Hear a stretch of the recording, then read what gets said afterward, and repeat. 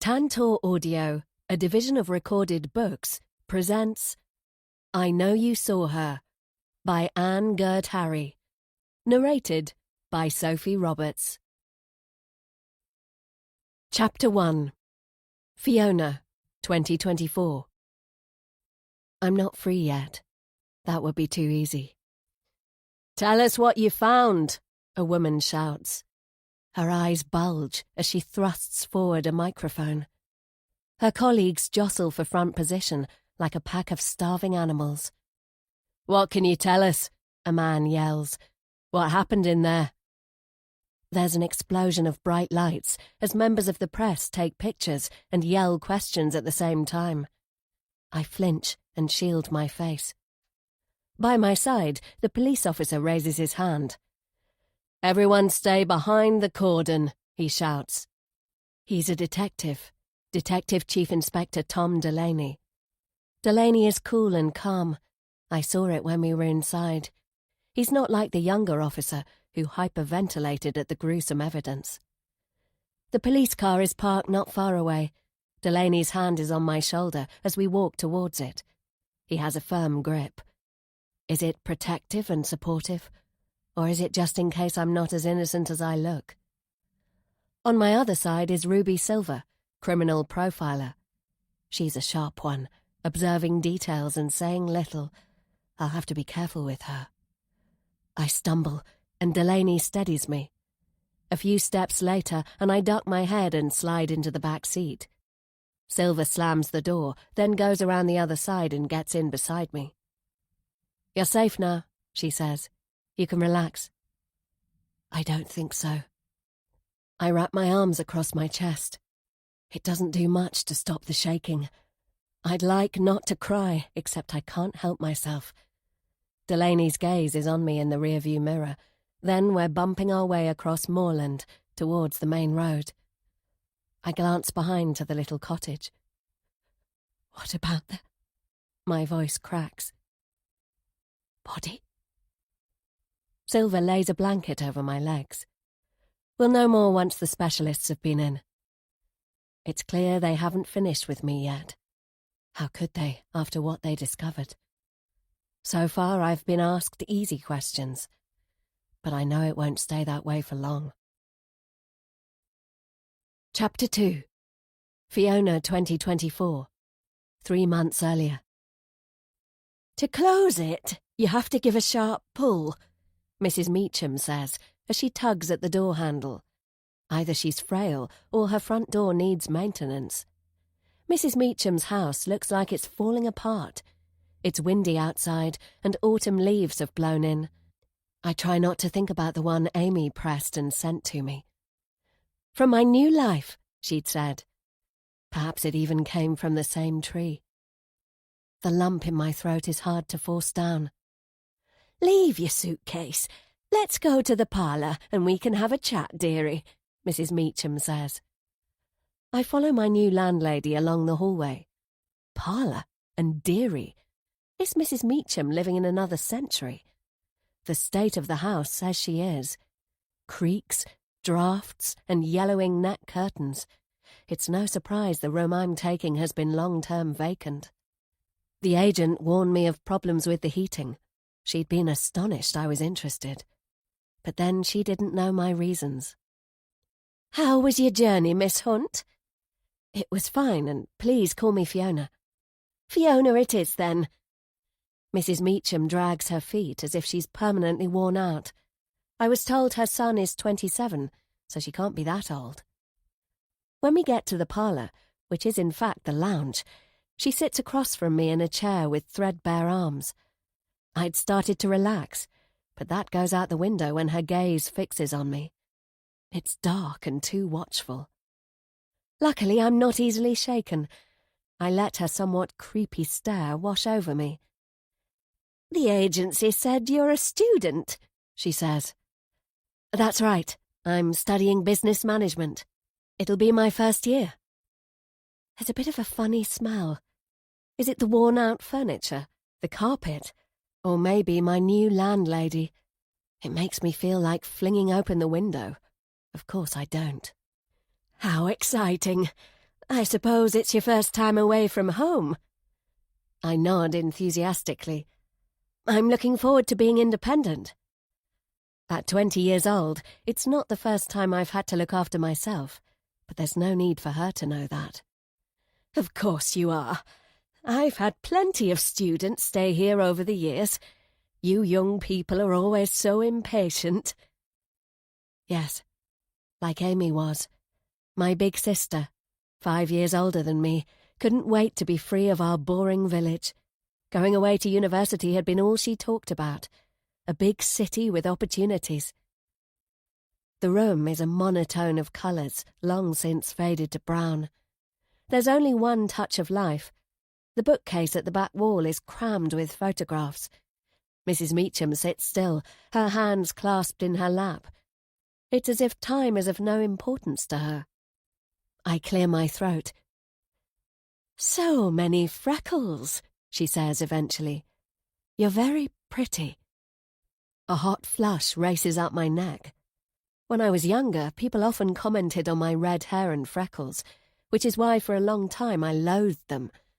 I'd wanted to be dark-haired and green-eyed, like my older sister. Now my looks are to my advantage, because no one will ever guess my real identity. My name change cements it. Thank you, I mutter. My attention lands on the photographs. The nearest is of 2 children clinging to a woman's legs. I'm guessing the woman could be Mrs. Meacham. What a nice picture, I say. There's an awkward silence. I smile politely, wondering if she heard me or if she simply doesn't want to talk about the photographs. Then, from overhead, there's a sudden thump. I jump. That's my son, Keith. He won't bother you. I already know about Keith. Keith suffered brain damage at birth and doesn't speak. The agency told me he lives on the 2nd floor of the house, and during the day he attends a centre for adults with special needs. The tenants before Amy told the agency Keith ignored them. The Meachams haven't had anyone living here since my sister. It's not surprising given this lodging is so basic. It's actually cheaper than a halls of residence. You probably won't see him much. He's shy, Mrs. Meacham says. There's no Mr. Meacham. Mrs. Meacham lives on the ground floor. My room and private bathroom are on the 3rd and top floor. This lounge I don't get use of, nor the garden at the back of the house, but the 3 of us will be sharing the kitchen. My knees aren't so good these days, so I don't like going upstairs more than I have to. I've put out sheets and towels for you. I'll let you get settled in. Thank you. On my way out, a picture on the bookcase grabs my eye. Who is this? I point and my finger trembles. Mrs. Meacham levers herself out of the armchair. Come down to the kitchen whenever you're ready, she says. Is she hard of hearing? I don't think so, and it would be difficult not to notice my outstretched hand. The little girl in the picture is about 3 years old. I rub my arms to get rid of the goosebumps, because she has dark hair and green eyes, and looks just like my sister. Chapter 3. Amy's hair swings across her shoulder as she throws herself onto the bed. I can't stand it, not for 1 second longer, she says. I share a room with my sister. My bed is by the door, and hers is under the window. I glance up from my book. Stomach pressed to the bed, her face is cupped in her hands, and she's flicking her feet up and down. Amy flumps onto her side. People are so dull here, and nothing ever happens. It's her lifelong moan. It's nice living on a farm, but the lack of excitement is a killer. No, I say. This morning, Mr. Moore's cat got stuck up the tree again. I'm seriously telling you, a crowd gathered to watch. We know it. Mr. Moore's cat is the most exciting thing for miles. It's the only thing we agree on. We both laugh hard enough it hurts, and for a moment I forget. Then, in a horrible rush of reality, I remember. Amy's got a place at university. She's escaping. A few more weeks left, she says with a sigh. Then I'm out of here. I'll miss you. I'm not convinced. I've always been the annoying little sister, telling on her, reading her secret diary, whining and spoiling things for her when she got to do the things I wasn't allowed to. Bothering my big sister is one of my pastimes. I mean, there isn't much else to do around here. Reaching under my pillow, I pull out a small package. I really hope she likes it. I made you something. Keeping it casual, I toss it over. I wouldn't want her to think I actually cared or anything stupid like that. Amy rips off the tissue paper. She holds the strand of silver to the light. It's a thin silver bracelet with beads of different shades. Each bead is separated from its neighbour by a silver heart, and I've added 2 charms. Jewellery making is my thing. She bounces over. Put it on for me. It fits her perfectly.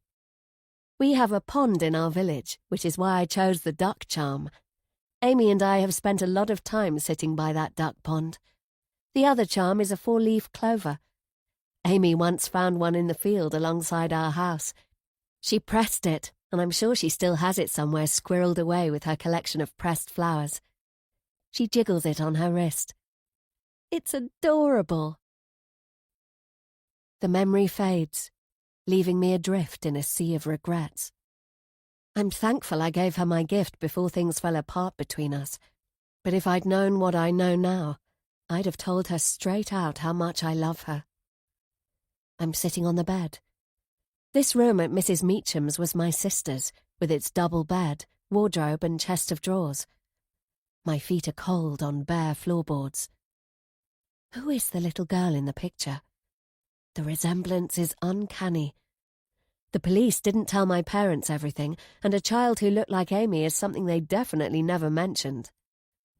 A tight band squeezes my chest. I wish I could smell Amy's perfume or hear the sound of her voice.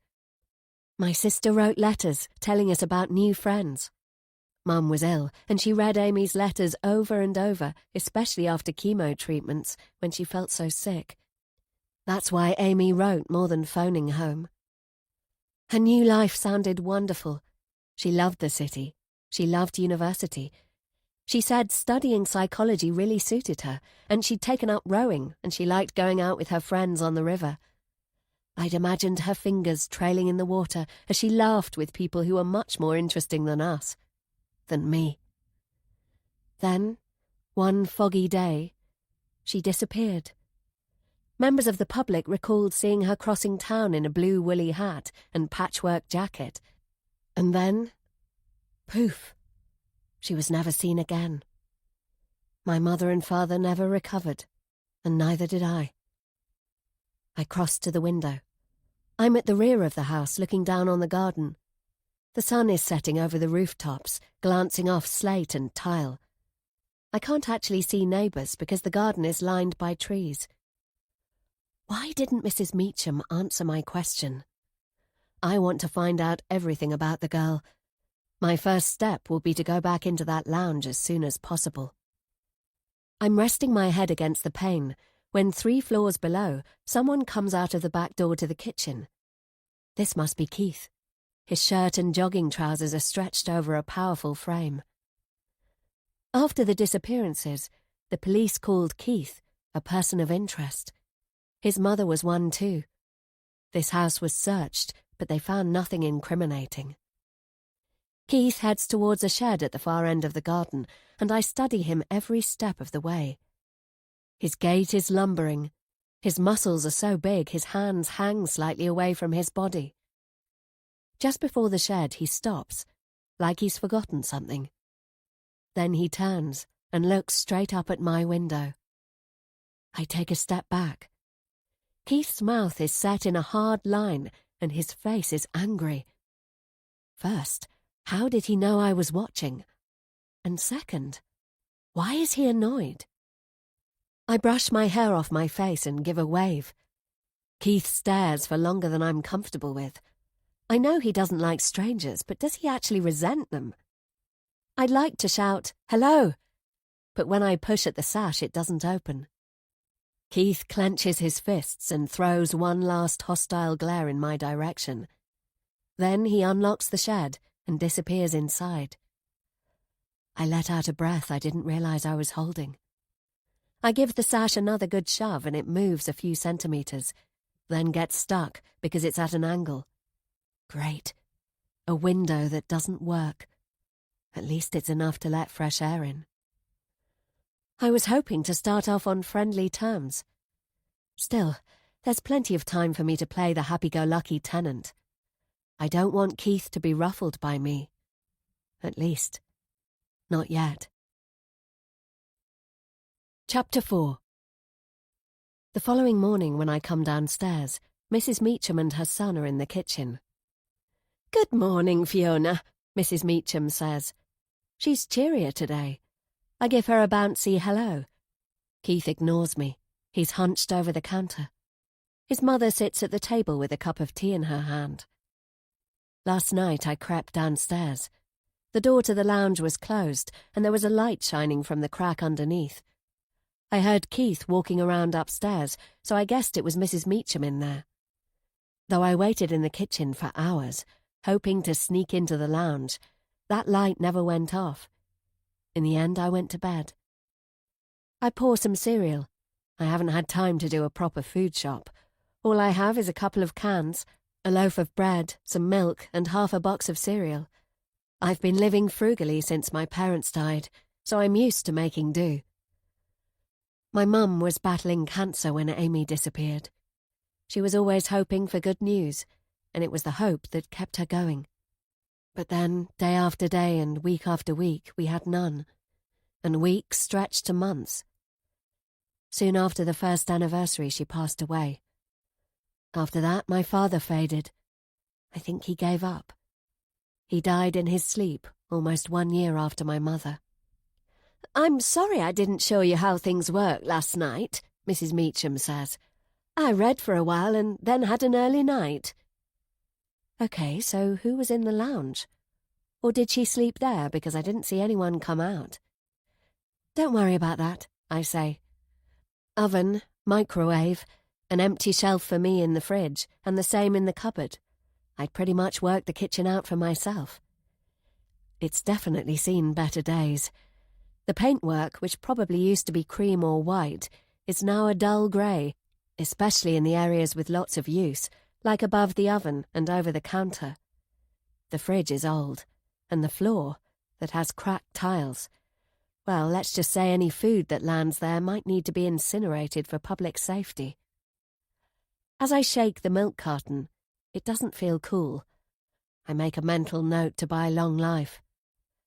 "I'm glad you're making yourself at home. Though you do understand, Keith and I have our little habits which I'd like you to respect." Of course. She launches into an explanation of the oven, microwave, and fridge rules. Then she tells me I'm not to touch the toaster because that belongs to Keith. Shame, because I used it last night. Still, who's to know? She's allocated me cutlery and crockery, and Mrs. Meacham has helpfully put my set out on the table. I touch the plate gingerly. It's chipped, and the bowl, which I presume is clean, looks like it sat in the garden for the last few years. If I'd poured my cereal into that, I'm not sure I'd have been able to stomach it. "Right," I say. "Of course, you didn't know, so don't worry, it doesn't matter you've used one of our bowls this morning." Keith gives me a side glance, and it's not pleasant. I wonder if he's noticed my crumbs around his toaster. "And this is very special and not to be touched." It's a teapot with a pretty rosebud design. There's a set of matching cups and saucers, one of which contains Mrs. Meacham's morning tea. "It was a gift from my late husband. As you can imagine, it's precious." "Got it," I say. I'll avoid going anywhere near it, though I can't say the same about the toaster. As for the plates and cutlery, I'm going to invest in new for myself. Keith goes to sit with his mother. I keep a smile on my face and beam at Mrs. Meacham as I walk towards the table. There are 2 benches on either side, rather than chairs. Where to sit? Next to Mrs. Meacham and her teapot, or beside Keith? Unfortunately, I have a bit of a history of accidents with china items, so I think it wise if I don't get too close to the tea set. I plump for Keith, but as I slide in, he emits a low growl. I've heard that exact sound at home. It's the warning our dogs make. I freeze. "It's going to take us a while to get acquainted," Mrs. Meacham says. "Why don't you come next to me? Keith and I like our morning rituals, don't we, Keith? A cup of tea for me, and to get me going, and 2 pieces of toast with jam for Keith, with an egg and some bacon." That's nice. "Your first day today, dearie. Are you all set?"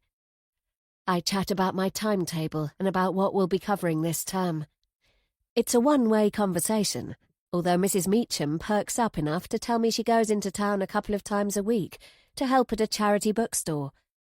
We fall silent, and Keith munches his way through his toast when there's a ring at the door. "Oh, that's my nephew," Mrs. Meacham says. "He drives Keith to the day centre." Her nephew? Food gets stuck in my throat. Because Amy wasn't the only person who disappeared 5 years ago. This is somebody I want to meet. It seems the nephew has a key, since neither Keith nor Mrs. Meacham move. Moments later, the nephew enters the kitchen, and my mug doesn't make it to my mouth. With a chiselled chin and tousled hair, he's drop-dead gorgeous. "This is Fiona, our new lodger," Mrs. Meacham says. "Fiona, meet my nephew Harry." I shake Harry's hand, and his eyes are dancing and warm. I don't know what I expected from the son of the other person who went missing, but it wasn't this. He's a few years older than me, maybe mid-20s, and he's wearing a shirt and jeans. I find it hard to believe such an attractive, relaxed person is related to the Meachams. Harry casually helps himself to a slice of bread and jam. "You all right there, Keith, my man?" Harry asks. Keith makes eye contact with his cousin, and I catch a glimpse of another side to Keith. His smile at Harry is sweet and childlike. That's when I notice Mrs. Meacham observing me. Like yesterday, her watchfulness takes me by surprise. "Fiona's not from around here," Mrs. Meacham says. "Maybe you could give her a tour of the city." A hot flush strikes my cheeks. "Thank you, but I've got a really busy week. Loads of freshers' activities, meeting the tutors and getting oriented to all the lectures and everything. I don't think I'll have free time." Harry shrugs. "Let me know. I'm sure we can fit in something." Before Harry and Keith leave, Harry and I swap numbers, and when we do, there's a smile playing at the corner of Mrs. Meacham's mouth. Like the cat that got the cream. And I wonder why. Chapter 5. Sitting on the top deck of a bus, I'm on my way to the university. I scan the passengers. Part of me has never stopped searching. I check busy pavements and people coming out of shops. I comb social media and newspapers. It's a habit I can't let go of. I've often believed I've glimpsed Amy, maybe turning a corner or getting into a car. I've accosted complete strangers because from behind they had the same hair or the same swing in their step as her. Those women have always been understanding. I suppose it's because they see the disappointment on my face. That's what's been hardest, having my hopes dashed. Hope she's alive. Mum was the same. Neither of us could accept Amy was gone. Maybe it's stupid, but I still believe that one day I'll find my way to her. It's my stop. Of course, I'm not actually a student. Amy was the clever one, not me. I'm just pretending. I'm here to meet Sarah, Amy's best friend. I join the stream of students who've come to start their first week and walk with them through the university entrance. "Hi, Fiona. You're looking good," Sarah says. "You too. Nice to see you." She has a soft voice, and she smells nice as she pulls me into a hug. Sarah started here at the same time Amy did. Sarah's not a student anymore. She's employed by the university, and she looks polished in her silky blouse and tailored trousers. A passing student gives her an admiring glance. With her blonde hair and blue eyes, I'm sure she gets plenty of male attention. "I was so happy to get your call," she says. "I'm sorry I haven't been in touch. Please don't apologize. I think about your sister every day." She wrings her hands, and I give her a reassuring pat on the shoulder. Sarah was the one who reported Amy missing. Dad said she tortured herself for not doing it sooner. It was only discovered later that Harry's father went missing the same day as Amy. Like Amy, he disappeared without a trace. It was intense when the search and the investigation were at full speed. Then, after several days of press coverage and the police making no progress, we realised everything had led to a dead end. The way Sarah kept in contact with Mum and Dad really touched me. I mean, she was only 19 herself. Throughout the first year, Sarah phoned them often, and after she remembered important dates, like Amy's first day at uni and Amy's birthday. Sarah came to Mum's funeral and then to Dad's. "I never thanked you for keeping in contact with Mum and Dad like you did. It was really precious to them, but I don't expect you to do the same for me." "I know. You've been so brave." She takes my hands and scans me from head to foot. "I'd forgotten how different you are to dear Amy." That's another thing I've always liked about Sarah. She never shied away from using my sister's name. Many people couldn't face saying it. That happens, you know, when people believe someone is dead. Sarah flicks her hair and a couple of male students practically drool. "Let's go to a coffee shop. It'd be nicer than staying on campus," she says. "Can we first visit the library?" "Why? There's nothing to see there," she says. "The library is where Sarah works. She's now second in charge." I shrug. "You know, just curious." Sarah nods, realizing what it is I want. Amy studied there a lot, and she told us she had a favourite seat overlooking the inner courtyard. It doesn't matter to Sarah I'm here 5 years later. There's no judgment or morbid curiosity about my request. I'm grateful for that. The psychology section hasn't changed. Even the desks haven't moved, so I can take you to where she liked to sit. She always spent much more time there than me. Sarah shows me where her office is, and then we head to the 4th floor. I'm surprised it's so busy. When we reach Amy's spot, it's occupied by a curly-haired guy. He's got earbuds in and his attention is glued to his laptop. I skirt behind his chair. He doesn't seem to mind, though I'm definitely encroaching on his space. Down below, the courtyard Amy described in her letters is full of students hanging out, chatting, staring at their phones, snacking. "Looking for someone?" the curly-haired guy asks. He's taken out his headphones. "Yeah, my sister." "Right." He drawls it out like it's his opening line for a pickup. Sarah takes my elbow and guides me away. "Come on. Do you fancy cake? I know a great place." After Amy disappeared, the not knowing almost killed me. As far as we knew, Amy had little connection to the second missing person. I dropped out of school, and I'm not proud of how I fell in with a bad crew. Anyway, that's behind me now. At Penelope's parlour, which Sarah tells me is the best coffeehouse in the city, the waiter who comes to our table gets my immediate attention. With a tight t-shirt and a cheeky grin, he's definitely my type. If I'm honest, I've been on my own for far too long, and sometimes it gets to me. I just haven't been able to invest in a proper relationship. Not until I know the truth. When I give my order, his eyes crinkle as he smiles at me, but the look he throws Sarah's way is downright seductive. Lucky her. Once we've ordered, Sarah gives herself an insulin shot. I'd forgotten she was a diabetic. She chats to me about her new apartment and her boyfriend, and I zone out a bit and enjoy the most scrumptious cheesecake I've ever tasted. By the time it's all gone, I'm wondering when she's going to ask the difficult questions, or whether she will.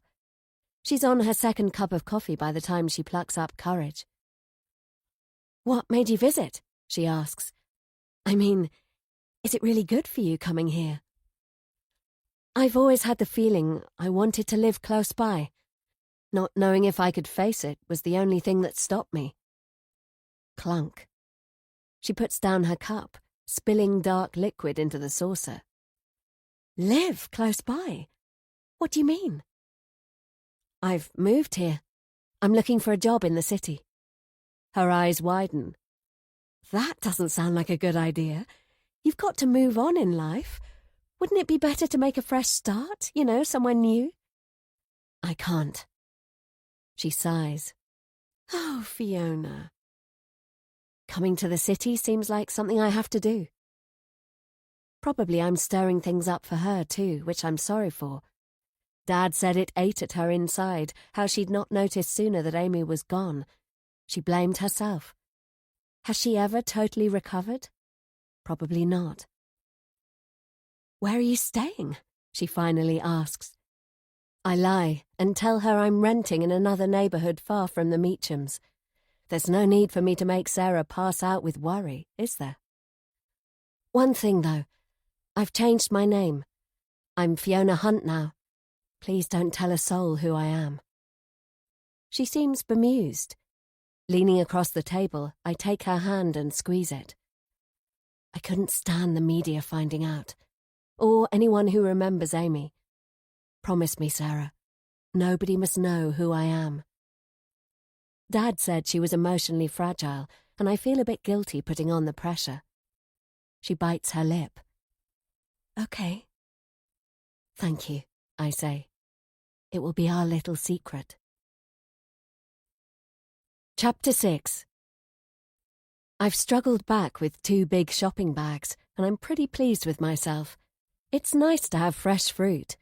I munch into an apple and arrange my new crockery on the counter by the fridge. I pack my shelf with pasta sauces and rice. I've also risked buying cheese and chicken. I hope they don't spoil in the not very efficient fridge. I plan to use the chicken tonight, so that should work out. Cooked leftovers won't go off so easily. I'm used to managing on a budget. After Amy, the farm started slipping into debt. Then my mum died and my dad lost the plot. When Dad passed, I inherited the farm. I did a deal with the banks, and once they'd taken their share, there wasn't much left. I keep half the money for Amy. I've always managed to find odd jobs, and that's how I scrape by. It's late afternoon, and the house is quiet. Keith must still be at the day centre. What about Mrs. Meacham?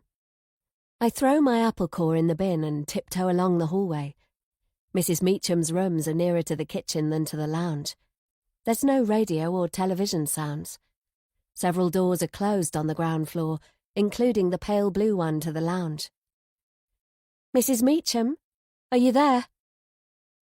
I wait, then call a second time. Nothing.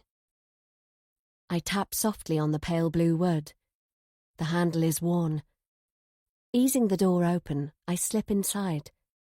There's no ticking clock and no sounds filter from the street. Although everything is old in here, there's no dust. The bookcase doesn't have a speck on it, and neither do the pictures. Now I see there's a progression to the photographs. The children start out as babies, and they end up as young children. I'm guessing the boy is Keith. He's got the same stocky frame as the Keith I know. Keith isn't smiling in any, but the little girl is. Even in the baby pictures, she looks bright and happy. The older she gets, the more she resembles Amy. It's not only her hair and eyes.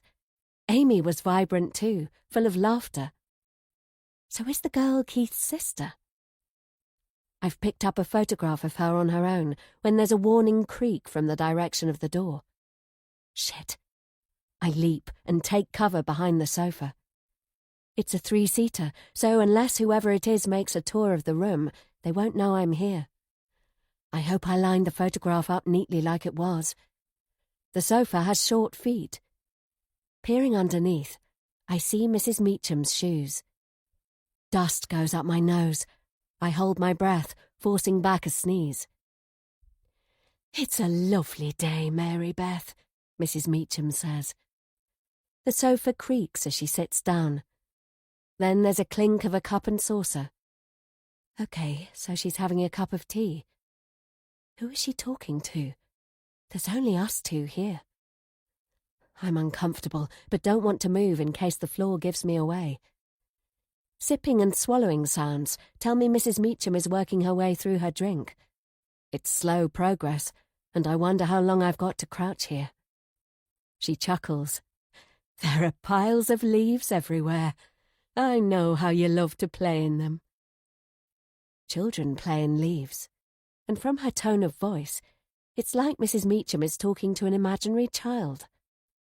More dust threatens to bring on a sneeze, and I've got pins and needles in my foot. Closing my eyes, I try to relax. I've got something special to tell you. You'll never guess, she says. Silence. You won't be alone much longer, because I've found a new girl. What the hell? Her name's Fiona. My eyes spring open. Mrs. Meacham puts down her cup. She's your new playmate. I'll bring her to you soon, my darling. Chapter 7. Although Mrs. Meacham doesn't say anything more to the imaginary child she's calling Mary Beth, it takes ages for her to finish her tea. Once she finally leaves, I stretch my legs and massage out the numb parts. Who is Mary Beth? And what Mrs. Meacham said about me being Mary Beth's new playmate is downright bizarre. I sneak to the kitchen. That's where I am when Keith comes home, cooking a huge pot of pasta and sauce which will last me days. Keith lumbers into the kitchen and makes himself toast. I'm glad I wiped away the crumbs from the slice I just ate. He's got a laptop with him. Taking his plate to the table, he opens up his computer. I've seen him using it to communicate with his mother. Maybe I can persuade him to communicate with me. Hi, Keith. Did you have a nice day at the centre? He ignores me and slathers jam onto his toast. It was a fun day at university, I say. I'm not used to being around so many people, though everyone is really nice. His eyes stay fixed on the screen. If you don't mind me asking, I was wondering about the photographs in the lounge. Keith's shoulders tense. He stops tapping at his keyboard. I'm not being nosy, but your mum took me there yesterday. Is that you and your sister in the pictures? Keith's hands curl into fists on the table. Is it you and your sister? Is her name Mary Beth? Keith jumps to his feet and hurls his plate. Crash. Bits of china fly everywhere. He didn't aim it at me. Even so, I shield my face and cower, my heart beating fast. Keith is frozen in place, glaring at the damage, and I'm about to apologise for my questions when Mrs. Meacham rushes in. What's going on? Keith's fists are still clenched, and he's breathing heavily. I felt threatened when Keith jumped up, but he didn't turn his anger towards me. Still, I can't help but be concerned for his mother, who seems incredibly frail as she hurries to his side. A swing of one huge arm of his, and she'd be on the floor. I think I might have said something wrong. I didn't mean to. It's not you, dearie. Keith gets tired and hungry at the end of the day. He needs his quiet time when he gets home. It's noisy on the bus, and he gets wound up. She strokes her son's arm. Let's clear up this mess and get you something to eat. Keith nods, and he goes to the cupboard and brings out cleaning supplies. His bad mood has evaporated as quickly as it came. I'll let you clean up. How about cottage pie? She turns her attention to me. Are you all right? You seem shaken. I wasn't expecting that. I'm sorry. I should have been here when Keith arrived. He's not usually irritable. She lifts the lid of the freezer. Why did you throw that plate, dear? Keith doesn't glance up. I know it's wrong of me not to tell Mrs. Meacham I was asking about the pictures, and that's why Keith got upset. But I'm here for Amy, not for them. "That smells lovely, Fiona," she says. "What are you making?" "Chicken Alfredo. I'm doing a batch." "Lovely. Me and Keith don't do home cooking anymore, and we rely a lot on ready-made meals. They're so convenient." Their chest freezer sits in the corner. Rooting around inside, Mrs. Meacham pulls out some dinners.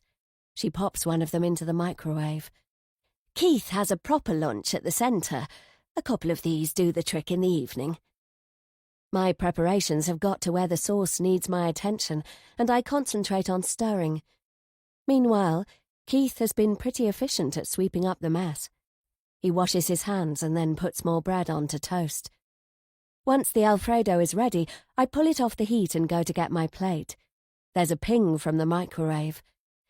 "Dinner's ready, dear," Mrs. Meacham says. As Keith joins his mother at the table, I'm back at the stove, heaping up my plate. I slide onto the bench next to Mrs. Meacham. The tension of earlier has disappeared, and Keith tucks into his dinner. I'm really hungry too. Taking a huge forkful, I push it into my mouth, and almost gag. Keith stops munching and stares at me. My food is full of chili. It burns my mouth. But I didn't put any chili in. Someone must have added it to the pan. Pepper sauce or dried chili, I don't know which, and I don't care. It must have been Keith. He must have passed by the stove, and he was clever about it too, because he tampered with it in the few moments I took to fetch my plate. My eyes water as I force myself to swallow. Keith's expression is unreadable. I fetch a glass of milk to soothe my poor mouth. Mrs. Meacham is daintily prodding at her ready meal, oblivious to what's happened. Why don't I yell and accuse Keith and make a performance of scraping the whole lot into the bin? Because he wants a reaction. He wants me to be angry. So I won't be. I'll carry on as if nothing happened. Never in a million years would I let on how upset I am that I've wasted so much money, that I'll probably have to live on bread and baked potatoes for the rest of the week. I don't know what Keith's game is, but it will take much more than that to get the better of me. Chapter 8. I slept badly last night. It was being in Amy's old room. Maybe my tough skin isn't as thick as I thought it was. I get dressed and go downstairs. Mrs. Meacham is at the table, drinking her morning cup of tea. "Hello," I say. "Good morning, Fiona. I hope you slept well." "Like a baby." Keith comes into the room. He heads straight to his toaster and slots in a couple of slices. As I pour milk onto my cereal, I realise Keith might have tampered with my other foodstuffs too, so I'm cautious taking the first mouthful. Luckily, it's normal. Keith seems at ease. I don't get any acknowledgement, but there's no animosity directed my way. I have a small pang of conscience. Is it possible I've misjudged him? Maybe he put chili in my pasta by accident.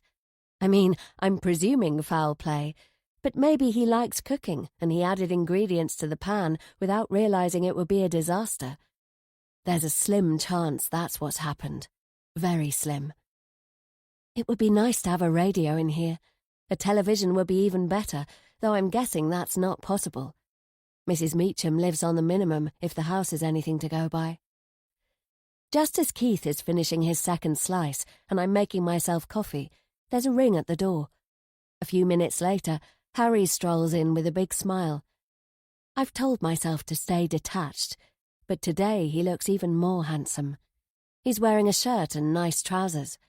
I didn't have him down as a businessman. I give myself a stern reminder that I absolutely must not fall for anyone from this family. "Morning, Auntie Edith," Harry says.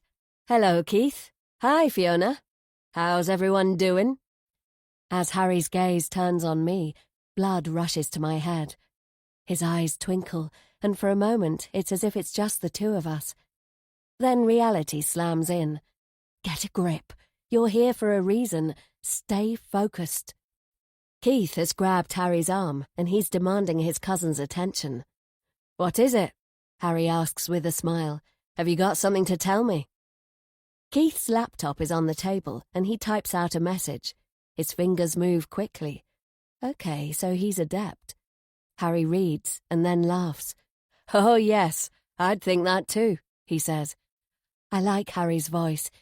He doesn't let on what Keith wrote, and my curiosity is totally piqued. But of course, it's a private conversation. "Come on then, Keith, let's get moving," Harry says. "And Fiona, remember I'm free for a tour. I know the good places, and the ones to avoid." "Thanks for the offer." Again.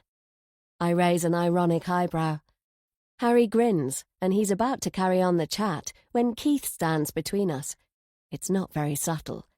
Is Keith jealous? "Yeah, mate, you're right," Harry says. "We need to hit the road." Once they're gone, I sip my drink. I'm pining for a piece of toast, and knowing it's off limits makes me want it even more. Mrs. Meacham digs a packet of biscuits out of the top cupboard, and the sleeve of her cardigan slips. I gawk. There's a bruise on her forearm, purple and massive. I'm sure it wasn't there yesterday. How did she get it? I'm about to ask what on earth happened when Mrs. Meacham tugs down her sleeve. Her hand clamps to cover the bruise, and she's uncomfortable. I've seen it. Why? Something tells me it's better not to ask. Chapter 9. The rental agency might be a good place for gathering information about the Meacham family. I find it on the main street between a bank and a jewellery store. I've added a warm jumper over my dress because there's a definite autumn crispness to the day despite the sunshine. The agency windows are full of announcements for upmarket properties. Mrs. Meacham's is so run down, it's surprising that hers is on their books. The door swings closed behind me, and the staff team, who are smartly dressed and huddled around the coffee machine, swivel in my direction. It's a woman who breaks away. "Hello, I'm Jamila. Can I help you?" Jamila's chic in her blouse and skirt. I tell her I'm the new tenant at Mrs. Meacham's, and the house is more run down than I'd thought it would be. She takes me to a desk in the open plan area, and she's soon tapping at her keyboard. "I'm sorry. We can look at other properties if you like, and if you feel you want to make a complaint, I see that one's overseen by Mr. Cartwright. He owns the agency. Would you like me to contact him?" "No, that's all right. To be honest, I can't afford much better, though I was wondering, do you know much about previous tenants? I don't think Mrs. Meacham and her son are used to having others around. Am I the first?" When we selected the room, Dad and I were informed about the Meachams, but Jamila doesn't know that. She reads from her screen and tells me Mrs. Meacham is a widow and her son attends a day centre. I nod politely. Then she says they haven't had a tenant for the last 5 years. She adds the previous tenants were male, except the last one. So apart from my sister, I'm the only female who's lived there. "Can I get you a tea or coffee?" Jamila asks. "No, thanks, I'm fine." I wait while Jamila reads again, and then there's a pause before she gives me an awkward smile. She must have been reading how 2 local people went missing, one of them being the last tenant. She doesn't relay that to me. I guess a police investigation would be bad for business, wouldn't it? She fingers her earrings. "If you'd like me to find you somewhere else, I've a couple of really nice vacancies." "It's okay. I took it because it's cheap. I just didn't expect it to be so Spartan." "I understand." There's a slight crease between her eyebrows, as if she's concerned about me. I suppose it's because of the history. "If you change your mind, give me a ring. New rooms come up all the time." She glances towards the entrance and brightens up. "Here's Mr. Cartwright now. Why don't you have a chat with him?" I swivel in my chair. Mr. Cartwright is shaking hands with the other agents. He turns in my direction and smiles. It can't be. It's Harry. You are not seriously telling me Harry runs this agency? Harry looks great. He's added a jacket, but it's not just his appearance that's got to me. It's his smooth manner. Even though I tell myself not to, it's difficult not to drool. When Harry comes over, I play it cool. No need for him to know how hot and flustered I am. "Good morning, Harry," Jamila says. "Hi, Jamila. How are you today? I see you're looking after my aunt's tenant. Everything okay? Sort of, I say. Hi, Fiona. You look surprised. Of course I am. I'd no idea you managed this place. Harry laughs. He's enjoying this. Fiona was explaining she was a bit disappointed about the state of the house, Jamila says. I'll take care of this, Harry says. He gives Jamila a charming smile, and she giggles as she leaves. I'm not the only one to find Harry distracting. So, this is your agency. He laughs again. Don't you see me as the type? Not exactly. And you're a bit young. He puts a hand on his chest. Ouch. I shrug and remind myself again he's a prime suspect. Harry's charm offensive won't work on me. Why don't we go for a coffee, he says, and you can fill me in on your concerns. A few minutes later, we're sitting in a coffee bar and I'm sipping a hot chocolate. Harry has a donut and coffee. I tell him not to worry, that I had a wobbly moment and I understand it's a fair rent. I'm really sorry the house isn't up to standard. I've tried to get Aunt to upgrade. She's low on cash, but that's not the whole story. She doesn't like to change things. Softly, softly. Don't be too eager. He gives me another smile. Harry is going to be a real asset to me, and it will be easier than I thought to get close because he's such a flirt. I suppose a lot of people get like that. I stir my hot chocolate. Or is there more to it? The house is huge. The costs are high as well. Utilities and council tax. The best thing would be to turn it into independent flats. She'd make a fortune. She's renting to get income, but it's a fraction of what that place is worth. I sip from my mug. And what about you? How did you get to be running an estate agent's? My parents owned it. Then Dad went missing. I guess you should know the whole story. There was a young woman named Amy who was Aunt's tenant. Amy and Dad went missing on the same day. He wipes his hand across his brow. Nobody knows what happened to them. Wow, they just disappeared. Yes. When was this? 5 years ago.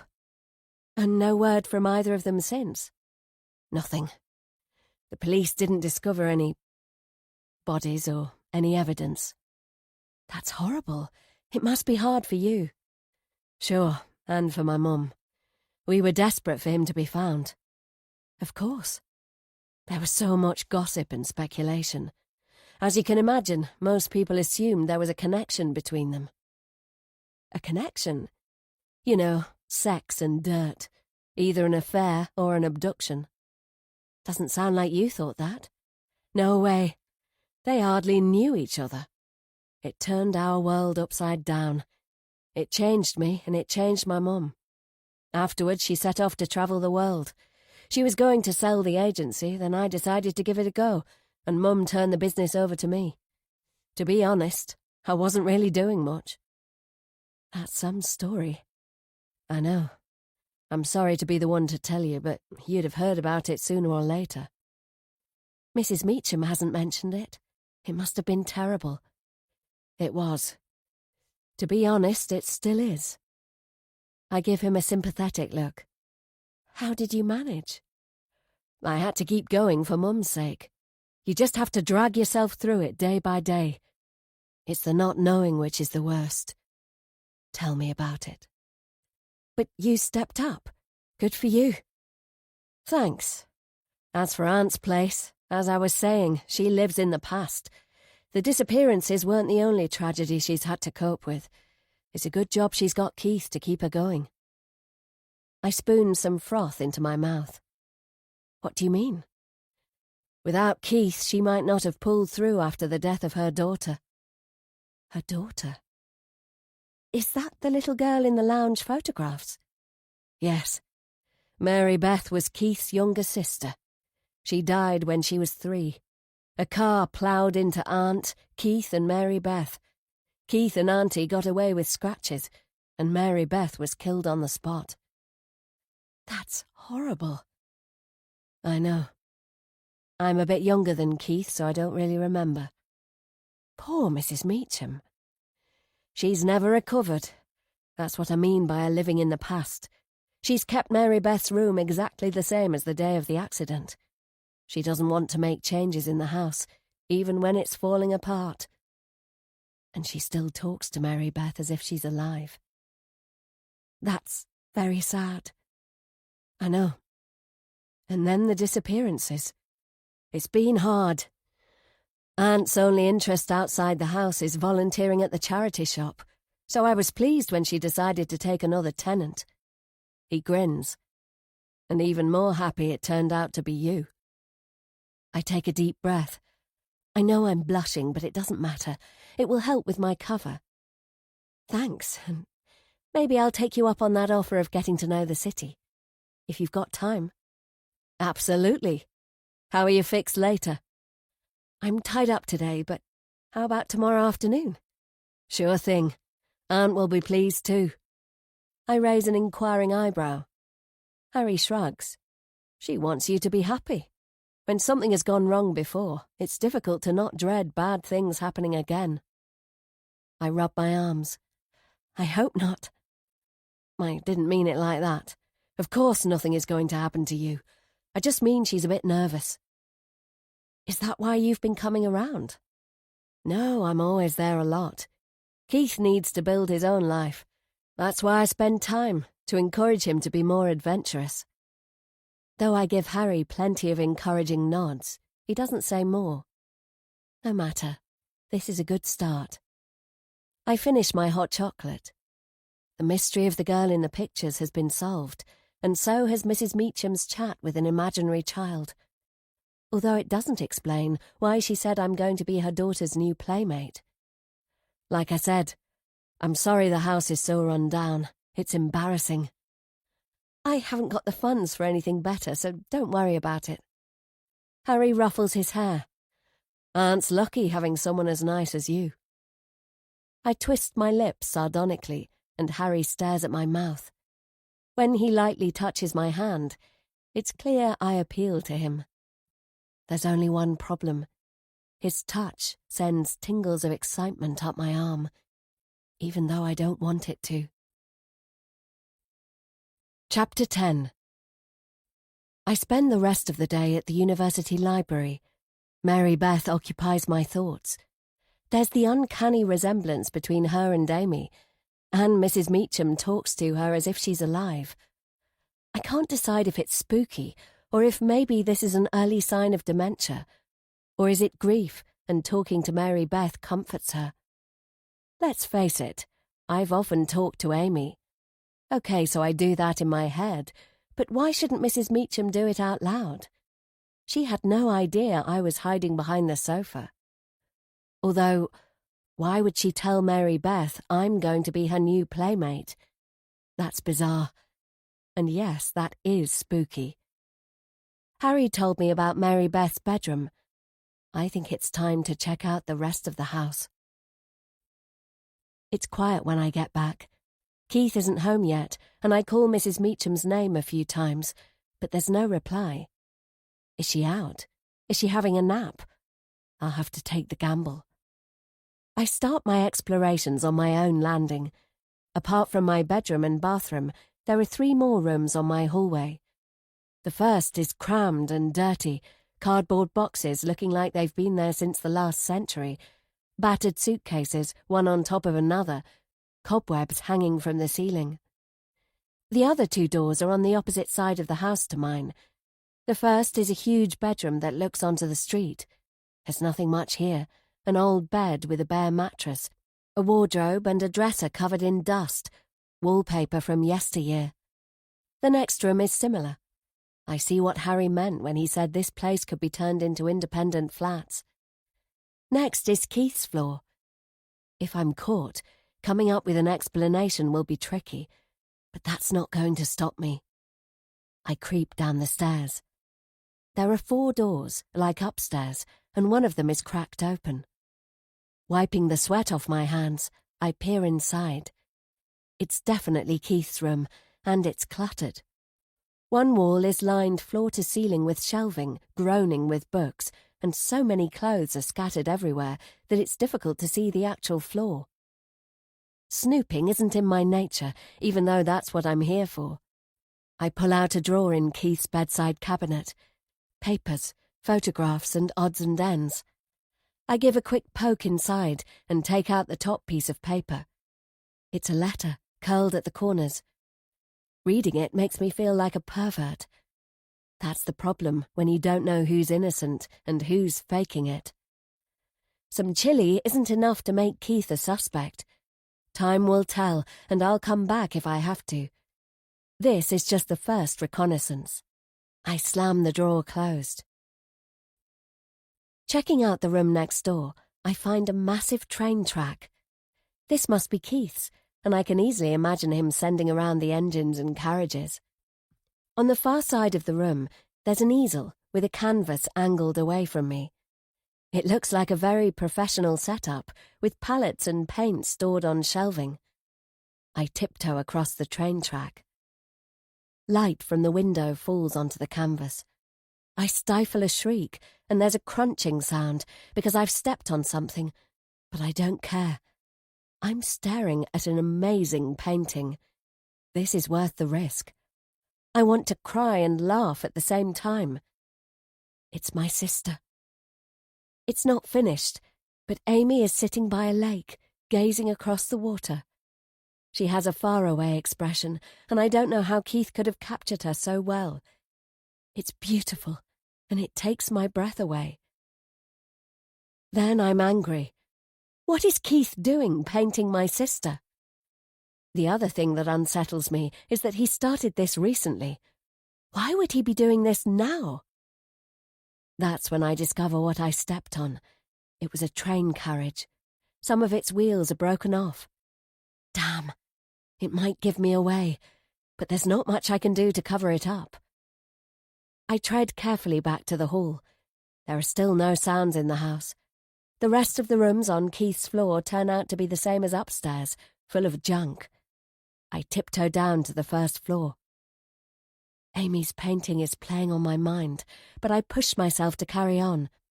The first door I try is the one below Keith's bedroom and below mine. The handle is as worn as the one on the lounge door, and it might be a clue. It turns soundlessly. The curtains are drawn, making the room dim, but there's no mistaking how it's been lovingly decorated for a little girl. I can't help feeling sad. There's a rocking horse by the window, and the walls have a fairy fresco. The bed is neatly made, with a teddy bear propped against the pillow. He's saggy, as if he's old and worn out. He must have been sitting here a long time, waiting for a little girl who's never coming home. There's no dust and no cobwebs. I suppose poor Mrs. Meacham comes regularly to clean and to dwell. With care, I tour the room. It's like a shrine. There's a little carpet with a flower design, a wardrobe of children's clothes, and a child-sized brush and comb arranged on top of a dresser. The dresser is edged with a seashell design. As I run my hand along, I notice a compartment cleverly hidden. It's a tiny drawer lined with velvet. Hooking in a finger, I pull it out. My heart beats fast. Maybe I'm hallucinating. Maybe I'm not thinking straight since Keith's painting. I blink hard. My fingers tremble as I take out each piece. A gold bracelet, so tiny it must be for a baby's christening. A necklace with an opal teardrop, a gold chain, which leaves only one item. It's the one my eyes first fell on. A tiny silver duck. What the hell is my sister's duck doing in Mary Beth's drawer? Chapter 11. Amy has a secretive smile. I know I should be glad she has an exciting evening planned, but all I feel is envious. Does that make me a horrible person? I think it does. I mean, she's leaving in less than a week. Why can't I be happy for her? She spent half the afternoon curling her hair. It frames her face and makes her even more pretty. Now she's in front of the mirror in our room, putting on makeup. I'm lying on my bed, watching her out of the corner of my eye. The curls look nice, I say. Thanks. I've been making a huge effort to be nice. It's because I feel guilty. It won't make any difference. When Amy and Mum find out what I've done, I'll get the worst telling off of my life. Maybe I should go downstairs. That way I'll miss the crunch moment. But I don't care. She's going to a party with her boyfriend Luke. Luke has a part-time job, and the place where he works invited him and a +1 to their summer bash. It's going to be a grand affair in a private garden with a live band. I was so jealous, it made me feel sick. Luke is gorgeous and a really nice guy. They started dating this year.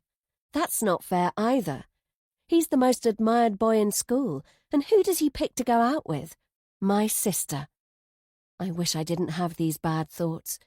To be honest, I'd hate to have a younger sibling like me. She's moved on to applying her lipstick. Don't worry, you'll get to do cool stuff soon, she says. Why does she always have to be so nice?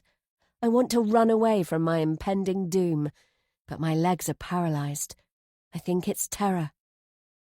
I turn the pages of the book as if I'm reading it, my hands slick with sweat. Time ticks by as she puts on the finishing touches. Then she stands and heads to the wardrobe. My heart beats so hard it bangs against my ribs. Amy, listen. As she turns towards me, my throat goes dry. I can't get the words out. What? She says. Her hand reaches out and opens the wardrobe door. I didn't mean to. It comes out as a croak. Didn't mean to what? The dress she and Mum bought for this evening hangs at the front. It's made of lovely silky fabric. Amy laughs in delight, caressing it as she takes it out. I want to gag. She hasn't noticed yet. It was an accident.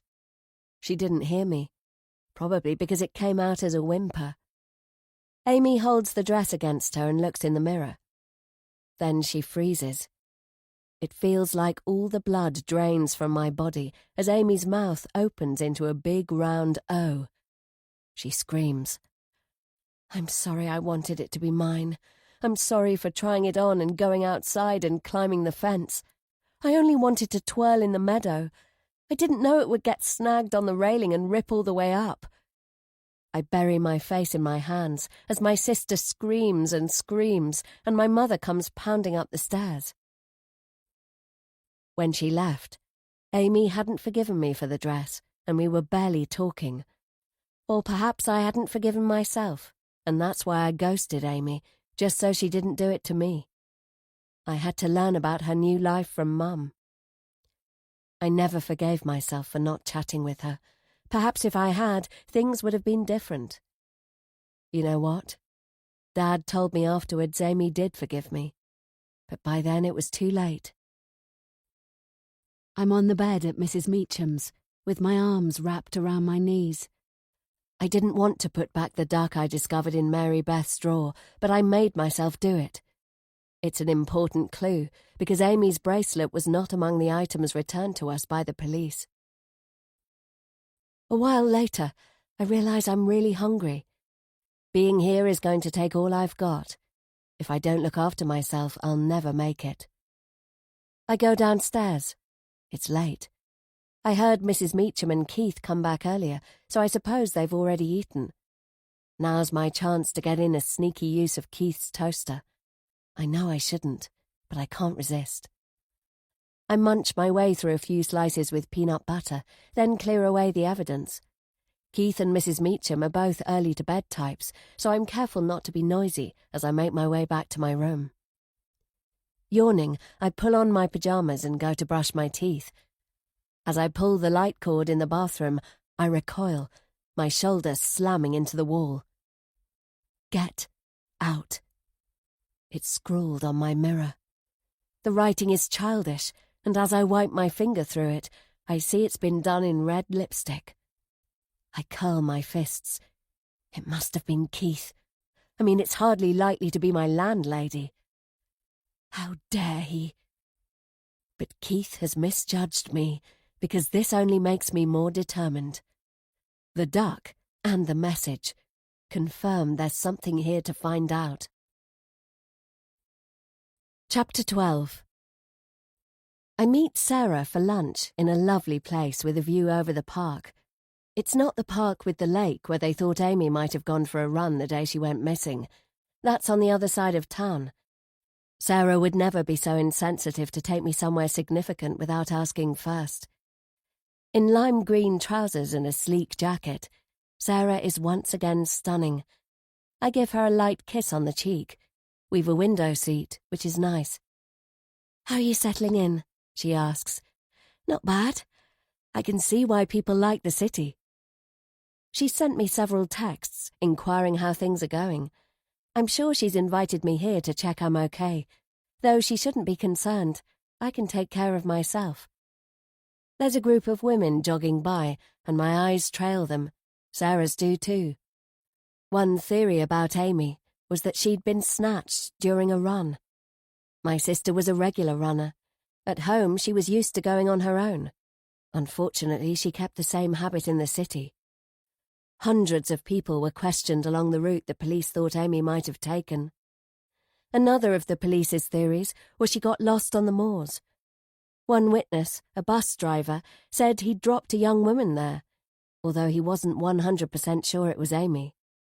The moorlands lie to the north of the city. Apparently it's easy to become disoriented when it's foggy. Though why would she go up there when she didn't know the area? Or perhaps she had been taken there by some pervert. I've walked the route from the Meachams to Amy's Park many times, first with my father and then on my own. The park is lovely and has a bunch of tracks, but it's always busy with walkers and cyclists. It doesn't make sense no one saw what happened. "You're distracted today," Sarah says, her voice soft. "Maybe I'm a little tired, that's all. It's nice to see you. You too." We chat about the menu, and then Sarah talks about her work. But I'm not the only one thinking about Amy, I'm sure of it. She's on my mind as I eat my scrambled egg and veggie sausages. She's in the air when Sarah tells me a funny story about her colleagues. We manage to hold out through the main course. Then Sarah chooses a chocolate mousse. It's Amy's favourite dessert. "That looks divine," I say. "It is. Your sister's fave." Sarah offers me some. "Go on, take half. It's boring being a diabetic. I always have to be careful." "Are you sure?" She nods.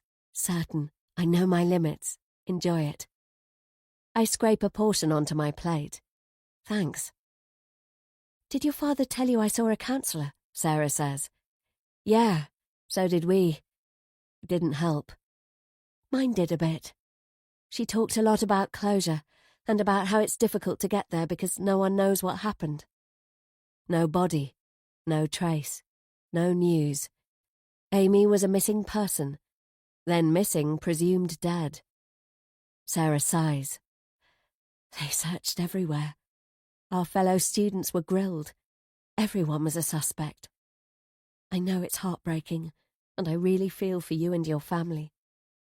There's a lump in my throat and I swallow it down. "And the other man going missing, that really clouded things. It was a mess. I only pulled through thanks to my boyfriend," Sarah says. "I'm glad you had someone there for you. I don't know what I'd have done without him. He's been a rock. We're still together. If anything, the tragedy pulled us closer." "He must be a special guy." "He is." Imagine finding someone who understood the pain and was willing to stick around. Though it's not surprising, given how attractive Sarah is. The last 5 years, I've had a few one-night stands, but there's been no one important in my life. I sometimes wonder what it would be like having somebody to kiss and to rely on. Lucky her. After Sarah and I part ways, instead of cozying up with a caring partner, I head over to the cathedral. The trees are a burst of autumn colour as I wait in the grounds for Harry. Chapter 13. I don't have long to wait. "Hey, Fiona." I squint into the sunlight. "Of all the places in all the world," Harry says. I laugh. "This is where we agreed to meet, and if you're quoting Casablanca, I think he was talking about gin joints. Whatever. Nice to see you. You mean nicer than at the breakfast table? Seeing Harry in the mornings is becoming a significant moment in my day. He cracks jokes with Keith and has a warm and easy way about him. I'd be lying if I said there was no attraction between us. As far as I see it, that makes my job of getting closer to him easier. I just have to be deadly careful not to let down my guard. Yeah, he says, bending to peck me on the cheek. Much nicer. I blush and hope he doesn't notice, because I definitely don't want to be acting like some kind of overexcited schoolgirl. Harry falls into step beside me. An afternoon free so early in the term? I thought you'd be hard at it with lectures and stuff. I've given myself time off. Glad to see you're not taking student life too seriously. Definitely not. I'm exploring. Me too. I wrinkle my nose. You're not needed at the agency today. I passed by earlier. The place runs itself. They contact me if they need me. Lucky for some. I'm pretty occupied with my cottage. It's right on the edge of the moors. The view is fantastic and I love it there. But it needs maintenance. What kind of maintenance? The garden wall has collapsed, and I'm rebuilding it myself using old dry stone techniques. It's a big project. Being a farmer's daughter, I know about dry stone walling. You must like a challenge. Harry laughs, like this is the best thing ever, I guess. So, where shall we start? Bars? Restaurants? Clubs? What's your thing? How about you take me to your favourite hangouts? For the next couple of hours, he gives me a tour of the city in his car. He takes me past plenty of nice-looking bars and restaurants. He's a night owl, and he knows a lot of clubs. He gives me the rundown of the type of music and clientele each attracts. Included on his list is Phoenix, the nightclub Amy liked going to. Phoenix used to be an old warehouse. Inside, it's meant to have a fabulous balcony where professional dancers gyrate on pedestals. The pit of my stomach goes cold as we drive in front of its blackened windows. Isn't Phoenix more of a student hangout? I ask. Sort of, but I love the vibe. Plenty of easy girlfriends, too. He gives me a sideways glance. Not at all. I'm not that type of guy. Really? Don't take this wrong, but I looked up the missing persons case involving your dad. There was plenty of information online. Harry pulls up at the traffic lights. He stopped smiling. I hope you don't mind. Course not. Who wouldn't want to know more when you're stepping into Amy's shoes? Sorry, that came out wrong. I mean, living with Aunt. We turned down a one-way street. So, what's the story with your dad? There isn't one. He was an ordinary guy. He and Mum were devoted. They liked an easygoing lifestyle and going to see live music with plenty of good food and, yeah, alcohol too, but not to excess. They were more into each other than into having loads of friends. They liked travelling. Their favourite place was Thailand, and they were planning to sell up and move there. It was half a dream and half a plan. I don't know if they'd have made it. There were never any affairs, and Mum swore to me that she would have told me if there had been. Sounds like he was a regular dad and husband. He was. And then one day, poof, it all changed. Mum's convinced Dad was abducted and that Amy was too. Wouldn't the police have uncovered something? If it happened on the moors, maybe not. There were no dash cams and no houses. Except yours. The cottage was a peat cutter's lodge. There are a handful of them on the moors, but houses are rare. There's no planning permission. So not many suspects. Not many. The travellers were one possibility. There were about 50 caravans on the edge of town at the time. Some travellers were wanted for drug-related crimes, but the police didn't uncover any evidence linking them to the disappearances. I know about the travellers. My father went to see them. He said they weren't nice people, but he also said they have their own code and their own justice, and they told him attacking teenage girls would not be tolerated. So what possible reason would they have to harm Amy?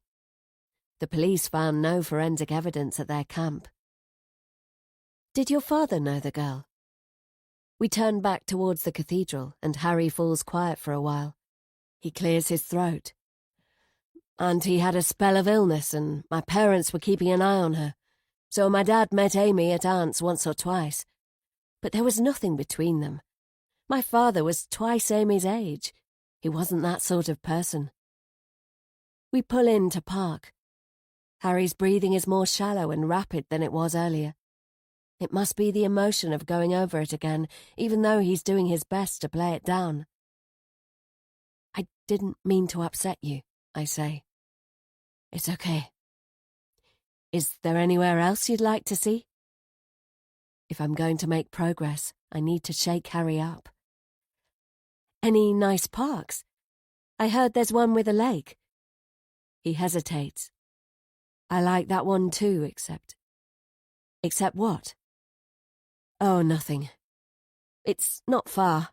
Tell you what, let's leave the car and walk. Sounds good. We trudge side by side for a while before Harry speaks again. I often sit beside the lake with a coffee. I like quiet spots too.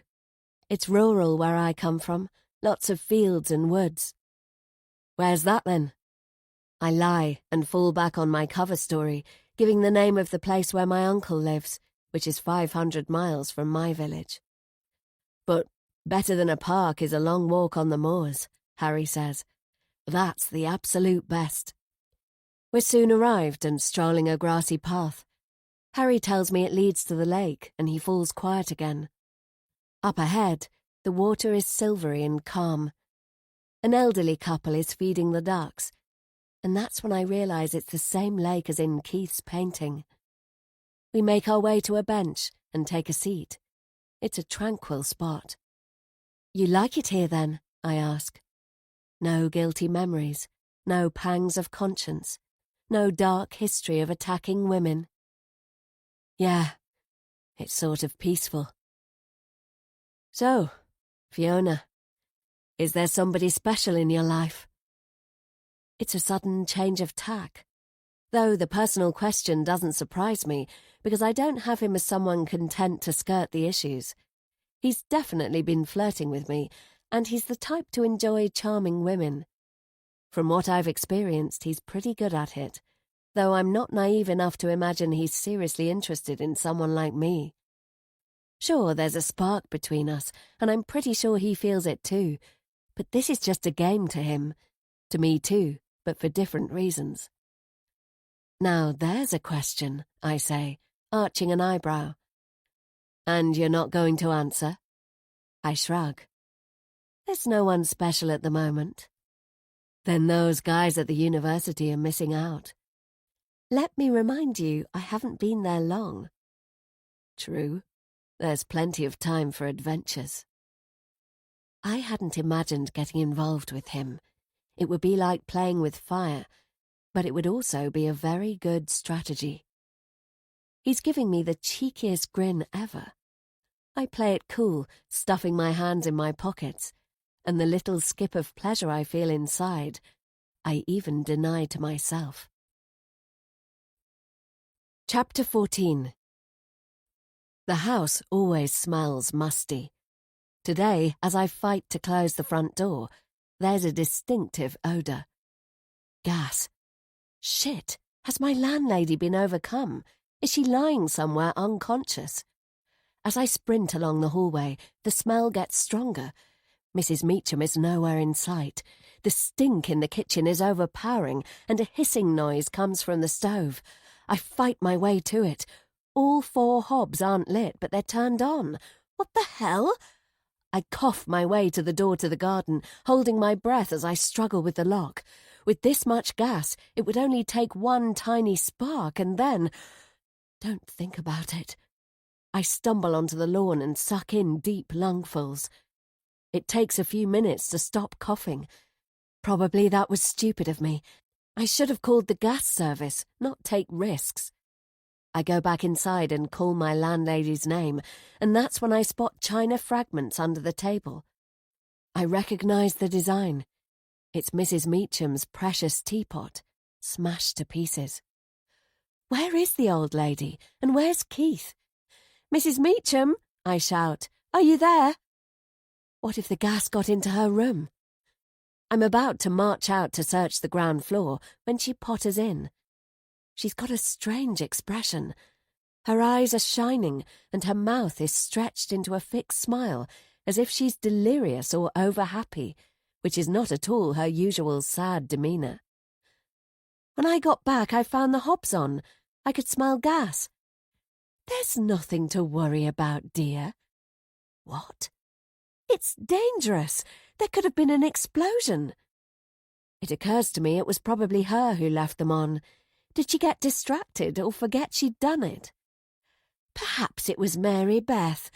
I must tell her again not to play with the knobs. Mary Beth is dead. I'm at a bit of a loss on how to handle this. Then Mrs. Meacham starts humming a tune, which sounds suspiciously like a children's nursery rhyme. "Do you mean your daughter?" I say cautiously. She gives me a sickly smile, as if I'm a child too, and I'm reminded of what I overheard in the lounge when she told Mary Beth she'd be getting a new playmate, which was me. "You haven't met Mary Beth yet, but you will." "Right. Why don't we have a nice cup of tea and wait for her? She'll be home soon." I've never actually met someone who is confused. Of course, I've heard about Alzheimer's disease and such like. Is this dementia? The best thing would probably be to call Harry. He'll know what to do. "Good idea. Why don't you take a seat and let me deal with it?" I say. I reach out a hand to guide her to the bench, and that's when she glances down. Oh dear. Mrs. Meacham clamps a hand over her mouth, and the slightly delirious expression vanishes. It's like a magic trick, as if someone snapped their fingers and the normal Mrs. Meacham came back. "What have you done, Fiona?" "I came home, and the gas was on, and the teapot was already broken." "Now, young lady, I don't expect you to make up ridiculous stories." "I'm not.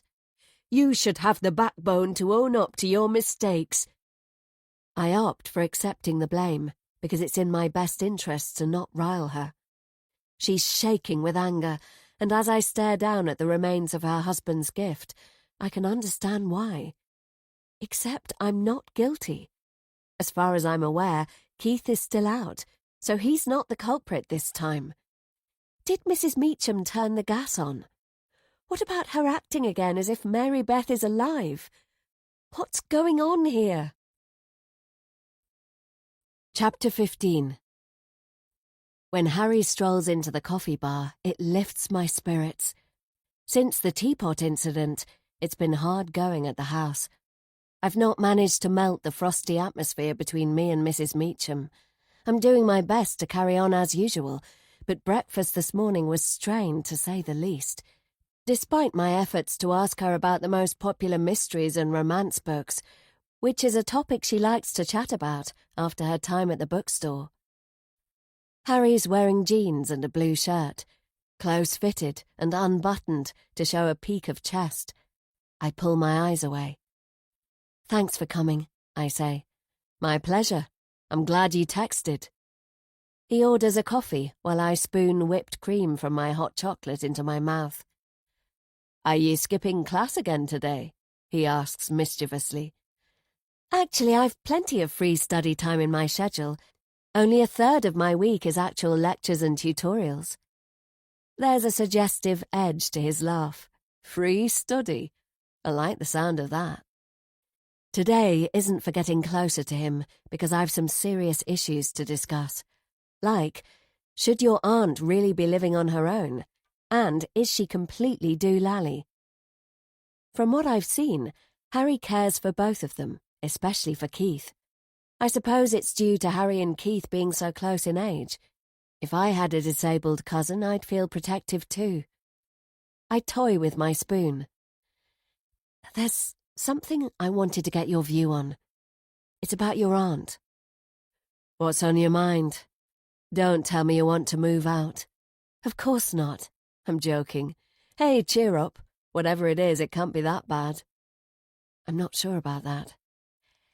Yesterday, someone turned on all the gas rings and didn't light them. When I got home, the place stank. They must have been on for a while. It was really dangerous. Harry frowns. What time was this? Around 5. Keith wasn't back, which means it must have been Mrs. Meacham. Aunt Edith? Are you sure? Yes. Maybe she took a phone call and forgot. Did you ask her about it? Of course, and she didn't remember. Actually, she denied it. Harry shakes his head. That old stove should have been replaced ages ago. It's got no safety features. With a new model, she wouldn't have been able to do that. There's more. Mrs. Meacham seemed not herself. She told me Mary Beth might have done it. Harry's eyes almost drop out of his head. What? I don't know how to describe it, but she was acting strange, smiling in a weird way, like she was lost in the past. That doesn't make any sense. I know. I mean, have you ever noticed her being confused before? If I hadn't come home, the whole place could have gone boom. Harry rubs his forehead. She told me you broke the teapot. She's upset about that.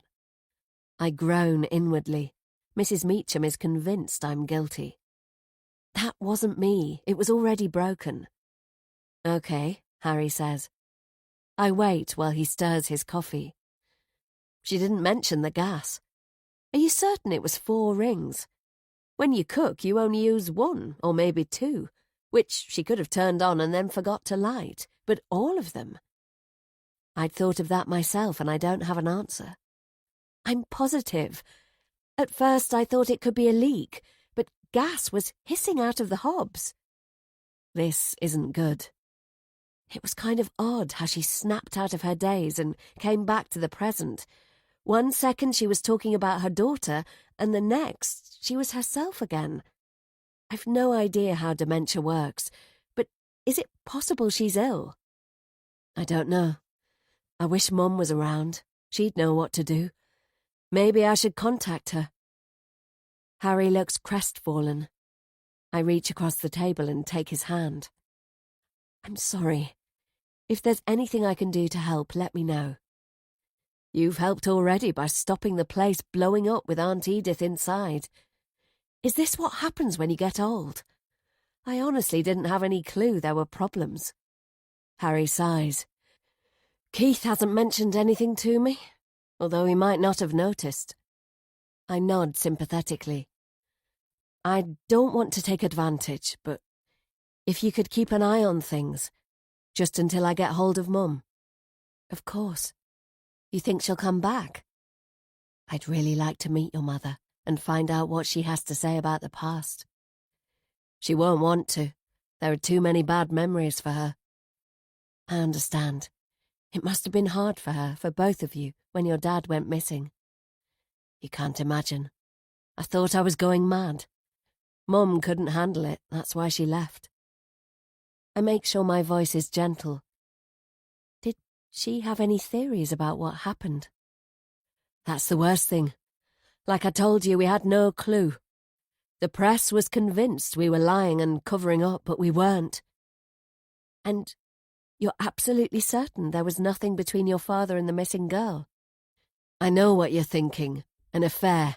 That's the only thing which seems obvious, right? That's what everyone thought. But there's no way. Maybe you're blinded because he was your dad. Absolutely not. The media tried to dig up dirt too. They were rabid. They tore at our family like vultures. They were convinced he'd got infatuated. But they didn't find anything. Harry's holding onto my hand, and I can feel him reliving the horror. He's gone hot and sweaty. My theories don't stretch to an affair because that's not who my sister was. But an abduction? Oh yes, that's definitely possible. The cottage on the moors where Harry lives is where Harry and his parents lived 5 years ago. The police searched every inch of it. They brought in specialised equipment to scan underground because the parents had building work going on. It takes a while for Harry to calm down, and we sip our drinks in silence. When it's time to say goodbye, I stand and put on my jacket. Harry stands too, and he slips his arm around my waist and pulls me closer. I don't resist. It feels snug, and his arm is strong. Thanks, Fiona, for listening, and for looking out for Aunt. And I know it's deliberate on his part when he gives me a kiss that just touches the corner of my mouth. Chapter 16. The next few days pass without incidents. Harry has got into a routine of coming earlier than usual in the mornings. Now he has his whole breakfast with us. I suppose it's in case Mrs. Meacham has another moment. But she hasn't. In fact, she's been so normal, Harry must think I made it up or imagined it. Even though I'm certain Mrs. Meacham hasn't forgotten about the teapot, she's been mature enough to move on. If anything, she's a bit more cheery than before. I've caught her humming nursery rhymes as she potters in the kitchen, which only adds to my concerns about her mental state. I've got to say, it's really nice having more of Harry at breakfast. He always makes sure I'm included. Today, he made us all scrambled eggs. When he and Keith head off to the day centre, they haven't been gone long when Mrs. Meacham lets out a screech. My mug almost slips from my hand. Keith's forgotten his belt bag. There it is, lying on the bench. Keith's absent-mindedness surprises me. He has routines he follows religiously with no deviation. For instance, his breakfast. When he comes into the kitchen, he goes straight to the toaster. He puts in 2 slices of bread, and he waits by the counter until they are done. Then he gets his plate from the table and puts the slices on it and takes them back to the table. Always the same, with the same plodding rhythm. I've wondered why he doesn't simply get his plate while the toast is doing its stuff. Most people would. The same with the butter and jam, which his mother arranges with the butter on the left side of Keith and the jam on the right, always in the same place every day. Keith takes 1 scrape of butter per toast, and he takes his time smoothing it out to his satisfaction. Then he takes 1 spoonful of jam. Never more, never less. Everything he does is slow and deliberate. Keith wears his belt bag down to breakfast, and it stays strapped on. He brings his laptop with him and his rucksack, which is already prepared, I presume, with his things for the day, and he puts them beside him at the table. But he never takes off his belt bag. We both stare at it. "He'll be lost without it," she says. "Shall I ring Harry and see if he can come back to pick it up?" "Yes, please, dearie. Keith will panic once he realises he left it behind." That bad. I call Harry, but it goes straight to voicemail. He's not picking up. Mrs. Meacham is walking to and fro in front of the window. She's muttering and getting herself worked up into a state. "Don't worry. I can take it to him if you like." "Would you really? That's kind. It's my day off from the bookstore, and I'd really like to put my feet up." "No problem. How far away is the day centre?" "It's a bus ride, but not in your direction. Oh dear, at this time of the day it's going to be busy. It'll make you late for your lectures." "I don't start until later. Why don't you give me the address?" It's a way for me to make it up for her for the teapot, even though it wasn't actually my fault. Her hands shake as she writes the address on a scrap of paper. It reminds me how frail she is. Even though I wouldn't do it for Keith, I'm glad I've a chance to help her out. Keith's place is called the Wickham Centre. It's light and airy, and it's made an effort to avoid the feeling of being an institution. After I've spoken to the receptionist, I wait at the entrance, and I'm soon met by a vivacious young woman in an orange top and red trousers. They're shades I usually avoid, but on her they look great. "Hi, I'm Yvonne," "You're here to see Keith," she says. "I don't need to see him. He left this behind and I told his mother I'd drop it off." When I dangle the belt bag, Yvonne widens her eyes. "That's not like Keith. He must have been really distracted this morning." I nod, wondering when I can get away. "How nice of you. So you must be the new tenant. Keith can't stop talking about you." I can imagine the nasty stories he's told. Even more reason to get out of here quickly. "That's right. Could you give it to him, please?" Yvonne is smiling like I'm her new best buddy. "Keith would never forgive me if I let you go without him seeing you. It's so sweet how much he likes you." Is she kidding me? I'm so surprised I snort with laughter. Yvonne must have got her facts twisted. Keith hates me. He wants me out. "Keith's in art class. They'll be taking a break soon. He'll be so happy if you join us for snacks." "I think you've got me mixed up with someone else." Yvonne shakes her head so vigorously that her earrings jangle. "Of course not. He's told us all about you, Amy." Chapter 17. Poor Yvonne. She thought I was hyperventilating. Perhaps I was. Anyway, it took me a while to recover from that sucker punch. Yvonne got me a glass of water and sat with me, encouraging me to sip it. I can vouch for her being a comforting presence. She must be very good at her job. After, I simply could not face Keith, so I made my excuses and got the hell out of there. Part of me wanted to confront him and demand why he'd told people I had the same name as a woman who disappeared 5 years ago. Yvonne knew all about my sister, and she was bemused when I told her Keith had lied. And why is he telling them he likes me when he hates my guts? It's a relief to have time already arranged with Sarah. She's invited me to her home. Though I'm tempted to confide in her about Keith, I don't. That would mean admitting I'd lied about where I'm living. I'd feel bad telling Sarah I'd deceived her. Her apartment is in a new gated complex.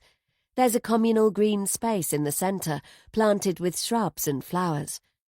I walk past a shared gym with windows along the side. I didn't realise librarians earned enough to live in places like this. Or perhaps Sarah's family helped her out. To be honest, I don't know much about her, other than she was Amy's best friend. The elevator ride is smooth and fast. Sarah's wearing a pale blue dress which suits her beautifully. Wow, such a great location. Thanks. I was super lucky to get it. Before the building was finished, the person who'd put their name down for this apartment pulled out. I heard about it and got my application in at the right moment. The developers were desperate to get everything wrapped up. My feet sink into the soft cream carpet of the lounge as I turn in circles, admiring the decor. This is lovely. The lounge is open plan, onto a diner and kitchen, which are all chrome and glass and muted lighting. Will I ever own a home as lovely as this? I doubt it. I know you said not to bother with food, but I threw something together anyway, Sarah says. You shouldn't have. Don't be silly, it's my pleasure. Sarah has made a lovely lunch. My mouth waters at the sight. Looks to me like she made a lot of effort. I feel guilty because I can't invite her back to my place, can I? I can barely stretch to buying her a coffee and cake. Before we eat, there's something I want to show you, she says. I don't have many pictures, but perhaps you'd like to take a look? My heart beats hard. I can't help it. Whenever I think of Amy, it makes me feel all kinds of things at the same time. Sarah opens her laptop. Take your time while I get the rest of the lunch ready. My knees are shaky. I feel them give way as I take a seat at the table. Sarah is smiling her encouragement, but she's not putting on pressure. Bracing myself, I tap to open the album. I take a breath and swipe to the first shot. Here she is, my sister, who never knew how much I love her, how I regret not telling her, and wasting so much time on the hating. We didn't have the chance to get to the bit where we were simply glad to be sisters. Amy is happy and carefree. I can see it in her eyes. A bunch of pictures were taken at the campus. This man, who went missing at the same time, I say, what do you know about him? Sarah cuts fresh bread and brings it over. You've got to leave the past in the past. I can't. She shakes her head. I never met him. He came to Amy's lodgings a few times. Why would he do that? Amy's landlady was his sister-in-law. Do you know what Amy thought of him? What did she say? Nothing much. She mentioned it in passing, like you'd mention the postman calling. He was no one important. You didn't have any suspicions about him? None. That's the crazy thing. Amy hardly knew him. But he'd seen her. Yes, but if there had been a creepy vibe, she'd have told me. What about the travellers? Me and Amy didn't even know they were there. They camp on the other side of town to the university. I can't see how Amy would have had any contact. They came under a lot of suspicion, though. People said the travellers knew routes across the moors, which they used for drug smuggling, and maybe Amy saw something she shouldn't have. Do you think there could be something in that? Honestly, no. One thing for sure, Amy would have told me if she had any worries about a stalker or somebody following her. Perhaps. I've read a lot about perverts. You might say reading about them has become a hobby of mine. They're often people you would least expect, the ones who blend into the background. The missing man was also the father of a friend of yours, wasn't he? Harry. Sarah is carrying a bowl of salad and it slips. She manages to keep hold of it. Oops! Yes, Harry, Amy and I were friends. He wasn't a student, but we met him at the Phoenix. If you look in the photos, there are a few of Harry at the end. I move slowly through the shots. A set is taken on a night out, with Amy and Sarah dressed up and queuing outside the Phoenix. Then I come to ones taken outdoors. It looks like it was cold. There was a freezing wind. It was silly, really, going on a picnic. It was my fault, because I organised it, and I didn't want to change because of bad weather. You went to the moors? Uh-huh. To an old ruin. I used to go on picnics there when I was small. I'd forgotten you grew up around here. Do you like the moors? I used to, before. We both fall silent. Harry is younger than he is now. Amy's face is half hidden in her scarf. She looks tired. Despite the weather and her walking gear, Sarah manages to look as stunning as she usually does. Thanks for sharing. Would you send me copies? Of course. I wish I had more. She shrugs. Shall we eat? We pile our plates, or at least I do, and we munch our way through, chatting about Sarah's work. The dishes have a Greek theme: hummus, tzatziki, and an aubergine dip, all of which Sarah made herself. She's even thrown together a dessert. After, we flump onto the cream sofa. I am so full. Thank you, that was delicious. I think I ate at least twice as much as you. She laughs. Maybe. Small portions regularly work best for me. I'm glad you enjoyed it. I didn't know you liked cooking. I didn't used to. It's difficult to enjoy food when I'm always monitoring my blood sugar. Anyway, I got into cooking for my boyfriend. He loves a homemade meal, and we really enjoy our cosy evenings in with a bottle of wine. I bet they do. What's he like? I flap my hand in apology, realising I might have overstepped a line, because, after all, she's not actually my big sister, though she's acting like she is. I mean, if you don't mind me asking. Of course I don't. Fiona, you mean a lot to me. I want us to be friends. She wraps her arms across her chest. Getting to know you makes Amy seem closer. And suddenly we're right back in the past. Her words bring tears to my eyes. I nod, not trusting my own voice. Sarah passes me a box of tissues. She's sitting at the other end of the sofa, and she shuffles close so she can put an arm around my shoulders. He's the one for me, and he's helped me move on in my life. I'd like you to meet him someday when you're ready.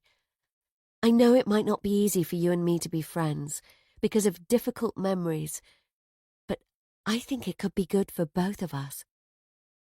I sniff and blow my nose. I'd like that too. And one day, you'll meet someone special. I know you will. As I rest my head back, an image of Harry springs to mind. I try to push it away, but it sticks around. No, he is definitely not special to me. He's a target. But Harry's mix of dashing and funny and caring for his family is getting to me, even though I know it shouldn't. Chapter 18. I decide to walk home from Sarah's. It takes me over an hour, and the first part is pleasant as I go through the town centre. Then it starts raining.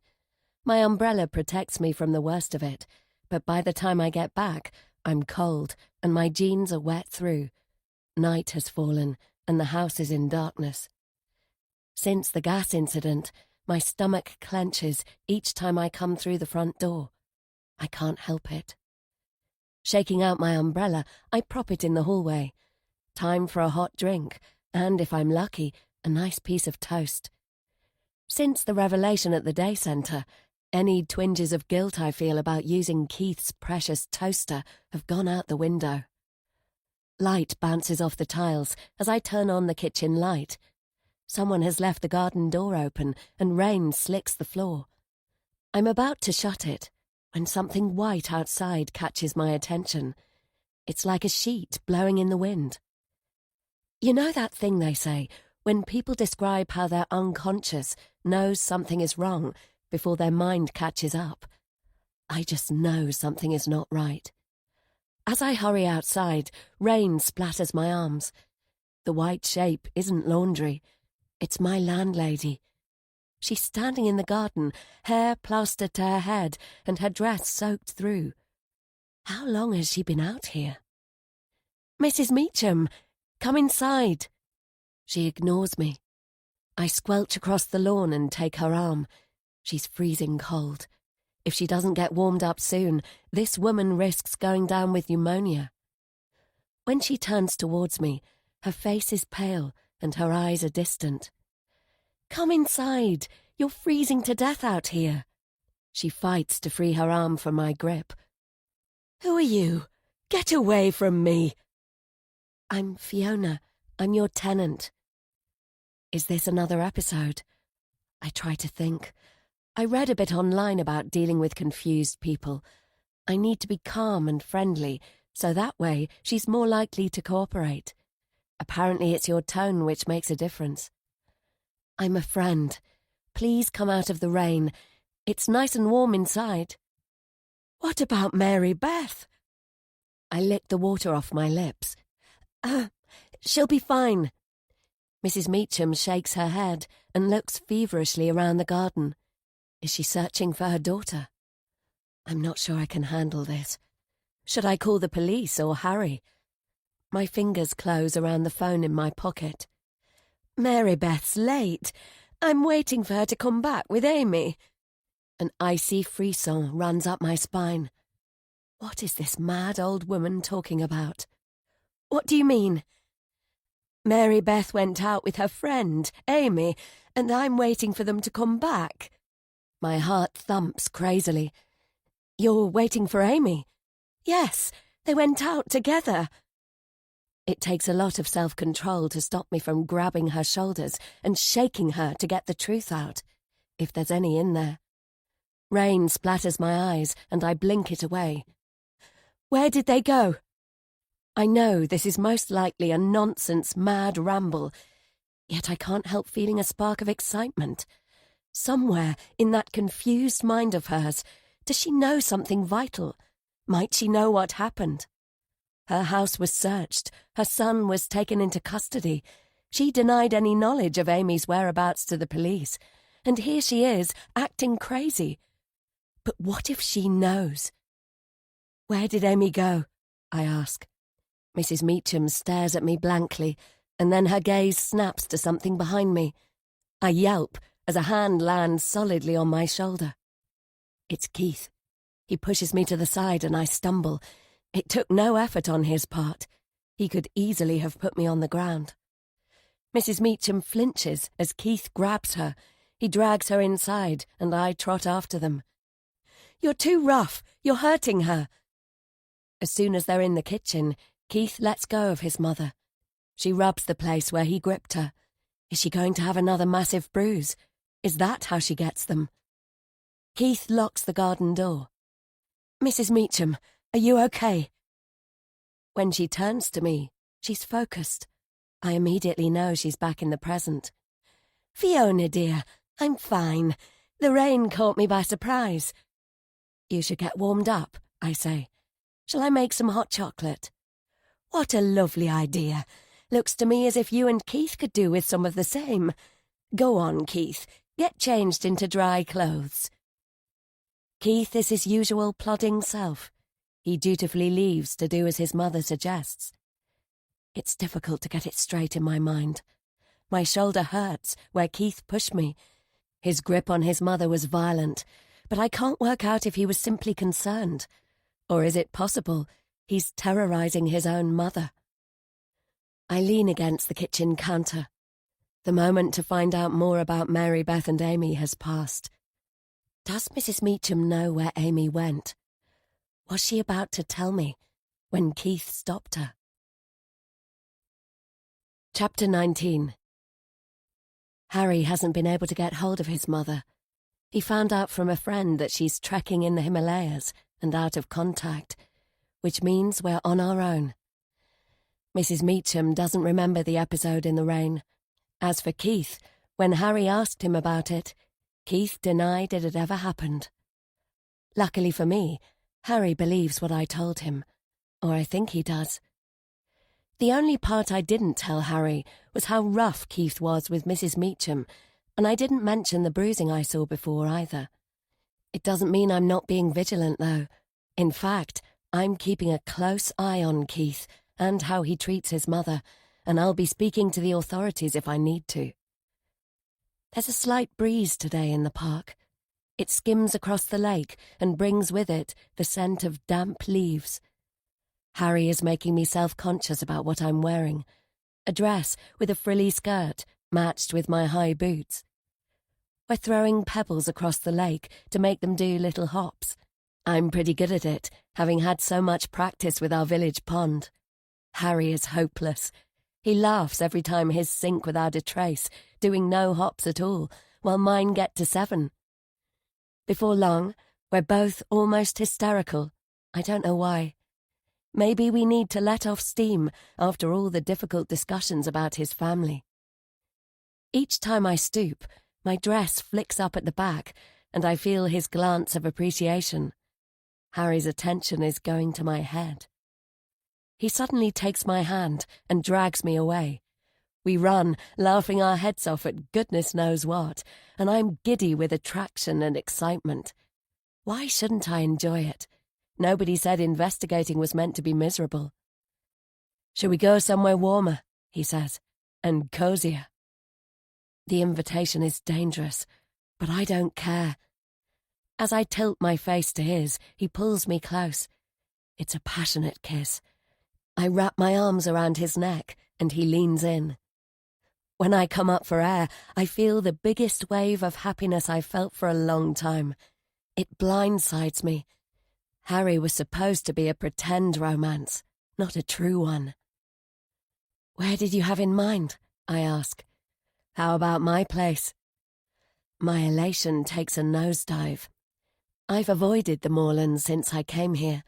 I don't even like seeing it in the distance. That green-purple smudge on the horizon gives me a horrible feeling, as if I'm about to have a panic attack. I think of it as a phobia, though.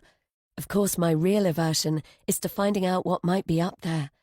Hidden, discarded, buried. "Hey, What's wrong? He lifts my chin with his finger. Nothing. I'm not messing around with you, and I don't want you to think I am. I really like you. I like you too. I pull away. But haven't you got a partner? I don't get involved with men who are taken. He pushes his hair back. I swear I've no one special in my life. You're not seeing anyone? Honest, I'm not. How about you? I'm single, and I have been for a while. He puts his hands on my waist. So, there's nothing to stop us. I kiss him again, and this time it's more lingering. I'd like to, but not near the moors, I say breathlessly. And not at my lodgings either. Have I put you off going to the cottage? Listen, I know a nice place in town. I'm looking after an apartment for a friend. We can go there. Your friend won't mind? Of course not. He's in Ireland on a new job, and he's an architect, so his place is plush. Harry holds out his hand. I take it, and he pulls me close as we walk through the trees. Harry was right. His friend's apartment is luxurious. Not that I noticed for several hours, because Harry and I were so wrapped up in each other. The physical side was red hot between us. Talk about an afternoon of passion. I've never experienced anything like it. I know it's wrong, but Harry makes me feel as free as a bird. Chapter 20. I'm watching out for Mrs. Meacham, in case Keith's behaviour towards her might be abusive. She can be odd, sure, but she's also vulnerable and might be in need of protection. I hang around to chat about my day at university, and I tell her snippets I've read on social media. I think she's starting to like our conversations. She never has much to say, but I'm definitely learning about people's book browsing habits and their favourite reads. They don't have anyone to help with cleaning or shopping. I'm not sure who does these things, because I've not seen Keith applying himself. This last week, I've offered to pitch in. Harry is doing more too. At the weekend, he drove me to the supermarket and we did an enormous shop.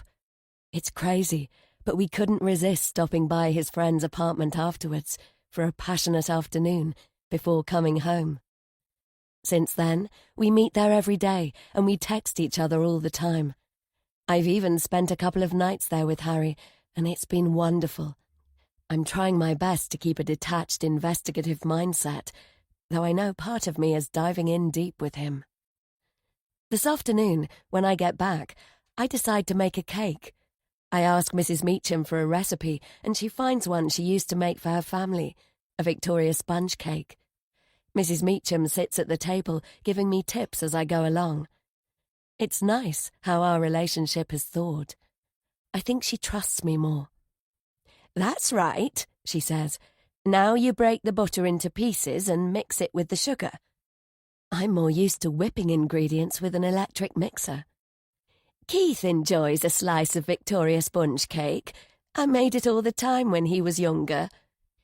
Keith is still a mystery to me. Part of me doesn't want to think badly of him, and another part tells me to be realistic. At least I haven't noticed any new bruises on Mrs. Meacham, and when I scrutinise their behaviour, all I see is a devoted mother looking after her son. But then a lot can be hidden behind closed doors, can't it? Does Keith know how to make it himself? They do cooking classes at the Wickham Centre. Sometimes he brings home dishes and puddings. Their aim is to give people skills for living. When I dropped off his bag, I thought it seemed like a nice place. It is. Keith's happy there. It's thanks to them he's more self-sufficient. Once I've passed on, he should be able to look after himself. I wouldn't exactly describe Keith as self-sufficient, especially in the kitchen. Would he really be able to cope without his mother? I've seen how he taps out messages on his laptop. Did he learn how to do that at his day centre too?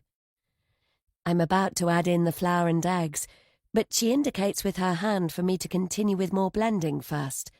I get back to it, though my arm is starting to ache. Not there, but at the centre he went to as a child. Once they realised Keith would never speak, they taught him to read and write. He has a good IQ, and he communicates well. Most people underestimate him. I don't think Keith and I have hit it off. Please don't take it personally. It takes a long time for my son to feel comfortable. But meeting new people is part of life, isn't it? He has to learn to adapt.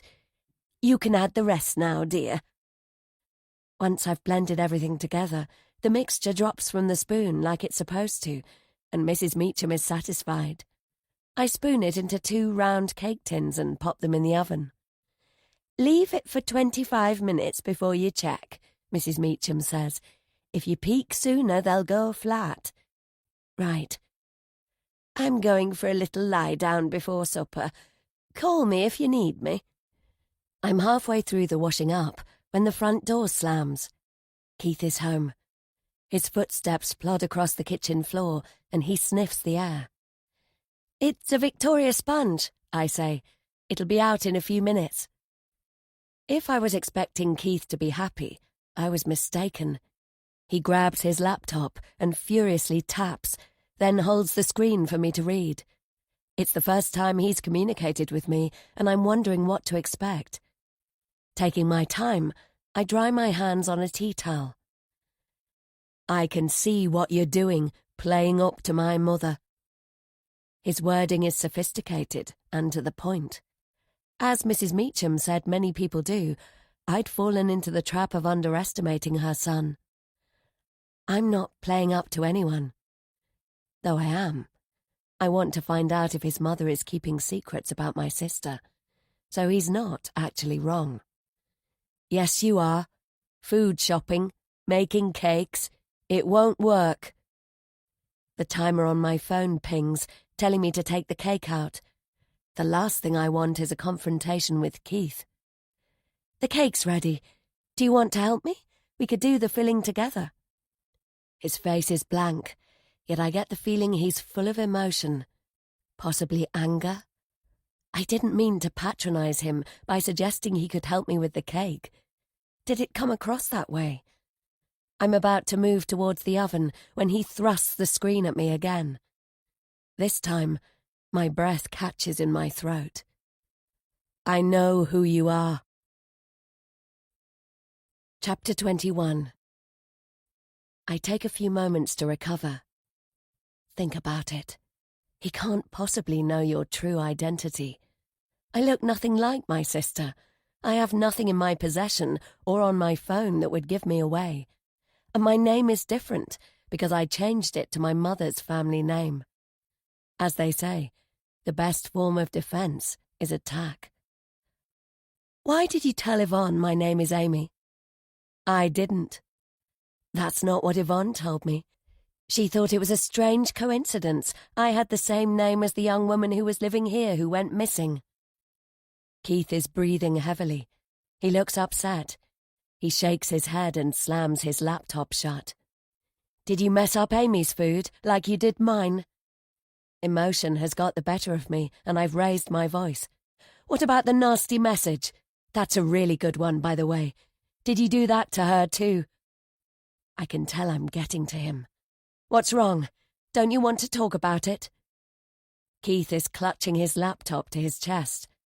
Come on, Keith. Don't hold back. You don't like me, do you?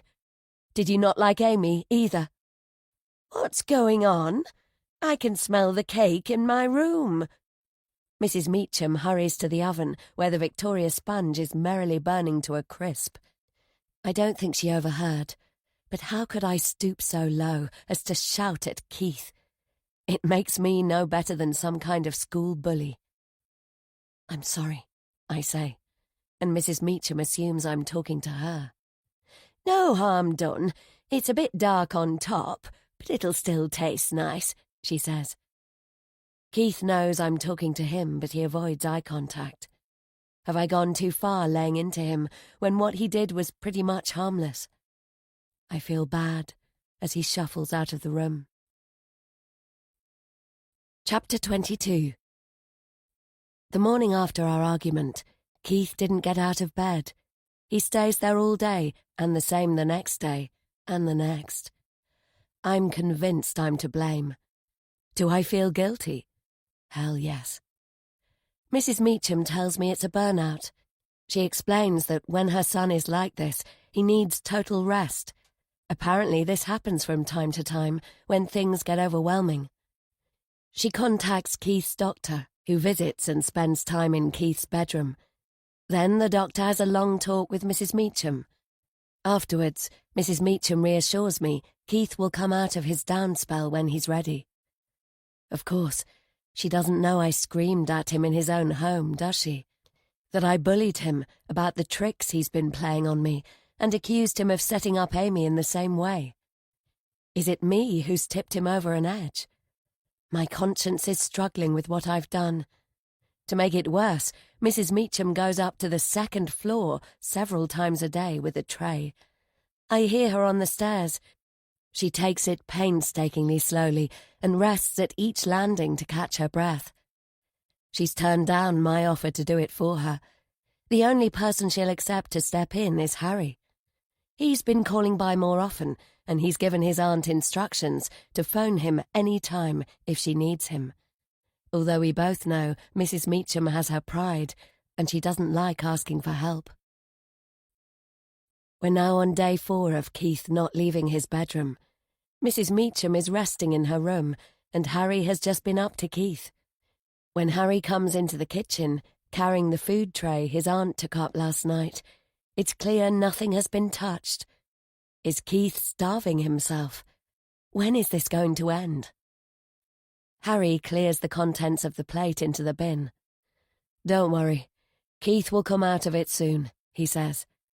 It doesn't sound convincing.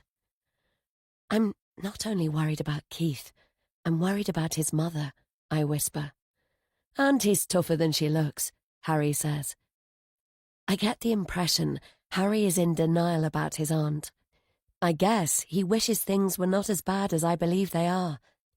Harry still hasn't heard from his mother, so it's only Harry and I who know of the confused episodes. It feels like a lot of responsibility, and now we've got Keith shutting himself away. At least I've got Harry to rely on. He clears his throat. I'm sorry, but I've got some bad news. My stomach clenches. What now? What kind of bad news? I've got to go away for a couple of days. Oh no. When? Tomorrow. It's for work. I groan. And leave me here on my own? You're not responsible for my family. I feel I am.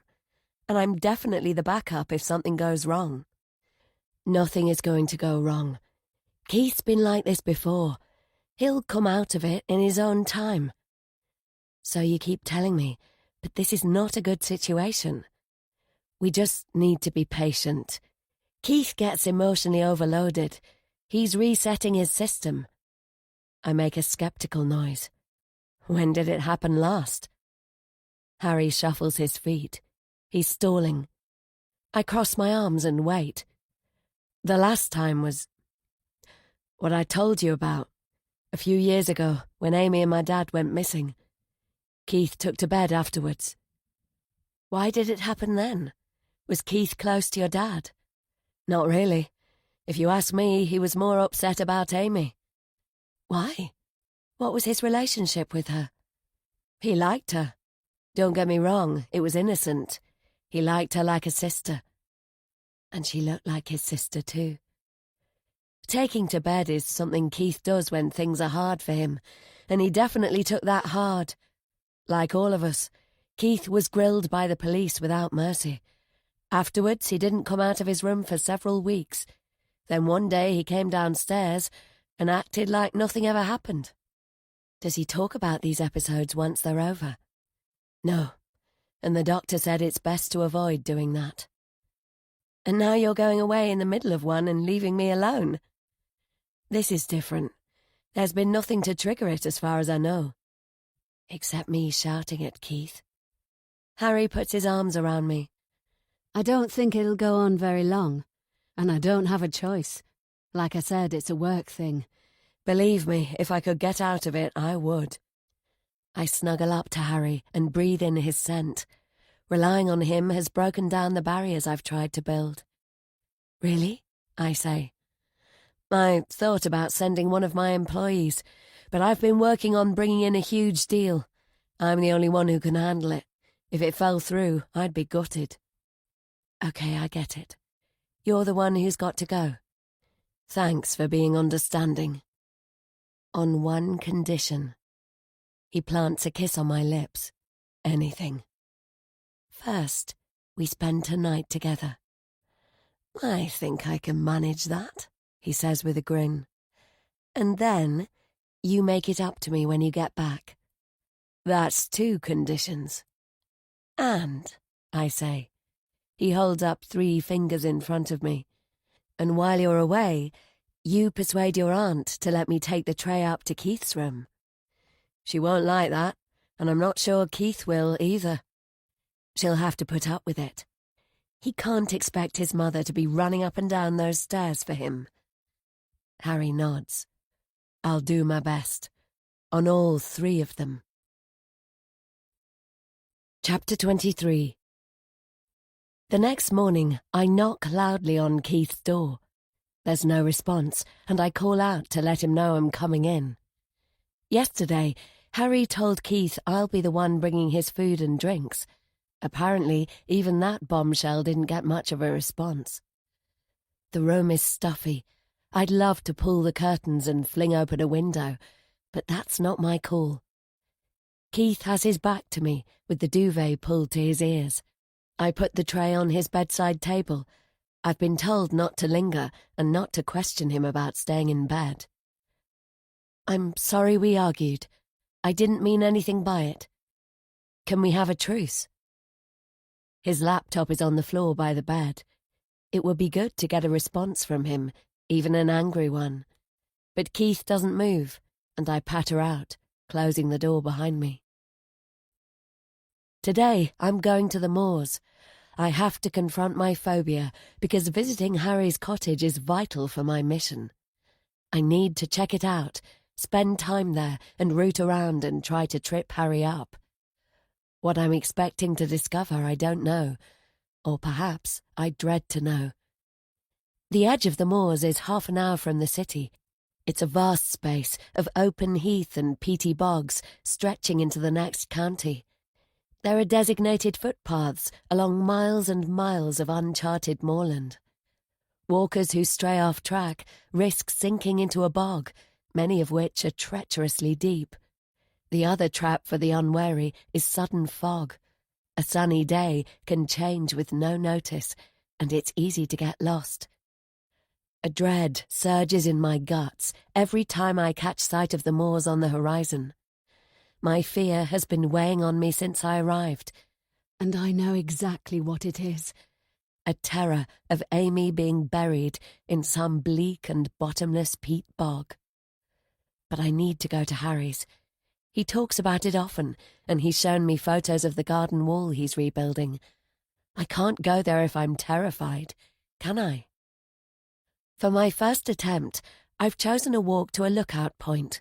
It's a route from one of the car parks, and I can take a bus from the city. The lookout is recommended for debut trekkers. I've even bought proper walking shoes and a warm, waterproof jacket. It looks like I'm the only one heading out there. The bus driver gives me a cheery wave as he drops me off. When he reminds me there's no mobile signal, my stomach clenches. It's bright and sunny, but also cold, and I pull on a woolly hat and gloves. Soon I'm surrounded by purple heather. I suppose it could be pretty, in a bleak kind of way, if it wasn't potentially the resting place of my sister. It's an easy path to follow, and I trudge up a hill, my hands clenched in my pockets. When Amy went missing, hundreds of volunteers, many of them students, searched this area. My father took part too, and he told me about it. But they didn't find anything. Not one scrap of clothing. No sign or clue. Nothing. Harry's father was last seen at Harry's cottage, so the moors were an obvious area to search for them both. By the time the lookout point comes into sight, I feel I've been trudging for hours and my stomach has tied itself into knots, although when I check the time, I've only been walking for a short while. It's not strenuous, but my chest is tight and it's difficult to get air in. I'm puffing and sweating. I know this feeling. It's the beginning of a panic attack, like I used to get after Amy's disappearance, each time I realized and knew she was gone. I might pass out. The thought makes the panic worse. It might have been stupid to come here on my own. Staggering and gasping, I get there eventually. It's a block of stone with a brass plaque on top showing a relief of the horizon. Points are named on the skyline. I sink to the ground, resting my back against the freezing cold stone. Dad hefts Amy's suitcase into the back of the car, where it lands with a thud. "What on earth have you got in there?" Dad says. He rubs his back and makes out like this is the heaviest thing he's ever lifted. Amy's wearing the emerald top she got for her birthday. She looks great. "Come on, love," Dad says. "We don't want to miss your train." I'm lingering with Mum in the doorway. Mum hasn't got much strength today. The cancer is taking its toll. I've been dreading this moment. Amy told me she feels bad leaving when Mum's ill. Of course, Mum told her not to be silly. She wants Amy to strike out and live life to the full. I hug my sister and try not to cry. She's really going away. I can hardly believe it. "Enjoy all those parties and late nights," I say. It's pretty much the longest sentence we've exchanged since the dress incident. She whispers in my ear, "It'll be your turn soon." I smell her hair and her perfume, and then she's gone. Mum and I are smiling and waving as if our hearts weren't breaking. As the car drives away, a huge wave of emptiness washes over me. She was going to fly. She was meant to have boyfriends. I imagined her drinking cocktails and hanging out with weird bohemian arty friends. I laughed at the stories Amy told Mum in her letters about the lecturers and their quirks, and how she tried out for the rowing, and how happy she was to get into the team, and how she went out with her new friend Sarah to find the best nightclub in the city. I imagined her dancing until the early hours of the morning. I thought of her going wild and her hair flying free as she laughed. I didn't imagine her sinking in a peat bog and suffocating, or being assaulted and beaten up by a psycho and ending up dead. Amy, where are you? "Are you all right?" A voice brings me back to the present. A woman stands over me. She's dressed in hiking gear and there are mud stains on the bottom of her trousers. She seems terribly concerned. My face is wet, and I put up my hand to find out why. It's tears. I try to speak, and instead sob. The woman fishes in her pocket for a tissue.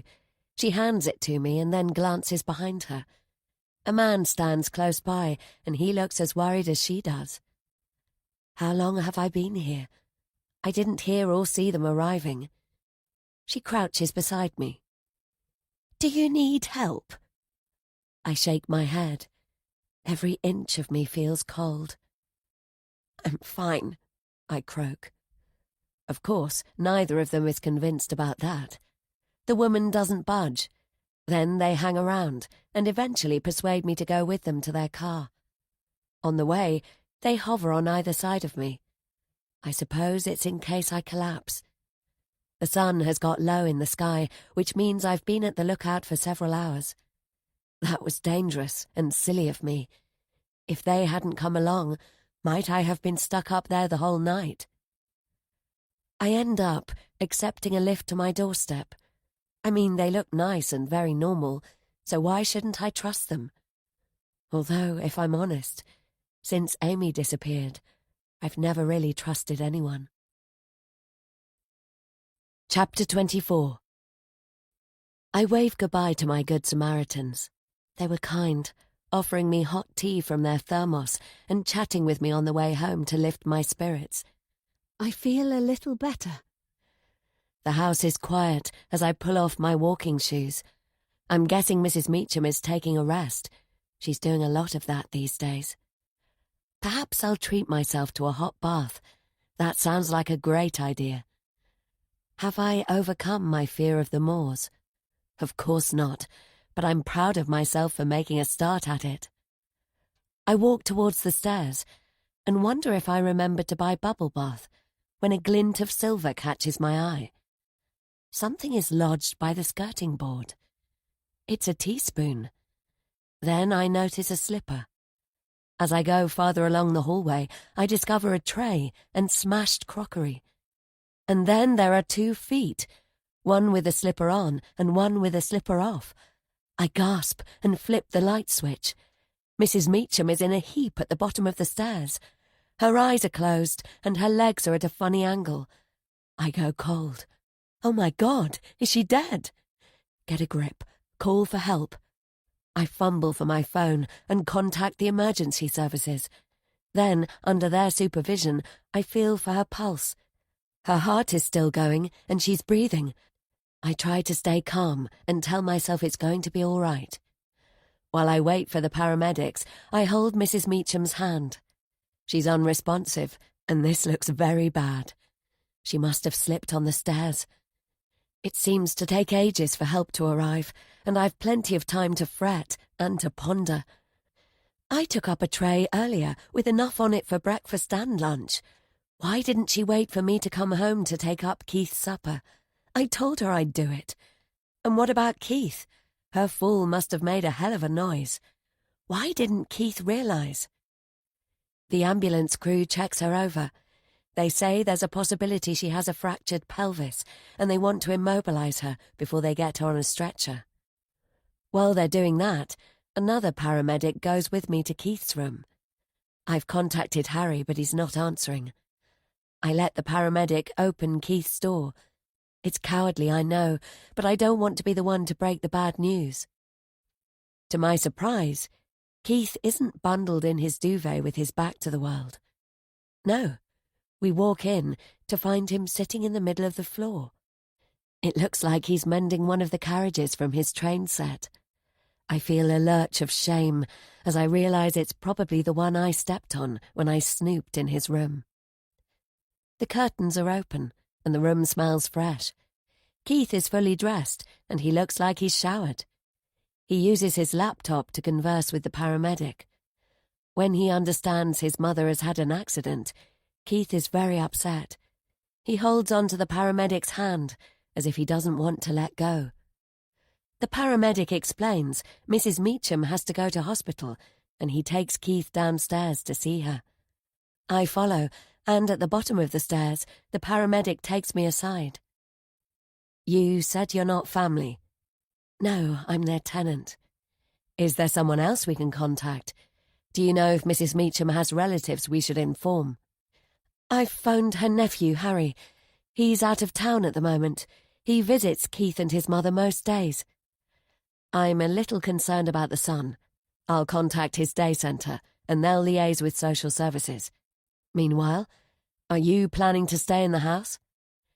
This is my home, so yes, I'm staying. But I'm not cut out to look after Keith, if that's what you mean. I hardly know him. He doesn't even like me. Keith Meacham is listed as a vulnerable adult capable of living alone. What he needs is someone responsible to keep an eye on things, especially at the moment when he's distressed. All you need to do is alert the authorities if you've any concerns. It's a huge ask. I want to say no, but how can I? Okay, only until Harry gets back. Keith doesn't want to go in the ambulance with his mother. His eyes are big and scared, and he shies away from seeing his mum on the stretcher. I feel bad for him, despite our differences. Keith shuffles back to his room, and I watch as the ambulance drives away. Then I clear up the mess in the hallway. Still no reply from Harry. Why hasn't he called? And that's when I notice a ball of black and red fluff.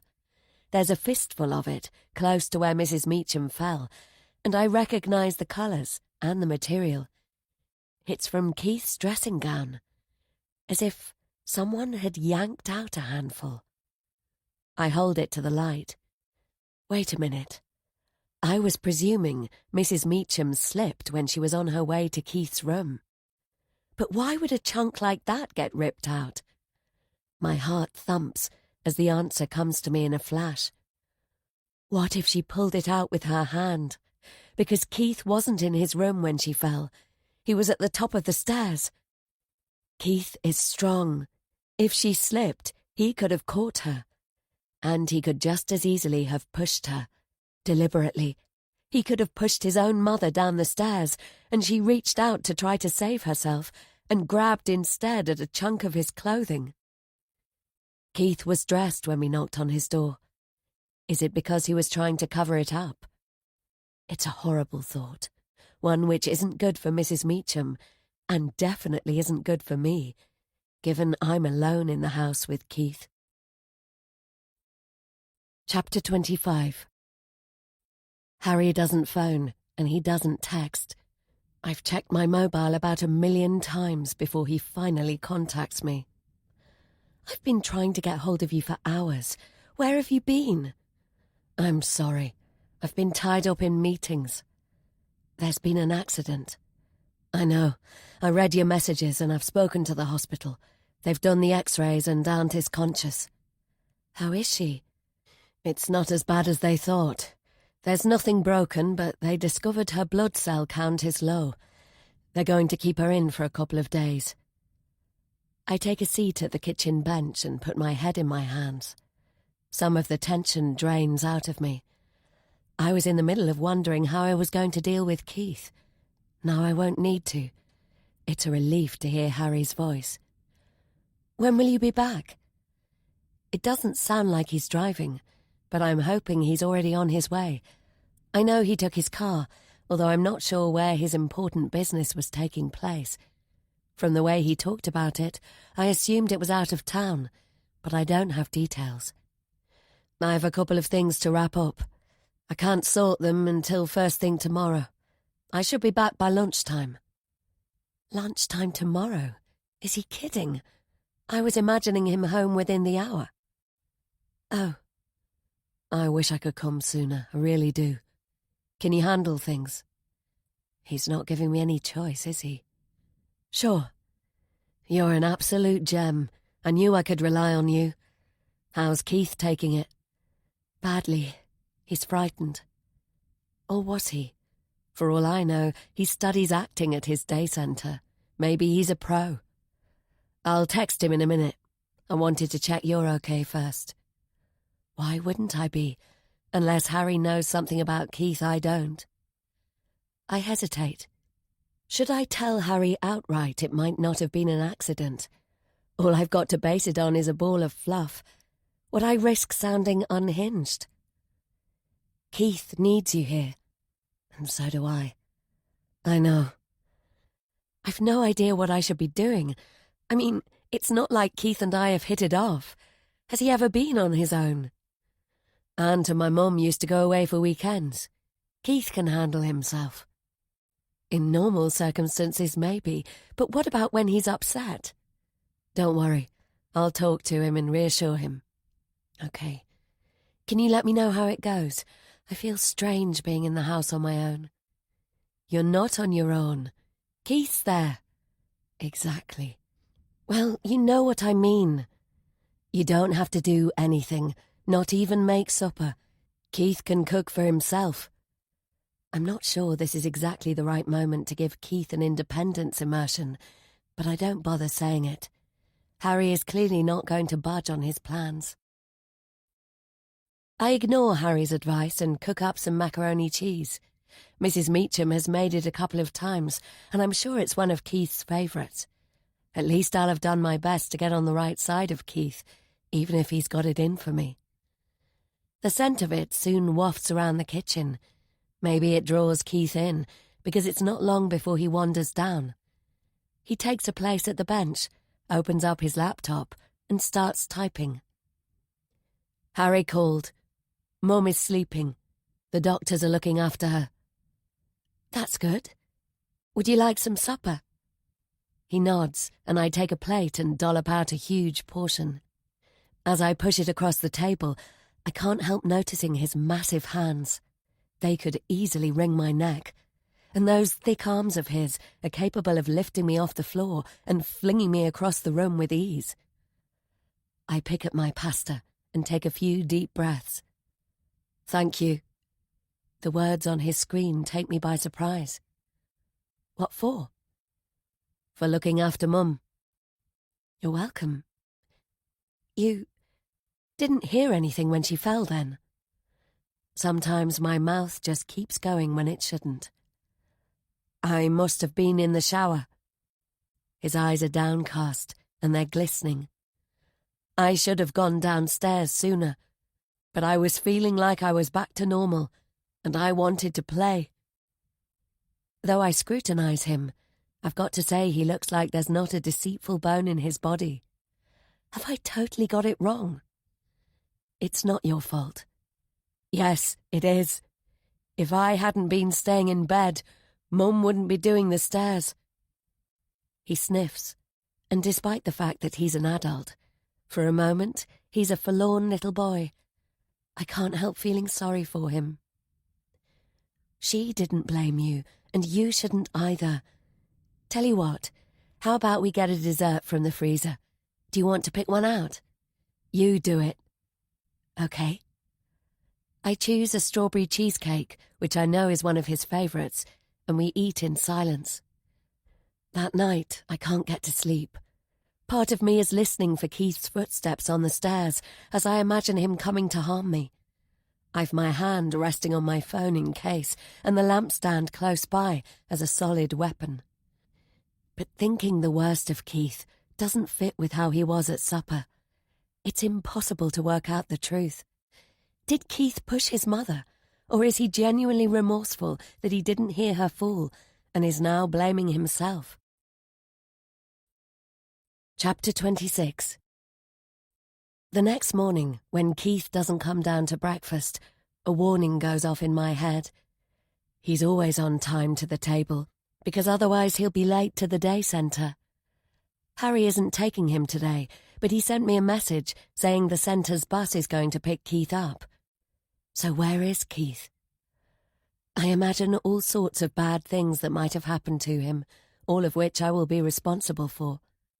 I call up the stairs. No answer. I take the steps 2 at a time, shouting his name. No response. So I fling open every door on his floor. Keith is nowhere to be seen. On the first floor, I do the same, including Mary Beth's room. It's been a while since I came in here, but I can tell her teddy bear has been moved because it's no longer dead center of the pillow. By the time I go back downstairs, I'm working myself into a frenzy, and that's when I hear a muffled sound. It's coming from the lounge.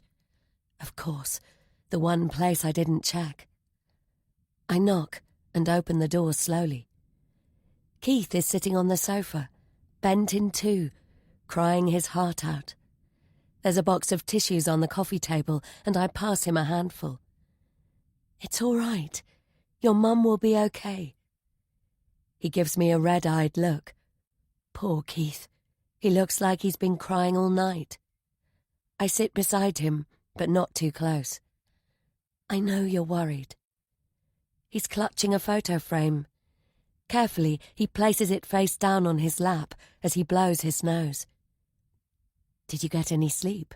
I ask. His laptop is beside him, and he opens it. I was talking to Harry. He said he won't be home in time to take me to the hospital. This prompts more tears. Okay. He told me he'd be back by midday. Is he delayed? Keith nods miserably. I'm scared to go on my own. What about the day centre? Isn't the bus calling for you soon? Maybe somebody from the centre could go with Keith. I've no idea if they do that kind of thing, but surely they'd know someone who would. I cancelled it. I don't want to go in. I want to see Mum. I asked Yvonne if she could take me, and she said she's not allowed. Keith starts crying again, and he turns over the photograph to show me. It's him and his sister, As tears plop onto the glass, I dab them away with a tissue. Who's this? Me and my sister, Mary Beth. I didn't know you had a sister. Okay, so it's a lie, but it's not one which will do any harm. Mary Beth died. I'm sorry. What if Mum dies too? The doctors are looking after your mother. Nothing is going to happen to her. It was my fault. More tears plop down, this time onto the screen of his laptop. They roll across the glass. We talked about this yesterday. Your mother's accident wasn't your fault. Or was it? I meant my sister. I lost my temper. Mum was trying to calm me down instead of looking after Mary Beth. Then the car hit her. It's not the version of the story Harry told me, but it's clear Keith blames himself for his sister's death. You were a child, Keith. It's not your fault. It was the driver's fault. Mary Beth, and now Mum. I'm to blame. Does he mean because he was in bed, or because he pushed her? But I've got to be honest, the Keith in front of me doesn't seem capable of harming anyone, least of all his own mother. You mustn't think like that. He shakes his head so dejectedly that I crack. Why don't we go together to the hospital?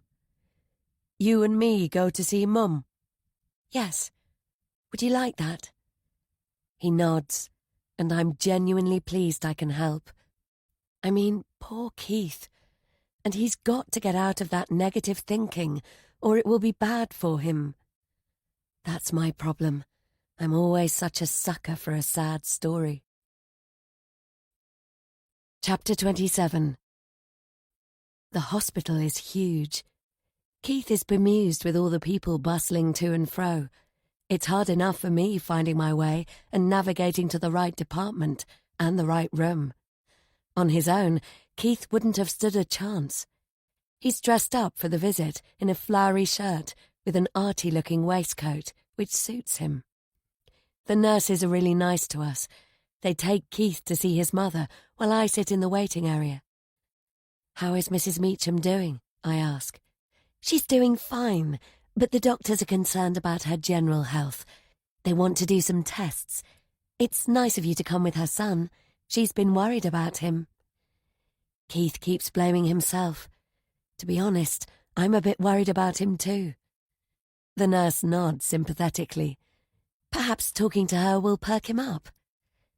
You know, I was wondering about the bruises on her arms, I say. Did you notice?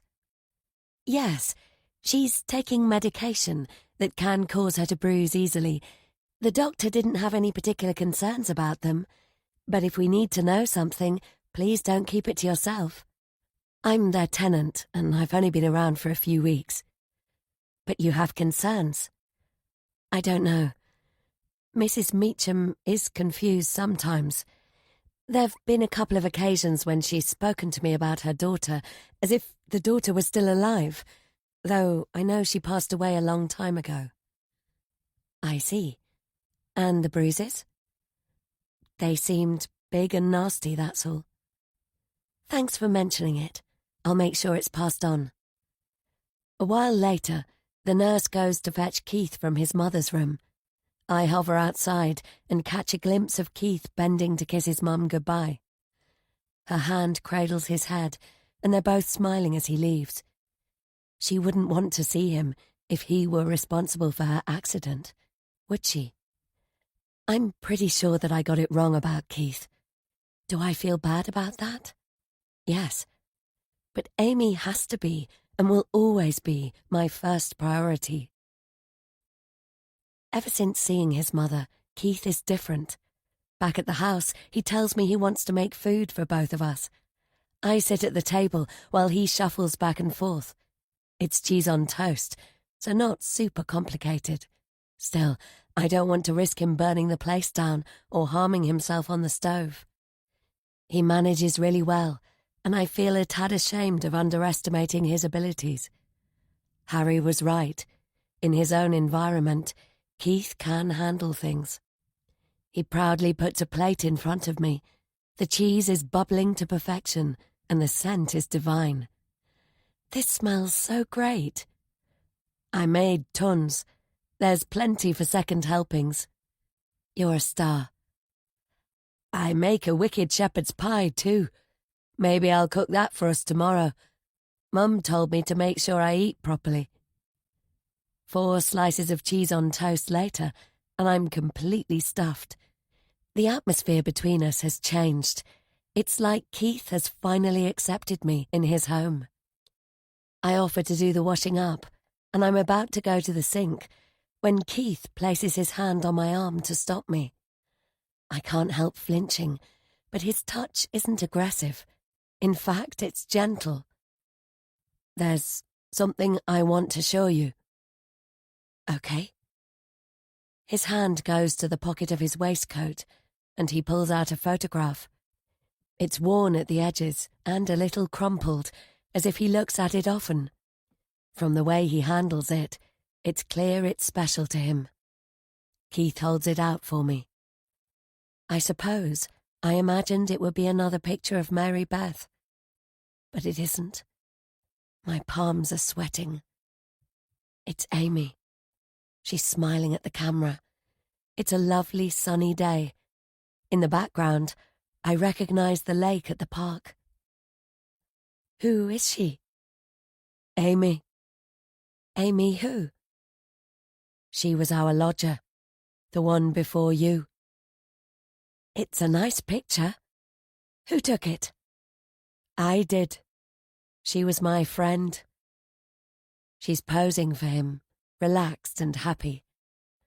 I didn't know Amy and Keith were friends because she didn't mention him much in her letters. If only I had been messaging her, then I'd have known so much more. Are you still friends? That's not possible. Amy got lost and nobody could find her. That's sad. When I said goodbye at the hospital, Mum said something odd. Keith is giving me a strange look. It sends shivers up my spine. Mum told me she saw my sister. She said Mary Beth will be coming home soon. Mum's not well, is she? I mean, in her head. Chapter 28. By the time Harry arrives, it's getting dark outside. Keith chats to his cousin non-stop.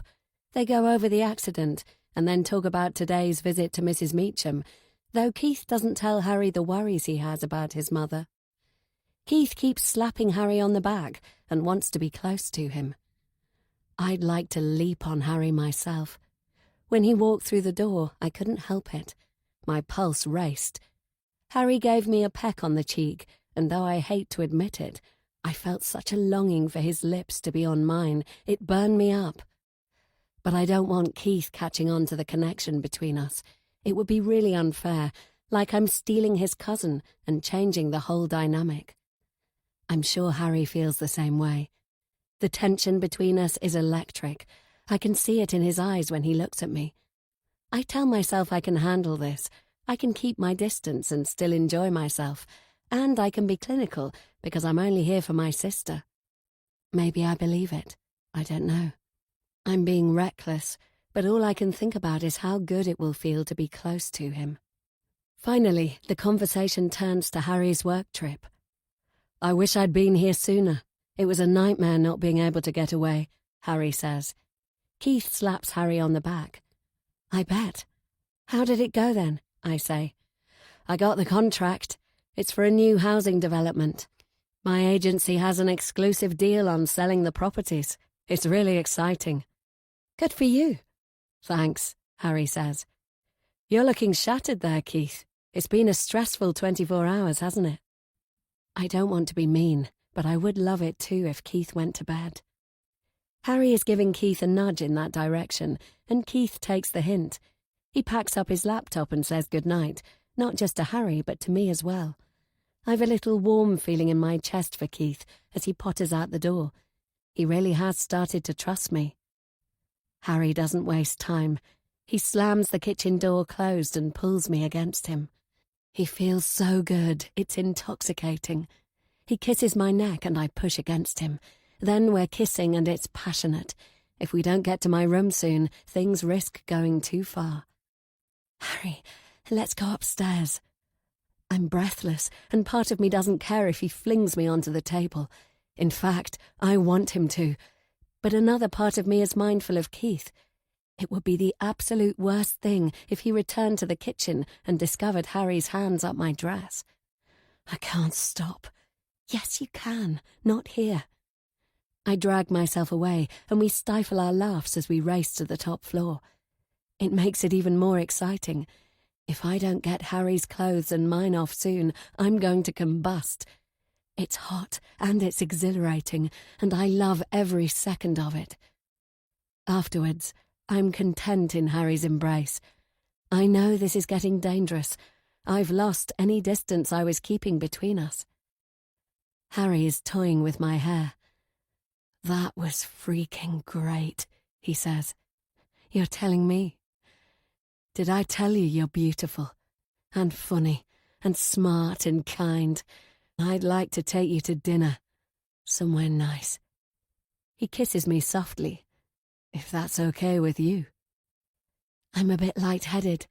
This gorgeous man is seriously interested in me, and he wants to take it to the next step, like we're in a proper relationship. I can't help wondering, if Harry and I could be together, really together without pretending, wouldn't it be great? The start of a new life I've been yearning for. Chapter 29. I can't stop thinking about Harry. His scent, the way he runs his hands over me, all sensual and hungry, his blue eyes gazing into mine. It's hard to concentrate. In the afternoon the next day, Harry picks Keith up and the two of them visit Mrs. Meacham at the hospital. When they get home, Keith makes supper and Harry eats with us. Keith doesn't recount any more strange comments from his mother to me or to Harry. After supper, Keith goes to bed early. That means Harry and I can spend the evening together. This carries on for a few days. Am I stupid to have got myself into this situation? Probably, but I've been dragging myself along half dead for too long. Whether it's wrong or right, Harry has brought me back to life. Harry doesn't stay overnight, although his aunt has told him he can. Harry and I feel there'd be a real risk of Keith finding out about us, and we want to wait until Mrs. Meacham comes home before that happens. The doctors will be releasing her soon. I'm in a bubble of bliss, so it's a surprise when Sarah invites me to lunch. I'd almost forgotten there was a world outside of Harry and me. It's a shame I can't tell her about him. Sarah has chosen a nice bistro, which I've not been to before. She assures me it's her treat, which is a relief, because one glance at the menu confirms it's way outside my budget. Sarah really wants us to get on, and she's getting invested in being my new big sister. It's an indulgence for her, and I've got to admit it's nice for me. I've missed Amy so much, but I guess I'm starting to realize it doesn't mean I have to stay lonely forever. "Choose what you want," Sarah says. I scan the menu.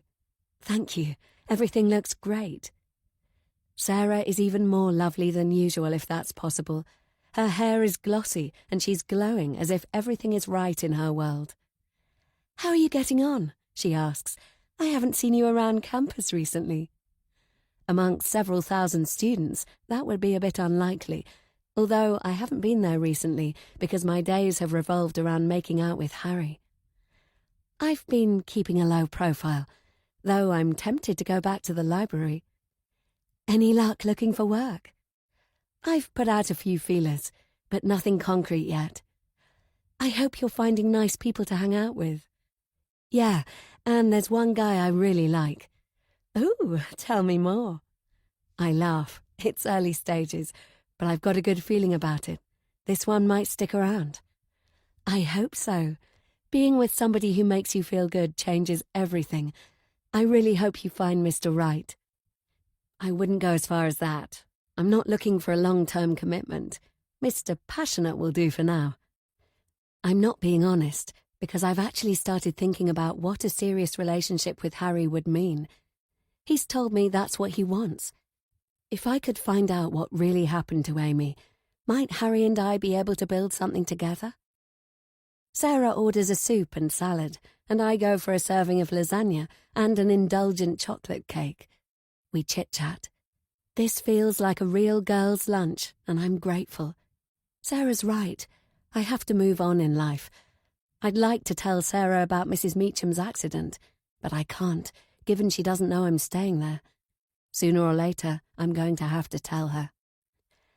I'm sorry I haven't been in touch, but I've got some news I've been dying to share, Sarah says. This seems like it will be juicy. I lean in. I like the sound of that, I say, spooning a huge helping into my mouth. My boyfriend took me for a surprise break. You'll never guess where. Go on, tell me. Paris. It was wonderful, so romantic. Oh, I've always wanted to visit Paris, you lucky thing. We had a lovely time. We walked along the Seine in the moonlight. We wined and dined. And you know what? Her expression is radiant, and she wriggles with excitement. I felt sure he took me there to tell me something important. I think he wanted to propose. Wow, I didn't realize you were at that stage. The only thing is, he didn't get up the courage, but I know it's coming soon. That's great news. I want to start trying for a baby. A baby? Gosh, I had no idea. It makes me feel like I've been living under a rock for the last 5 years. Congratulations! I'm so pleased for you. No wonder you're glowing. Am I? She clasps her hands. I suppose I am. Anyway, I decided you must meet him. You're both important people in my life, and I want you to get along. It's almost embarrassing how little I know about her. It's all been about me and about Amy. I really want to make up for that and get to know Sarah as much as she wants to know me. I'm sure we will. What's his name? She stirs her soup and looks up at me, her eyes shining. Harry. The glob of lasagna turns sour in my mouth. He's an absolute angel. I know you're going to adore him. In the pit of the stomach, there's a sickening feeling. Don't panic. There's more than one man called Harry. I wanted to tell you about him before, but it never seemed like the right moment, Sarah says. I recall looking through Sarah's photographs at her apartment. There was one of her, Harry and Amy, and when I asked who he was, the salad bowl almost slipped through Sarah's hands. I remember thinking that was strange. Not everything turns out badly. You don't always have to dread the worst. My stomach churns. I put down my knife and fork. Surprise! Sarah is laughing as she jumps to her feet. You can meet him right now. I invited him to join us. He's just sent me a text saying he's here. My mouth literally hangs open as Sarah's Harry, the man who took her to Paris, the one she wants to marry and have a baby with, arrives at our table. Chapter 30. It's hard not to choke. Harry stares at me like a rabbit in the headlights. Sarah's attention is on me, and she's dying for me to greet the wonderful man in her life. Out of Sarah's sightline, Harry shakes his head slightly.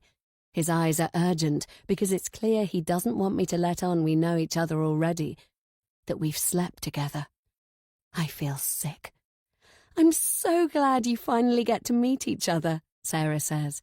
She's beaming, wanting me to be happy for her, wanting me and Harry to instantly get along. Yeah, sure, of course. It's the best I can manage. Harry is speechless too. Why are you standing there, darling? She asks. Harry kisses her, and I have to turn away as bile swirls up my gullet. He told me he was single, swore there was nobody in his life. Since then, he's whispered so many wonderful things. How we're destined to be together, that I'm the special one he's been missing. I'm the one who makes him complete. Now I see it for what it was. Empty pillow talk. But at the time, I believed him. More than that, I've fallen for him, even though I was the one who was supposed to be playing him. I feel like a complete idiot. My eyes dart left and right, searching for an escape route. Sarah is pointing Harry to the chair next to mine. He's going to sit down, and I'll be trapped at the lunch from hell. I have to get out of here. "Is there something wrong?" Sarah asks me. "You've gone awfully pale." And then there's Sarah's romantic stay in Paris and Harry's so-called business trip he couldn't get out of. They happened at the same time. Harry couldn't come home for Mrs. Meacham, not because he was working, but because he was with Sarah in Paris. "No, I said I'd help a new mate out. I don't know how I forgot. She's waiting for me." I wave my phone as if I've just received a message. It's lame, but I'm spinning with shock, and it's all I can come up with. Sarah wrinkles her nose, her hand lingering on Harry. "Oh, no. Can't you reorganize?" I don't want to let her down, I promised. I can't look Harry in the face, and when Sarah entwines her fingers with his, it's all I can do not to gag. "I'll call you," I splutter to Sarah as I snatch up my bag and run. That afternoon, Harry keeps phoning me. I tramp the streets. I keep recalling Sarah's confused expression. She was hurt I didn't stay, but it's nothing like as bad as she'd feel if she knew the truth. I slept with her boyfriend. I feel this is my fault, and the guilt is crippling. I'm the one who's been sleeping with the love of Sarah's life. And I feel like a fool. I've been duped when I was the one who was supposed to be clever and doing the duping, and I've betrayed a woman who has been nothing but kind and generous to me. I decline each of Harry's calls with a vicious stab at the screen. The deceitful, lying hound. He doesn't deserve me covering up for him. I should have told Sarah outright what he'd done, but I couldn't bring myself to.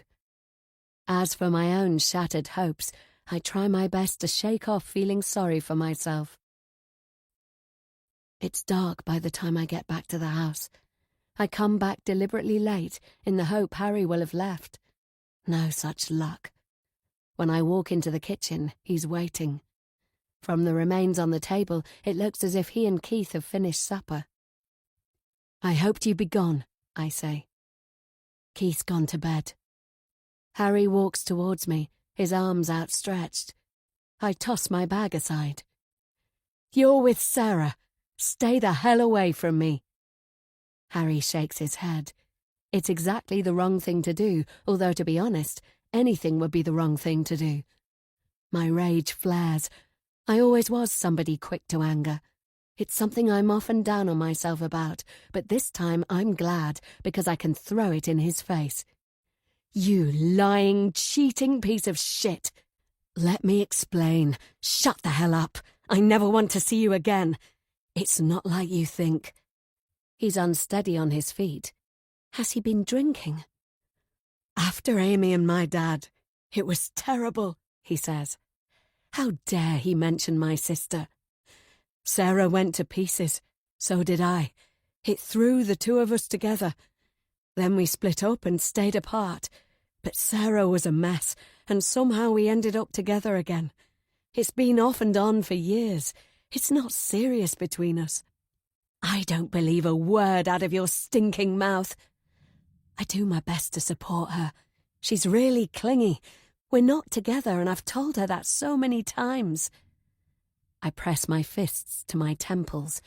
What I'd really like to do is slam them into his face. I took her to Paris to break it off, once and for all. Then why didn't you? She's too fragile. I couldn't do it. You make me vomit. You lied. You weren't on a bloody business trip. You've got to believe me. You're special to me, Fiona. Shut up. I back away. I don't want to do something violent which I'd probably regret.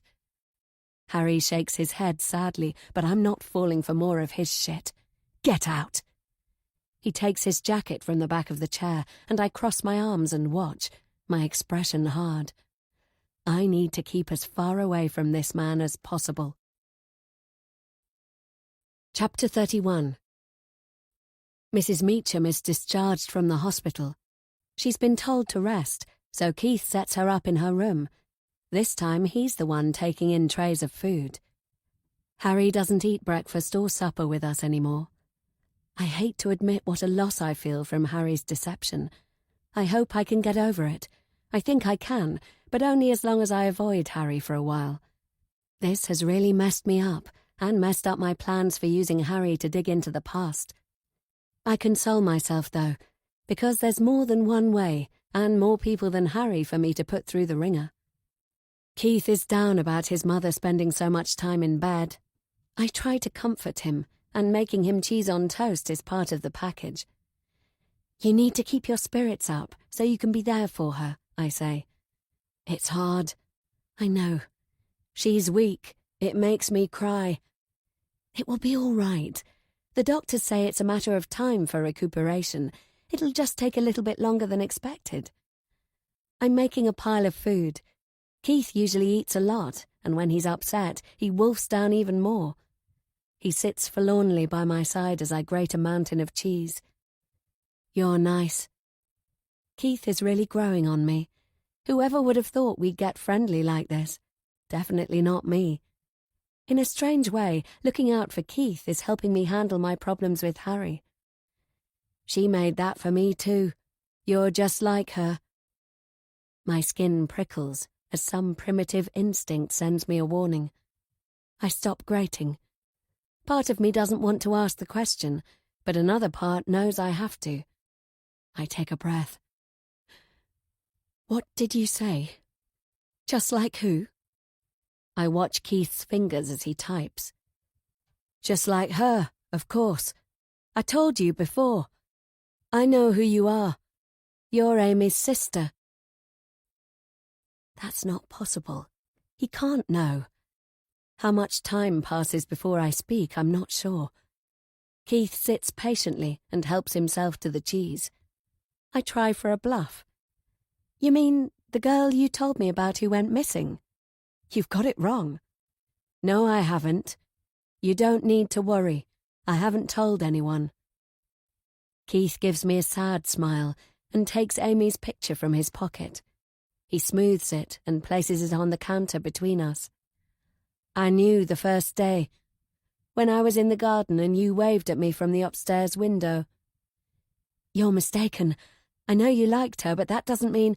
Why are you pretending? I know you're Amy's sister. Keith places his hand over his heart, and I realize there's no point denying it. How?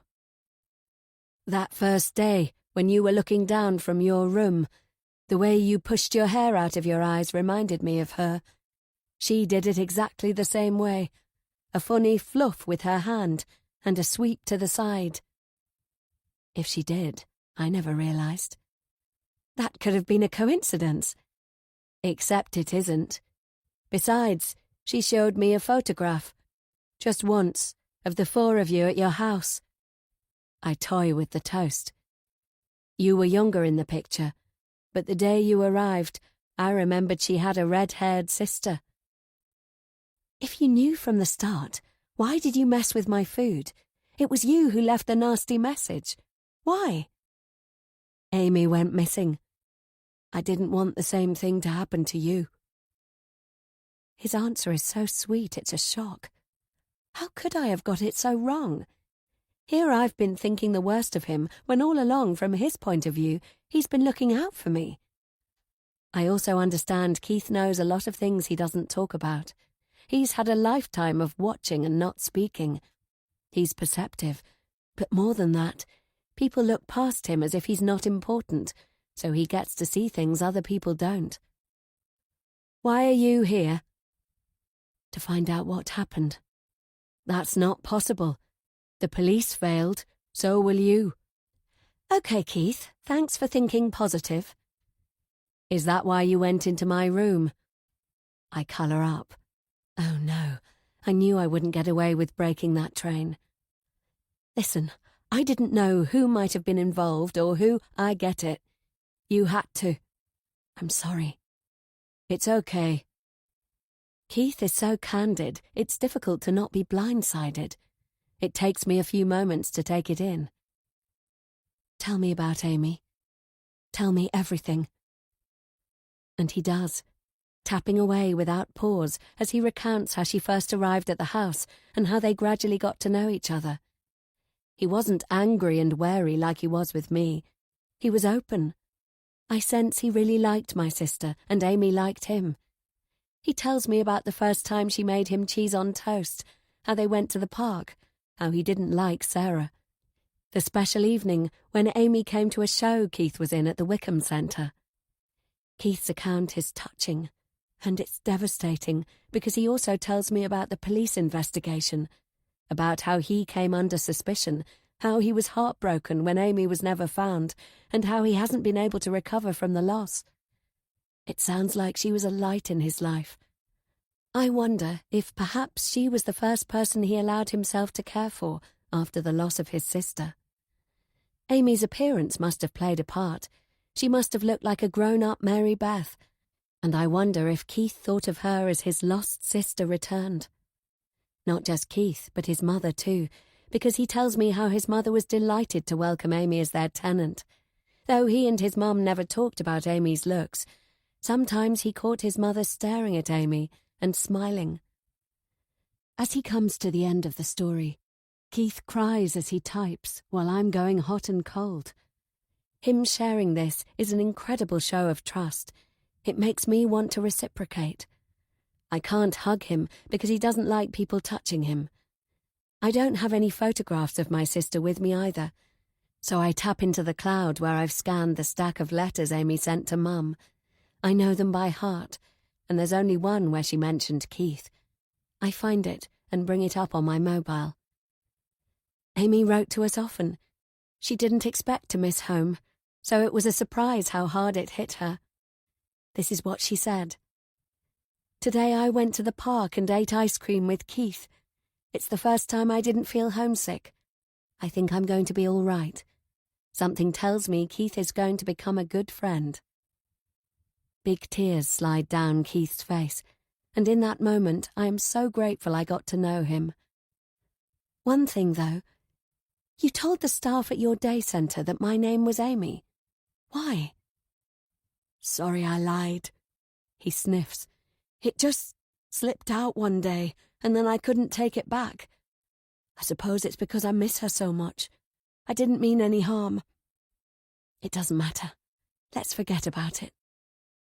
Keith's shoulders shake as he takes a big breath and blows his nose. Have you any idea what happened to her? Of course he doesn't. If he'd have known anything, he'd have told the police. That was the day I showed her a painting I did of Mary Beth. Uncle never liked me painting my sister. My skin prickles. It's too much of a coincidence they both went missing on the same day. There has to be a connection. Keith shrugs. How can there be? Did they get on? Did he like her? Did Amy avoid him? Uncle and Aunt were here a few times when Mum wasn't feeling well. Amy talked to them both. And it was normal. Amy was relaxed. Yes. What was wrong with your mum? Mum got confused between Amy and Mary Beth. Not all the time, just sometimes. Amy thought she was bad for Mum, but Auntie didn't agree. She thought it was good for Mum having Amy around. What did you think? I agreed with Auntie. Can I see your painting? Keith nods, and then he holds the screen out for me to see. I think it might have scared Amy. Chapter 32. After Keith has gone to bed, it's impossible to sleep. Keith's right. His painting of Mary Beth, which he keeps hidden in the shed, is scary. But I don't see how there can be a connection with Amy's disappearance. I creep into the lounge and curl up on the sofa. It's times like this I really miss my dad. He and I kept each other going through the bad years. My thoughts turn to Mary Beth. What were the chances of a girl with the same looks as Mary Beth coming to this house as a lodger? It's amazing. I've done my research, and the newspaper archives confirm the driver who killed Mary Beth got away with it. The car mounted the pavement and ploughed into Keith, his sister, and Mrs. Meacham. The police were never able to identify the person responsible. I'm hugging the cushion and drifting off into memories of Amy when my phone buzzes. One glance tells me it's a message from Harry. I'm about to delete it when I catch the words. They're like a douse of icy water. Sarah has taken an overdose. I call a taxi and race to the hospital. Harry is outside accident and emergency. Apparently, Sarah was wheeled into a cubicle about an hour ago. Harry tells me she's had her stomach pumped and she's unconscious. That's all the nurses have told him. I grab his shoulders. What the hell happened? She sent me a message. I called the police and got there the same time they did. They had to break a window to get in. A stretcher goes past, carrying a woman whose head is covered in blood. Harry gulps. The message said she couldn't live without me. I just knew she was going to do something dreadful. Oh my God. Why? That's crazy.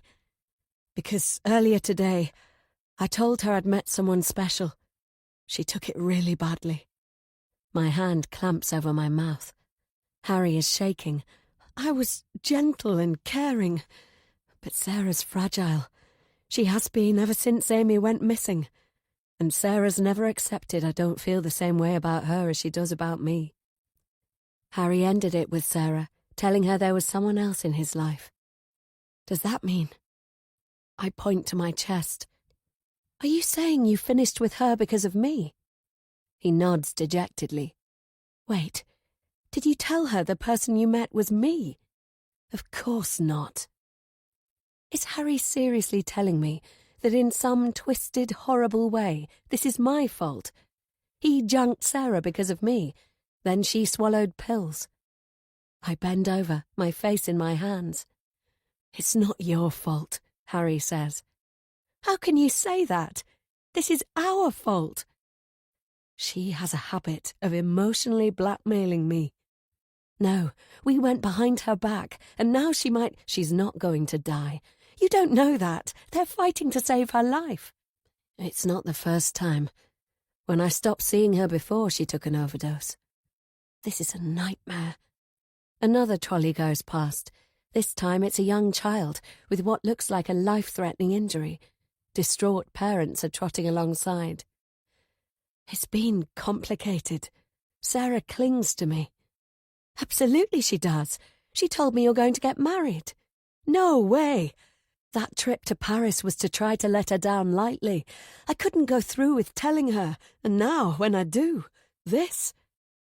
Harry makes a strangled sound. I stop short of telling him she wants to have his baby. But I know she does, and that's enough to tell me Sarah really loves this man. I care for her, yes, but the rest she's making up, it's in her head. Harry's expression is stricken. Is it true? Has Harry never been able to end it with Sarah because it pushes her over the edge? But this time, he was prepared to take the risk because of how he feels about me. Chapter 33. When Sarah regains consciousness, I'm at the hospital. Harry has gone home. I was glad he left because it gave me space to try to think. I'm in turmoil, and I've spent hours pacing the corridor. How should I feel about him now? Will it be possible for me to carry on with Harry without damaging Sarah? I can't deny how hard I've fallen for him. I'm on my millionth cup of vending machine hot chocolate by the time the nurses let me see her. She's propped up on pillows, and her eyes are red and puffy. Please don't be cross with me, she whispers. I take her hands. Of course I'm not cross. I couldn't help it. She reaches for a tissue. You scared me, I say. Everything went bleak. Harry doesn't want to be with me anymore. You should have called. We could have talked. I couldn't. It felt too awful. The smell of hospital sheets wafts towards me. I'm not sure what to say. It's definitely not the right time to come clean about Harry. Is he here? She asks. There's a note of hope in her voice, and it cuts me in two. Harry's been here ever since you were brought in. We didn't know when you'd come round. Or if. I smoothed the covers. He popped home for a change of clothes. It's a lie. Harry was exhausted, and he'd had enough of drowning in his own guilt. He's had enough of babysitting Sarah, too. With Sarah being so helpless, I understand why Harry hasn't severed ties. She's too vulnerable. It would be like deliberately wounding a baby animal. I haven't got it in me, and I suppose he hasn't either. There's been something I've wanted to tell you, but I was frightened how you'd react, Sarah says. I'm pretty emotionally wrung out, and I'm dreading what she's going to say. But I dig deep, because this woman was my sister's best friend, and she's been so kind to me and my family. It's okay, Sarah. Nothing you say is going to make me cross, if that's what you think. She's twisting the edge of the sheets in her hands. I brace myself, because it's clear she's working up to tell me something momentous. Being with Harry felt like such a betrayal. It's late, and I'm exhausted. What does she mean? I'm the one who betrayed her by going behind her back. I don't understand. It was stronger than the two of us. Sarah, I don't know what you're talking about. You're going to have to spell it out for me. She sobs. Me and Harry being together felt like a betrayal of your sister. Me, Harry and Amy were friends. When he and I got together, it felt wrong. All twisted and dirty and wrong. Poor Sarah. Has she been torturing herself all this time? How can it be wrong? My sister would have wanted you to be happy. Tears streamed down her face. Thank you, Fiona, for saying that. It means everything. She sags like a broken bird, and I reach out to give her a hug. Chapter 34. I decide not to tell Keith the truth about Sarah and tell him instead she's been taken ill. Then I discovered I needn't have bothered. Keith knows all about Sarah's previous attempt, and he astutely guesses this is what happened a second time. Once he challenges me, I don't deny it. For the past few days, there's been a truce between me and Harry. I don't want to think about how much I've allowed him to mean to me. But I know I can't keep denying it. Whenever Harry walks into the room, my heart hammers. He comes for breakfast again now and sometimes for supper, but he never stays long. Today, after supper, Keith sits patiently waiting for me to finish the washing up. Harry has already left. They're keeping Sarah in the hospital for psychological assessment. What will happen once she goes home? There's an unspoken expectation on her part. Harry will look after her. I'm sure he will. After all, how could he not? That's why Harry and I are keeping our distance. It's just too complicated to do anything else. I dry my hands on a tea towel. Your mum is better. She went into the garden. Yes, she's stronger. She wants to go back to the bookstore. It might be a bit early for that. That's what I thought. How about a hot chocolate before bedtime? I showed you the one of Mary Beth, but did I tell you I've a painting on the go? It's of your sister. Maybe you've seen it already. I'm not sure what to say because of course he knows I have. Would you like me to show you? Yes, please. I follow him to his room. He's made a lot of progress, and Amy is even more captivating than before. I love it. Better than the one of Mary Beth? Don't answer that. I know Mary Beth's one is shocking. That's an understatement, but I decide not to go there. You've captured her beautifully, I say. I know that expression. Amy had it when she was daydreaming.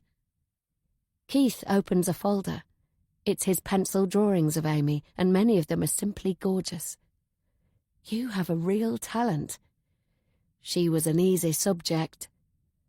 I pick out a favourite, in which Amy's hair falls in waves, framing her face, and there's a half smile on her lips. Is she thinking of home? About me and Mum and Dad? I doubt it, and I hope not. I hope she was thinking about something much better than us. You shouldn't be so modest. These are wonderful. Thanks. You seemed a bit down. I suppose it's not easy trying to find the truth. I wanted to cheer you up. You have. It's hard searching for answers, but equally as hard knowing I've messed up Sarah's life. You told me you didn't get on with Sarah. I didn't. Amy spent too much time with her. How well do you know her? Enough to not like her. Sarah told me she, Harry and Amy had a nice friendship. Nights out, dancing and drinking, and picnics and walks on the moors. He shrugs. It wasn't only friendship. Amy liked Harry, and Harry liked Amy. Liked? In what way? The same way you like each other. The same way we like each other? You know what I mean. So much for me and Harry believing we'd kept Keith in the dark. I'd assumed Keith didn't know about our romance. But if something was going on between Harry and Amy, that's a revelation in a league of its own. An uncomfortable feeling settles in my gut. Chapter 35. There's only one way to find out, and this has to be done face to face, so I'll know if Harry lies to me. How do I get to Harry's cottage? At this time of night, only by taxi. Why don't you wait until Harry comes here? I've a question about Amy. It's urgent. By phone? No, I have to see his face. In case he's lying. I'm not sure how to answer, because Keith thinks the world of Harry, and there's no way I'm risking bursting that bubble, not without evidence. Not exactly. Don't worry, I'm not offended. You can tell a lot by someone's expression. Make sure you wrap up warm. It's freezing on the moors after dark. Thanks, Keith. I'll be back soon. I've been to the lookout post. I can do this, though part of me thinks I'm mad. The taxi driver chats all the way, and I and ah in response. My teeth are chattering, and it's not from the cold. Maybe this is too ambitious. It's probably not possible to confront phobias in 2 goes. What if I freeze or panic? Come on, you can handle it. The cottage sits on the edge of the moors. It's definitely remote. The cab driver reminds me there's no signal out here, and he points out the obvious, that no other houses are nearby.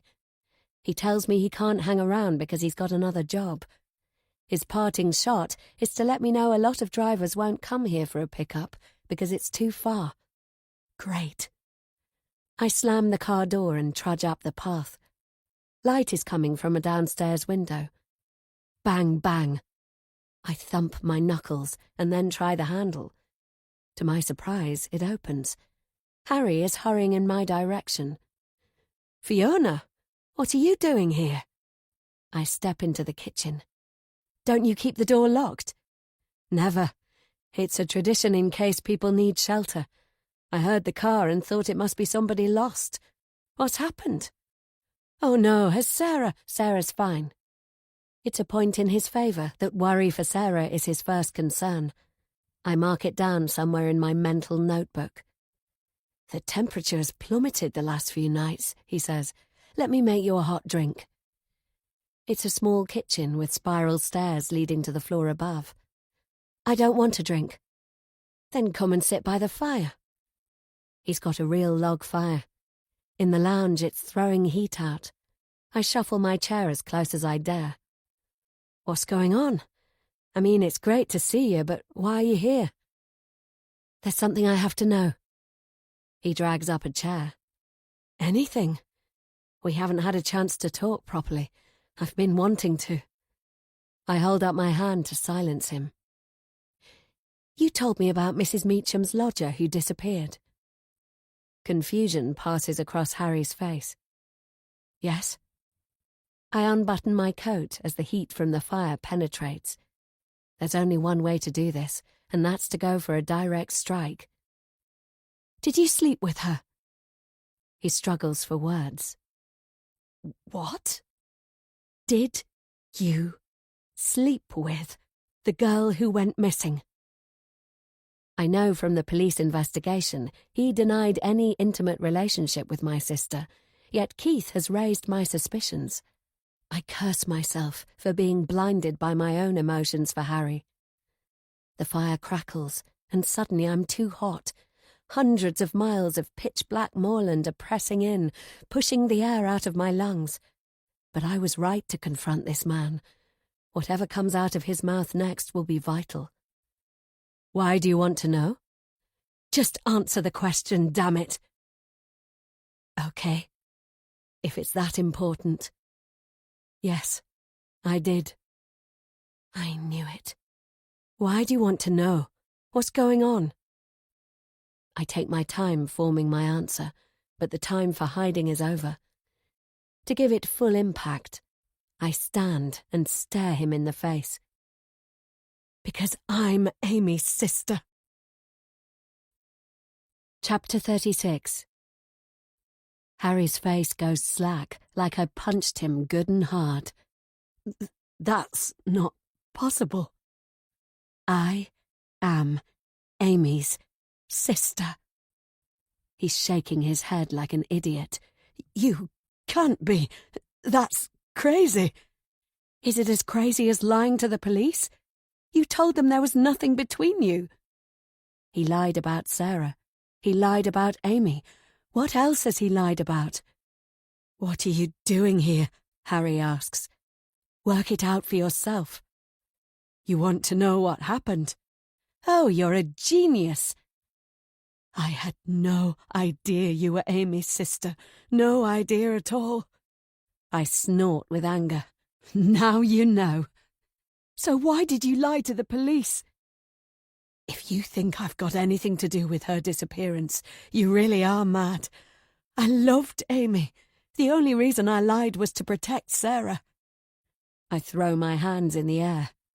"More like you did it to protect yourself." "Let's stay calm. Don't patronize me." You can't imagine what it was like. Officers were all over us, searching our homes, dragging us in for questioning, making us feel guilty, especially the guys. I already felt bad, and they made me feel 1,000,000 times worse. Harry paces to a drink shelf at the back of the room. He grabs a bottle, pours himself a generous dose, and tosses it back. "They DNA swabbed this place. I already told them she'd been here.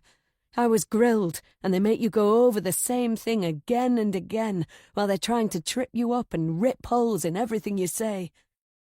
There was this one detective who wouldn't get his claws out of us, going on and on about Amy and Dad. Mum almost cracked." He pours another down his gullet and wipes his mouth with the back of his hand. "That's why I lied and said we weren't together. If I hadn't, they would have destroyed me. I loved Amy. Once she graduated, we were going to get married." I'm reeling. The heat in the room bashes against my forehead and I grit my teeth. "What?" "You didn't know?"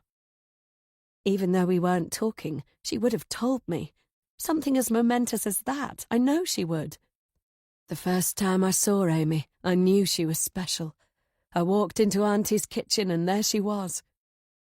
He stares into the distance as if he can see it happening in front of his eyes. There's a long pause. "Like with you," he says. "Shut up!" I shout as loudly as I can, but it doesn't stop him. The attraction was electric between us, exactly the same as it is with you. I knew there was something different about you. Something, I don't know, familiar. Now it makes sense. My breath comes in gasps. "No." "Sit down, Fiona, before you fall down." I try to push him away, except I haven't got the strength. He guides me to the chair, and I let him because my knees have given in and I don't want to end up on the floor. This is too much. How could Amy feel the same way about Harry as I do? "Shut up, Harry. I don't want to know more. You've got to, otherwise you'll never trust me. It's too late for that. We kept it to ourselves because Amy didn't want to hurt Sarah's feelings. Perhaps Sarah was a bit fragile even then, I don't know. The two of them teamed up early on, and Sarah didn't have any friends apart from Amy. Amy said it wouldn't be fair to leave Sarah on her own. I went along with it. We pretended to be 3 good friends. That doesn't make sense. We went out in the evenings. We did day trips. We hung out together. But why? With Sarah's looks, she must have had loads of men running after her. She didn't need to be alone. Sarah gets a lot of attention, and that's the problem. I got to know her. She feels like a piece of meat, and men aren't in the slightest interested in who she is. They're only interested in sex. Amy told me Sarah had a bad experience when she was younger. After that, Sarah only wanted a long-term relationship. My head is spinning. Is this a pack of lies? If I'm honest, keeping it secret made it exciting. We kept Aunt and Keith in the dark too, so word didn't somehow get around to Sarah. He runs his hand through his hair. Would you like a drink? No. He pours himself another. That's his third. It blows my mind you're her sister. As he reaches for my hand, I snatch it away. We feel the same way, he says. I can see it in your eyes. I feel it in here. He touches his chest, and there's no point denying it. Sarah, Amy, they don't make any difference. It's you and me who matter in the here and now. What we have is too strong, too precious. I need to get out of here. Where's the landline? Please don't go. You can't stop me. I won't, just please listen. Where is it? He shows me. My hands tremble as I keep one eye on him and desperately dial a cab. There's no way I'm staying. Did he attack Amy? What if he attacks me? And I don't want Harry to offer to drive, with alcohol swirling around his system. What if he crashes the car, maybe deliberately? You don't have to leave, Harry says. The taxi controller is pessimistic about finding anyone willing to do the run. While I hang on, I try not to panic. I've almost given up hope by the time he comes back on the line. Yes? I sound desperate, and I don't care. I've no dignity left, just my instinct for survival. I need to get as far away from Harry as possible. Okay, love, I've got somebody. He'll be there in 20 minutes. Thank you so much. 20 minutes. I can manage that. I lock myself in the toilet and spend as long as possible before going back to the lounge. Harry is contemplating the fire. I zone out as he reminisces about my sister. When the cab pulls up outside, I'm out the door like a shot. I can't help feeling it's a lucky escape. Chapter 37. Amy, 2019. Saying goodbye to my family breaks my heart. I knew Mum's tears would flow, but I was desperately hoping mine wouldn't. I squeezed them in. Mum's got cancer. She's optimistic about recovery, and she says she doesn't want me to miss out on my chance. She wants me to go to university. I've wanted to get away all my life, but leaving Mum is the hardest thing I've ever done. The chemotherapy makes her weak. She hangs onto the doorway as she waves goodbye, and I try to keep smiling. My sister Fiona is by her side. I know I can rely on Fee to look after them. She's strong, though I don't think she realises that. The problem is she's headstrong and impulsive. Dad's the only one she listens to, and because I'm the oldest, she resents me a ton. Fee ruined my special evening. Right now we're not talking, though I won't be able to hold out for long. Once I've settled in, I'll get in touch and make peace. Fee can be a pain, but I'm going to miss her. Dad drives me to the station. As the train pulls away and he's left on the platform, I can't hold the tears in any longer. I sob. How embarrassing. Me, the one who spent her life dreaming of getting away and seeing the world. But Mum being ill has been a shocker, and I remind myself we never travelled much as a family, just a caravan once a year at the seaside. I'm going to make them proud, and I'm going to be brave and independent and resourceful, just like they taught me. When I arrive at my rental, a woman about the age of my mother answers the door. I'm presuming it's my landlady, Mrs. Meacham. We spoke on the phone, but this is the first time we've met. Mrs. Meacham sucks in a gasp, and I've the impression I've given her the shock of her life. Anyone would think I'd arrived on the wrong day, but it's all been organised through the rental agency. There shouldn't be any surprises. Hello, I'm Amy Waterson. I'm here for the room. I think you're expecting me. She pulls her jumper close to her as the seconds pass. I feel so awkward. My palms are sweating. An odd expression is stuck on her face. She stares as I stand on the doorstep like an idiot, clutching the handle of my suitcase. Have I made a mistake and got the wrong address? Yes, of course. You're Amy. How silly of me. Come through. We've been looking forward to meeting you. A young man hides behind Mrs. Meacham's shoulder. Dad helped me with the arrangements, so I know she has an adult son, Keith, who doesn't speak.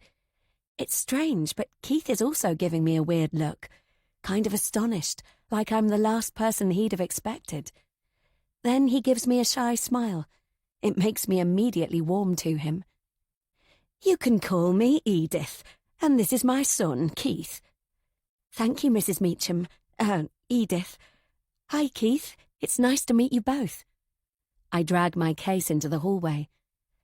Let's sit in the kitchen and have a cup of tea, Edith says. Leave your suitcase here, dear. It looks heavy. Keith can take it up later. Once the landlady recovers from finding me at her door, we get on really well, which is a relief. Edith is as homely as I imagined, though she's got a fragility about her, which is odd, given she's not that old. Keith is like a big teddy bear.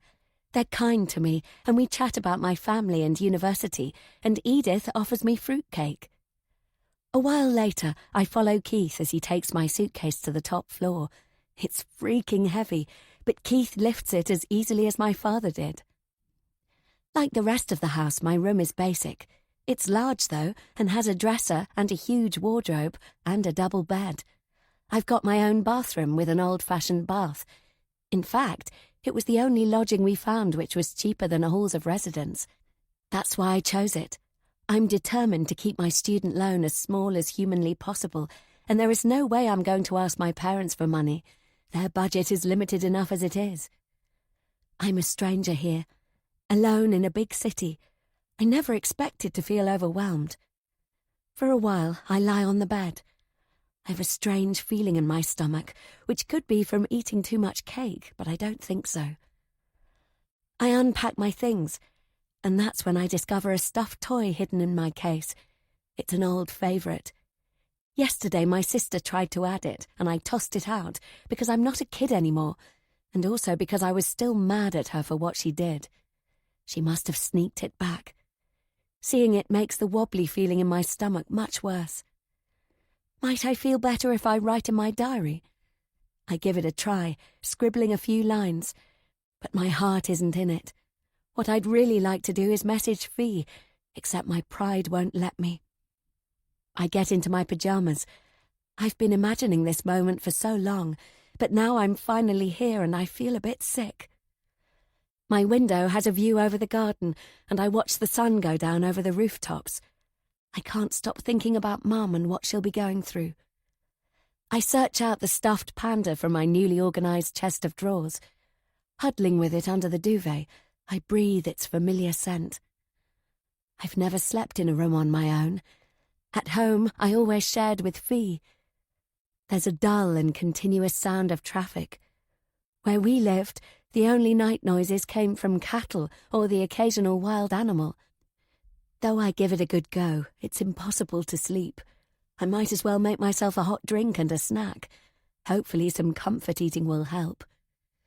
The landing and staircase creak like crazy as I tiptoe downstairs. It's late, and I don't want to disturb Edith and Keith, so I make tea and toast as quietly as I can, heartened a little as I remember how Keith typed out for me that it was his toaster and he'd be really pleased to share it with me. The kitchen is drafty, so I carry my snack along the corridor to the lounge and inch open the door. "Oh," I say. The mug is balanced on my plate and it slides dangerously to the side. "Sorry, dear. Did I startle you?" Edith is in her chair. She's fully dressed, not in pyjamas like me. "I wasn't expecting anyone to be up." I eye the sofa. "Do you prefer to be alone?" She tuts. "Like I told you, I want you to make yourself at home." The word home brings a lump to my throat. I try really hard to swallow it down, but I can't manage it. Within seconds, I'm blubbering like a baby. "I don't know what's wrong with me. I feel dreadful." I'd expected to be excited, or at least happy. Instead, I feel hollow and sick. Before it ends up on the floor, Edith salvages my snack and puts it on the coffee table. She makes sympathetic noises, which makes me sob even harder. "You're not the first student to suffer from homesickness." That's what this wretched feeling is. Impossible. I've spent my teenage years desperate to leave. Yet I know she's right, because all I want to do is curl up and go home. She passes over a box of tissues. "Sometimes it affects the people you'd least expect. Why don't you call your parents?" I'm desperate to hear their voices, but I can't wake them. All for me being homesick. No way. My parents have got enough to deal with, and Dad always has to get up so early to see to the animals. And imagine if news got around the village I'd not even managed 24 hours alone. It would be the ultimate embarrassment. I have absolutely got to pull myself together. I slouch into the corner of the sofa. It would make them worry. It might, but they wouldn't want you to be sad either. "I'll be okay," I say, as I blow my nose. Edith gives me a sympathetic pat on the knee. "Let me show you something," she says. She fetches a photograph from a display at the back of the room, gazing at it for a while before handing it to me. "My children, Mary Beth and Keith." Keith is maybe 5 years old and dressed in a red jumper. His sister is younger. I blink hard to get rid of the tears and to make sure my mind isn't playing tricks. Edith places one hand at her throat.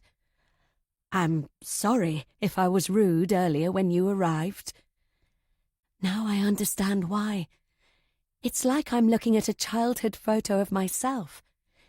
Edith's daughter has dark hair and green eyes like me, but there's much more to the similarity. She's just like I was at her age. Edith swallows. "I wasn't expecting." The resemblance is uncanny, and it's difficult to drag my eyes away. "I wasn't expecting you to be so much like my daughter. I lost her, you see, in a terrible accident. Mary Beth was only 3 when it happened." "I'm so sorry." "When I opened the door this afternoon, it was like she'd come home." The words die in my throat. I have absolutely no idea how to respond. That her daughter died is dreadful. But won't it be strange, living in the house of a dead girl who looks like me? I rub my arms. Suddenly I'm cold and I want to go back to bed. "I'm glad you've come to stay with us." I nod and sniff, as if in agreement. Edith and Keith are sweet, and it's not their fault, nor mine. I look like their long-lost Mary Beth come back to life. But I can't help the creepy feeling crawling its way up my spine that makes me want to run away. Chapter 38. It's always easy to pick out your mistakes in hindsight. We thought me arriving on a Friday was a good idea because it would give me the weekend to settle in. As it is, feeling the way I do, having 2 whole days to fill on my own is like climbing Mount Everest. I'm haunted by images of Mum and Dad on the farm, and Fee. "Come on, get your act together. This isn't you." It's true. At home, I'm the one up at the crack of dawn with Dad. When I was little, I talked all the time about wanting to be an explorer, and I've a secret list of places in the world that I want to visit. I can't let homesickness get the better of me. I fight off the urge to stay under the duvet. Instead, I'll explore the city. First stop, the centre of town. Plus, I need to be practical and find a supermarket to replenish Keith's bread supply, which he's generously been sharing with me, and do a proper grocery shop. I spend the day exploring the sights, window shopping, and working out the bus system. It keeps me occupied, and I feel better. It's a lovely city with parks and waterways, and I know I'll enjoy living here once I find my feet. It's early evening by the time I get back. I've stocked up on groceries, and the bags are cutting into my hands as I stagger to the kitchen. I think Keith heard, because he soon joins me. "Hi, I got some supplies," I say, waving the pack of bread. "As a thank you for sharing your food, I wondered about making pancakes." Keith settles at the table with his laptop. "Do you like pancakes?" I ask. He taps out his answer. "Yes, but I've never made them." "We can make them together." I put away my shopping and then sort the ingredients for the pancakes. Keith has an apron which he gets from the cupboard and carefully ties around himself. He then offers me his mother's apron so seriously that I accept it because I don't want to hurt his feelings. We measure flour and sugar and mix in the eggs. Keith loves it. I chat about my day and he taps out messages. He tells me he often walks in the park and he'd like to take me when I have time. He's such easy company that the knot in my stomach, which has been there since I arrived, loosens a tad. Okay, so the Mary Beth situation is complicated, but getting to know Keith will be nice. The best part is the flipping of the pancakes. It's a sizzling hot pan, which makes me protective of Keith, though it's soon clear he's much better at it than I am. We take turns, and mine are disasters, which gives Keith a lot to laugh about. For the first time since I arrived, I smile. I didn't hear the bell, so it's a bit of a shock when I turn, and someone I've never seen before is standing by the door, watching. He's about my age, with a chiselled chin and tousled hair. His looks are striking. "Hello," he says. It must be usual for this person to walk in, because Keith is beaming enthusiastically. I'm immediately conscious I'm wearing Edith's apron, which isn't flattering. Though I tied my hair back, half of it's now falling in my face, and probably there's a streak of flour, or worse, on my cheeks. "I'm Harry, Keith's cousin." "Nice to meet you," I say. "You look like you're having fun," Harry says. Harry's looks are so distracting, my mind won't work properly. "We're making pancakes," I say. It's an obvious remark. Harry seems to find it funny. "I can see that. They smell scrummy. Got any spare?" Keith is gesticulating for his cousin to have a go with the flipping. Harry comes in between the two of us by the stove. I'm squashed in the corner, with Harry's elbow practically touching mine. I can't shuffle away, since I'm the one who pours out the batter, and to be honest, I don't want to move. Harry's arm brushes mine again. This guy is so hot. The hammering of my heart makes me breathless. In the time it takes for Harry's pancake to cook on one side, I'm sure I'm red as a beetroot. "Hey, there we go," Harry says as he tosses it in the air. His pancake flops onto the stove, and Keith dissolves into laughter. "I bet you did better than that," Harry says. "We had more practice," I say, unwilling to let on most of my efforts weren't much better than his. Keith is the expert. We've soon got a loaded plateful, and Harry shouts down the hallway for Edith to join us. He's at home here, and I guess he must have a key, which is why I didn't hear the bell. The four of us sit around the table and dig in. Harry chats non-stop to his aunt, while I try not to stare. I've never met anyone like him before. Harry's voice, his looks, and how relaxed and easygoing he is. Everything about him is wonderful. The sudden excitement and attraction are a heady cocktail. It's like I'm giddy. When Harry asks me about myself, it's hard to get the words out. I'm delighted he's interested, and astonished too. The way his eyes dance as he looks at me makes my insides flip. That night, the homesickness is still there, and I dream about the farm, but also about the city and about Harry. I knew coming here would mean adventure and everything new. But Harry, he's unexpected, fresh and full of positive vibes. And he's drop-dead gorgeous. He's like the person I've always longed to meet. And I wonder, is this what they call love at first sight? Chapter 39. On Sunday, I lie in for a few hours, and then I text Fee. I wanted to tell her about Harry, but she doesn't reply. She always does this after we argue. She cuts herself off, as if I'm the one to blame when it's usually her fault. I don't want to text Dad, because he'll be busy working, so instead I go for a run. Running always helps clear my thoughts, and it's my go-to for dealing with stuff like exam anxiety, so hopefully it will work for homesickness. I've not yet worked out the best places to go, but I pound the pavements for an hour. Plenty of people are doing the same, and though it doesn't lift my mood like I hoped, it eases my mind. After I've showered, I occupy myself writing a letter home.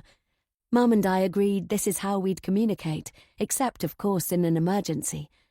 Mum said she'd enjoy reading my letters before her treatments, and it would give her something to focus on, whereas a phone call might come at a time when she wasn't feeling good. I tell her about the house and my landlady, and though I tell her Mrs. Meacham lost a daughter, I don't mention Mary Beth is my spitting image. I don't want them to sense my unease, they'd only worry. When I wander downstairs, an enticing scent of home baking drifts from the kitchen. Edith prepares meals for herself and Keith, and she's offered to include me. She even told me how much she would enjoy cooking for the three of us. I've taken her up on her offer. The only awkward thing is she's refused to accept me contributing on the money side, but I'm hoping I can make up for it by doing jobs around the house. The kitchen is warm, which means the oven must have been going full blast. Keith sits at his usual place at the table. He gives me a grin. "Happy first weekend," Keith types on his screen. "Thanks, that smells lovely," I say. "I hope you're hungry," Edith says. "It's about ready." She exchanges a glance with Keith and his grin widens. There's something conspiratorial going on. Does it mean she's made one of Keith's favourites? He's already told me a whole list of what he likes. Macaroni cheese, shepherd's pie, toad in the hole to mention a few. He's also told me his mum is a good cook, far better than me, I'm sure. If I was sorting meals for myself, I'd probably be living on pasta. "How is your day going?" "I went for a run. Then I had a shower, did some stretching exercises, and wrote home." "I'm sorry you're still feeling bad," Edith says. "It's best to keep occupied. Don't worry, it will pass." I guess my melancholy expression has given me away. I slump at the table. Edith opens the oven door. Inside is a dish that's bubbling with what looks like cauliflower cheese. My mouth waters. "Help yourself," Edith says, "but leave space because I've got a surprise for pudding." She's made a dessert as well. I'm definitely going to do some cleaning to say thank you. Keith shovels food onto his plate, and the amount astonishes me. "Are you all set for the big day tomorrow?" Edith asks. I'm gripped by a stab of nerves. I think so. I'm studying psychology, and I tell her the subjects I've chosen for this term and my lecture timetable for the week. Edith is kind enough to check I know which bus I need to take and how long it will take me to get to the university. Once we're done, I clear the table, stacking the plates in the sink. There's no dishwasher, so I'm planning to start on the washing up. "Leave that until later. Come and sit down, dear." Edith pulls out my chair, and she gives Keith another conspiratorial glance. What's going on? I was going to do the washing up. "It can wait. We've got a little surprise. Come and sit down and close your eyes." I'm not sure how to take this, but Edith and Keith are both grinning. I take my time, drying my hands on a towel before I retake my seat. There is something odd about Edith's tone, and I feel a twinge of anxiety. But hey, against the odds, I'm functioning and still standing, and that's mostly thanks to their kindness. If they've a surprise for me, I don't want to spoil it. I shuffle my chair closer to the table. Okay, this is unexpected. Edith claps her hands. Now, close your eyes, and I'll tell you when to open them. There are scuffling noises and the swoosh of something being slid onto the table. Keith giggles. It takes all my effort to keep my lid squeezed shut. Ta-da! You can open them now, Edith says. Sitting in front of me is a monstrous cake, smothered in pink icing and silver sugar balls. There are no candles, but it looks like a cake you'd make for a child's birthday. It's our favourite. I made it to celebrate you coming to us. Our favourite? You're not seriously telling me a grown woman and her adult son prefer a pink cake fit for a little ballerina? No, this is not their favourite, but I'm willing to bet it was Mary Beth's. The warm atmosphere of the kitchen evaporates, and I try not to look as uncomfortable as I feel. I'm in a room with two people who are desperate for me to take the place of someone they love. But that's not who I am. It's not what I'm here for. Yet I don't want to be nasty. They've been so kind to me, and they know I'm feeling down. It's, lovely. The decoration took me half the afternoon, and I enjoyed every moment, Edith says. Would the birthday girl like to cut the cake? My voice has a nervous edge to it. I'm not the birthday girl, Edith. She covers her mouth with her hand. How silly of me. That's not what I meant. It's only an expression. Keith hands me the knife, and his eyes are so doe-like and imploring that there's nothing else I can do except cut the thing and hand out 3 slices. Edith and Keith tuck in, making appreciative noises and licking their lips. It's as if I've made them the happiest it's possible to be. But the room has closed in on me, cloyed with food scents, and suddenly claustrophobic. Maybe the cake is delicious. I have no idea, because I can't taste a thing. I put each piece in my mouth, as if it's laced with poison. Chapter 40. For my first day at university, I'm a wreck. It took me ages to sleep last night because I couldn't stop thinking about the pink cake and how eager they were for me to enjoy it. Then I woke late, so my hair isn't like I wanted it to be, and I didn't have time for breakfast because I had to rush for my bus. As I arrive at the university gates, I'm in a panic. Everything looks different from when I visited months ago for their open day. The buildings all look the same, and I can't find my way to the psychology department. I arrive at the amphitheatre in a rush. Plenty of students are pushing their way in at the last minute. Somebody jostles me. There's a thump, and my bag slips off my shoulder and lands on the floor. "Hey, be careful!" I shout, but they're forging ahead to grab a seat. In my rush this morning, I must have forgotten to fasten my bag, and my things spill onto the floor. Somebody treads on my new notebook and apologizes. Somebody else skirts around. A folder has let fly a sheaf of papers, and I'm on my knees, scrambling to gather my things, pushing at people's legs to stop them trampling my stuff. I feel like a complete idiot. Do you need a hand? I smell the girl's perfume. My pens are rolling down the steps and she gathers them. I think that's all of them, she says. We both stand. She's beautiful, with the face of a model and glossy blonde hair tied in a high ponytail. She's the type to look effortlessly stunning. I push my hair out of my eyes, all too aware I'm a train wreck compared to her. Thanks. No problem. My name's Sarah. Amy. She leans closer to whisper. I don't know a single person here. Me neither. Let's get seats before there are none left. They must be about to start. That day, Sarah and I stick together. We've chosen the same topics, so we go to the same lectures. She's more nervous than I am, and it's nice to team up with her and find our way around together. Grabbing a sandwich for lunch, we eat in the courtyard where lots of people are hanging out. Sarah attracts admiring glances, and no wonder. She's wearing jeans and a sweatshirt, like me, except on her it's glamorous. One boy wanders over to chat to us, to chat to Sarah. His hair sticks up at the front, and it gives him a devilish look that's super attractive. Does he even notice I'm here? All I can do is watch the drama unfold. "Hi, I'm Darren." Sarah doesn't know how lucky she is to have guys like him being interested. Sarah cuts him a half glance. She's playing it cool. If that were me, I'd be blabbering like an idiot. "I saw you in the lecture," Darren says. "I was wondering if you're free for a drink."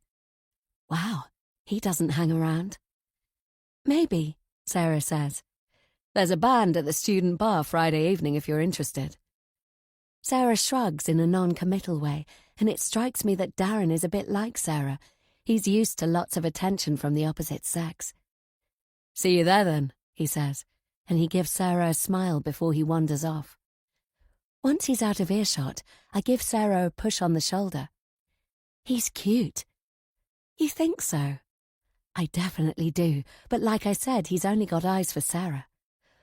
"All he wants is a hump in the sack," she says. "Sex and more sex." I thought he seemed nice. Guys are all the same. What hangs between their legs is what drives them. I wrinkle my nose. Even if Darren was mostly interested in sex, that's pretty normal. I pick at my sandwich. If he asked me out, I'd definitely say yes. A gig at the bar isn't asking me out. Besides, weirdos and perverts, they could be anyone, and you'd never know. I didn't get a negative vibe. "That's because you're too nice." Sarah leans to whisper in my ear. Sometimes I think I attract the psychos. Chapter 41. When I get home, Keith is waiting in the kitchen. Edith is there too, putting the finishing touches on supper, which smells divine. Actually, the way they react when I walk in, I'm guessing they've both been waiting for me to arrive and share my news. "How did your first day go?" "I've made a friend. Her name's Sarah." Meeting Sarah makes a difference. I've always thought of myself as fiercely independent, but now I know I'm the same as everyone else, and I need people. "I'm glad." The lectures today were interesting too. Sarah and I have chosen the same subjects. "What's she like?" "She's not shy, but she is quiet. I think she's pretty clever. She's got a wicked sense of humour too." "It sounds like the two of you have hit it off," Edith says. "That's nice." Keith probably didn't get many opportunities in life. Would he have liked to do what I'm doing? I don't want it to come across as if I'm bragging. That would be awful. "How was your day, Keith?" I ask. "Not as exciting as yours, but we did drama this afternoon. It's my favourite." "Okay, you like theatre?" "We're practising a play. I have a part where I mime." "Nice." "Keith's always in the end-of-year play," Edith says. "This year I designed the backdrop for the stage. We're painting it by hand." "I didn't realise you were artistic." "Come and sit down, dear. I hope you're hungry." "That smells wonderful." "Shepherd's pie with apple crumble for afters. I hope you like it." Keith and I are busy eating for the next few minutes, while Edith picks at her plate, as she usually does. "I was wondering if I could invite Sarah over this Saturday." "Of course," Edith says. "This is your home now. Though no overnight guests, please." "Can I meet her?" Edith pats her son's arm. "Sarah is Amy's new friend. We've got to let Amy have her privacy." "That's all right. Maybe you'd like to come for a walk with us, Keith. I'd like you to meet her." He nods enthusiastically. I really like Keith. He has such a sweet nature. "I'd like that. We could go to the park." I wipe at the corner of my mouth and wonder if I can fit in another portion. If I do, there won't be much space for afters. My appetite has returned for the first time since leaving the farm. Maybe I'm starting to find my feet. Freshers Week is a whirlwind of activity. Most of it is crazy fun, as the clubs compete for attracting us newbies, hosting lunches and games events and gigs in the evening. Sarah and I stick together. Maybe at the beginning it was from necessity, but by Friday we're firm friends. I joined the rowing club, which is something I've always wanted to try, though I discover Sarah's not into sports, but she has a sharp sense of humour and I enjoy her company. Each day, I hope Harry will call by. To my disappointment, he doesn't, and by Friday evening there's still no sign of him. As for my family, I had a letter from Mum, which buoyed me up. I messaged Fee again, but she still didn't reply, so I guess she's in a huff. She always does that, cuts me off because she thinks I'm still mad at her. On Friday evening it's drizzling as I slam the front door shut. The lights are off, so nobody is home, which is unusual. Shaking out my umbrella, I hang my coat and search for my slippers. And that's when I hear it. I stop and listen harder. It's a little girl's voice.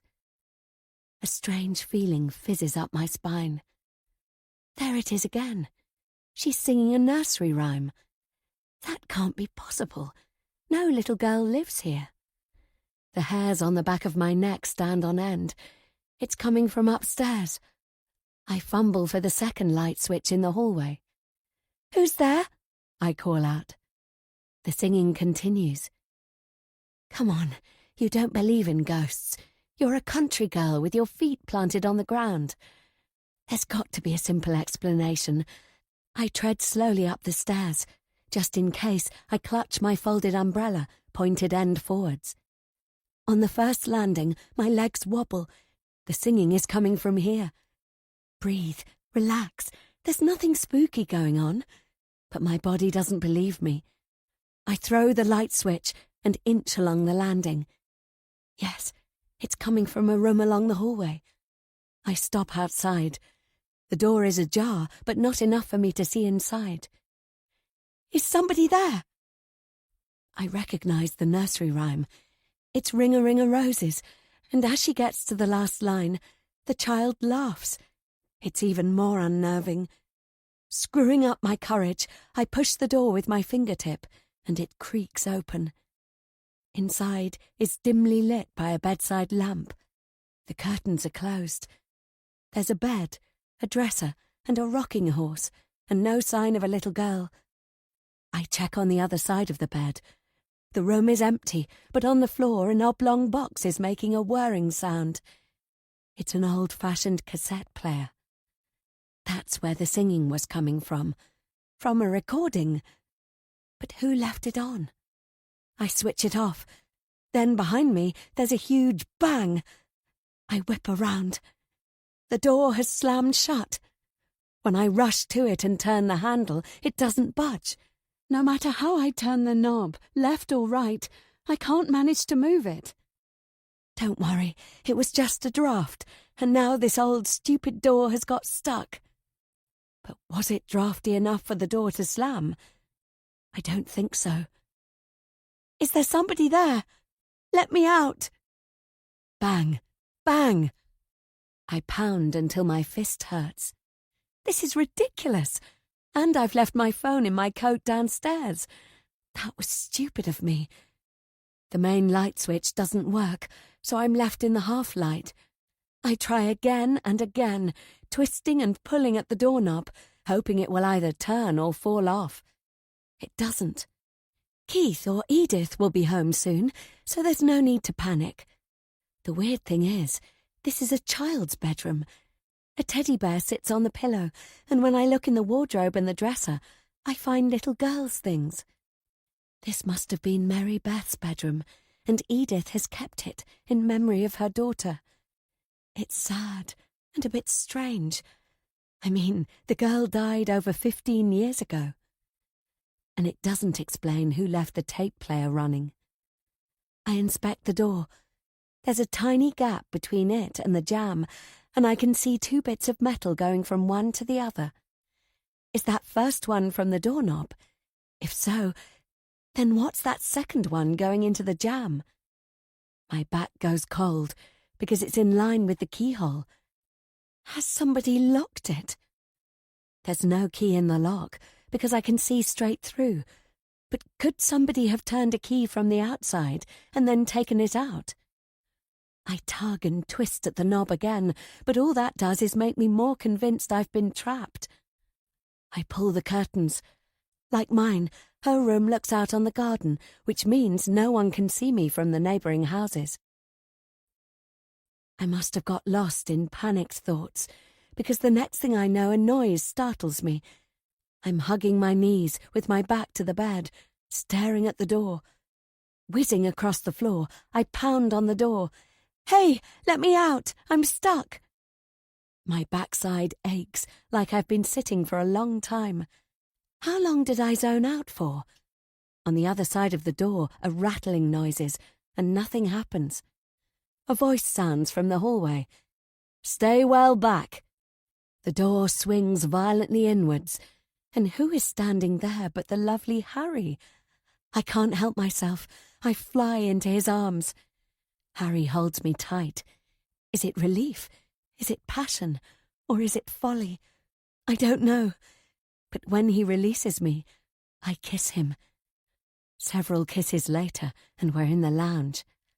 I thought about taking him to my room, but one thing would have led to another, and I'm not ready for that. Besides, I don't think it would be diplomatic for my landlady to find me making out with her nephew. I tell Harry what happened. "That room is like a shrine to Mary Beth," Harry says. "It's not healthy. My parents have told Aunt loads of times to redecorate. I don't have an explanation for the nursery rhyme. Maybe she went in there earlier and left it on by mistake." I suppose. Poor Edith. Strange how I couldn't budge the door, though. I tried everything. "It's old wood and warped. All it needed was a good shove." Before we left Mary Beth's room, we inspected the door and we tried to get Harry trapped inside like I had been. Strange thing was, it didn't stick a second time. But I guess he's right. "But an old door is my good luck," Harry said. "How so?" "You're the best thing that's happened to me for a long time." Is he being serious? Could it be possible he feels the same about me as I do about him? Keep your feet on the ground.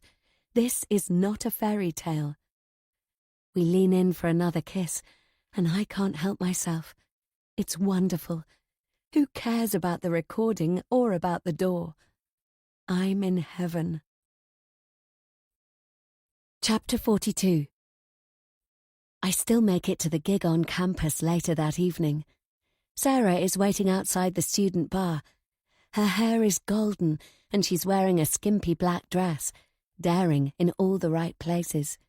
It's an outfit I'd never have the nerve to pull off, but Sarah wears it with ease. "Any sign of Darren?" I ask. Sarah rolls her eyes. "Let's hope not." I laugh.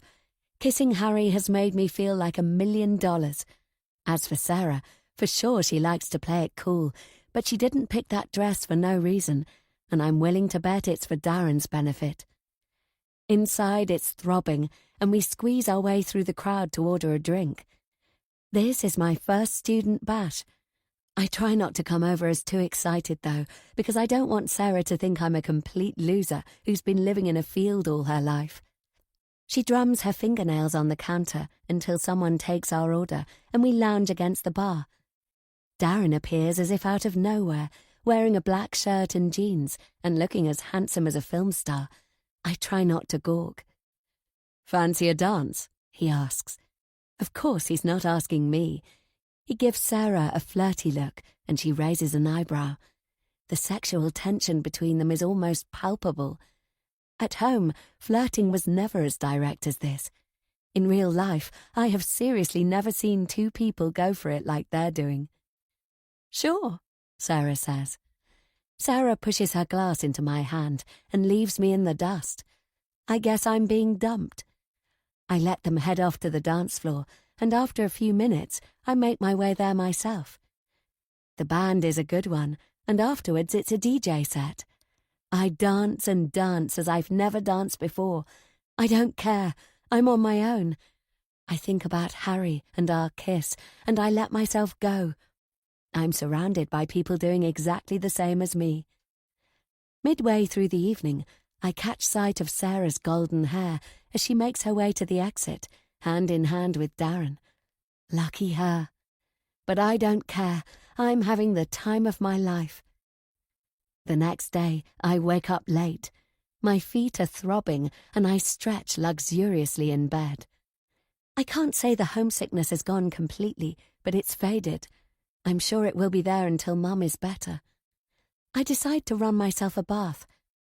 Sarah and I had organised to meet up for a walk later, although I'm not expecting her to turn up. She'll probably still be in bed with Darren, and good luck to her if she is. I pour in bubble bath, make the water as hot as I possibly can, and lie back for a soak.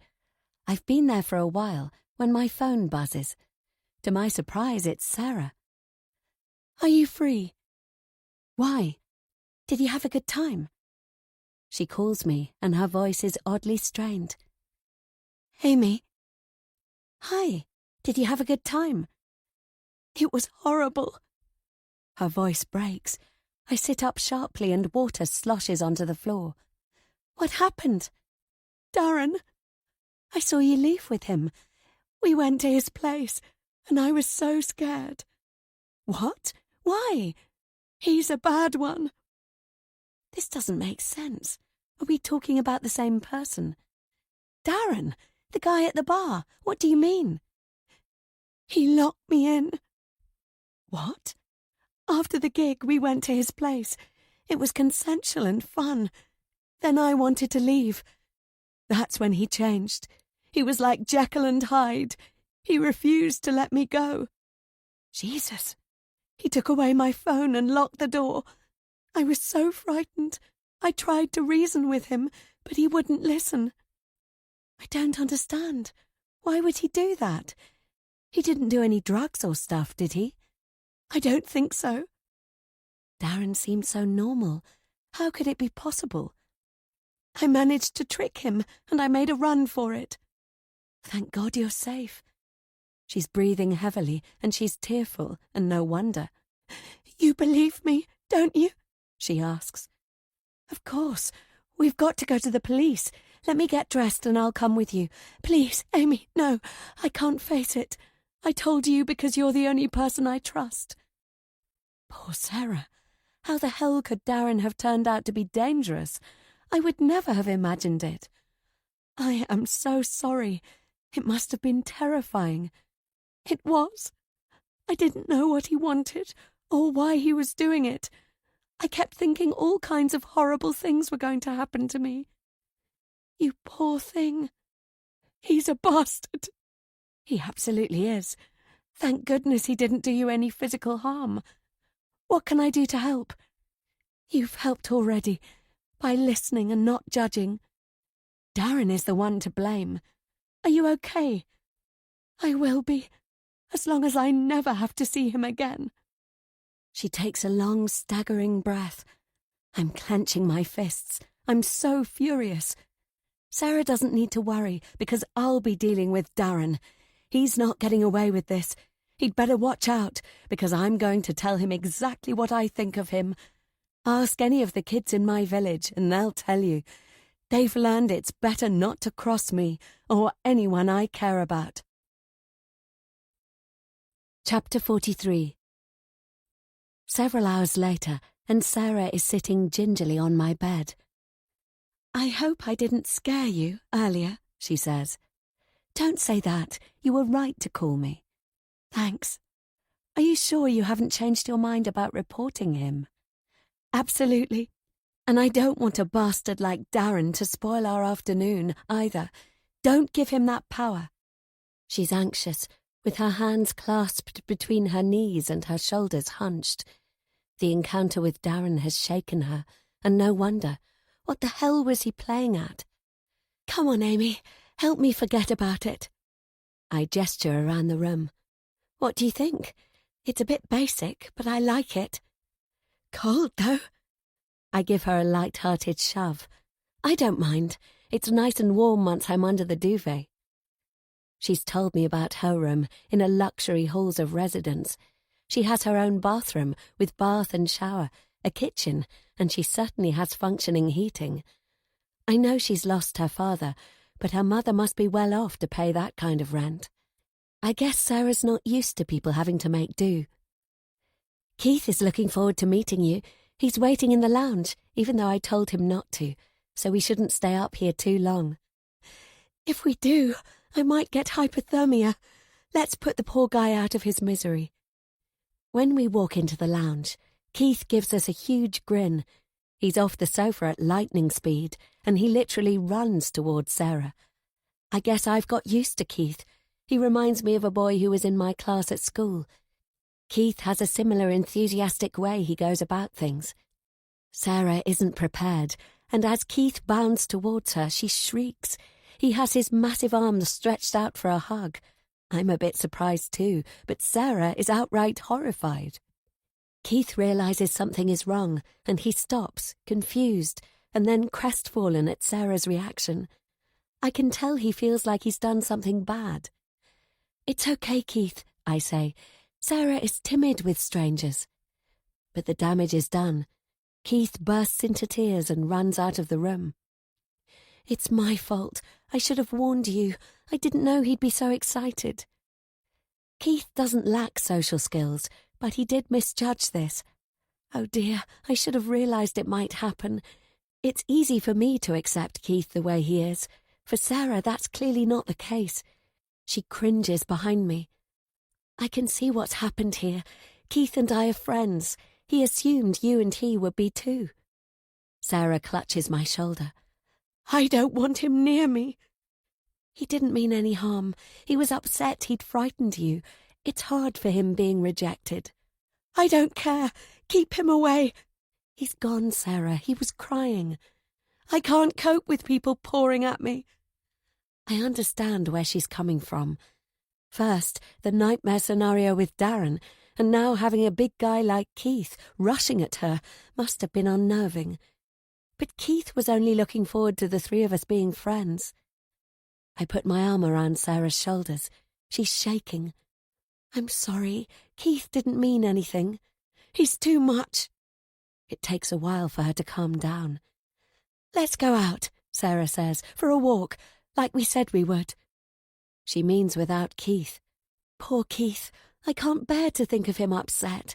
It's dreadful, and he'll know we went without him. I rack my brains, but I can't think of a way out of this. Though I like them both, the damage has been done. I don't see how Keith and Sarah can be compatible. I'd better check he's okay. I know you like him, but I don't. Keep him away. Shh, not so loud. Okay, wait here. The kitchen is empty, so I head to the second floor. Keith, I call. I've not been here before, but it's easy to know which room is his because it has a nameplate with a picture of a train. I tap on his door. Are you all right? I'm pretty certain there are crying noises coming from inside. Sarah's very sensitive. It's my fault. I should have warned you. The noises have stopped, but the door doesn't budge. If he wanted to communicate, he'd have opened it. I'm going to take Sarah back to her halls of residence. How about you and me make some pancakes when I get back? I wait, hoping for a reply. Then I tramp down the stairs, feeling bad. Keith will know Sarah and I are actually going on the walk I promised he could join. All I can do is try to salvage the situation later. Sarah and I take a route along the river because I can't bear to go to the park Keith wanted us to visit. It's a bright, sunny day, crisp and fresh. Families are out with their children. Dog walkers are out too, and everyone is enjoying the sunshine. Sarah has her shoulders hunched and her hands in her coat pockets. A heavy mood hangs over her, and it doesn't seem to lift. We plod along in silence. You okay? I finally ask.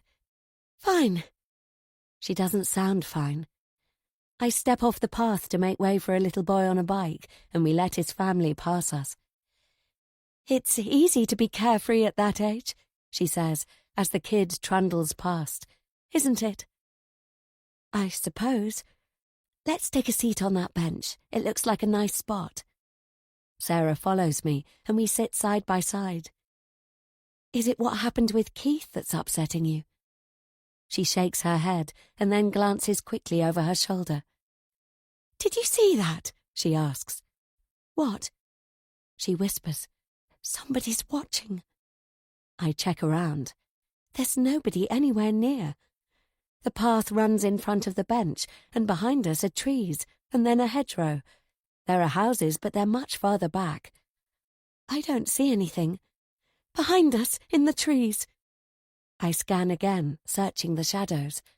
There's no human figure and no movement. "There's nobody there, Sarah." "What if it's him?" "Who?" "Darren." It's so unlikely, I'm at a loss as to what to say. "I'd better get home," Sarah says. "I don't feel comfortable." I can only imagine she's suffering the after effects of her bad experience. We're studying PTSD, post-traumatic stress disorder. From what I've learned so far, it might take time for Sarah to get over it. "No worries, I'll come with you." We take the shortest route possible to Sarah's place, and she hurries as if something awful is stalking her. It makes me worried because there's definitely nobody behind us. Maybe she needs to see a professional and talk through the Darren incident. When we reach Sarah's entrance gate, she kisses me goodbye. "Are you sure you're going to be okay?" I ask. "I'll be fine. Thanks, Amy. You're the best." "I hope you feel better soon." "I will, once I'm tucked up on my sofa." "Maybe you need to see a counsellor, to talk through what happened." "I'll be okay. Don't worry." Then she's on her way inside. She waves before she enters the building, and then she's gone. I walk home slowly, feeling really sorry for Sarah. I'm almost back when I remember I wanted to buy eggs and maple syrup, so I make a detour to the supermarket. When I get home, I'm relieved to find Keith is no longer in his room, but in the kitchen. He's tapping away at his laptop. "Hi, I got some supplies," I say, waving the maple syrup. "I'm sorry about earlier. Are you all right?" "Yes." He doesn't write more. There's no mention of Sarah, and it's probably best if I don't bring it up either. Hopefully, spending some quality time with Keith will help make things better. The first minutes are awkward, but that soon fades. We measure out the ingredients and mix them up, and Keith loves it. I enjoy our pancake making too. It's a contrast to the time I just spent with Sarah, which was full of tension. I wonder how long it will take her to feel better. As for the Darren incident, I've never experienced anything like it. Maybe coming from a place where everybody knows each other has advantages after all, and it makes me realize that perhaps being attractive and having so many guys after you has its drawbacks. Chapter 44. From then on, Sarah doesn't mention Keith, and Keith doesn't ask about Sarah. I guess that's the way it's going to be. Mum starts her chemotherapy treatment, and I keep my letters short and frequent. Fee still hasn't got over herself, and it's so annoying when she ignores my messages. If this continues, she risks me ghosting her too. Harry takes up a lot of space in my thoughts, although unfortunately not in my life, because I've only seen him once more, and that was at breakfast today. Our encounter was in the company of Edith and Keith, and took place over the eggs and toast, but it was powerful enough to give me the shakes. Should I talk to Sarah about Harry? What if she reacts badly, like she did with Keith? Though that's not likely, because Harry is a different sort of person than Keith. Still, I'm reluctant to have another disaster. I've been choosing my outfits and wearing makeup in the hope I run into Harry again, and this morning made my effort worthwhile. I slide into the seat beside Sarah in the amphitheatre. "You're looking nice again today," Sarah says. That's a compliment coming from somebody who always looks fantastic. Thanks. You've changed. You didn't take so much care before. Should I just come out with it and tell Sarah about Harry? I hesitate. Maybe that's because I didn't have a stunning-looking friend to hang around with. This particular lecturer must have the eyes and ears of a hawk. She pauses her writing on the whiteboard and glares at me. I don't tolerate disturbances. Please settle down. I mutter an apology, and it's a great excuse to take the easy way out. The news I've met someone will have to wait. I fidget my way through lectures. I'm dreaming about Harry. I'd like to say some of my attention is on my work, but if not, who cares? After the last lecture of the morning, there's a burst of noise as every student in the room packs up their things. Let's find a quiet spot outside, I say. I've got news. Okay, but first, I'm late handing in my assignment. I need to drop it at the office. Okay, meet you in the courtyard. I grab a sandwich from the cafeteria, and I'm heading into the autumn sunshine when who comes towards me? Darren. I've been looking out for him. I'm not the sort to stay silent. Before he can go past me, I grab his shoulder. Perverts like you should be behind bars. Excuse me, Darren says. My friend told me what you did, locking her in. Do you get off on stuff like that? He holds his hands up like he's innocent. Whoa, you've got the wrong person. No, I haven't. Darren looks confused. I give him a shove. You wouldn't let her leave. You took away her phone. Listen, you've got the wrong guy. You're lucky we didn't go to the police. Now hold on. I don't know what you're talking about. I wave my finger in his face. It's hard to believe I once found this dirtbag attractive. You left the Friday night gig with my friend. The next day you locked the door and wouldn't let her go. That's a lie. Sarah, you remember her? Long blonde hair. Sure, we had a great time. All consensual. Then we parted ways. I think there's been a misunderstanding. Incarceration. You think that's a misunderstanding? I didn't keep her prisoner. We had fun. The only thing she didn't like was when I said I didn't want to spend the day together. She was disappointed. I did nothing wrong. He's angry. Good. I'm not scared of people like him. Haven't you got the guts to admit it? There's nothing to admit.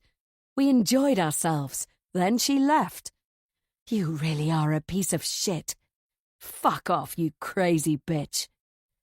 A small crowd has gathered. What did he do to your friend? Did he rape her? A girl shouts. She's dressed in a bright green top, and her hair has a blue streak falling to the side. Darren wheels to face her. I didn't do anything. Liar, the girl shouts. For a moment, Darren is defiant. Then he runs out the door, and he's quickly lost in the melee of the courtyard. I'm left with my heart racing and my muscles tensed.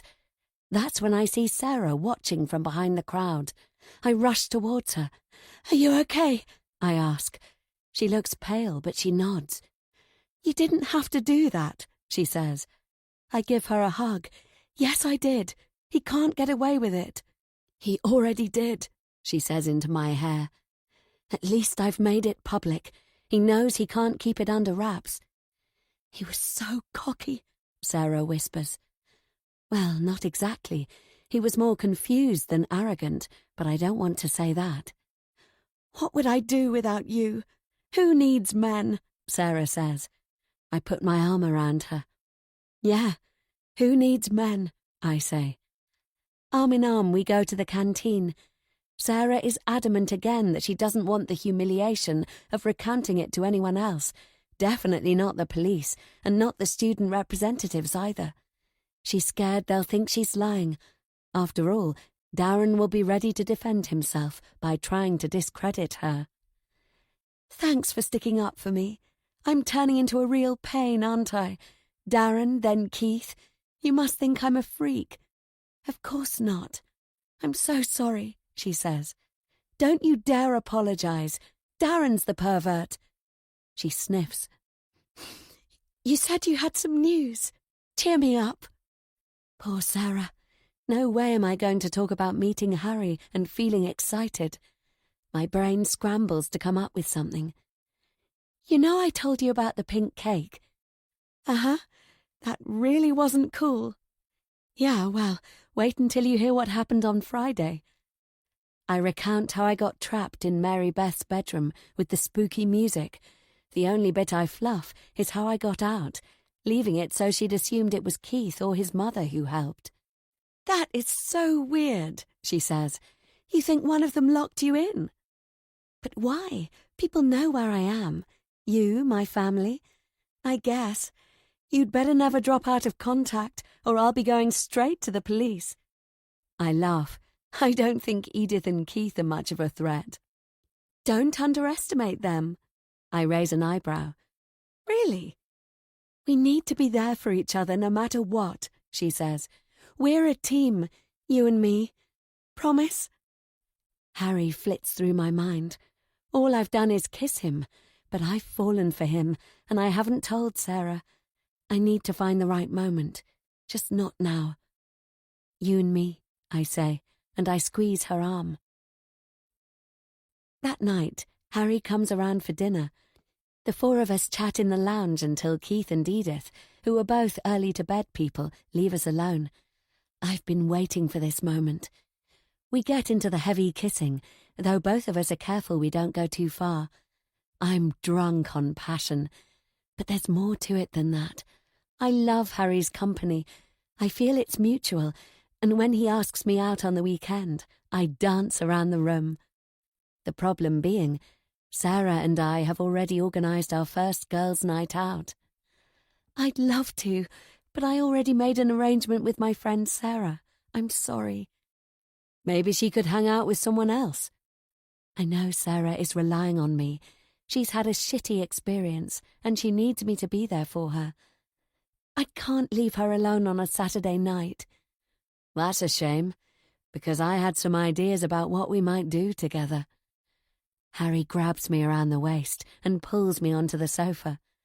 I laugh and snuggle up. I'm free Saturday afternoon, or Sunday. "It's not the same, and my parents are away Saturday night. We could have had the cottage, all to ourselves." He traces a finger down my blouse. "If you must know, Sarah had a nightmare encounter with a guy recently. She went to his place and then he turned nasty." "Sorry, I didn't realise." I give him a kiss. "What will you do instead?" "Probably tag along with a couple of my mates." Thanks for being understanding. The truth is, I'd much rather be going out with Harry, and I can't help hoping he feels exactly the same as me. Chapter 45. The Phoenix nightclub is packed. The vibe is full on, and nobody is holding back. Dancing, flirting, drinking. It's all one big hormonal rush. I love it. Sarah's catsuit is amazing. As she gyrates next to me on the dance floor, she gathers a circle of admirers.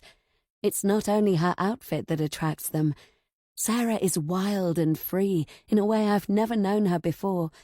Maybe her inhibitions have been washed away by alcohol. Not that we've had that many, even though we've been here hours. Sarah ignores the guys who are trying their best to impress her. The ones who get too close, she totally snubs. I'm proud of her for being strong after Darren. I bop beside her, throwing my arms in the air and having the best time. There's so much sweat, my hair sticks to my face, but I don't care. This is what I longed for when I was trapped in our sleepy village.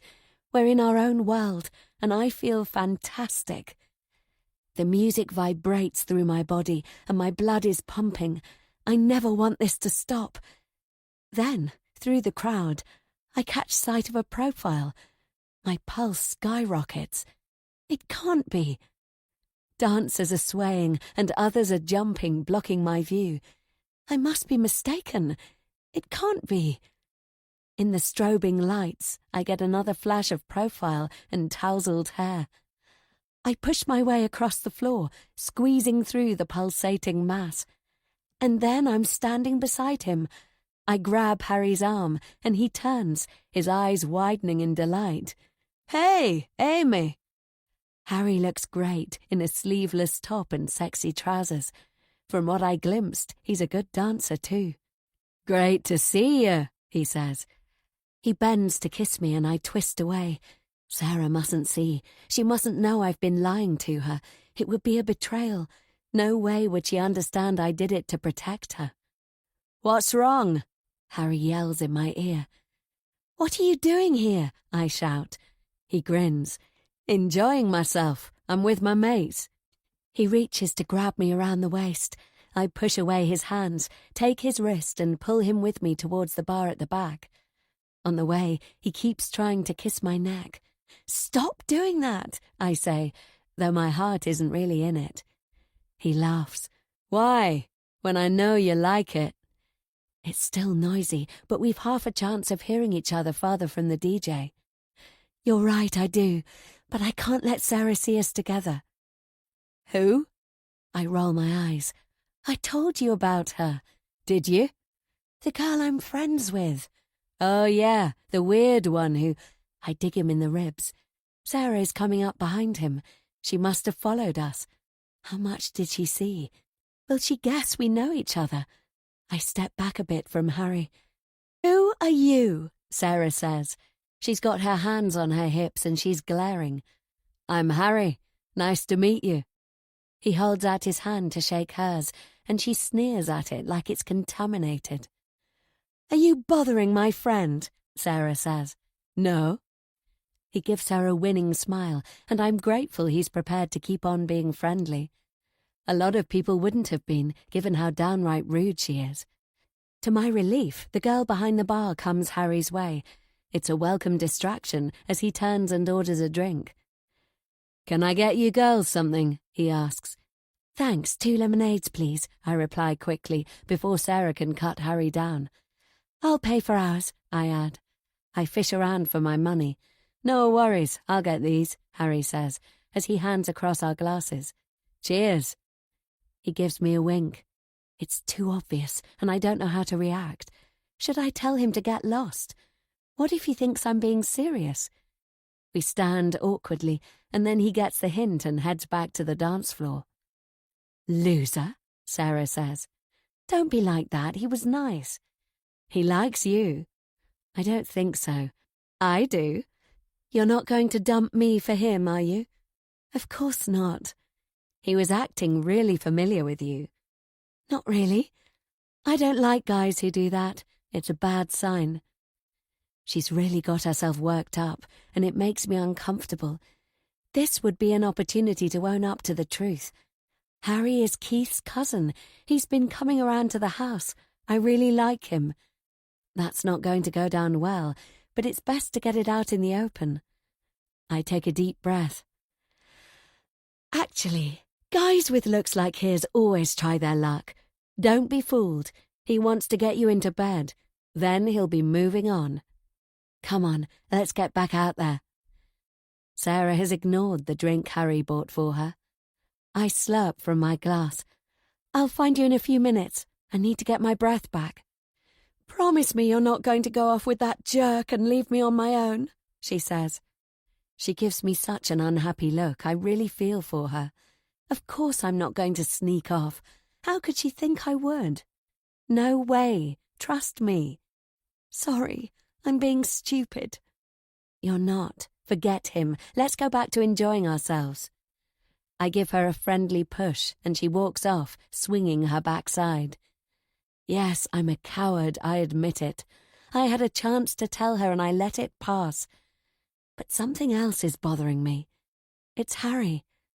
Happily for me, Harry played along, but if he hadn't, it could have damaged my friendship with Sarah. I know someone as nice as him wouldn't make trouble, but how come he's in the same club as us? There's plenty worth going to, and this is more of a student hangout. Did I tell him we were coming to the Phoenix? I don't remember. Maybe I did, because Sarah had already picked it out. Is that what made him come here? Or is it a coincidence? But what are the chances? Later in the evening, Harry makes another unwanted appearance. He's suddenly beside us on the dance floor. He flirts with us both, but after a while, it's not Sarah he's concentrating on, it's me. He's the only man to have done that all evening. With Sarah as the competition, I understand why. If I were a guy, I'd want to get together with her, not with her much less attractive and rather boring friend. Part of me wants to shimmy and get up close to him, and another more sensible part holds back. Sarah's got her eyes half closed as she moves to and fro, but I know she's watching, so I play it cool with Harry. It carries on like that for a while. Though I don't want him to, it would be better if Harry went away and stayed away. Then, at a change in the music, Sarah flings her arms around my shoulder. She leans so heavily I can hardly hold her up. Harry steps in. He puts his arm around her and takes her weight. "Looks like it's time for somebody to get home," he says. "Get off me," she slurs. I didn't think she'd drunk that much, or maybe she's reached her limit. It's a shame, because I was looking forward to keeping going until the morning. "If I let you go, you'll fall flat on your face," Harry says. "Is that what you want?"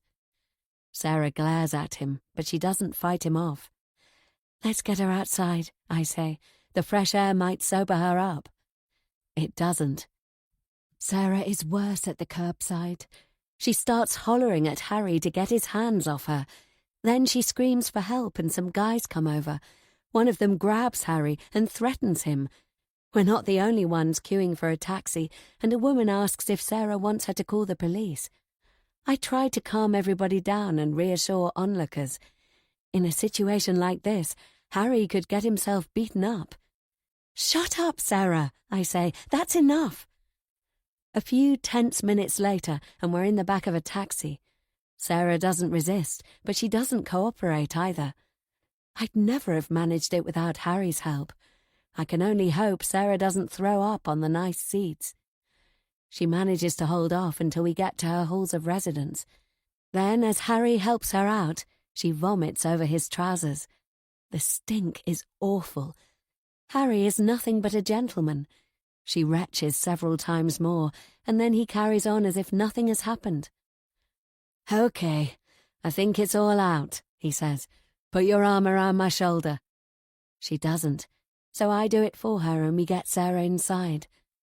Once we reach her room, her resistance fades. I take off her shoes and help her to bed, and she flumps on her side.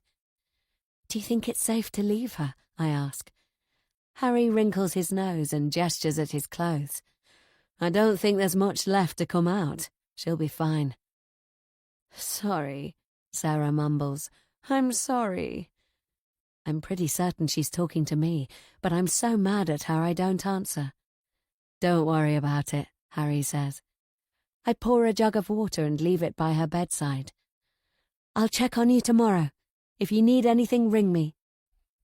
Back outside, Harry keeps his distance from me. "This is disgusting. I've got to go home and get this stuff off." It's a real shame, because I'd have loved to spend the rest of the night with him, but Sarah's antics have killed the vibe. It's a cold and beautiful starry night. Sarah has been an absolute pain, and Harry reacted by being gentle, kind, and understanding. He's incredible. Harry pushes back his hair. "That was fun," he says. We both burst out laughing. Being with a man I really like who is covered in sick seems like the most hilarious thing on earth. On the way home, we laughed so much my sides hurt. Chapter 46. The following day around noon, I get a phone call from Sarah. "I'm so sorry," she says. "I ruined our evening, didn't I?" "Forget it. Anyway, you didn't. I had a great time." "No thanks to me."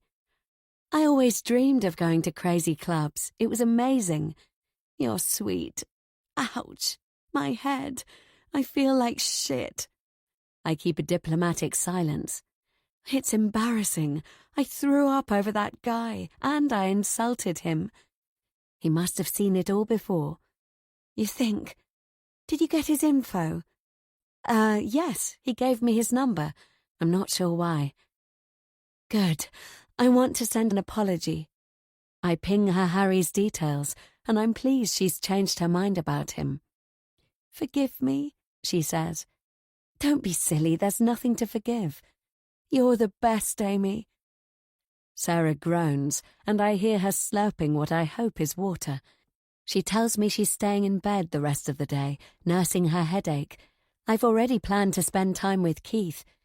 To my surprise, Sarah finds the goodwill to wish us both a nice afternoon. It's a positive sign. Maybe Sarah won't prove to be an obstacle to my private life after all. I let Keith choose what we do, and he decides on a walk in the park. It's another bright and cold September day, and we wrap up warm and head out.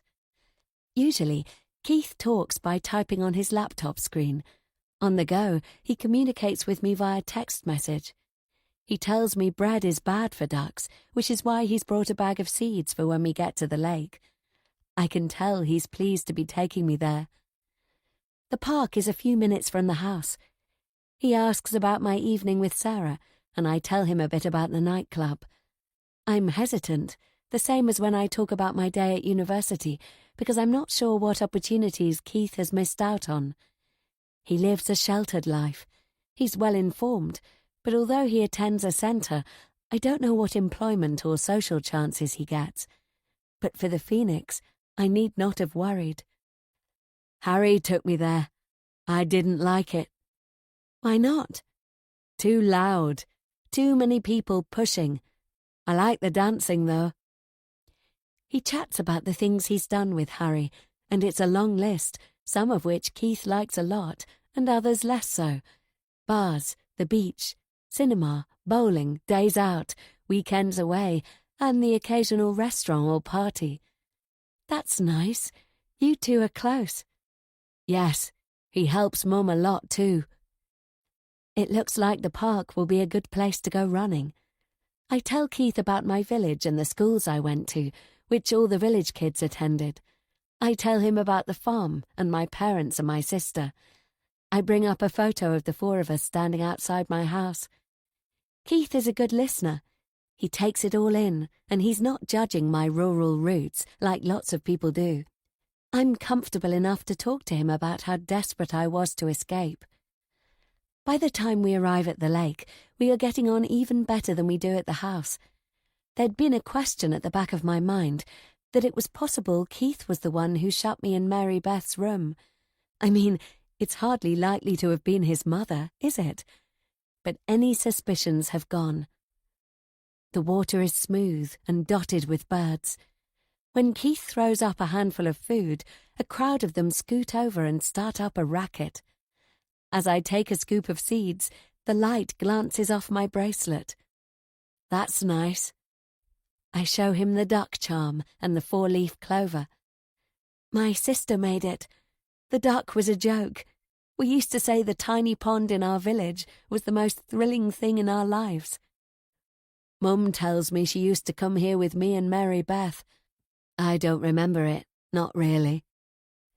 We concentrate on feeding the ducks. Once the food is gone, Keith takes out his phone and taps several long messages. I can tell it's important, and as I read, I realise why. It's the story of how Mary Beth died.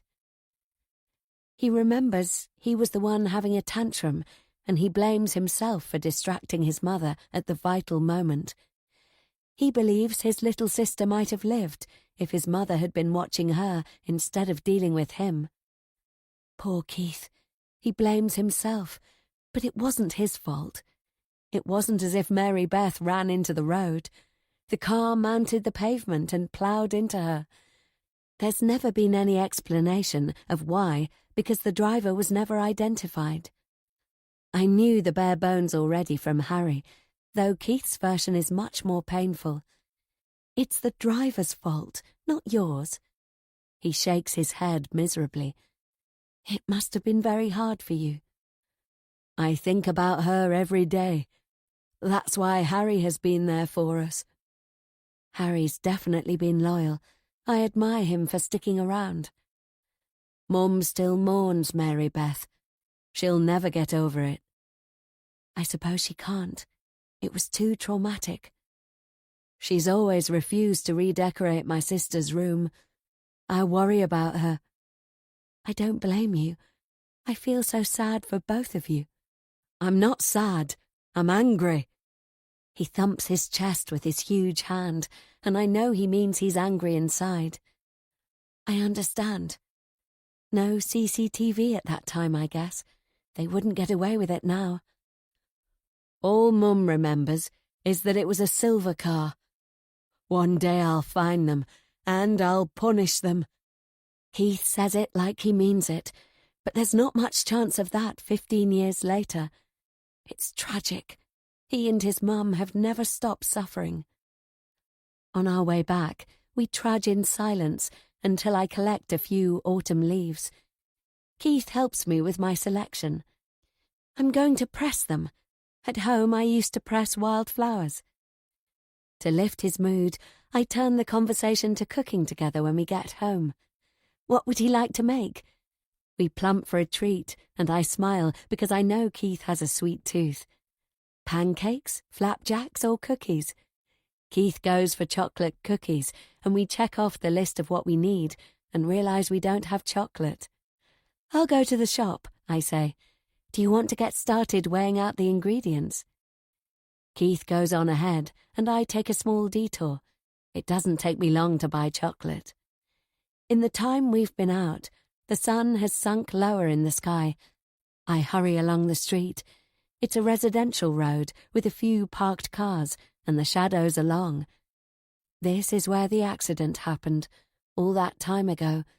It must have been much quieter. Before I unlock the front door, I look at the spot where Keith told me Mary Beth died. I've no sympathy with hit-and-run drivers. Only a coward wouldn't stop. I agree with Keith. Whoever it was, they deserve to be punished. The courts would be my preference, though I know that's not what Keith meant. Then again, I can't help thinking that for killing a child, being exposed for what you did would probably be punishment enough. Chapter 47. As I close the front door behind me, there's a lot of noise coming from upstairs, scraping and banging and thumping. The thumping sounds like Keith running. Is everything all right? I call. I race up the stairs, and when I reach the top floor, I stop in my tracks. My landing is a pool of water. Edith is on her hands and knees, slopping around in several centimetres, and her skirt is soaking wet. What's going on? I ask.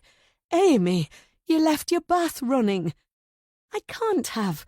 I'm afraid you did. She's using a towel, mopping and then squeezing it out into a bucket, and from how exhausted she looks, I'd say she's been at it for a while. I paddle towards her and peer into my bathroom. The floor is a mini swimming pool, and the bedroom is the same. Keith is sloshing around, hard at work with a mop. You left the taps running and the plug was in, Edith says. Wait a minute. I'm sure I didn't leave taps running, and definitely not with the plug in. It must be a leak. I don't know how that could have happened. I didn't realise until water started dripping from the ceiling downstairs. Let me take over from you, Edith. I'm sure I didn't leave the bath on. Are you certain it's not a burst pipe? Edith clutches the wall and drags herself to her feet. There was water dripping into the kitchen, and I searched until I found out why. There's no question. When I came up here, your bath was overflowing. I know I was groggy this morning from last night's drinking, but I wasn't that unwell. I had a shower and then brunch, and then Keith and I went out.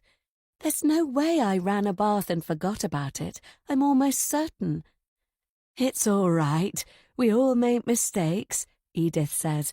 As long as it's not got into the electrics, that's what I'm worried about. I tried to think about the sequence of events. I ate, I came back upstairs, and Sarah phoned me. Then I waited in the lounge for Keith, which means if it wasn't me, it could have been Keith or Edith. But that's ridiculous. Why would they? It must have been me who did it, and I can't remember. If there are damages, I'll pay, I say. The thought of asking my parents for money makes my stomach flip. I'm on a tight enough budget as it is. Don't worry, dear. I roll up my trousers, although it's a bit late because they're already soaking. I almost forgot. Your friend called around. She left something in your room. Who do you mean? Sarah? That's right. She wanted it to be a surprise. I scan around. On the dresser is a neat package tied with a red bow. I paddle across and discover it's a very expensive box of chocolates. There's a note. Sorry for last night. Please forgive me. S. Kiss. Strange. I thought Sarah was too ill to be wandering around, and I had already told her she didn't need to apologise. You won't be able to sleep here, dear. I can't risk rot setting in, which means we need to keep the windows open. It'll be far too cold. My throat goes tight. I hadn't thought of that. Where am I going to spend the night? Does this mean I'm homeless? Don't panic. I have the perfect solution. We'll move you downstairs for a few days. Thank you, I really am sorry about this. It was the shock which did me in. Luckily, Keith was here to help. Edith sags, and I wonder how long she'd been battling with it before Keith got home. I encourage her to take a rest, and she shuffles downstairs. Keith keeps going with the mop, and I keep going with towels. It takes ages. Afterwards, Keith and I investigate downstairs, and I'm dismayed to discover, like Edith said, water has seeped below. There's a damp patch on Keith's ceiling and a wet trail down one of his walls. We shift furniture and move aside the rugs in his room. At least it's not as bad for him. He won't need to sleep elsewhere. By the time we come down to the kitchen, Edith has made supper, which makes me feel terribly guilty. I'd imagined her lying in bed with a cup of tea, not slaving in the kitchen. It's macaroni cheese, and both Keith and I are ravenous. I'll ask my brother-in-law to check the house insurance, Edith says. It should be fine. He's always insisted I have good cover. You don't need to worry, and you don't need to bother your parents with it. Edith is too kind. She knows Mum has started her chemotherapy treatments. If there's anything I can do to make it up, you must let me know. Edith tuts. Having you here is a blessing. I already told you. That's more than enough. Now, why don't you get your things, and we'll get you settled in your new room. While Keith deals with the washing up, I return to the third floor and sort out my toiletries and lecture notes. I grab enough clothing for overnight and the next day. I've my arms full. Edith is waiting for me on Keith's landing, and I follow her down the next flight of stairs. I hope you'll be comfortable, she says. When Edith said I could sleep downstairs, I'd assumed she meant on the sofa in the lounge.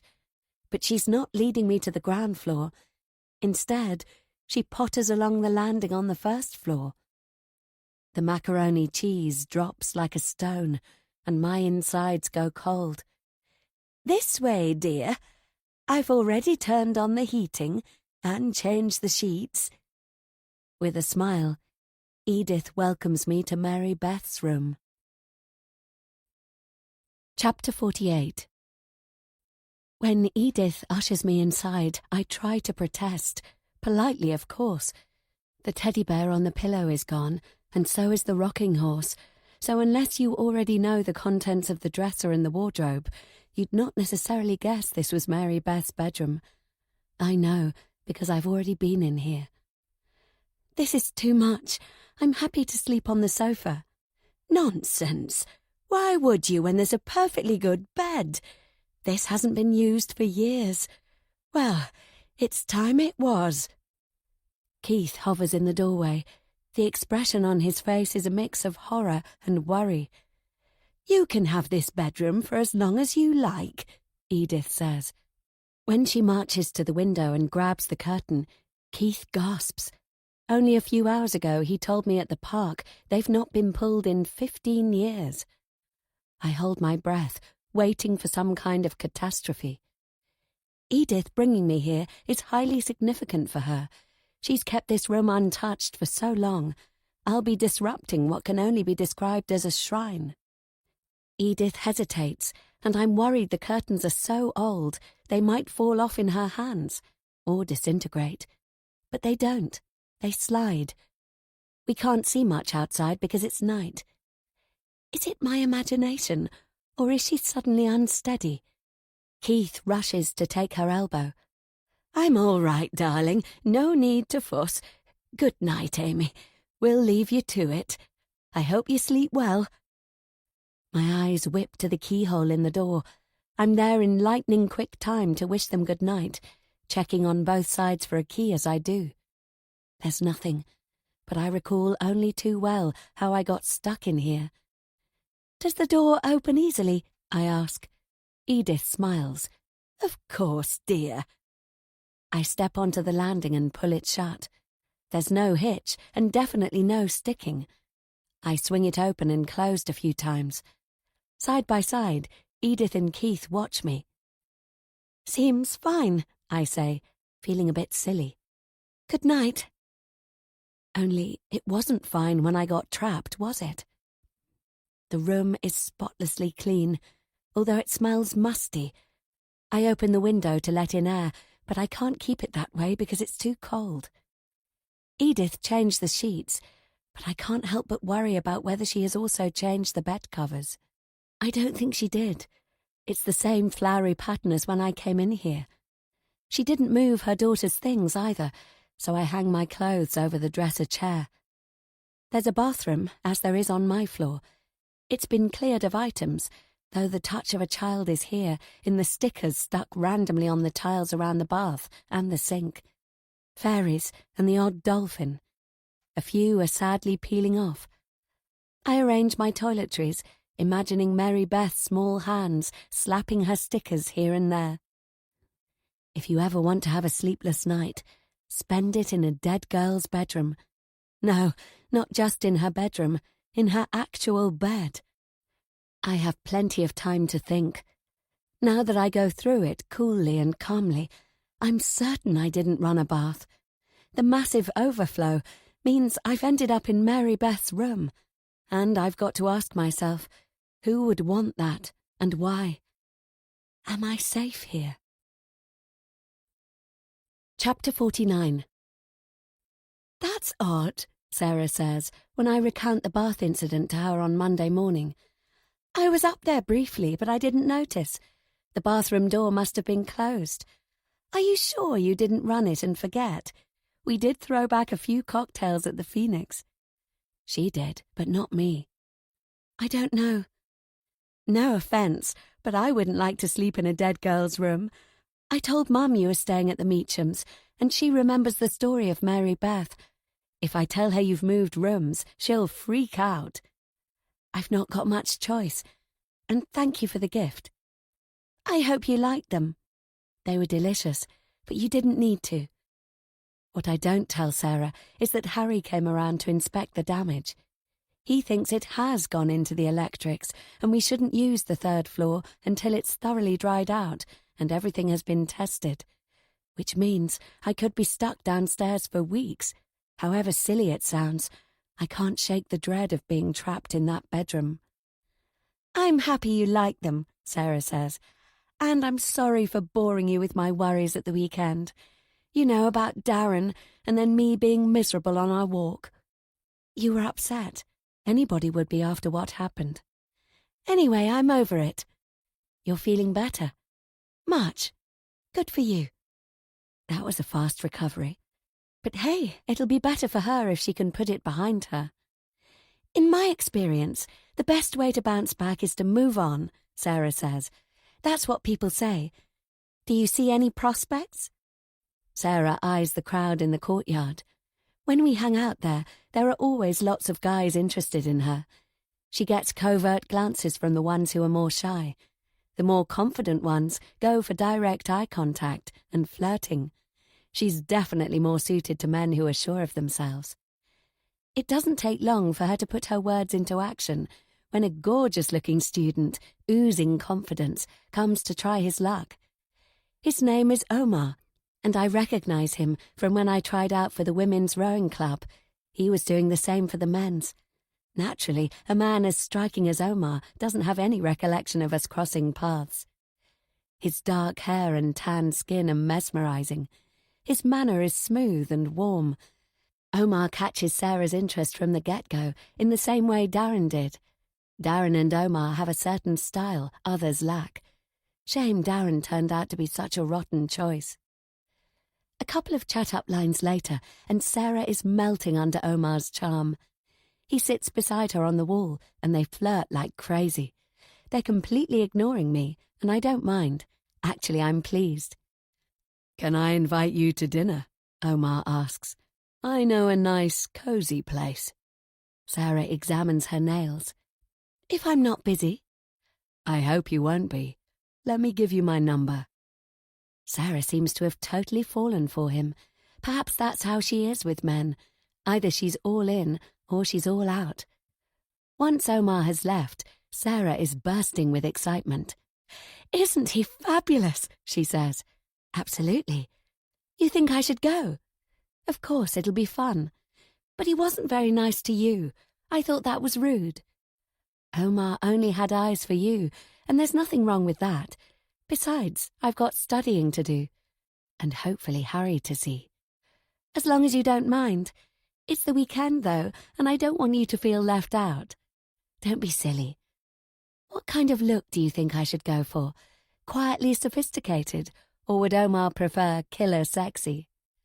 "All guys like killer sexy, especially on you." Sarah laughs. I have high hopes it will go well.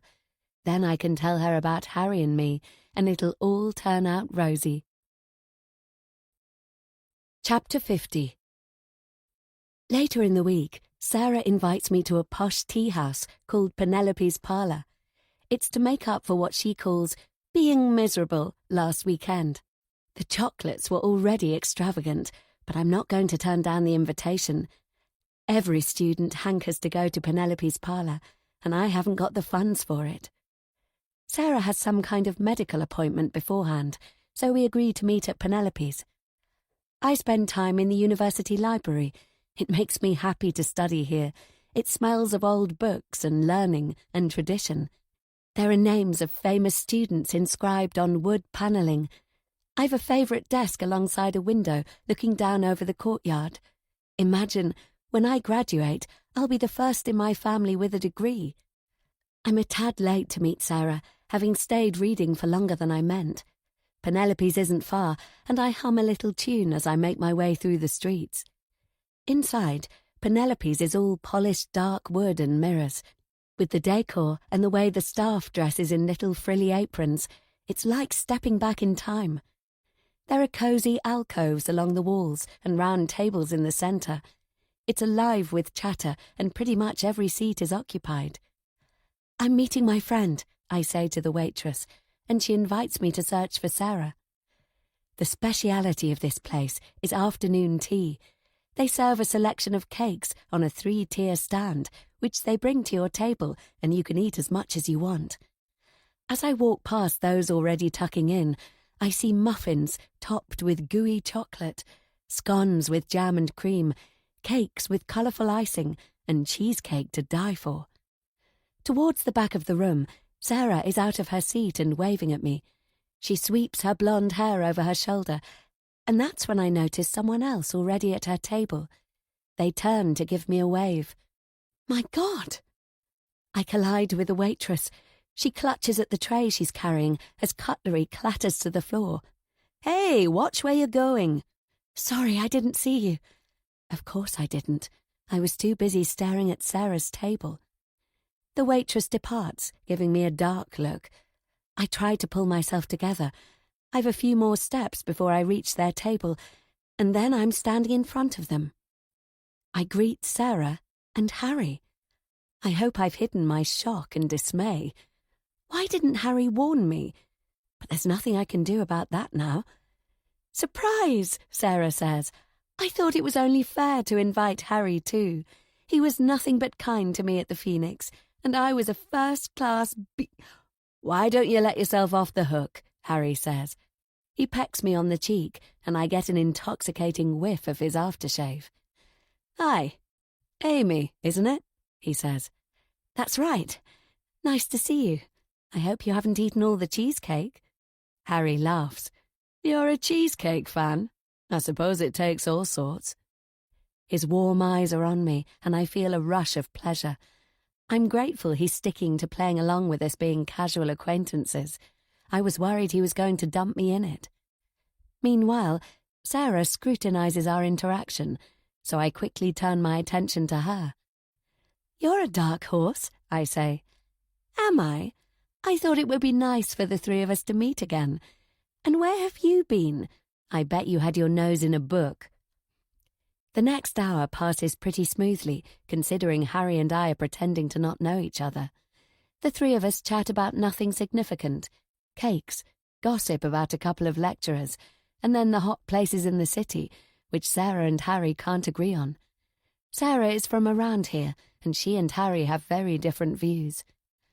I also learned Sarah is a diabetic, which is news to me, even though we've often eaten a sandwich together. Harry and I shovel down mouthfuls of scrumptiousness, while Sarah has a small portion and checks her blood sugar before she has more. The conversation flows freely, as if the three of us are bonding as friends, which is a bit odd given how I feel about Harry. I'd have been happy coming for tea with Sarah or with him, but not with the two of them together. I know it's not fair, but the more it goes on, the more I worry about how much Sarah is relaxing.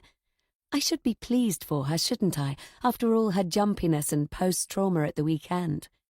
She's laughing at Harry's jokes. She's not tense. She had a nice interaction with Omar, but with Harry she's more, well, herself. When we can't stuff down any more sugar, Harry announces he has to leave. "Sorry, ladies." "Do you have to?" Sarah asks. She makes pretend puppy eyes at him, which is something she'd never do with 90% of males, because she prefers to play it cool. "Yeah, I've got an early start tomorrow. We're pouring concrete at my parents' cottage." Sarah tosses her hair over her shoulder. "How exciting." "Not really. It'll be a lot of hanging around in the cold while they faff about with the pipes and the pump." "Good luck with it," I say.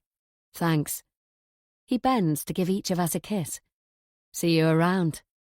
"Wait, it was fun, wasn't it?" Sarah says. Harry pushes in his chair. "Sure. I love arguing with people who don't share my point of view. It reminds me I'm not right all the time." "Then let's meet up again," Sarah says. "I mean, the three of us." Harry hesitates. As he puts on his jacket, he glances at me. "Go on, say yes, both of you," Sarah says. "Those places you like that you told us about, we could visit them, together, just to confirm they're total crap and you've got terrible taste." Harry laughs. "I suppose we could." "Amy?" Sarah asks. "I've got a lot of studying. I don't want to get behind." "You're never behind. Come on, you've got to say yes. You always say you like exploring." And I nod, because I can't see a way of getting out of it. Sarah claps her hands and hugs me. Once Harry has left, we leave a few minutes later, and she can't stop talking about how nice he is. "To be crystal clear, I don't fancy him," she says sternly. "If that's what you're thinking, you're wrong. And I've got my date with Omar. I don't know. Harry is more natural. He feels like someone who could be a good friend." I could see that. I need to be around nice guys like him. It'd be good for me. I think so too. I just wish it wasn't Harry. Once Sarah and I have parted ways, I send Harry a text asking why he didn't tell me Sarah had invited him to Penelope's. He texts back, "I was going to ask you the same." 'Cause I didn't know you'd be there. Ditto. A cool wind blows, and I pull up the collar of my coat. She wants the three of us to be friends. I got that. Is it a problem? Sort of. I don't like not being straight with her. Although a threesome is a good way to go. Is it? I'm not sure. It's not nice going behind Sarah's back, but it's too late now to tell her Harry and I have a thing for each other. Imagine how disappointed she'll be to be left out. Harry's right. We should play along with being friends. For now. He handled the surprise at Penelope's really well. He'll be good at it. In fact, much better than me. Chapter 51. Every morning when I wake up, I leap out of bed to crack open my door in case it got stuck. I know it's silly, but I can't help it. The dread of being trapped makes it hard to get to sleep at night. I tell myself that even if the door does stick, there's no need to worry. Keith and his mother are there, and if all else fails, I've got my phone to call for help. At breakfast a few days later, I screw up the courage to ask Edith if there's a key, and if so, can I have it? She says she never locks doors in the house, and that if there once was a key, she has no idea what happened to it. I don't know if I believe her. There's another problem. I've the idea someone is going into my room during the day when I'm not there. For example, I brought down jewellery and left it on the bathroom cabinet. When I got back from classes, I swear it wasn't arranged the same way. And my clothes. They're piled on the chair, but yesterday they were in a different order than how I left them. I'm sure of it. Or almost sure. If Keith or Edith were coming in, it wouldn't be a disaster. It's not like I have anything worth much, but it's an invasion of privacy, and it makes me uncomfortable. I especially felt unnerved today when I discovered a corner of Mum's letter poking out of its envelope. Didn't I tuck it neatly inside? I talk it over with Sarah. She's sympathetic, but she wonders if I'm under too much stress about my mum, and I'm imagining things. She's also very much taken with Omar and his dinner invitation. What she'll wear and how she'll style her hair is all she talks about. When I mention my concerns about the letter to Harry, he gives me a sceptical look. He thinks it's unlikely. In fact, he and Keith think it's a miracle Edith has allowed the room to be occupied, and they're both delighted. They hope it will help her. So do I, but it means Harry is more inclined to think I'm mistaken. The days go by, and I get less and less rest. By the end of the week, I'm so tired that I fall asleep in a lecture. It's a welcome boost when Harry tells me his parents are going away for the weekend. He wants me to stay over at the cottage. When he tells me, I'm so excited it's like I can't breathe. The only problem is Sarah. I dread her bouncing up to me and demanding what shall we do on Saturday. I don't want her to be suspicious. I don't want her to feel lonely either. I'm really hoping it will go well with Omar on Friday, and they'll end up spending the weekend together. Sarah must be thinking the same, because, to my surprise, she tells me she's planning on studying on Saturday. As if. Good luck to her, and even better, it leaves me free to spend time with Harry. Saturday morning, I pack my away bag, and Harry picks me up. We zoom through the streets in his battered Mini. He loves to drive fast, and we laugh a lot as he slips through orange lights. We head for the wild and windswept moors. Gorse and heather stretch to the horizon, and there's so much sky. I hadn't realized it went on and on like this. Wow, it's beautiful, I say. The moors stretch all the way to the next county. I fell in love with them when I was a child. But you've got to be careful. It's treacherous up here too. There are hidden marshes and bogs, and the weather can change in an instant. But it looks so lovely. Don't be deceived. I've known fog so thick I can barely see my own hand in front of me. Step into a bog and you could be up to your neck. This time last year, another man went missing. They brought out specialists and tracker dogs, but it's such a huge area that it's almost impossible to search. They never found a thing. Most likely he strayed off the track and got sucked down. Poor bastard. It happens every few years.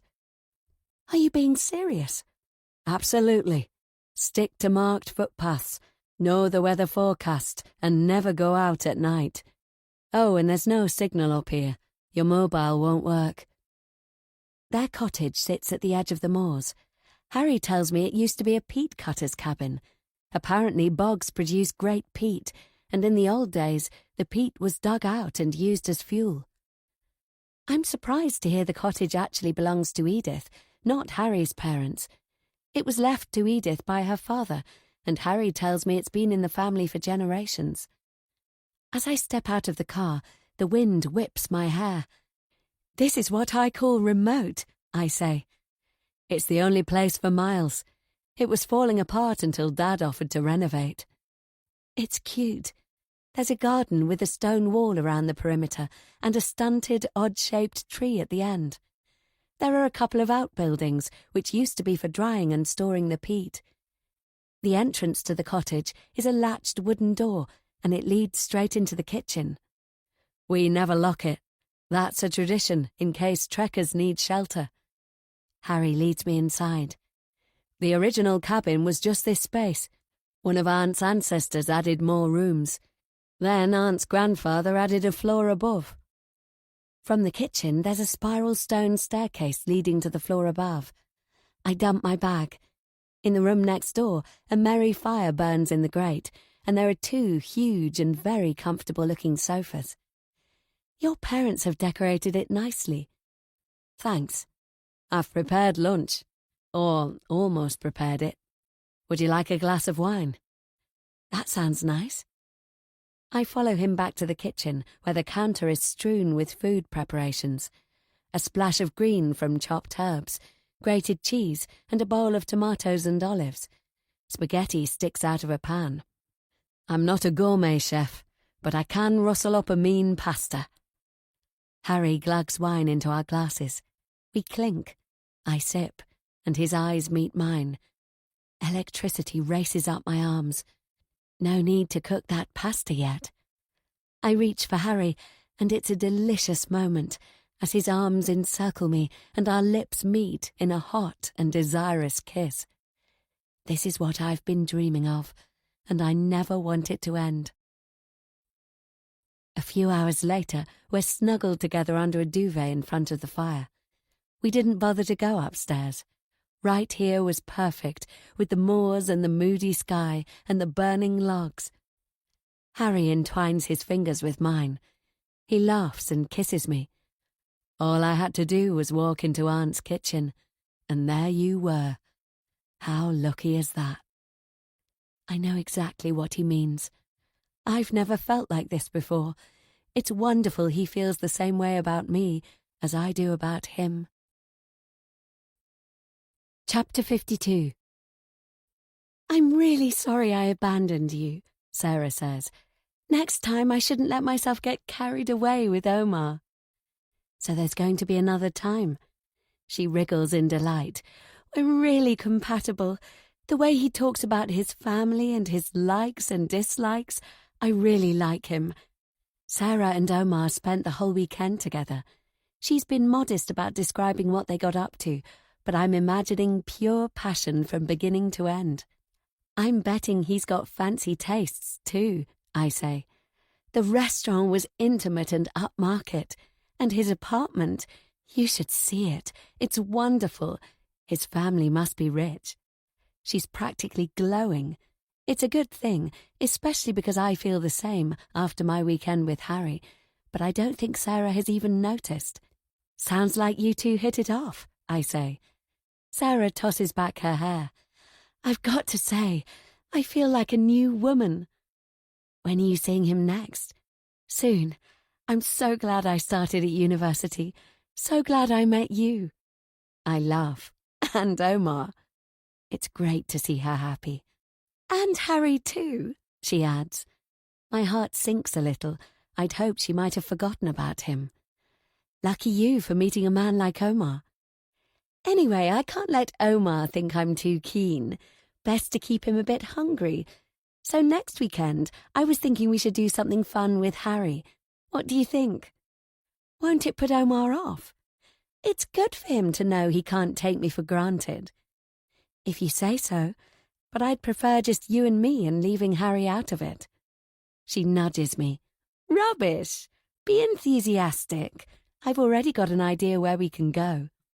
Of course she has, and there'll be no getting out of it. Okay, where? I thought either we could... No, wait, let's meet with Harry and I'll fill you both in.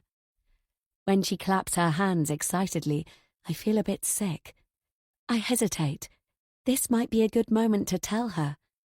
And what about you? Sarah asks. Don't tell me you worked all weekend. Should I just blurt it out? But what if things don't take off with Omar? Wouldn't it be wiser to wait? I had a quiet time. I hung out with Keith a bit. I don't like lying, but it's for the best until Sarah is set up with a man of her own. She screws up her nose. Anything odd happen in Mary Beth's room? I still think someone's going in there. I spoke to Mum Sunday night. I asked her to tell me about your landlady. She knows Mrs. Meacham. Mum used to live in that area, so she doesn't know Mrs. Meacham, but she knows about her, and you're not going to like it. Sarah's face has gone back to its serious expression. Not going to like what? Mum told me stuff about Mary Beth's supposed accident. Supposed accident? What do you mean? I don't know if I should tell you. Come on, Sarah, what did your mum say? We're sitting in the courtyard, and Sarah leans close. Your landlady was the only witness to the accident that killed her own daughter. Well, the only adult one. Mum said there were serious questions. Did the car really plough into Mary Beth? Why was no one else hurt? Mrs. Meacham and Keith were without a scratch. I don't understand. What I'm trying to tell you is there were questions about Mrs. Meacham's mental health. It's possible she made it up. That's rubbish. Hear me out. There were questions about the car. Did it actually drive onto the pavement? Or did Mrs. M push her own 3-year-old daughter into the path of an oncoming vehicle? It's so shocking I freeze. Of course she didn't. I knew you wouldn't like it.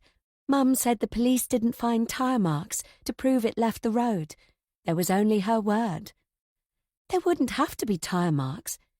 But there was no physical evidence at all, and no witnesses. Everything relied on what Mrs. M said. No physical evidence except a dead child. Isn't that enough? Why would she lie? To cover up she did it. That's ridiculous. Mum said the police had questions about her stability. Sarah's eyebrows are raised. She thinks there's something in it, but there can't be. I knew you'd take it badly. I shake my head. I like Edith, and she's been nothing but kind to me. There can't be anything in what Sarah's saying. No, impossible, I say. The woman is broken. No way did she kill her own daughter. Think about it. Some women crack under the strain of being a parent. They get depressed. They have dark thoughts. It's there in our textbooks. No way. Apparently it took ages for the police to close the case because they weren't convinced she was telling the truth. And without the driver, who knows what really... What you're talking about is simply malicious gossip. That's not how Mum told it. Poor Edith. To have people speculating about whether she killed her own daughter. Torture on top of torture. Sarah takes my arm. You always see the best in people. That's what I like about you. I don't believe it. Mum said it was talked about for years. Gossiped about, more like. But how do you explain there was no evidence except what she said? I don't know. It's not possible. Edith didn't. She wouldn't. We better get to our lecture. I don't want to be late, I say. You don't mind me telling you, do you? Sarah asks. I thought it best if you knew. It's fine. I just don't see how it can be true. Although I can't help the little voice in my head that says, But what if it is? Chapter 53. In the next letter I get from home, Mum tells me her treatments are taking the strength out of her. I get the impression she's spending most of her time in bed. She told me she tries to sit in the garden for a few minutes each day. That's a shocker. Not so long ago, she was working daily alongside Dad on the farm. When she apologises for not writing a longer letter, it rips at my heart. I want to go home, yet it's exactly what she tells me not to do. Mum says she's proud of me for being independent and investing in my future, that I should live each day to the full, not fretting about her. But how can I? Mum confided in me before I left how she dreamed of being a lawyer. She never had the chance because she went to work straight from school. Until she met my dad, Mum's prospects were confined to being a secretary. She's put all her hopes into me. She wants me to succeed where she couldn't. She wants me to fly. My tears drip onto her letter, and I cry so hard my chest hurts. I'd wanted to talk to Dad about finding different lodgings, and now I realise how selfish that would be. My parents have sacrificed so much for me and my sister. Fee still isn't answering my messages, and now things are getting complicated at Edith's. I don't feel like I can dump my worries on my sister, either. After Mum's letter, it's impossible for me to study. I keep thinking of her, pretending everything is all right for my benefit. Sarah is concerned. She knows I can't concentrate. On the second day of dragging myself listlessly around campus, Sarah takes me to Penelope's to cheer me up. I know she means well, but I pick at my cake. I feel ill, I say. You're frightened for your mum. I wish there was something I could do. There's nothing anybody can do, though I take comfort from knowing Sarah is looking out for me. Without her, I'm not sure I'd be able to manage. I could drive you home at the weekend, she says. Sarah has an expensive car, which, like most things in Sarah's life, her mother provided. That's really generous. Don't be silly. I don't think Mum wants me to interrupt my studies for her. Sarah shrugs. Maybe she doesn't, but what do you want? If I turn up, I'm worried she'll be disappointed. I don't want to upset her. It's up to you. She told me the doctors are adjusting the treatment so she can tolerate them better. Let's see how the next week pans out. I try to sound brave. Sarah puts her arm around me and pulls me close. Harry is the other person who makes me feel better. When I'm in his arms, Mum's struggles become more bearable. He and I spend most evenings in Edith's lounge.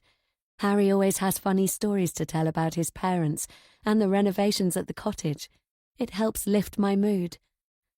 I discover Harry doesn't know what to do with his life.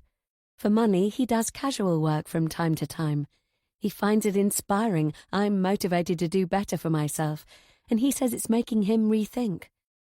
Sometimes we talk about our future together, and that's comforting too. I haven't got the stomach to take Harry to my room, which I still think of not as mine but as Mary Beth's. Any intimacy there would feel downright wrong. We haven't yet told Edith and Keith about our relationship, although I suppose they might have guessed. With Harry and Sarah's help, I carry on. Then, midweek, something very strange happens. I come home to find Edith hunched at the kitchen table. I was making supper, and the post arrived, she says. There's a letter from the insurance company. They'll be sending someone to inspect the damage. I'm immediately hopeful I can move upstairs soon. That's good news, I say. The date they've given is in 2 months. 2 months? It sounds like an eternity. I've been checking every day, I say. It's dried out and there's no smell. There's a hint of desperation in my voice. I'm really hoping she'll allow me to go back before the inspection. With rot, you never know. I'm afraid I'll need to keep those windows open until they give me the all clear. Which means I'm doomed to stay in Mary Beth's room. My heart sinks, and I gloomily plonk bread in the toaster. Then, I don't know how it happens, but as I slam the cutlery drawer, my bracelet gets caught. My lovely ducky snaps off. I'm close to tears. It's not about the charm. It's the bedroom and Mum's letter. It's overwhelming. Why are you upset? You like your room, don't you, Mary Beth? No, she can't have called me Mary Beth. I was making noise and I heard it wrong. It's very comfortable, but I prefer upstairs. We decorated it just the way you wanted. What is she talking about? There's been no redecoration. We can change it if you like, darling. Edith calls Keith darling, not me. I stare at her. She has a strange expression fixed on her face. Edith, are you feeling okay? I'm fine. How about we buy some more of those stickers you like? How to handle this diplomatically without offending her. I give a small laugh to try to make light of it, but even to my own ears it sounds forced. You know I'm Amy, don't you? I'm not Mary Beth. She smiles, and I get the horrible feeling she's looking right through me. Edith, answer me. I'm your lodger, I'm Amy. Of course, darling. Anything you say. Don't worry, Mummy isn't cross with you. Oh, God, what's happening? My back goes clammy. Why is she talking to me as if I'm her daughter? She doesn't appear to be ill, but has she had a stroke? Or is this some kind of breakdown? Edith keeps smiling, and it gives me the creeps. Mummy isn't cross with you. Stop talking like that. Come and have a biscuit with me. I bought your favourites. I'm calling an ambulance. As I grab my phone, I hear footsteps, and Harry rushes into the kitchen. What's going on? I was in the hallway, and I heard you say you're calling an ambulance. Your aunt isn't well. She's confused. Edith gets out of her chair.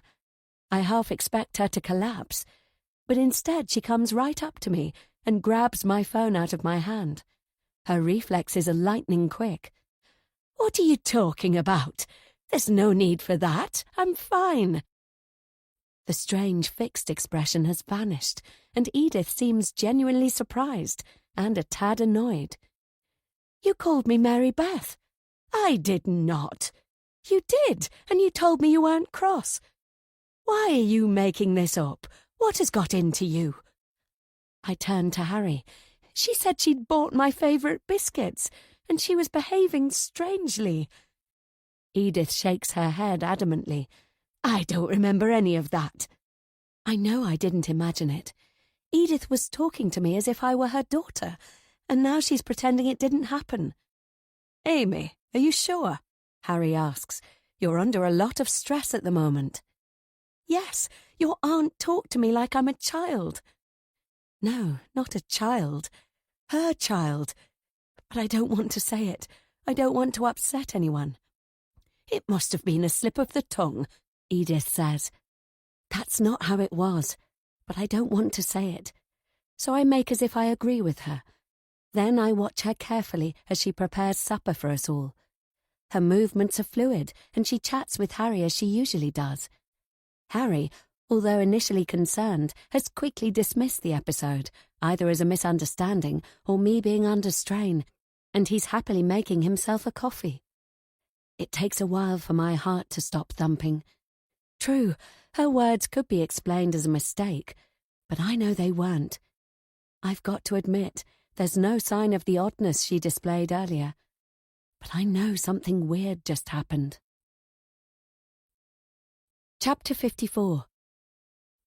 I just completed my 3rd training session with my new rowing buddies. The coach worked us hard, but I managed to keep up. They're a bunch of very sporty women. Until now, I've not been much into sport except running, but I'm fit because I've worked on the farm for most of my life. I never realised how much strength it's given me. I'm going to enjoy being part of the team. The university boathouse is a nice place to hang out too.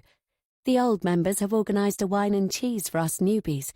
To my surprise, given how low I felt recently, I find the energy to chat and make some new friends after the training.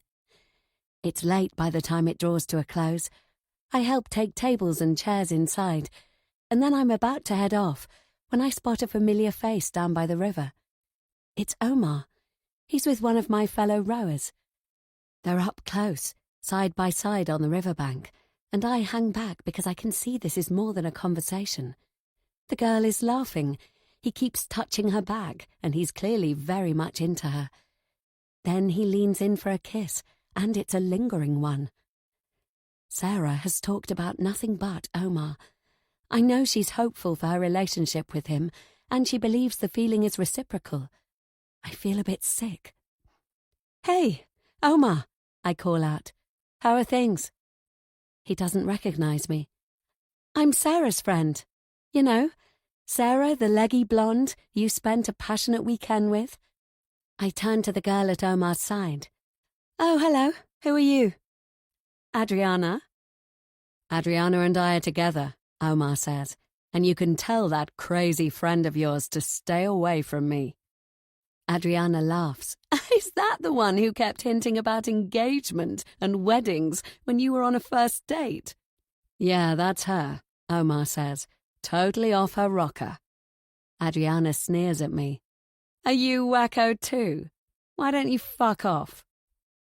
Tossing my hair, I walk away, giving them a parting shot over my shoulder. "Good luck. Looks like you were made for each other." Shall I tell Sarah? I'll have to, and I know she's going to be gutted. "He was with another woman." Sarah jumps to her feet, and she's shaking. I've chosen a quiet moment the next day to tell her. "Her name's Adriana. I caught them kissing down by the boathouse." Flinging her bag to the ground, Sarah looks so mad, I wonder if she's going to trample it. "No way!" she hisses. "Yes, kissing and flirting, the works." "He can't have been." Her voice is a wail of disappointment. "There was no mistaking they're an item, and Omar said it himself. I'm sorry, Sarah. I thought it best to tell you." Sarah is too sophisticated to scream aloud. I can see the hurt in her eyes and in the way she screws up her face. "But he's invited me to dinner again. How can he be carrying on with someone else?" "He's fake. I thought we got on well. I'm sorry." There's a pause, and I can hear her panting. "What the hell was she like?" Sarah asks. "I don't know. She's on my team, but I don't know her." "Attractive?" It was dark, I couldn't really see. Which isn't strictly true, because I remember thinking that she was attractive, though not as much as Sarah. Sarah's burst of emotion has messed up her hair. She smooths it down. "I don't believe it. The bastard. Why are guys so damn disappointing?" "I don't think they are. Just some of them. Like I told you, I always attract the liars and the weirdos. It's always been like that, and Omar just goes to prove it." Chapter 55. Edith behaves normally for the next few days, yet I can't stop thinking about the episode in the kitchen. I'm not sure if it's fair to pump Keith for information. Things have always been easy between Keith and me, and I don't want to spoil that. I don't want to make him worry about his mother either, but I need his input. I wait for a good moment. Then one evening, when I hear Keith go downstairs, which I've realised he often does to make a hot chocolate, I tiptoe after him. As I close the kitchen door, Keith welcomes me with a big smile. He pulls a second mug out of the cupboard and waves it in my direction. "Yes, please," I say. Once we're sitting with our steaming drinks, I take the duck charm out of my pocket and slide it across the table. There's no way to reattach it to the bracelet. "It broke off. I wondered if you might like it." His huge fingers engulf it, and he examines it carefully. "Are you sure?" he types. "Yes. I genuinely want him to have it. It's a mark of our friendship. My sister had a charm bracelet. She'd have liked a little ducky, and I like it too. Thank you." I take a sip and wipe froth from my lip. "The other day, I was in here with your mother and something weird happened. Weird how? It's a bit odd to explain. I'd appreciate your take on it. Go on then. You look worried. Just say it. I sigh. Here goes. I warn you, this might come as a surprise or a shock. 1 minute your mum was acting normally, and then the next, she called me Mary Beth. Keith looks up sharply from his mug. It was strange. It wasn't only that she called me Mary Beth. She spoke to me as if I were Mary Beth. It didn't last long, but I got the impression Edith was in another world. It takes a while before he types again. What did she say? She told me she wasn't cross with me. She called me Mary Beth and then darling. She said she'd bought my favourite biscuits. Then a few minutes later she snapped back to reality. I don't know what to make of it. Has she ever done anything like that before? Keith is frowning. I hope I haven't upset you. No, you haven't. Let me check something. He goes to open their food cupboard. When he closes the door, he's got a packet of biscuits in his hand, and his face is ashen. Keith, are you all right? He sits down heavily and places the biscuits between us. His hand rests lightly on the packet. These were my sister's favourite. Mum hasn't bought any since. Keith wipes his brow. Since my sister died. Mary Beth used to have 2 each afternoon. She'd have had them when we got home that day. After the accident, there was half a packet left in the cupboard. It stayed there for years, in exactly the same place. Mum refused to get rid of it. Then one day it disappeared. I don't know what happened, but I guess my aunt threw it out. My chest feels tight. I stare at the packet, and it is so heart-wrenching. I try to get rid of the lump in my throat. Did you question Mum? What did she say about how she was acting? When I asked her what was going on, she denied it. She didn't remember what she'd said. Was Harry there?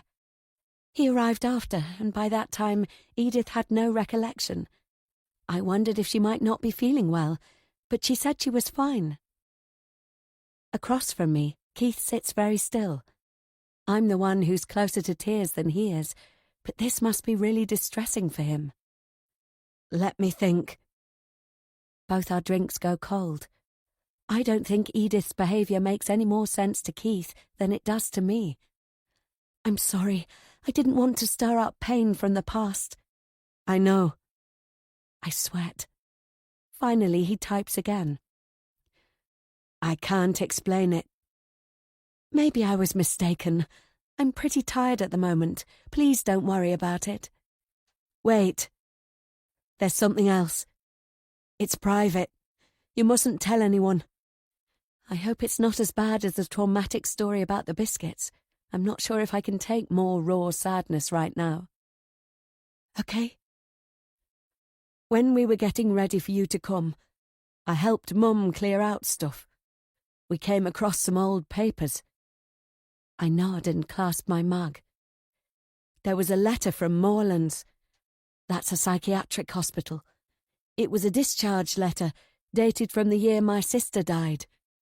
I never knew it before, but Mum spent 2 months there after Mary Beth died. My stomach does a deep dive. Your mother spent 2 months in hospital? Yes. And you didn't know? I'd no idea. I was 5 at the time, so I must have blanked it out. The thing is, when I asked her, she didn't want to talk about it. Oh dear. I asked Auntie Grace, and she told me Mum had a breakdown. Auntie told me while Mum was in hospital I stayed with them. I'd forgotten it, but then when she told me, I remembered holding Harry while we went to sleep, when he was a baby. I'm sorry if I've been nosy and stirred things up. I didn't mean to. It's okay. We wait in silence. It's just so sad. Poor Edith. Do you think me living here is bad for your mum? Keith shakes his head. I think having you here is good for her. She seems better, more positive. Harry thinks so too. I take Keith's arm. I hope you're right. There isn't much more for us to say. Keith reheats his drink in the microwave. Then he puts the biscuits back in the cupboard. I haven't got the stomach to swallow anything, and when Keith says goodnight and heads upstairs, I pour my mugful down the sink. I can't help thinking about the psychiatric hospital. Sarah's mother said there was a suspicion Edith pushed Mary Beth. I dismissed it as gossip, but could there be any truth in it? What kind of a breakdown did she have? I know you can be hospitalized for being a risk to yourself or to others. And maybe Keith and Harry are wrong. Maybe I'm not good for Edith. Maybe I'm having a destructive effect. Her calling me Mary Beth can't be a good sign. What if I'm causing her to have some kind of second breakdown? Chapter 56. Since my conversation with Keith, I tiptoe around the house constantly on edge. Maybe the door didn't get stuck. Maybe Edith was the one to lock me in Mary Beth's room. I'm dreading my landlady having another strange episode. I'm waiting for my next letter from home, too. I've phoned a few times, but Mum has turned off her mobile and she doesn't come to the phone when I call Dad. I know she's listening in the background. I can hear from the tone of Dad's voice.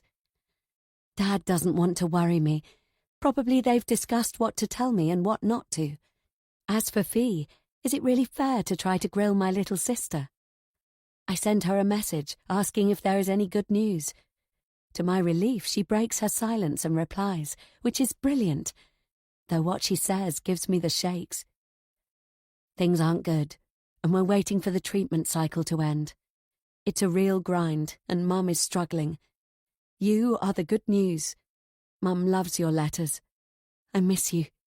Send pictures. And so I do.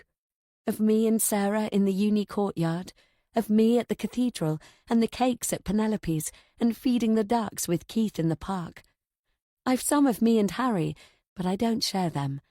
Bringing Harry onto the scene would complicate things, and if Fee told my parents, they'd only worry about what he was like. If I'm the one keeping my family's spirits up, then I'd better make a double effort. I have to put my own worries aside.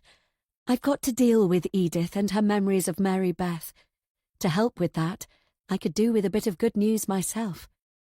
I don't get any. In fact, I get unwelcome news, and this time it's from Harry. Our evening starts out well, with a nice and thankfully normal supper, where Edith behaves like my landlady and not like my mother. After the washing up, Harry and I take off for the lounge. I snuggle into his arms. "How's it going with your studying? Are you managing?" he asks. "Sort of. I can catch up later." "I suppose. Though we don't know how long it will go on for, do we? I mean, people can have treatments on and off for years, can't they?" Whenever Harry talks about my mum, he says it gently, and I know he understands. I'm not missing lectures. I'm handing my assignments in on time. It's only my marks that have slipped. Plummeted might be a better word to describe it. But like I said, I need to handle this. Harry strokes my hair. "I talked to my parents about us. They'd like to invite you to dinner at our place. What do you think?" Meeting Harry's mum and dad is not on my list of great things to do right now, although I've got to admit it might be a useful opportunity to talk to them about Edith. "Why not?" I say, "as long as it's not too intimidating." They're pretty relaxed, and they like entertaining, so the food and the wine will be good. Shall I tell them yes? All right. Harry clears his throat. "There's something else I should fill you in on." "What? They've never liked any of your girlfriends? I expect you've had plenty." "Who cares what you and I have or haven't had? What matters is what we've got now." He kisses my temple. Smooth talker. "So what is it then?" "It's Sarah. She phoned me this morning and said she wanted to see me. I met her this afternoon." I twist to scrutinize his face. When? 3:30. She told me you were with your tutor. We went to Penelope's. Sarah didn't mention it, and it was surprisingly sneaky to arrange it when I had something on and Sarah didn't. Why just the two of you? First off, I couldn't say no to the invite because it would be suspicious. I suppose. Did you want to talk about what to do this weekend? No, it wasn't about stuff to do together. She wanted to talk about you. Me? She's worried about you. I know she is. I'm dealing with it. There's no need for either of you to stress. I'm not sure, and neither is Sarah. She's looking out for you. I make an exasperated noise, though to be honest, their support means a lot. There was a second agenda.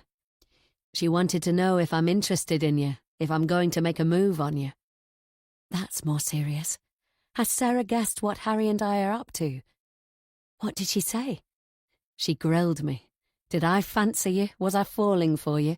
Am I only interested in friendship, or am I angling for more? She went on and on about it, trying to find holes in what I was saying. Why?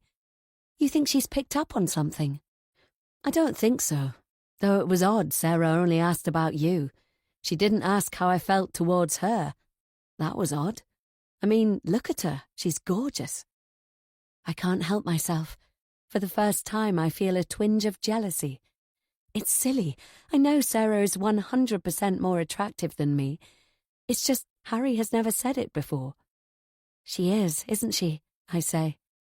And after the Omar episode, Sarah is also available. Harry kisses me again. Now don't make something out of nothing. I'm absolutely not attracted to Sarah. Promise? He laughs. I promise.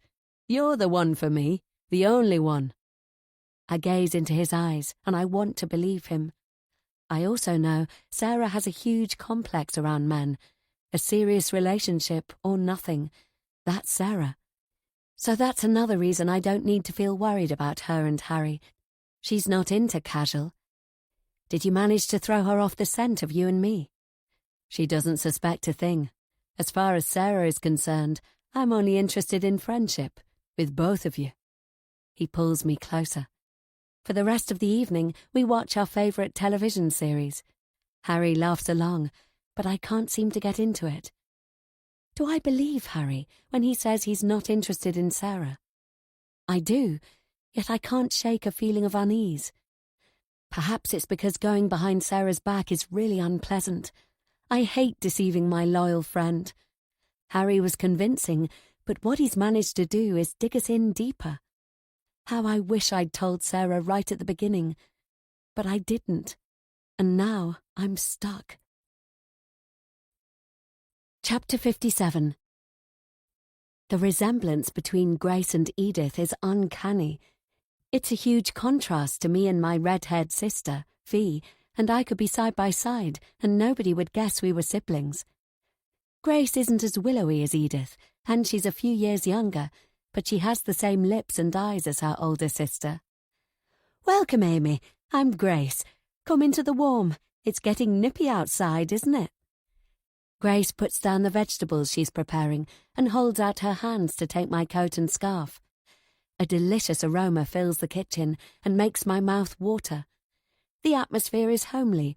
There's music in the background and plenty of food preparations going on. Harry's father is stirring something in a pan. He has a kind face, lined and lean.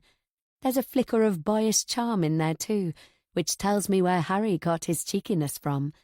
He's taller than Harry, but with similar blonde curls. Hi, I'm Peter. Nice to meet you. I trot over to shake his hand, and instead, he bends to kiss me on the cheek. Can I get you a drink? Grace asks. Would you like wine or a beer, perhaps? There's a bottle of red and one of white open on the counter, and Peter has his full glass beside him by the stove. Red would be nice, please, I say. The liquid glugs as Grace pours a glass. Following Harry and his mother, I carry my drink into the lounge. Make yourself at home, Grace says. She plonks onto a sofa, while I perch beside Harry. I can't help a surge of self-consciousness. Harry's family is much more laid back than mine. You've a lovely home, I say. Harry's mother laughs. It makes me painfully aware how Edith rarely smiles. Have I ever heard her laugh? I don't think so. I love it, but it's a lot of work, Grace says. We've been renovating, and it's exhausting. Next week we're laying the foundations for an extension. Did Harry tell you? She goes on to describe what they have done and what they'll be doing. The foundations for the extension have been dug for some time, and I get the gist that next week they'll be pouring a lot of concrete. It costs a fortune, too, with this being so remote, and you wouldn't believe the trouble we had getting a phone landline. She shrugs. But we adore it, don't we, Peter? Her husband has joined us, and he sits next to his wife and puts his arm around her. I'm seriously hoping Harry doesn't do the same to me. I'm not prudish, but I'm not ready to relax in front of them yet. Thanks to everything which is going on, I'm more jumpy than I usually am, but get some wine inside me and I should be fine. I take a few gulps from my glass. I've finished the veggies, Peter said. It's all in the oven and set to go. So, how's student life suiting you? Peter asks. I love psychology, it's fascinating. Peter laughs. Not my thing at all. You must be clever to understand all that stuff. Grace tops up her glass.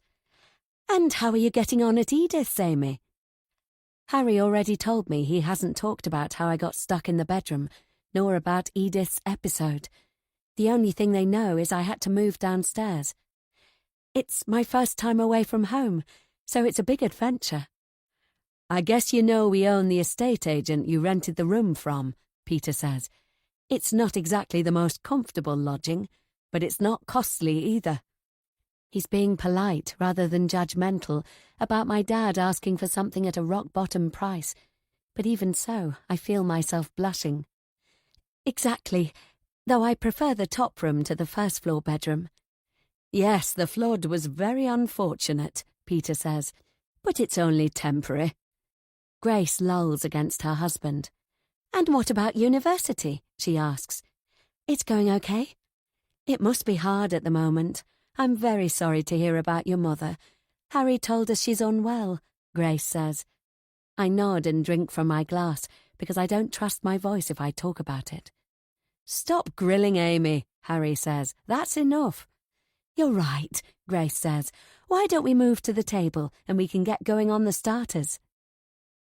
The chat over dinner revolves around the renovations at the cottage and the plans Grace and Peter have to travel to Thailand. I learn they travel a lot, but Thailand is their favourite, and one day they might live there permanently. Everyone is drinking plenty, including me, which helps the conversation flow. After the starters and the main course, we retire to the sofas for a break before dessert. The meal was delicious. Peter opens a second bottle of red, and he, Harry and I banter about what music to put on. I discover they go to concerts and music festivals, and they've been to plenty as a family. I've never been to one in my life, but I've always dreamed of going to Glastonbury. I listen to their stories wide-eyed. If only Fiona could hear this. We used to spend hours every year poring over the Glastonbury lineup. I always thought it was out of reach, but Harry's family make me think otherwise. I make a promise that one day I'm going to go, and I'll take my sister with me. A while later, when Grace goes to the kitchen, I follow. There's been no chance of turning the talk to Edith without killing the fun atmosphere, so the only way is to get Grace on her own. To bolster my courage, I take my wine with me. It's all right, Amy. I can manage the pudding. Please go and relax. She's pulling bowls from the cupboard and rummaging in a drawer for spoons. Actually, there's something I wanted to ask, but it's a bit awkward. Anything you want, fire away. As she stacks the bowls on the counter, she glances my way. When she catches the expression on my face, she stops what she's doing. Ah, I can see it's serious. She pushes her hair out of her eyes. I hope you know you can have confidence in me. I take a gulp of wine and a few deep breaths. It's about your sister. Did Edith push her own daughter to her death? isn't a question you ask your hosts. Neither is, why did Edith go to hospital? Did she have a breakdown? Was she violent? I'm listening. I don't know what you want to know, but I'll answer as honestly as I can. I really like Edith. She's been kind. When we first met, it was a shock for her, and for me, that I resemble Mary Beth. It was a shock for all of us. When Edith told me, I didn't know what to make of it, but she was so excited, and when she sent me a picture of you, I could see exactly what she meant. I decide not to comment, even though I hadn't realised Edith had taken photos of me. Grace smiles. It was like fate had finally brought something good to my sister's door. I was grateful, and grateful to you for taking it so positively. This is going to be more difficult than I imagined. I hadn't realised the whole family had been affected by my arrival. I take another sip. I could see she was touched. Straight away she told me she lost Mary Beth. I hoped it would be good for her, me living there. It is good for her, believe me. I'm not so sure. Grace sighs. You're having doubts. The other day she and I were in the kitchen, and Edith called me Mary Beth, and she spoke to me like I was her daughter. She said she'd bought my favourite biscuits. At the word biscuits, Grace, who's been looking sure of herself up until now, falters. She steadies herself on the counter. What biscuits? Her voice is faint. I told Keith about it, and he dug them out of the cupboard. He said they were his sister's favourites. I'm worried I'm having a bad effect on Edith. Maybe on her, mental health. Grace closes her eyes. When she opens them again, they're moist. Ever since she lost her daughter, Edie has been fragile. You can't imagine the nightmare she's been through. You mustn't hold it against her. She needs you there. I don't want her calling me by her daughter's name. It's not normal. It's not healthy. And I'm in Mary Beth's room, too. It's very uncomfortable. Peter charges in. He's in a buoyant mood, but at the expression on his wife's face, he immediately sobers. What's not healthy? He asks. When Grace says nothing, I struggle to find words. It's Edith's behaviour. I'm sorry, but I can't help thinking, what if I'm stirring the accident up again for her? Calm down, Amy, Peter says. There's no need to get upset. I can't help it. I'm worried. Firstly, I want you to know you're not stirring things up, Peter says. But I think I am. Edith is behaving erratically. Grace shakes her head. Slipping up by calling you Mary Beth isn't what I'd call serious. I'm sure you can appreciate what she's been through. How many times has she done it? It was only once, but you're helping, Peter says. You being there is helping her heal. He pats me on the shoulder. Either they don't believe me, or they want to pretend what I'm saying isn't important. Or maybe I'm not explaining myself properly. The alcohol is muddling my head. You don't understand. My friend at uni, her mother lived locally. She told me there were rumours, or I don't know, questions about the accident. There were no questions, Grace says. There's a hint of hardness in Grace's voice, and I know I've gone too far. I wish I'd kept my mouth shut. My poor sister suffered so much, and those rumours were vicious. They almost destroyed her, and they were nonsense. Please don't listen to what people say.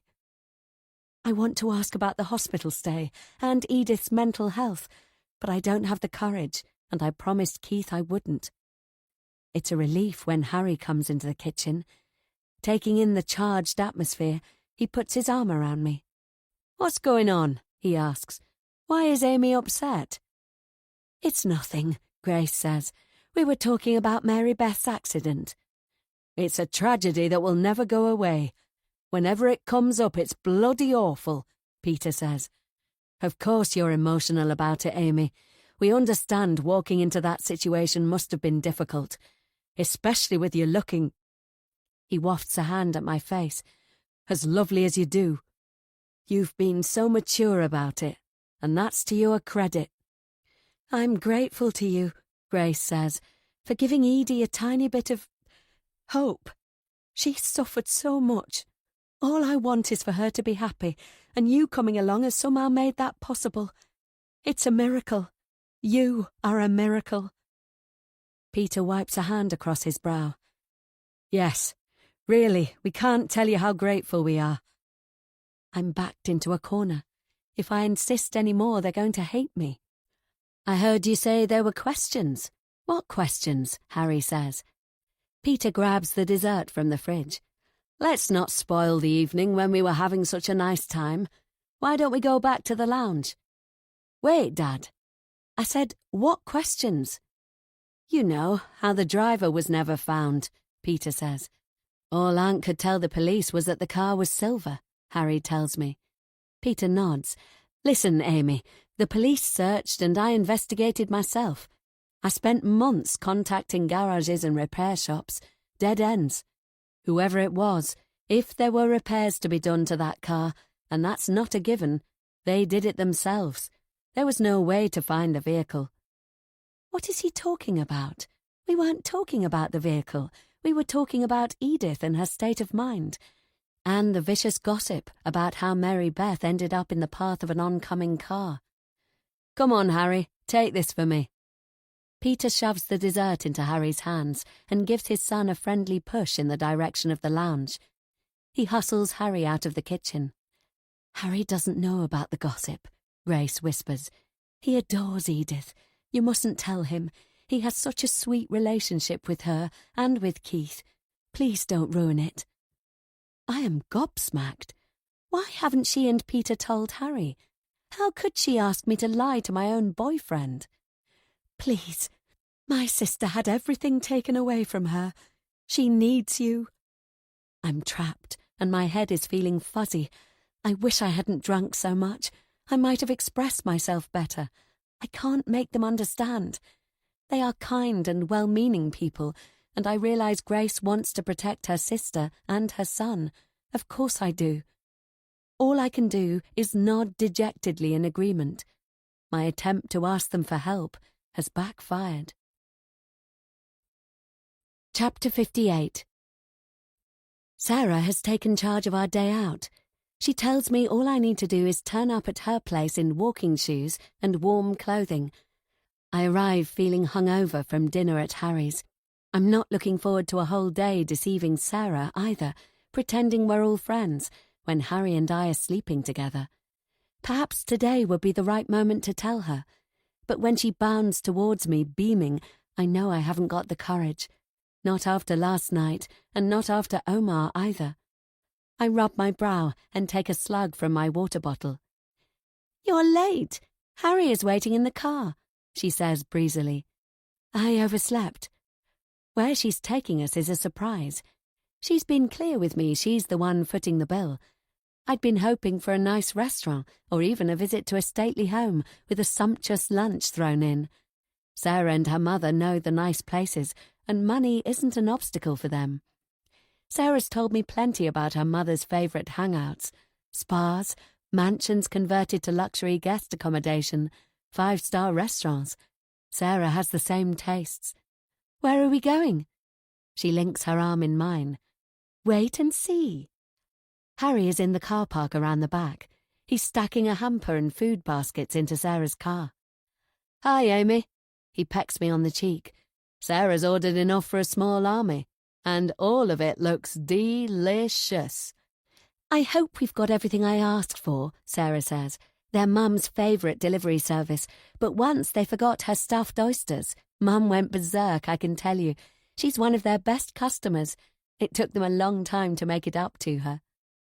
It sounds as if Sarah has gone overboard on the catering for today. Stuffed oysters. I've no idea what they look or taste like. I'm not sure what that is, but did you get any for us? I ask. No, I don't like them, and I don't think you would either. Don't worry, I got plenty of other great stuff. And no expense spared from what I can see, Harry said. How much do we owe you? It's my treat. Are you sure? I ask. Of course. Harry sweeps his hair out of his eyes. Bloody hell, that's generous. Amy, you should have seen the guy who dropped off this little lot earlier. He was wearing a 3-piece suit. This isn't an ordinary lunch. It must have cost a fortune. Sarah is beaming. Thanks a mill, Harry says, and he puts his arm around her shoulders. 2 red flushes appear on Sarah's cheeks. It's a sunny autumn day, and if I felt better, I'd have enjoyed a picnic. As it is, I'd prefer to be inside somewhere cosy, perhaps curled up in front of a log fire. I tuck my scarf closer around my neck. I'm tough. I'm used to life on a farm, for goodness sake. I can handle a hangover. Harry isn't suffering the same as I am, so I guess he's more used to drinking. He's chirpy and bright, the same as Sarah. I hunch in the back of the car. Off we go, Sarah says. As she lets out the clutch with a crunch, Harry laughs and so does Sarah. The movement of the car makes me queasy, and I can only hope Sarah is a better driver than that. Otherwise, I'm in for a rough ride. Actually, Sarah is far from a good driver, and I can't wait for the journey to end. We head out of town in a direction I don't recognise. The streets fall behind, and we're surrounded by moorland. Do you know it around here? Sarah asks Harry. It's not a route I usually take, but I must have been to this area once or twice. I'm more familiar with over by Northman's Gap. That's where we have our cottage. I didn't know you had a place on the moors. It belongs to my parents. Northman's Gap is meant to be lovely. I bet you have a great view. It's fantastic. Could we go there afterwards? That's unlikely. My parents are having a lie-in because we had guests last night. Not to mention that we can't let on Harry's parents know me, or the fact I spent yesterday evening at their place. Harry's blue eyes meet mine in the rearview mirror. I feel a twang of guilt and glance away. It's beautiful up here, I say. And cold too, I'm sure. It looks nice through the window, but I bet once we step out it's going to be biting, thanks to the exposure. I know a nice spot where there's an old ruin, and it's quite sheltered. There's a view over the valley, though I bet it's not as amazing as the one from your cottage, Sarah says. Sounds like a plan, I say, forcing my enthusiasm. After what seems like a rather long drive, we arrive at a deserted car park. I've got to admit the landscape is amazing. There are a few stunted trees and plenty of gorse bushes. Otherwise, as far as the eye can see, it's a beautiful sweep of purple heather. It's not a long trek to Sarah's ruin, but by the time we arrive, my ears are cold, and the 2 baskets I'm carrying are threatening to pull my arms off. But Sarah was right. There is a great view. We're staring at a huge expanse of moorland, stretching for miles in all directions. It's a clear day with a blue sky. I can only imagine how desolate it must be when it's misty. I stand with my back to a half-crumbling stone wall. Isn't it wonderful? Sarah says. I smile. Gorgeous. I didn't have you down as an outdoor type, Sarah, Harry says. Don't judge a book by its cover. I've all kinds of mysterious qualities you know nothing about. I can't miss the flirtatious tone in her voice. Sounds intriguing, Harry says, with a twinkle in his eye. It's his manner with everyone, and it doesn't mean anything, although I can't help being surprised at how Sarah is flirting with her body language too. That's not her usual modus operandi. She really has decided to allow Harry into her inner circle. Although I'm pleased for her, it makes me worried. Worried for Harry and me. Should I tell her right now? But I can't get the words out of my mouth. She would be so hurt and disappointed about how I've deceived her. I scan the landscape. In the distance, a familiar shape catches my eye. What's that over there? I say, pointing. Some old worker's place done up, Sarah says. Cute, isn't it? Harry is spreading out the picnic blankets and unpacking the food. I'm starving, he says. Is it okay if we get started? Harry, come and have a look, I say. The building in the distance is a long way away. It's a white square on a far hill, but it's familiar. I'm disoriented by the road we took, but it looks to me like it could be Harry's cottage, or one very similar. Of course, I can't let on I recognise it. That would mean letting Sarah know I'd been there. Harry comes alongside me. "You look a bit cold. Are you okay?" "Fine, thanks." I point again and he squints. "Amazing. That's our place. Yes, that's the crooked tree at the corner of our garden. I'm sure of it." What are the odds of that? An unpleasant feeling crawls its way up my spine. Very likely it's guilt. Sarah laughs like it's the funniest thing she's ever heard. "Your cottage! I can't believe it. I've always wondered what that little place was." "Well, wonder no more," Harry says, as he goes back to the picnic. "Anyone for quiche, or soup, or stuffed triangle things which smell divine?"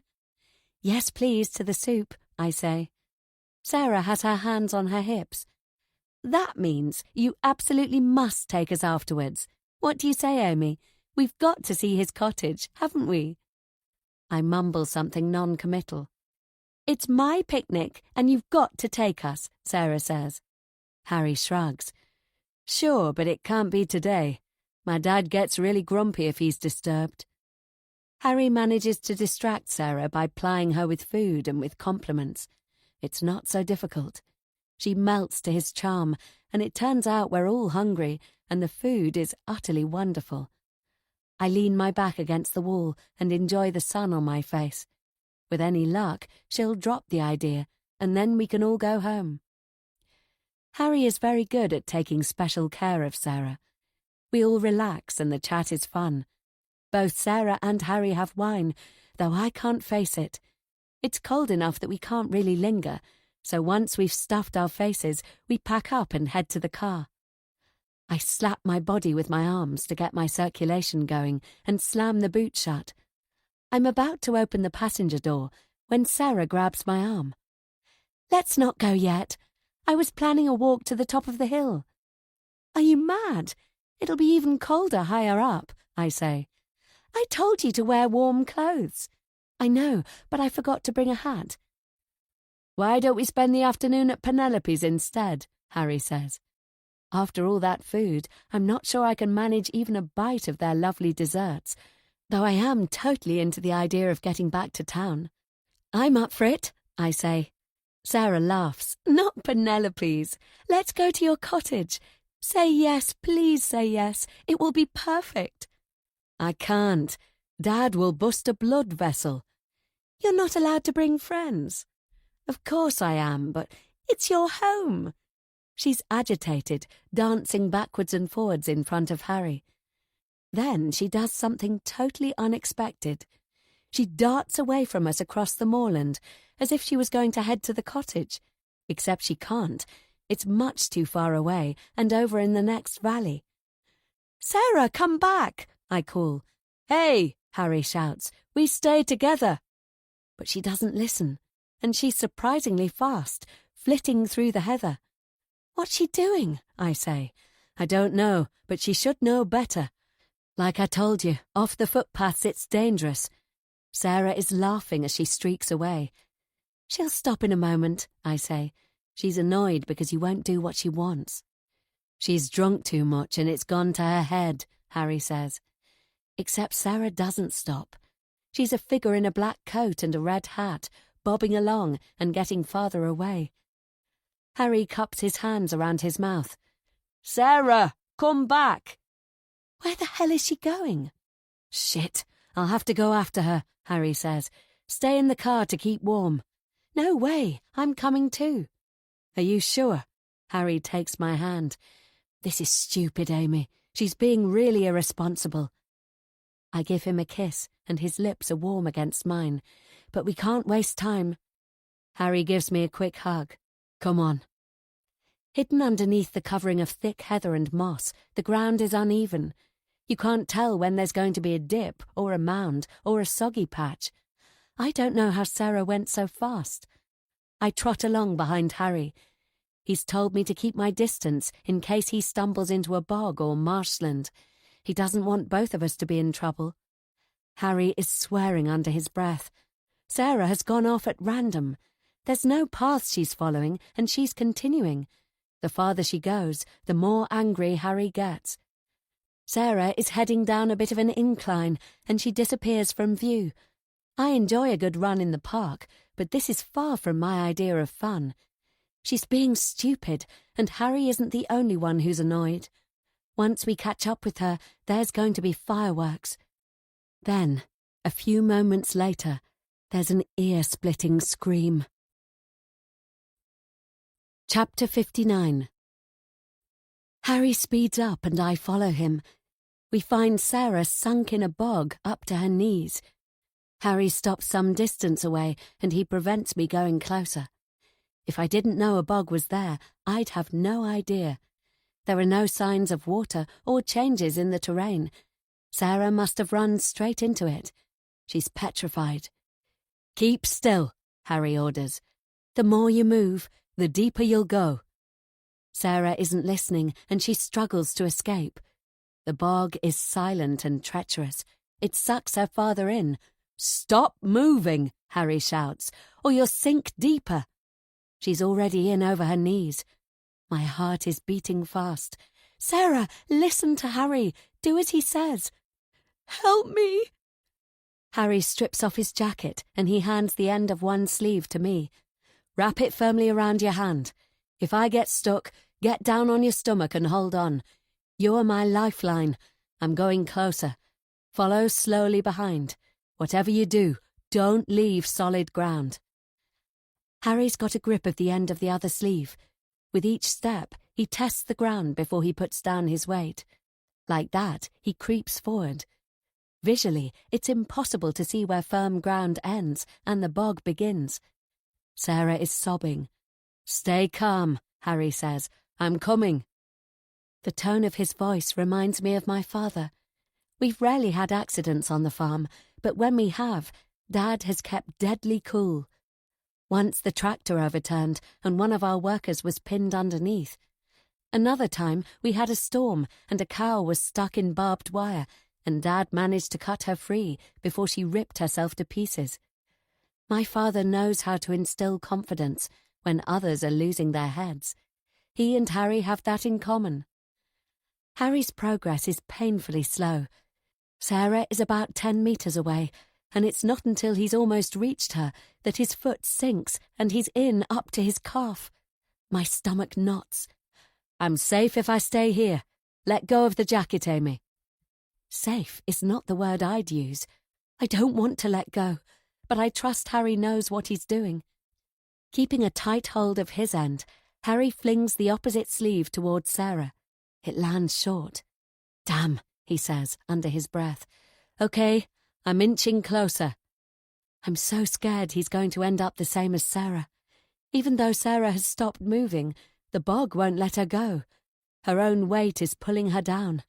Will they both get sucked under? And then what will I do? How deep is it? What if it's bottomless? They'll asphyxiate. "Be careful." I know it's a stupid thing to say. It's the best I can manage. I know from the farm the only thing to do in tight situations is not to panic. Harry lifts out one foot, and I hear a marshy suck as he drags it free. I hold my breath as he puts his foot down again. This time he's in over his knee. "I can't risk going deeper," Harry says. "If I do, I won't be able to get out. See if you can reach the jacket." He flings it again. The suction must be strong, because it's hard for Sarah to lean in his direction. "I can't. My legs are stuck." The bog isn't thin and watery. It's thick and viscous. Sarah can hardly pull against it. "Yes, you can, Sarah," I say. "Try to bend your top lower. Use your body weight." "I'm trying." "Try harder," Harry says. "You can do it. Come on," I say.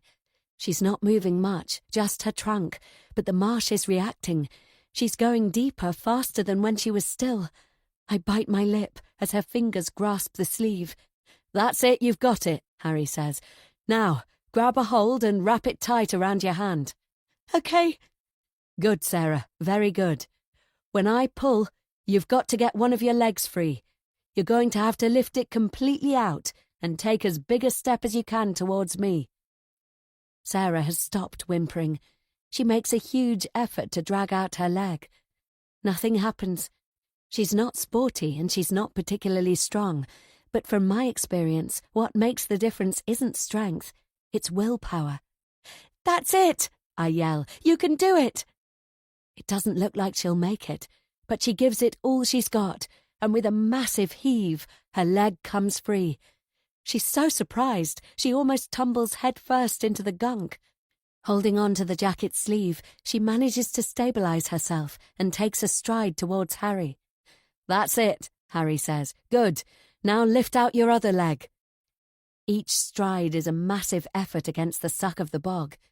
It's only 3 strides, but it takes an age for her to get closer to Harry. Then he hauls her out. She's exhausted. "If you'd have gone in any deeper, you wouldn't have been strong enough to escape, and I wouldn't have been strong enough to pull you free, not even with Amy's help. Once you're up to your waist, only 3 or 4 people or mechanical help can save you." Harry is angry, and he's not hiding it. "What you did was stupid. You're from around here. You know the risks." Sarah is in a heap at my feet. "It was the drink. It went straight to my head." Harry wipes bog off his trousers. There's not much point. His shoes and clothes are ruined. "That's not an excuse," he says. "I'm sorry. Please don't be cross." Harry turns his back and starts trudging back to the car. "You scared me," I say, "and Harry as well. That's why he's angry." "I know. I was frightened too." "Of course you were. You're safe now. Don't worry, he'll come round." We need to get her somewhere warm. She's shaking really badly, and I'm worried she's going into shock. I help Sarah, and we set off back the way we came. I guess what Harry means by mechanical help is a vehicle with a winch. How long would it take to get one of those on site? What if Sarah had gone in up to her chest? It doesn't bear thinking about. Once we're at the car, I wrap her in the picnic blankets and tuck her in on the back seat. Harry has already taken one blanket, and he's wearing it sarong style. He's wiping the worst of the bog from his shoes. "How far is it to your cottage?" I whisper. "A few minutes. It's actually pretty close by road." "We need to get Sarah warm as soon as possible." "We can't go there if my parents are around," he says. "They don't know she doesn't know about us. They'll mess it up." "I know, but if they're not—" "There might be some signal on this side of the moors. Let me check." Harry sends a text, and to his surprise he gets an answer. "That's lucky. We must be on the edge of the antenna's reach. Seems like they've taken off to view a property. They're gone for the rest of the day." "Okay, let's take her then." We get in the car. "Seems like you're going to get your wish after all," Harry says. "I'll drive." Sarah cries most of the way, and I feel sorry for her. When we get to the cottage and take her upstairs, she stumbles on the spiral staircase, scraping her shins on the stone steps. Harry searches out some of his mum's clothes, while I dab at Sarah's bleeding legs. She's a mess, physically and emotionally. Harry's still annoyed with her, and I wish he'd let it go. I finally get her into the shower.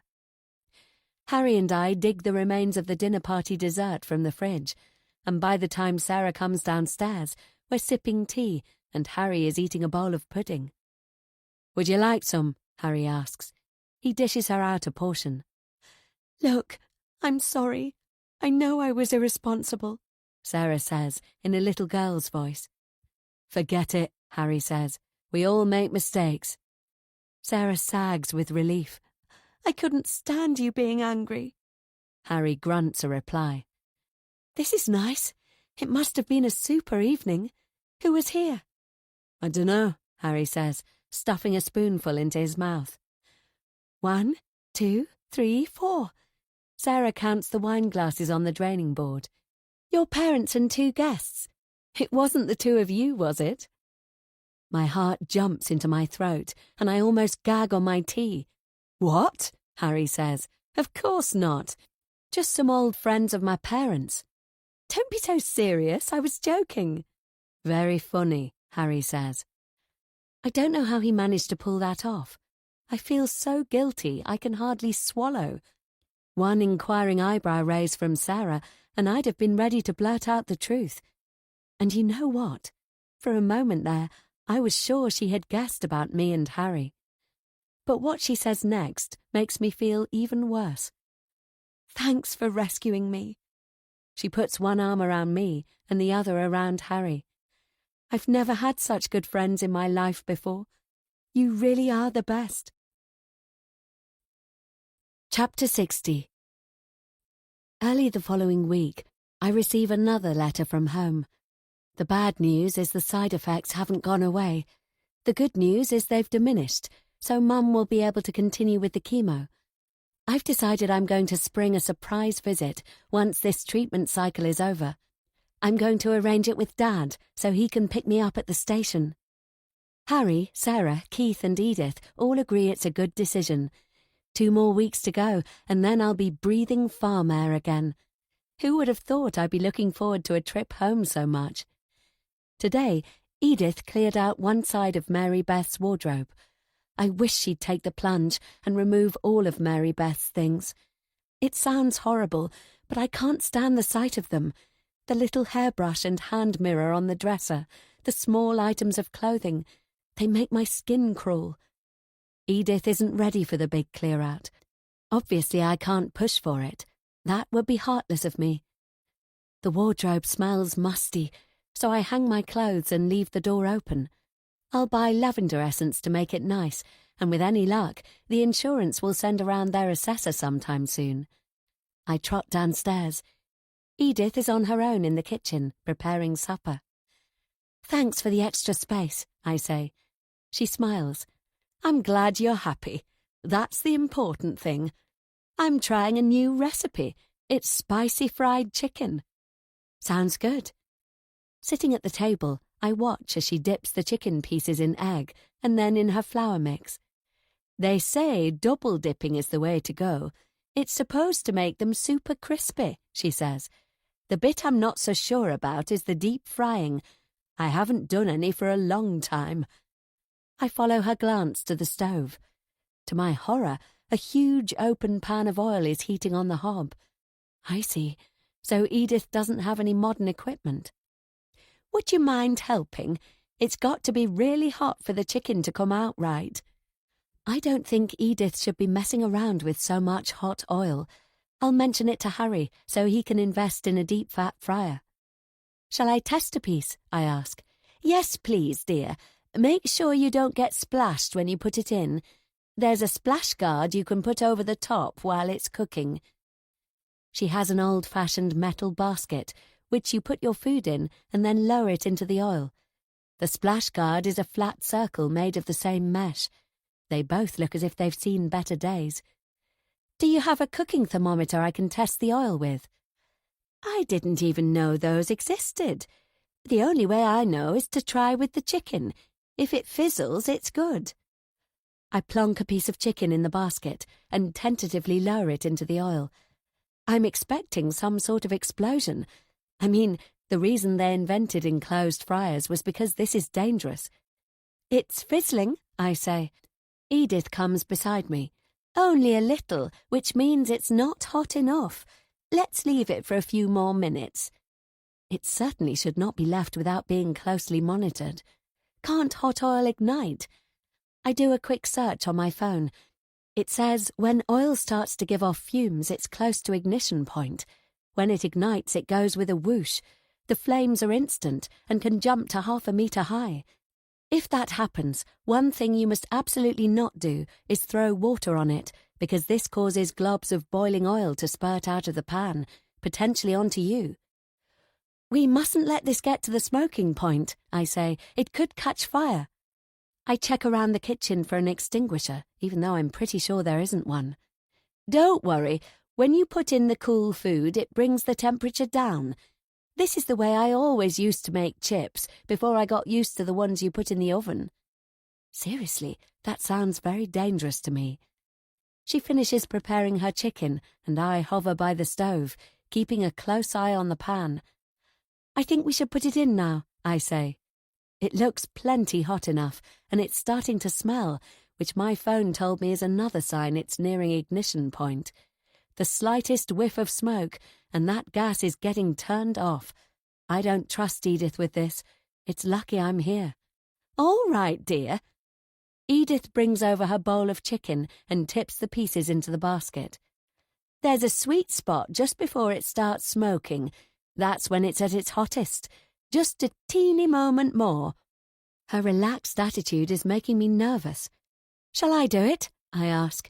I hold out my hand for the basket, hoping she'll pass it over. She doesn't. I've got this. Her arm is steady as she holds out the basket, and she's about to lower it into the oil when it slips and lands with a splash. Blobs of boiling oil land on my arm. I scream. It's so agonizing I can't see properly or think. I need to get to the tap. Mary Beth! Edith screams. She clutches at me and falls to the floor, and I have to push her off to get to the sink. As I run cold water over my arm, it doesn't make any difference to the agony. The oil is burning its way through my skin. Let the water run. Just wait. It's my voice, but it's my father's calm tone in my head. It helps me. I take deep breaths, and my mind clears a little. I can at least believe the cold water is going to help, even if I can't feel any relief. I don't know what to do about Edith. She's crawled to me and has grabbed hold of my ankle. Please forgive me. I have to speak through teeth clenched against the pain. It was an accident. Please forgive Mummy. For God's sake, not that again. I'm not Mary Beth. I'm your lodger. For the first time I inspect my arm.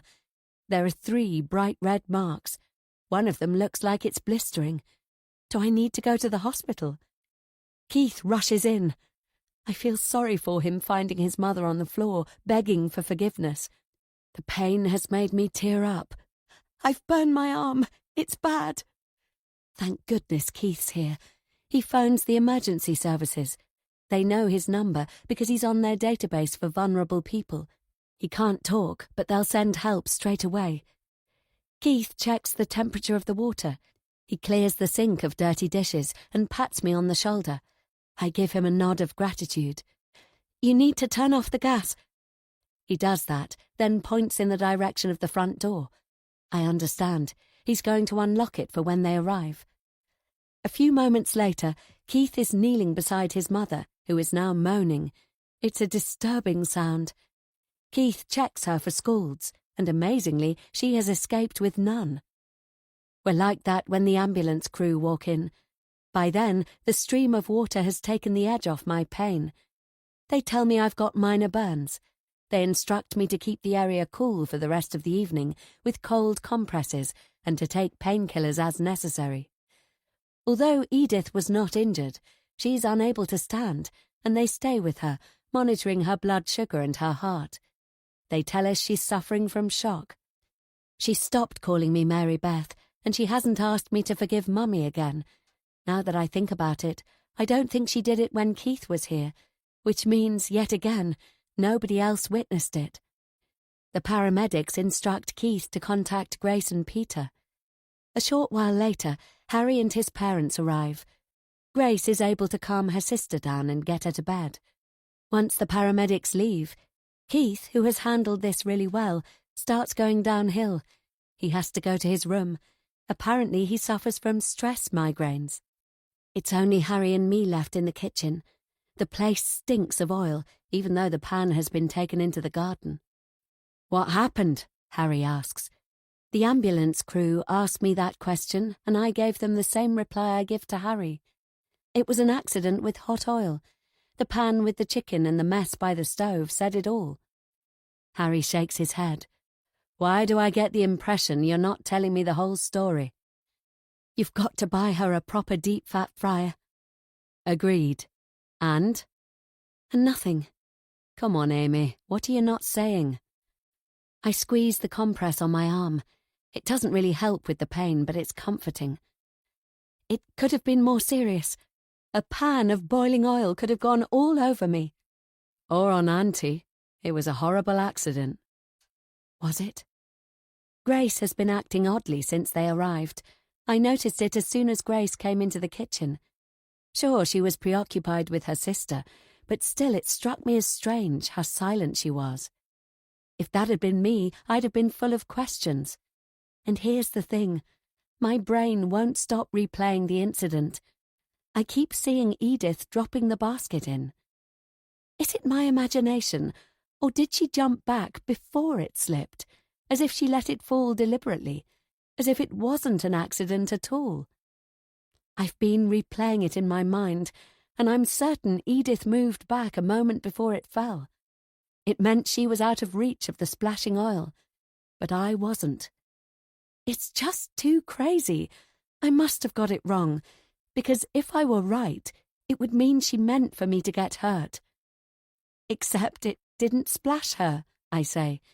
Edith didn't get a single scald. Luckily. No, I can't tell Harry I suspect his aunt might have done it on purpose, especially when I'm not certain. I must be wrong. Yes, luckily, I say. She was pretty shaken up, though. She called me Mary Beth again. You didn't mention that to Mum. Grace didn't believe me last time I told her. Why would she today? I dunno. What did Auntie say to you? When I was hurt, she started screaming her daughter's name. It must have been the shock. Must have thrown her right off kilter. It might have taken her back to, the car accident. I'd thought about that, and maybe it does explain Edith's behaviour. Some kind of traumatic reliving of her daughter's accident. She was screaming at me as if I were her daughter. Listen, Amy, I don't know what to think. She must have got confused. That's not all. She asked me to forgive Mummy. Harry lets that one sink in. I don't understand. Why would she say that? I patted my compress. It was like she felt responsible. But she wasn't. It just, happened. It was an accident. But what if it wasn't? Before the car accident, were there any other incidents with Mary Beth, or with Keith? I mean, other accidents or injuries when they were children? I looked up in the library about parents who harm their children. There have been plenty of documented cases. Harry's eyes are bulging. Of course not. What are you saying? Nothing. I'm sorry. I'm not thinking straight. It was horrible, and horrible for Keith. I hope he's okay. Keith gets migraines when he feels under stress. He'll be fine. Let's go to the lounge. You need to relax and unwind, and I want to look after you. I follow him, bringing my painkillers with me. I don't know what to think about today. I must be muddled. I like Edith, and above all, I want to believe she's a good person and would never harm anybody. Not me, and not her own children either. Chapter 61. A while later, Peter comes to see me and Harry in the lounge. Peter asks me to show him my arm, and when I do, he winces. I'm waiting for Grace to finish with her sister before I tell them. How are you? Peter asks. I'm okay. It'll get better. She's being brave because it hurts like hell, Harry says. Peter's face is lined with worry. I am sorry. All that hot oil sloshing around. Edith mustn't take risks like that. Mum's still with her then, Harry says. Yes. She's asked me to check on Keith. I'd better go and see him. When Peter comes back, he gives us an update. Keith has got one hell of a migraine. Poor him, Harry says. Peter sinks into an armchair. There's nothing much to do.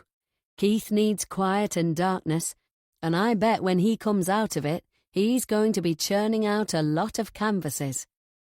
What do you mean? I ask.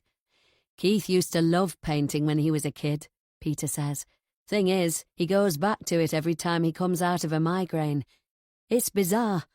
I can't help feeling it's not good for him. You're wrong, Dad. Keith's doctor said it was therapeutic. He said it was part of Keith's recovery process. After that, he can bounce back to normal. From what I've learned at uni, Keith's doctor is right. Art can be very therapeutic. It helps people to heal. Peter pulls a scornful face. That doctor is an idiot, if you ask me. Why did Keith give up painting? I ask. Harry shrugs. I dunno. It's a shame because he's got talent.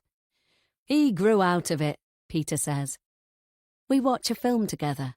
I'm not concentrating, but it's nice to have it on in the background. Harry helps me refresh the cold packs every now and again, and I lean against him on the sofa. Peter helps himself to drink from Edith's cabinet, and he makes a hot chocolate for me and Harry. It's gone midnight by the time Grace appears. Edith's sleeping. She'll be fine. And how are you doing, Amy? Grace says. I've been thinking, not only about tonight, but about the whole Mary Beth issue. When Grace looks straight at me, I can't help but think she's been crying. I clear my throat. I want to move out. It's like I've dropped a bomb in the room. Peter is horrified, and Grace clutches at her husband. I knew it wouldn't go down well, which is why I've been screwing up my courage. Oh no, please don't say that, Grace says. Edith loves having you here. Come on, don't let them turn the emotional screws. I was hoping you might help me find new lodgings. Peter rubs his hands against his legs. Don't be hasty. We understand you're upset. It's not a good moment to be making big decisions. I've thought it through, and I can't stay here. As we talked about before, it would be difficult to find rooms at this kind of price, Peter says. There must be something. I don't mind what. I don't mind sharing. Peter makes a very negative-sounding noise, and he looks at his wife. I can feel them ganging up on me. Something isn't right. I don't feel safe here. And I'm not good for Edith. Dear Amy, of course you're good for Edith. And what about Keith? He would be so upset. He adores you, Grace says. I like Keith too, but I can't stay. Please, will you help me find another room? With my mother ill, I can't ask my parents. You don't know what it's like sleeping in a dead girl's bedroom. Grace looks stricken. Of course. How insensitive of us. Why didn't we realise? Peter remains silent. It doesn't make sense they didn't know I'd hate it. Nobody likes following in the steps of a dead person. Which makes them... what? Liars. Peter, what do you think of Amy moving back to her old room? Surely the top floor doesn't have to stay unoccupied all this time. If Amy really wants to move out, then why shouldn't she? Harry says. If you don't want to help her, then I will. You've got plenty of accommodation on your books. I don't mind doing the work. I'm sure I can find something. He squeezes my good hand. And another thing, Mum. Auntie called Amy Mary Beth again. When? Grace asks. At least this time Grace doesn't ask me if I'm sure. In fact, she doesn't even sound surprised. After Amy got scolded. Of course it makes Amy feel uncomfortable. What do you think, Peter? Can Amy go back upstairs? Grace asks. My arm is throbbing like crazy, and I'm starting to feel lightheaded. Edith doesn't want me to, I've already asked. Of course you can, Amy, Peter says. I'd assumed you already had. Edith told me the insurance company wanted it to stay empty, I say. Peter shakes his head. Not as far as I know. Grace, do you think you can persuade your sister?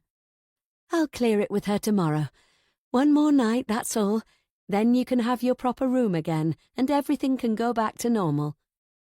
Back to normal? She must be mad. I don't want to stay, even if Edith agrees, which I don't believe she will. I want to be out of Mary Beth's room and out of Mary Beth's sad shadow. I need to escape from this house. If Auntie says no, then I'm helping Amy, Harry says, whether you want me to or not. I know I've disappointed and upset them. Harry's support makes all the difference. Thank goodness I have him by my side. Chapter 62. For the first time, Harry stays overnight in my room. It's more than odd being together in Mary Beth's bed. We don't get up to much, though, mainly because my arm is too agonizing. Harry was very matter-of-fact about sleeping in what is basically a ghost girl's bedroom. However, I think he was only pretending, because the next morning, when Peter and Grace call around, and Grace tells us Edith has agreed to me having my old room back, Harry is as relieved as I am. Harry makes breakfast for us and his parents, and he's humming as he fries bacon and eggs. There's a huge plate of toast, and I lay plates at the table. "Is Edith coming?" I ask. Grace shakes her head. "I don't think so. And please don't talk to her about moving out. Not yet. Let her recover first. I'm the one with the injured arm and in need of recovery, not Edith, but I don't have the heart to say it." "Okay." At breakfast, Peter and Harry keep up the chatter. Grace is preoccupied, and I'm quiet too. To be honest, my arm isn't much better, but I'm determined to go to class. It will be nice to see Sarah. After we've eaten, Harry carries my things to the top floor. "Are you looking forward to sleeping in your old room?" he asks. "It'll be a relief. But will you still help me find somewhere else? I can't stay in this house." "If that's what you want, then of course I will." "Your parents aren't going to like it." "They'll give in. Though like Mum said, let's leave it a couple of days before we face the protests." Grace didn't actually say that. Still, I don't want to cause waves for Harry, and I don't want to hurt people either. "Okay. And I forgot to say, thanks for sticking up for me last night." Harry kisses me. "Don't be silly. Why wouldn't I?" I kiss him back. "I'd better tell Keith about my plans. I don't want him to hear from somebody else." "He won't hear it from me." "I know. I just want to be sure I'm the one who breaks the news." For sure, Keith will be hurt once I move out, but I'll still keep in contact with him. "That's what I like about you," Harry says. "You care about people." Some of the weight I've been carrying since yesterday lifts away. "Right, another day of renovations at the cottage. What joy. I'd better get going." Harry gives me a smoochy hug. Being with him makes everything so much better. It takes a few minutes to sort out my things for the day. I'm on my way down to see Keith when I hear Peter's raised voice coming from Keith's floor. From the sound of it, Peter isn't happy. I stop on the stairway. What's going on? Poor Keith, he doesn't deserve to be yelled at. "If I see another bloody paintbrush in your hand, I swear it's going in the bin." I scrunch down out of sight. The next thing I hear is a door slamming. "I've told you before," Peter yells, and his voice is nasty. Then he runs downstairs. I'd never have imagined he could be so unpleasant, especially not to his own nephew. I creep down the stairs and knock on Keith's door. "It's me, Amy." The door inches open, and Keith peers through the gap, a shy smile on his face. I slip inside. "I'm glad you're feeling better," I say. There's a canvas sitting on an easel. It's angled away from me. As Keith grabs his laptop, his fingers are speckled with fresh paint. "What about you? How's the arm?" I shrug. "It's getting better slowly. I wanted to see how you're doing. Harry told me your migraines can last for days." "They used to, but not this time. I haven't had one for ages. The last one I had was when they told me I had to start going to the day centre. That was 10 years ago. The stress of it did me in." "So it was the stress of yesterday which brought it on?" "Must have been." I toy with the hem of my sweatshirt. "Listen, there's something I need to tell you." Keith examines my face. "What?" "Let's sit on the bed." "Let's not. Just tell me." "You were great yesterday. I don't know what I'd have done without you. I feel like the two of us get on really well."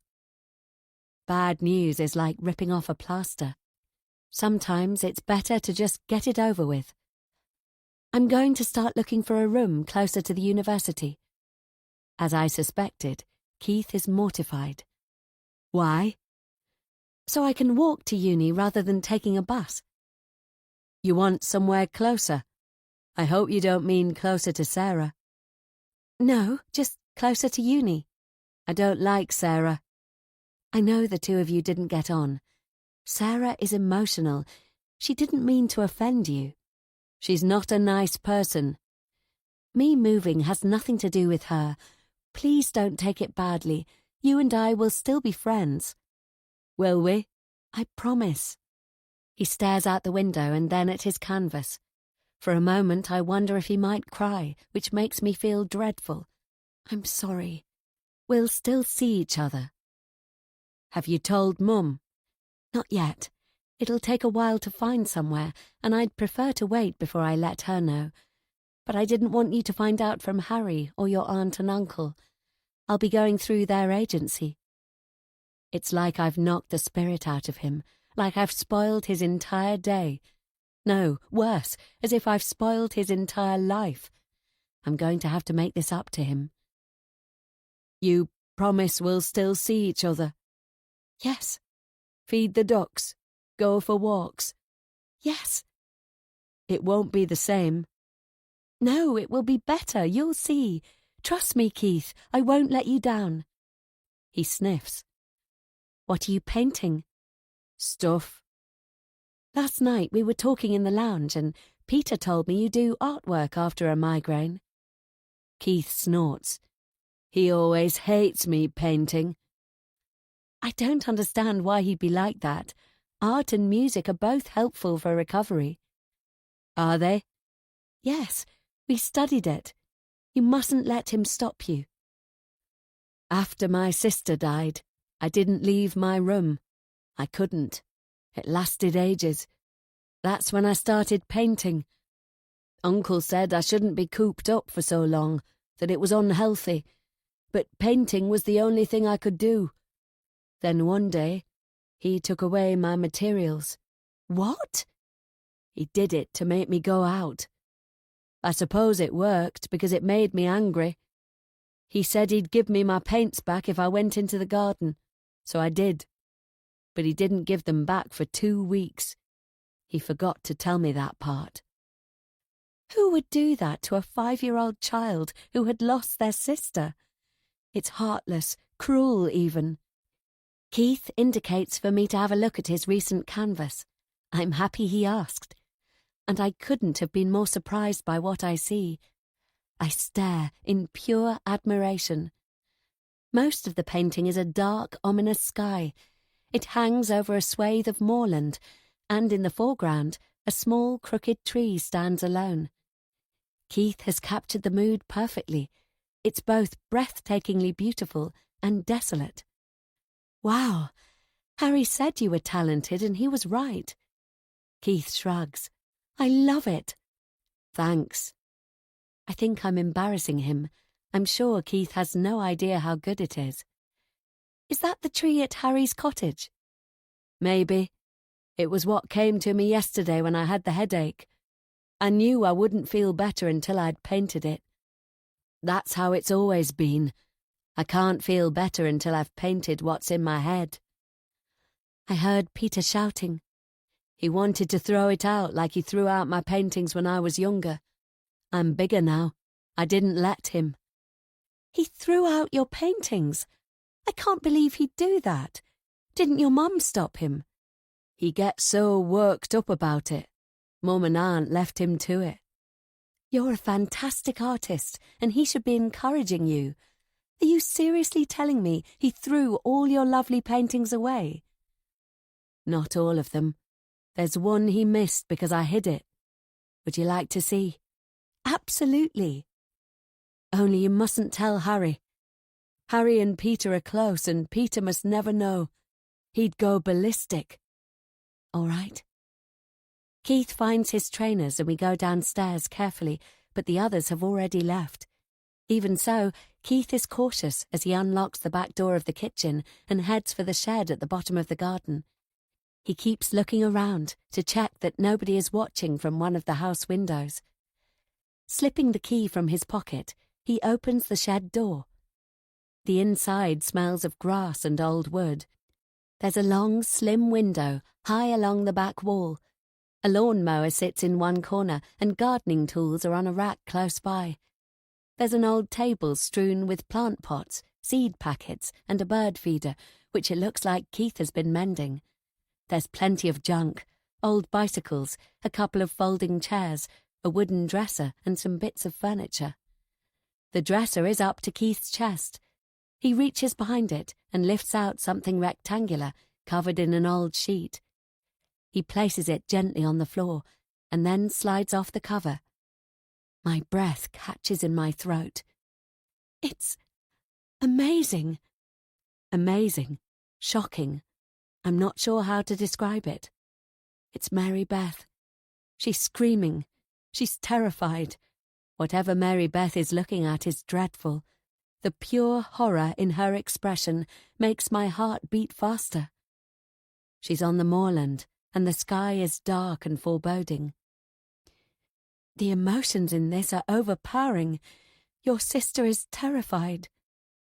Maybe that's why Uncle threw them out. Because I always drew her like that. He said he hated it. You always painted your sister the same way. I couldn't help it. It was what was in my head. I never felt it was bad. It isn't bad. This is important to you. It means something. Uncle said he didn't want Mum to see them, that I shouldn't paint my sister that way. That's why he destroyed them. I can understand how Keith's family wouldn't want to see Mary Beth as Keith has depicted her. From the on her face, it's almost as if it's the moment of her accident. Who knows? Perhaps this is Keith's childhood memory of the tragedy. Thank you for sharing this. I know it's precious. You don't find it disturbing or twisted? I was always worried Peter was right. Absolutely not. It's powerful, not disturbing.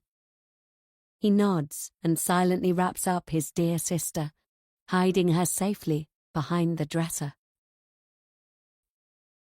Chapter 63. Keith goes back to his room, telling me he doesn't care what Peter says. He's going to spend the rest of the day painting. Good for him. I'm about to leave when Sarah sends a message. I haven't told her about the cooking oil accident, so she doesn't know about the drama. She sent me a photo of a luxury watch. I bought it for Harry. What do you think? I go cold. What is Sarah doing, buying Harry an expensive gift?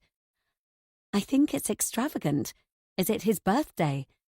It's to say sorry for that stupid thing I did on the moors.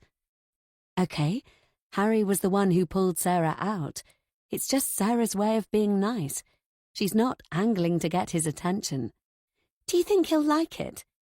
She's thrown so much money at it. What's not to like?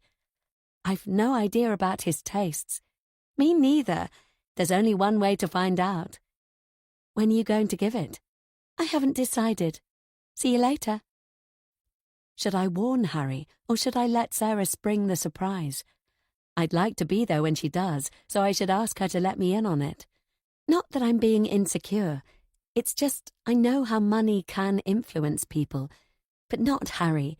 He and I are too involved with each other. I decide to wear my patchwork jacket. It's the one I used to love at home, but I've avoided it here because it's a bit dated. It's got looser sleeves, so it's easier to pull over my injured arm. I'm slipping it on when Edith comes into the hallway. I wondered if we might have a word, she says. I've not had a chance to talk to you in private since yesterday. My heart sinks. I guess she wants to apologise. It's not necessary, and I'd much prefer to leave. I'm in a bit of a rush. I thought you didn't have lectures until later in the morning. Have they changed your planning? How did she remember my timetable? It was ages ago when I told her, when I first arrived. I want to catch up on some studying. What I need to say won't take long. Okay? She turns towards the kitchen. How about a cup of tea and a biscuit? My stomach clenches at the word biscuit, and I have a horrible premonition that this is a bad idea. I don't think I can stand another strange episode with Edith. What if she offers me the one she bought for Mary Beth? No tea or biscuits, thanks. I need to get going. All right, dear. We stand awkwardly, and my arm throbs in protest. Whatever she wants to say, let's get this over with. If it's about the accident, I say, you really don't need to. I was going to say apologise. Edith cuts me off. Yes, it is about your arm. Why on earth did you tell my sister I called you Mary Beth? Because you did. I don't understand why you'd make up such a terrible lie. I could hardly sleep, it upset me so much. Edith, you did call me Mary Beth, right after the accident. She clutches at her chest as if she's about to have a heart attack. I did no such thing. Okay, so she was stressed and she doesn't remember. Just like she didn't remember when it happened before. I could hardly believe it, not from you, she says. There was a time before when people made up evil lies about me. Is she talking about her daughter's accident and what Sarah told me about the gossip which went around? It almost destroyed me. I'm sorry, I didn't mean to upset you. You made Grace worry too, and that's not fair.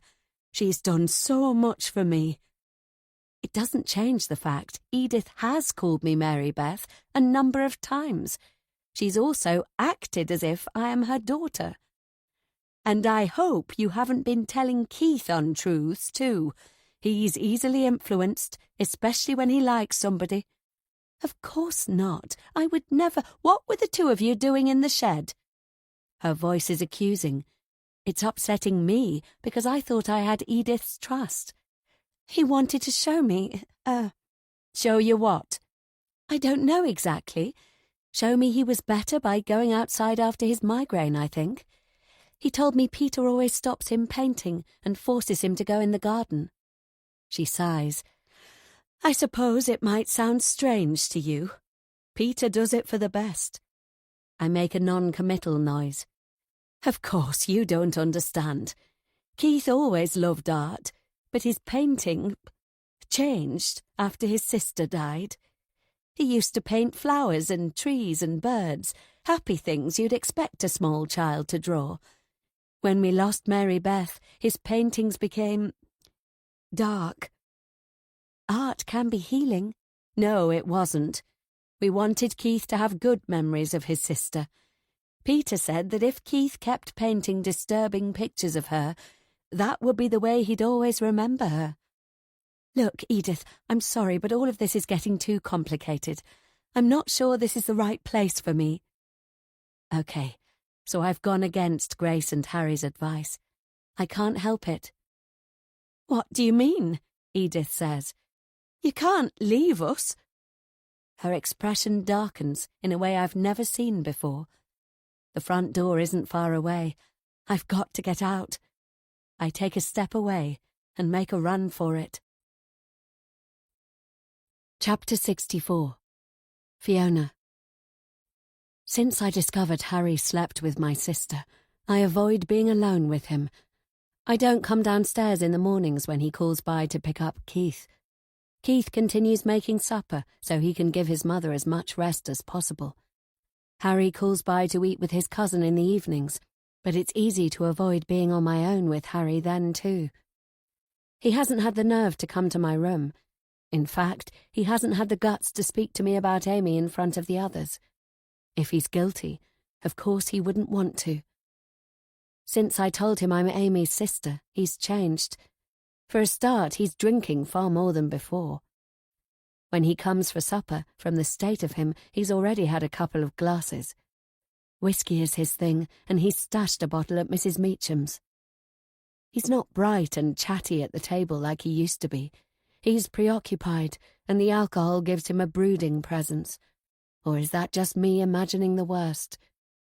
It's not until a few days later that Harry manages to get me on my own in the hallway. "Why are you avoiding me?" he says. His eyes are bloodshot. I suppose it's from the whiskey. I'm not. Come on, I'm not an idiot. So work it out then. I was in love with your sister. It doesn't mean you and I can't be together.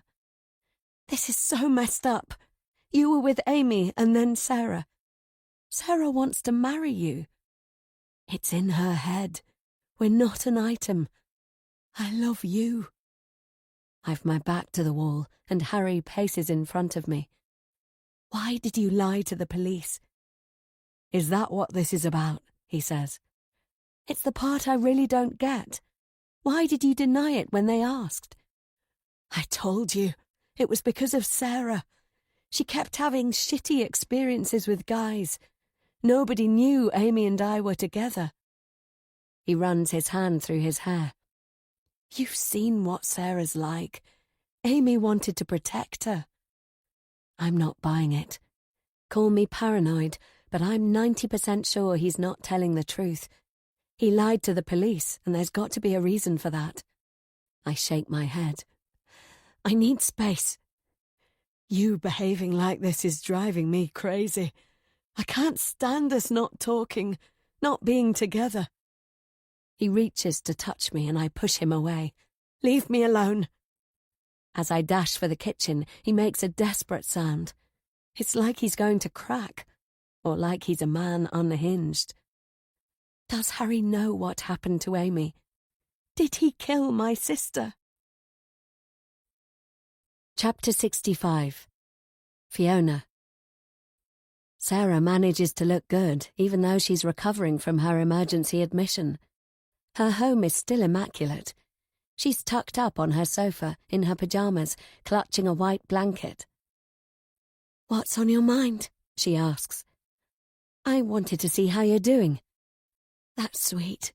I'm much better. They've given me a month off work." "How do you get better after an overdose? I guess it's going to take time." "I got overwhelmed. They've set up counselling for me. I need to learn to take better care of myself." I pat her leg. That's the essential bit, taking care of ourselves.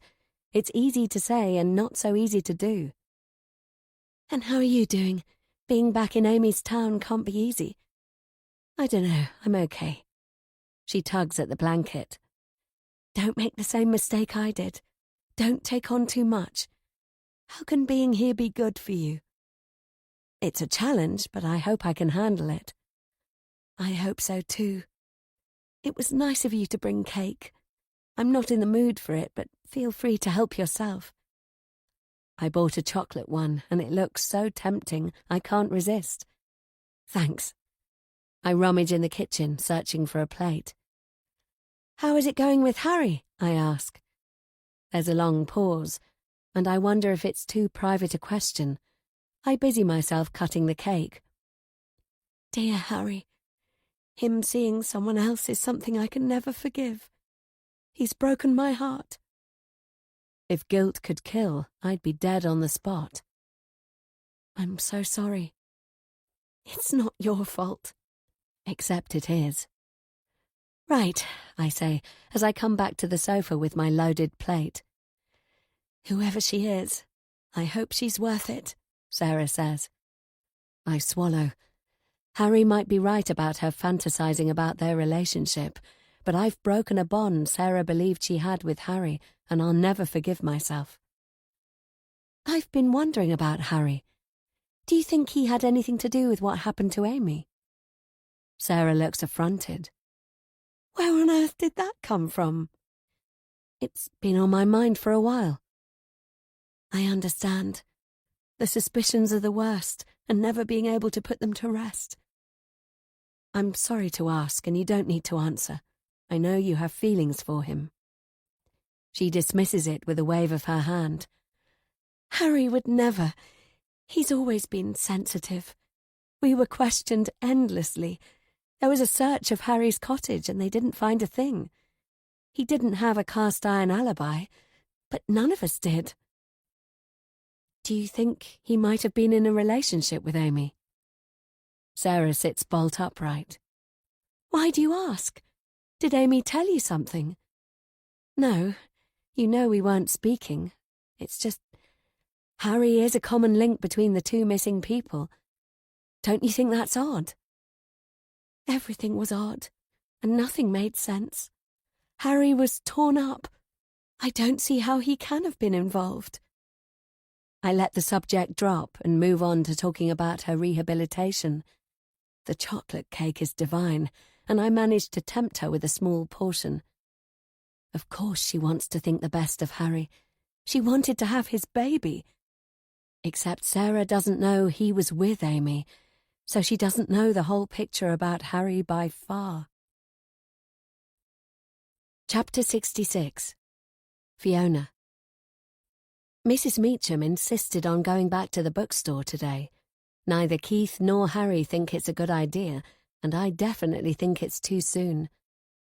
When I get back, Keith is waiting in the hallway, and he darts towards me, waving an arm in the air. In the other, he's clasping his laptop. I've never seen Keith this agitated.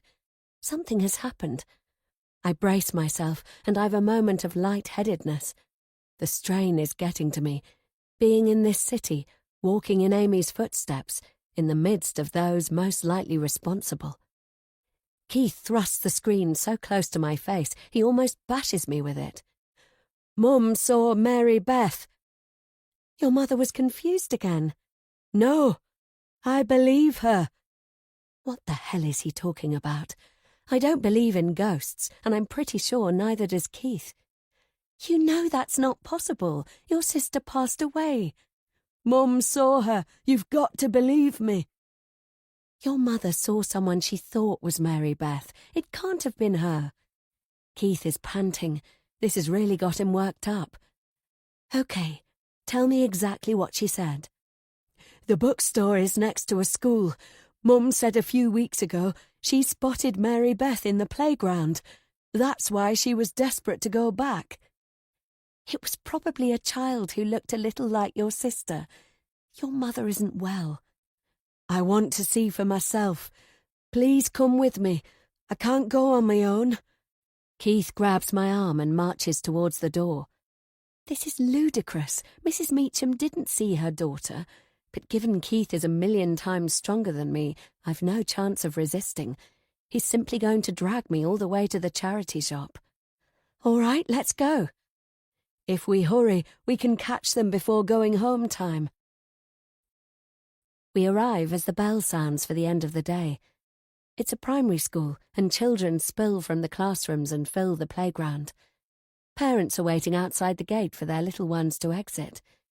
Keith forces his way through the crowd, pushing people aside to get to the front. I follow in his wake, apologising profusely to disgruntled mums and dads. Out come the kids, and I scan them. Little boys, blonde little girls, girls with brown hair. As they stream towards their parents, the playground empties. I feel sorry for Keith getting so worked up, because he's only going to be disappointed. He's hopping from foot to foot, pressed to the railing, and teachers and parents are eyeing him. Soon there won't be any children left to be picked up, so we should be able to finish this charade and get home. I'm wondering what I'm going to say to Keith to leave when he makes a guttural, heart-wrenching sound. He points. My breath is sucked out of me. Clustered close to a teacher, there's a group of 3 kids. The middle one is her. Mary Beth or a little Amy. She could be either. I see her, Keith. I see her. And that's when I also see the person who's come to pick them up. From the look of the man, he is a traveller. The 3 kids troop towards him, and as their little group moves away from the school, Keith and I go after them. She looks so much like Amy that my heart has taken over from my head. We follow a few steps behind. They lead us to a van parked in a side street, and once the children get in, the man suddenly turns on us. What the hell are you doing following me? Fuck off. Keith is massive, but this man looks like he knows how to look after himself. I don't think Keith would be a match if his adversary had a knife. Your little girl looks like my sister, I say. He sneers. So what? My sister went missing. What the hell do I care? You and Goliath can piss off. He jerks a thumb in Keith's direction. If you prefer, I can call the police, I say. For what? Picking up my own kids? He's right, of course. Just because she resembles my sister doesn't mean a thing. He spits, and it narrowly misses my leg. Besides, I'll be out of here, and I'll disappear. He snaps his fingers. Like that. Who are you? I ask. None of your business. And if you don't fuck off, I could kill you, or your friend. My stomach contracts. He leans so close, his breath brushes my cheek.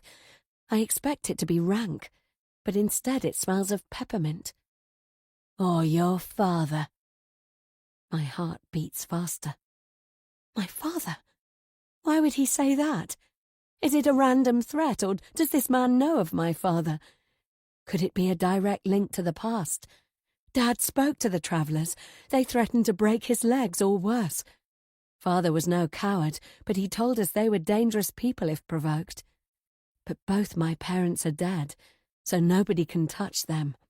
There's only me and Keith to worry about.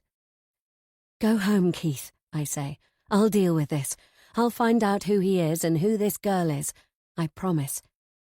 Keith adamantly shakes his head.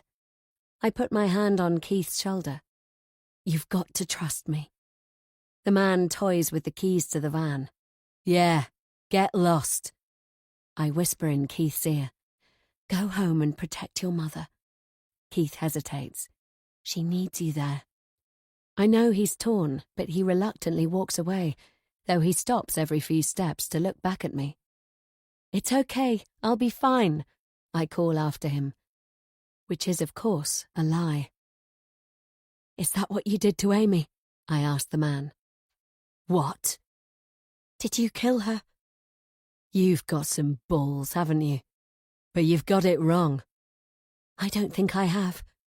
Then think again. I didn't kill anyone. Then where is she? He glances at the children in the van and smiles. I can't decide if it's creepy or genuine. I said, where is she? You really want to know? He looks me up and down. The woman you call Amy is my wife. Chapter 67. Fiona. His wife? No. He shows me a ring on his finger. It's the gospel truth. Then you abducted her. You're keeping my sister prisoner. He sneers. You've got it wrong, Ginger. You better see for yourself. He opens the door of the van and invites me to get in. This is stupidity. I could be abducted too and never be seen again, or he could actually kill me. But he's got the kids with him. Surely he wouldn't do anything violent with them around. I stare at the little girl. She's a mini version of Amy, or, as Mrs. Meacham said, Mary Beth. Dark hair, my sister's gaze, and those green eyes are piercing. Is this why Mrs. Meacham has been confused? Because she spotted this child next door to the bookstore, and it triggered her memories? The man puts a hand on the girl. This one is mine. The other two are my brothers. Are you coming or not? Holding my breath, I slide into the passenger seat. I'm not going to eat you. The woman you call Amy no longer exists. I want to see her. Why? Because she's my sister. He gives me a long and unfriendly look. You're going to be disappointed. She won't know who you are. She never remembered a thing. The travellers have set up on the edge of town, taking over a park with their vehicles and their trailers. I count 30 caravans, which is a bit less than the number who were here when Amy went missing. As the man parks the van, I finger the phone in my pocket. Would it be wisest to call the police now while I've got the chance? No police. Not until you've heard the whole story, he says. He's not as threatening as earlier, but he's not nice either. I nod, though I'm not making any promises. Still, he doesn't have to know that, does he? What do I call you? I ask. Call me whatever you want. Great. He pulls on the parking brake. The two other children, a boy and a girl, run off across the grass. I'm slightly heartened to see the remaining child takes her father's hand. At least he's not a complete bastard. I brace myself for what might come next. He leads me along a line of caravans. I'm going hot and cold. My heart races, and it's like I've got tunnel vision from the stress. People eye me as we pass. I can feel them sussing me out. Sweat trickles down my back. On the other side of the field, we go around the side of a white caravan. A woman is bending over a pail of water. I scan around for my sister. I don't see her anywhere. Is this a trick? Has he lied so he can get me here, and then I'm going to end up dumped in a ditch? Part of me wants to run. Another part of me is locked into this, desperate to keep going to the end. The woman wears a long skirt. Her hair is wrapped in a colourful scarf. And then the little girl runs to her, and the woman stands and laughs, sweeping the girl up into her arms. A wave of shock courses through me. I'm about to rush forward, calling her name, when the man puts his hand over my mouth and holds me back. He speaks close to my ear. Shut up. She doesn't remember. I didn't recognize her, but it's Amy. She's alive and well, just like I always dreamed. Breathing, her green eyes bright and dancing. She's hugging her daughter. Oh my God, she has a daughter. No questions. Just stay quiet, the man says, or you'll never see her again. The threat is like a knife at my throat, and my words dry up before I can get them out. As Amy turns towards us, the man lets his hand drop. She smiles at him, but when her gaze turns to me, her face goes blank. She's looking right at me, but there's no recognition. There's no burst of joy. It's like she's never seen me before in her life. I'm a complete and utter stranger to her. A part of me dies. My lips say her name, though nothing comes out. I've brought a guest. We're going to talk business, the man says. That's nice, Amy says. Shall I make a cup of something? The woman has Amy's voice, but her skin is weathered and she's thinner and tauter. She moves like a woman, not like the youthful Amy I know. Through the caravan door I watch as she puts the kettle on and brings mugs outside. And there's something odd about the way she places the mugs and the water. It's slow and deliberate, as if she's been damaged or if she's not sure about her balance and her coordination. My heart threatens to break. Yet she was happy to see the man, and when he looks at Amy, he's softer, not like how he is with me or with Keith. Amy loves her daughter, that's obvious too, and she's comfortable in this space, with the caravan she shares with her small family, and the space they share with the other travellers.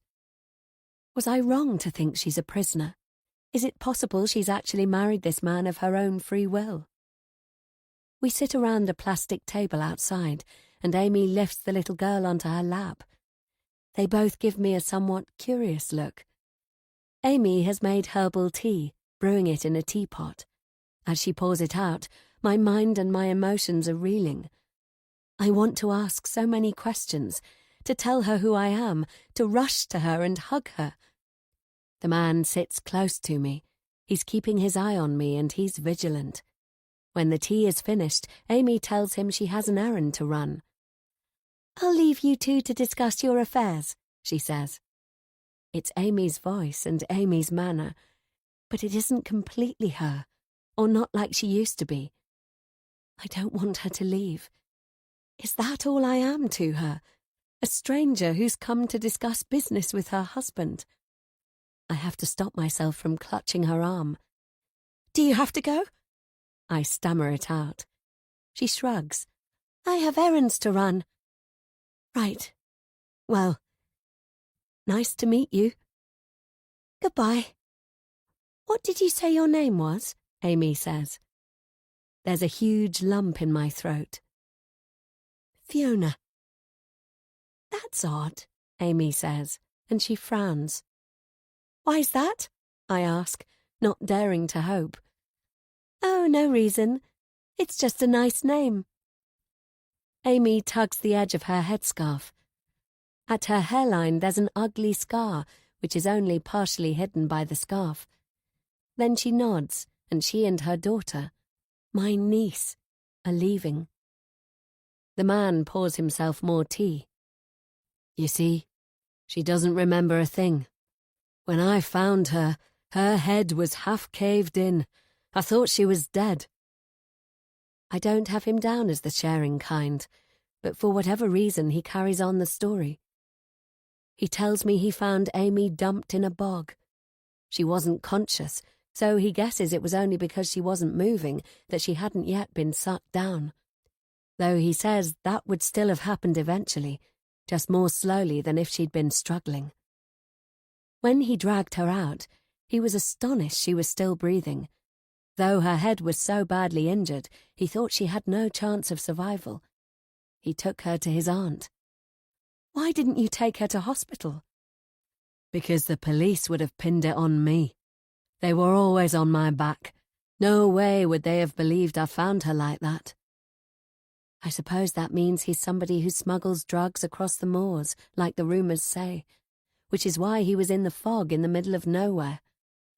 My aunt comes from a long line of healers. I don't believe in healers. He wafts his hand in the direction Amy went. Maybe it's time to rethink that. We stayed in hiding at my aunt's. Your sister was unconscious for weeks. After she regained consciousness, she didn't speak for months. She had to be spoon-fed, and she couldn't walk. She gradually and painfully recovered, but she never remembered what happened to her that day, or why she had been left to die. You should have let her come home. Home? She didn't know anything of her former life. I knew from the news who she was, and I swore to myself that if she ever recalled events, I'd take her into a town and leave her there to be found. But she never got her memory back. So she stayed with you, as your prisoner. Not my prisoner. He gives me a long look. My aunt said your sister was way beyond her healing powers. She said it was love which saved my wife. That love accomplished the impossible. What the hell are you talking about? Don't look so angry. Is it so hard to believe? I fell in love with your sister. He stirs his tea, and she loves me. Amy fell in love with him. How can that be true? And yet, I could see it right in front of my eyes. The way she looks at him, the way they are together. After, we travelled, and a time later we married and started a new life. She has a new name, Rena. My aunt chose it. Did you force her to marry you? So suspicious. Does it look like I did? Amy seems happy, but she's changed, and she doesn't know me. She tried to remember. For a long time she tried, but it made her ill, and it gave her nightmares and terrible headaches. It was better for her to move on. I don't want to cry in front of him, but it's hard to stop myself. Finish your tea, he says, and don't be here when I get back. And if you ever make trouble for us, you'll regret it. He walks away. Wait! Who dumped her on the moors? He raises his hands to the sky. I've no idea.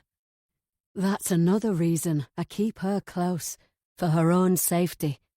But whoever it was, they're the most cold-blooded killer I know. And that's saying something. Chapter 68. Fiona. When I get back to the house, Keith runs out of the lounge. Keith, you'll never believe it. My sister is alive. Keith gawps. Yes, Amy's alive and well. I saw her. Are you being serious? But she doesn't know me. She has a new life. The little girl you saw is Amy's daughter. Tell me everything. Keith is the only person I trust with this, and I don't want his mother overhearing.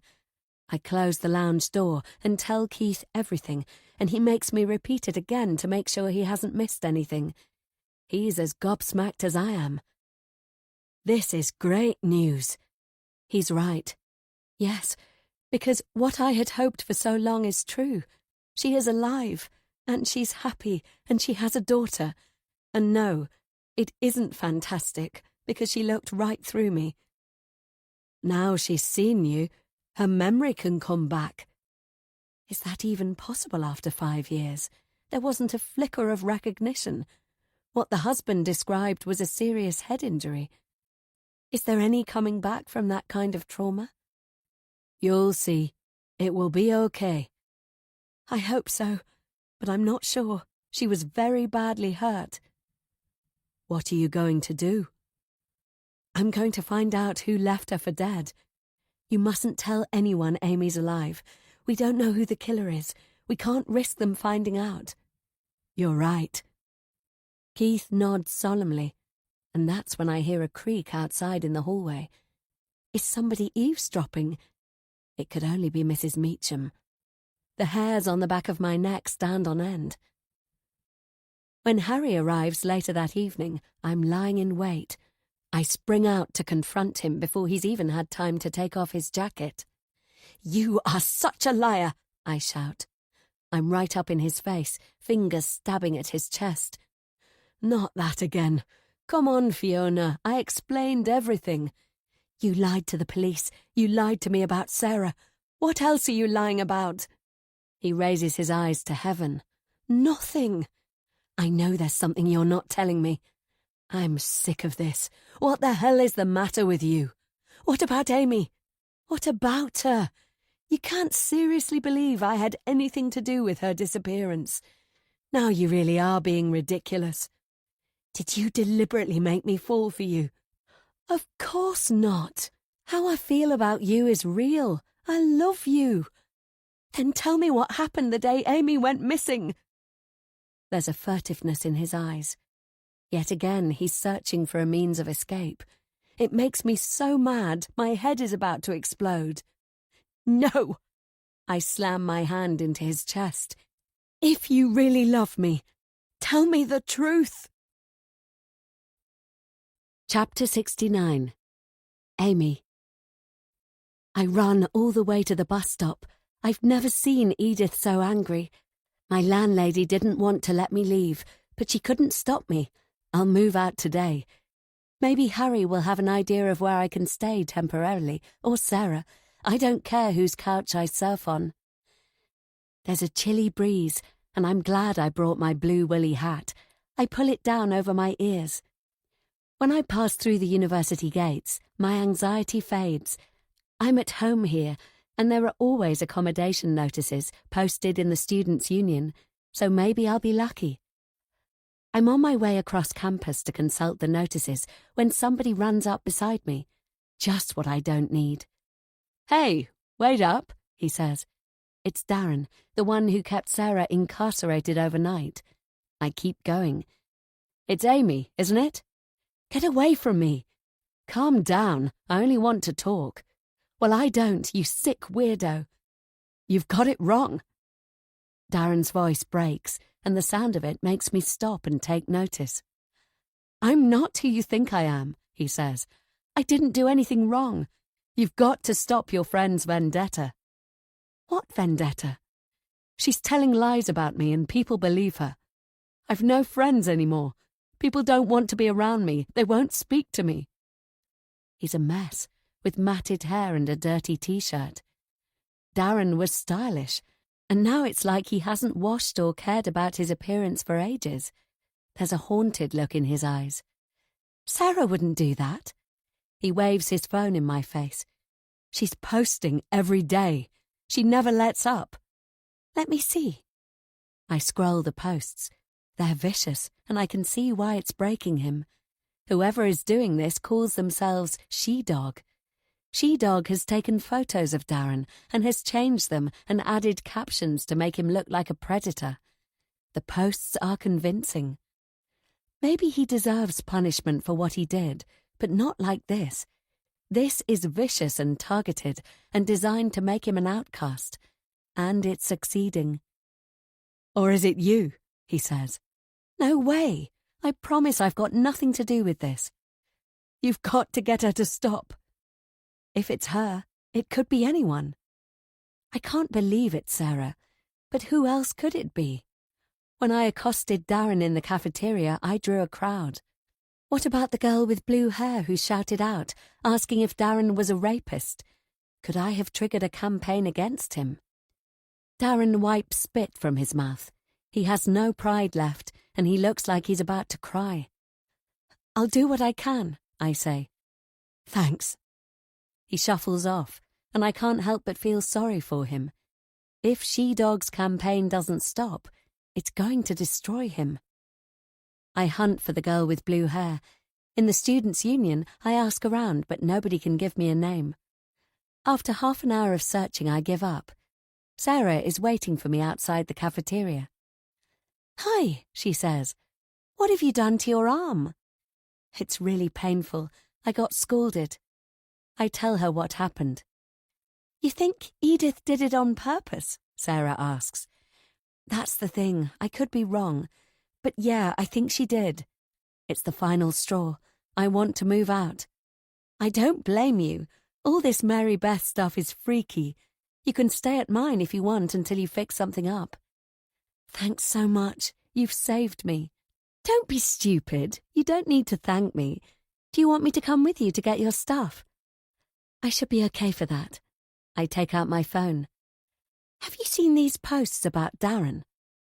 Sarah screws up her nose and turns away, but I push the screen towards her. "Take a look. Somebody has a campaign against him." I watch her expression as I scroll the feed.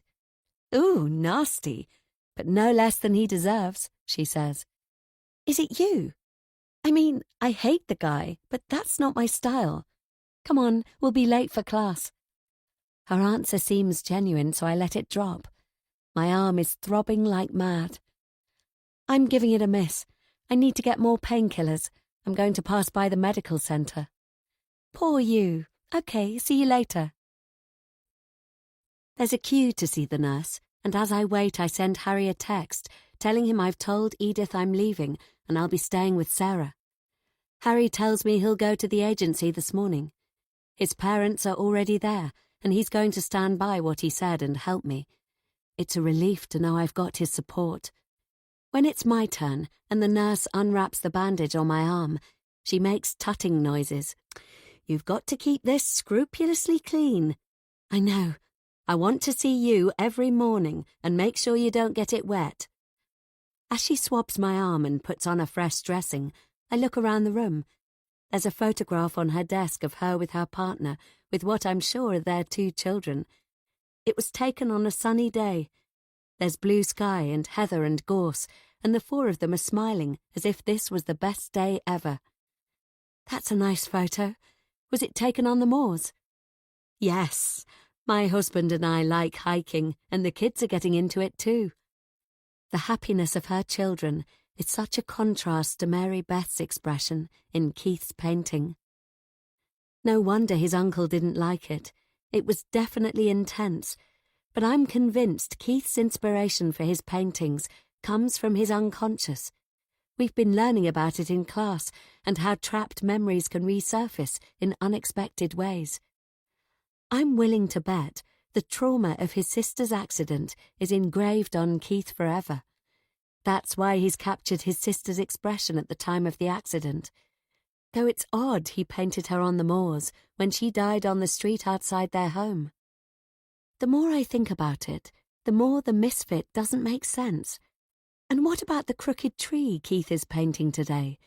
He told me he felt compelled to paint it, just like he felt compelled to paint Mary Beth as terrified.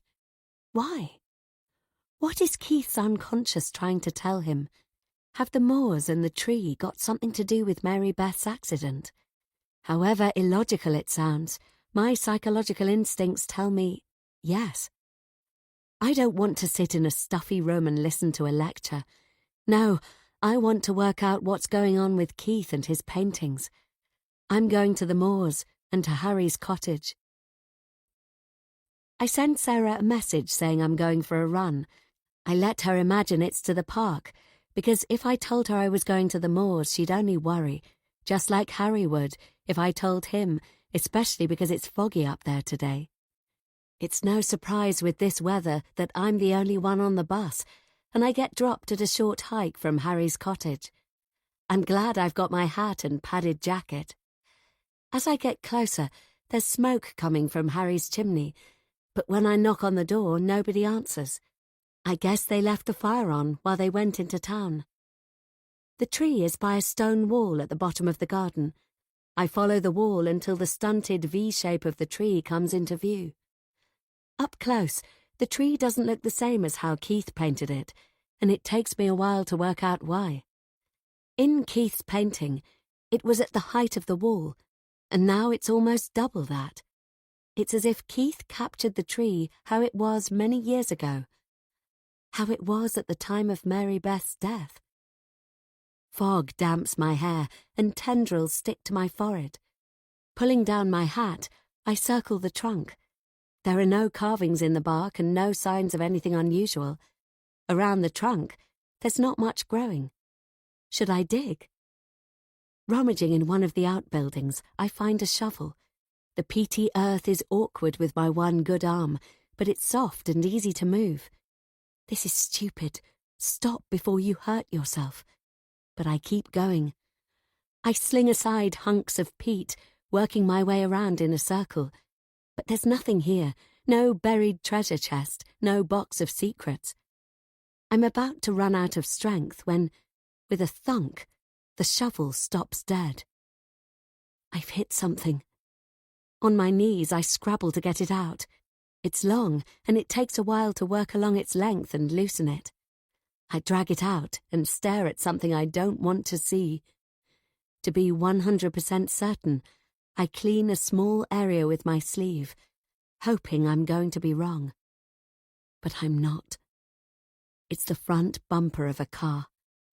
Worse than that, it's silver. Almost certainly, it's from the car which hit Mary Beth. I put my hand on it, as if her spirit might still be here. How did you know? The voice comes from behind me. I swing around, but it's too late. Chapter 70. Amy. I swing around, but I'm too slow to get to my feet. Harry's father is right behind me. No, don't get up, he says. I've been following you nosing around my garden. I hadn't even realised he was home. He must have crept up on me in the fog. Tell me how you knew, he says. Peter's voice is detached and clinical. I shiver, and it's not from the mist. It's from the edge of danger in his voice. I'm in serious trouble. Knew what? Don't play games. How did you know it was buried here? From Keith's paintings. It's the wrong thing to say. Peter screams with rage. I knew that was trouble. My phone is in my pocket, but there's no way I can get it out without him noticing. Have you told anyone? He asks. Yes. I turn around and he shoves me hard on the shoulder. Face away from me. I know you're lying.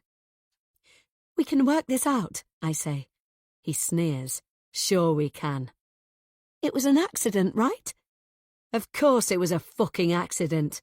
A stupid fucking accident. I was going to their house. I was on my mobile, and I lost control. I didn't mean to. She wasn't supposed to be there. And he drove away. You didn't mean to, I understand. It was a terrible accident. Don't you dare judge me.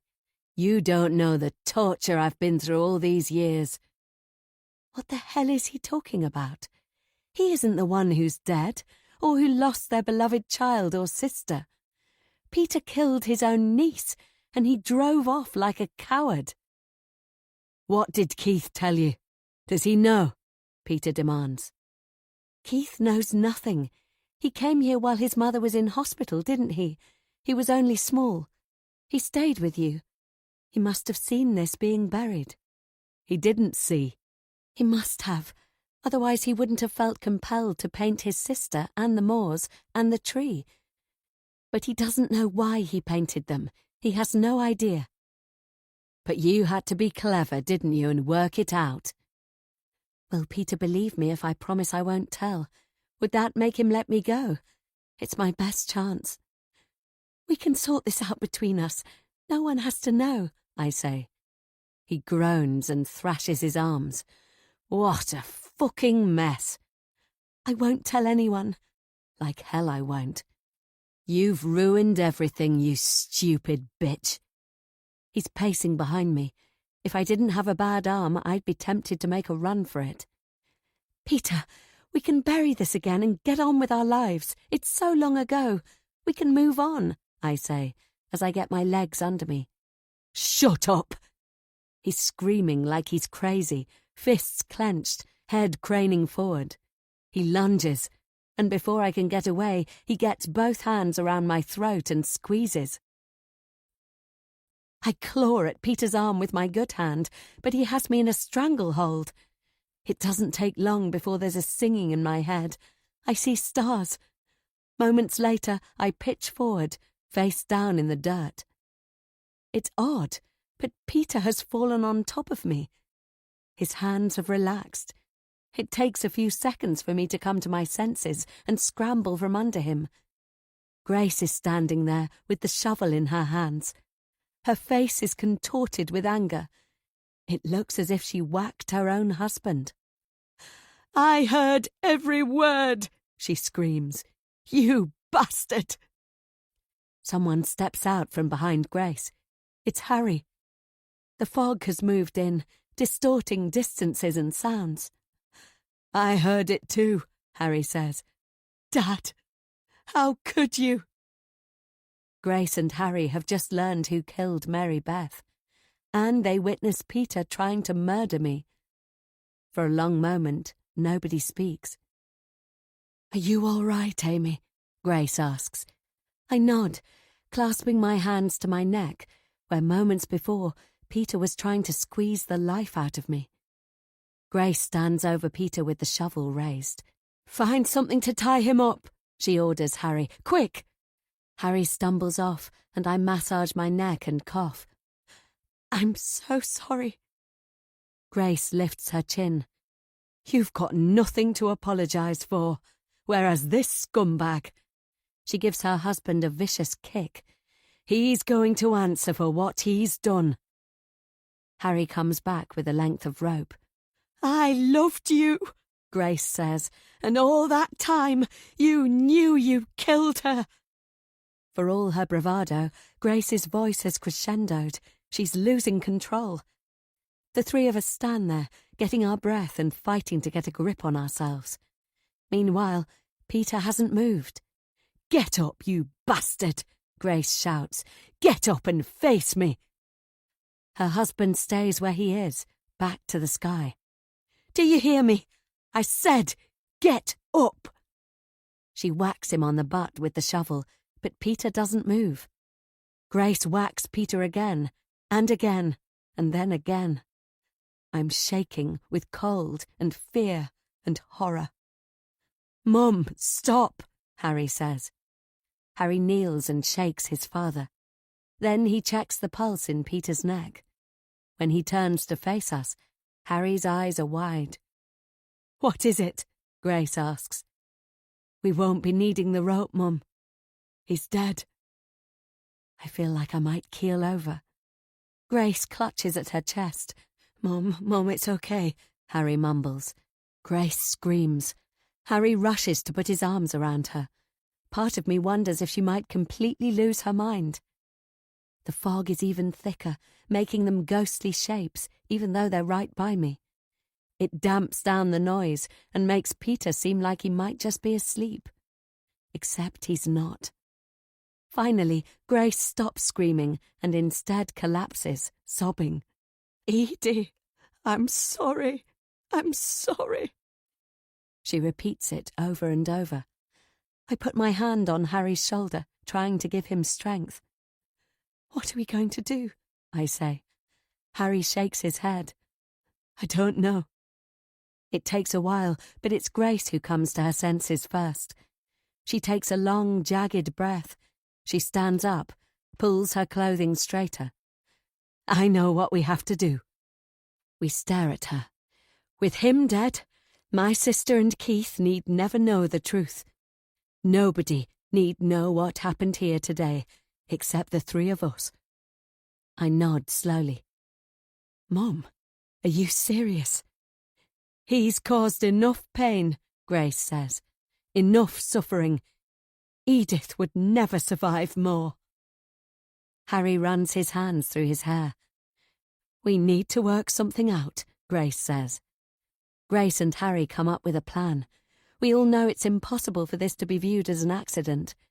To keep Grace out of trouble, they agree to get rid of Peter's body. You know where, don't you, Mum? Harry says. You told me about it. Where the murdering bastard will sink without a trace. Yes, I know the place. I'll take the car.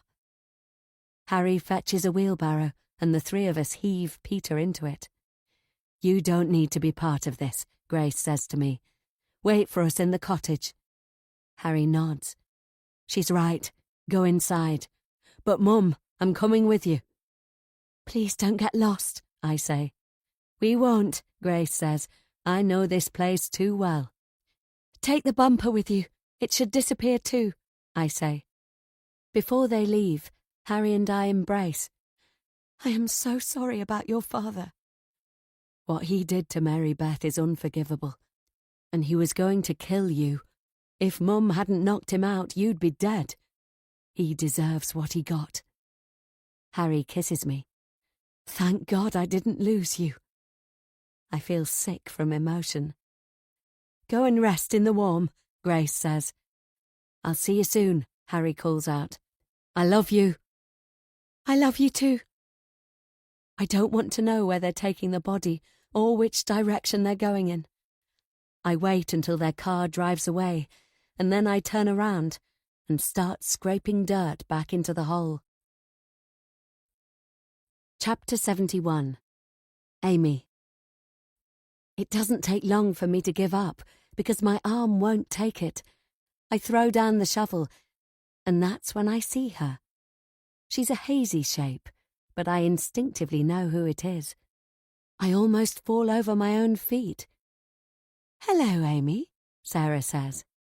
She comes towards me and then stands with her arms crossed. How long has she been listening, hidden by the fog? What has she heard? What's the matter? Can't you think of anything to say? She says with a smirk. What are you doing here? I ask. There's something in her hand, and she waves it at me. I brought Harry's watch. Surprise. He just left. You missed him. Did I? But I didn't miss your, oh, Harry, I love you. She imitates my voice. Her mouth is twisted. She's not just angry, she's enraged. I've had my suspicions for a while, she says, but I convinced myself I was wrong. Listen, Sarah.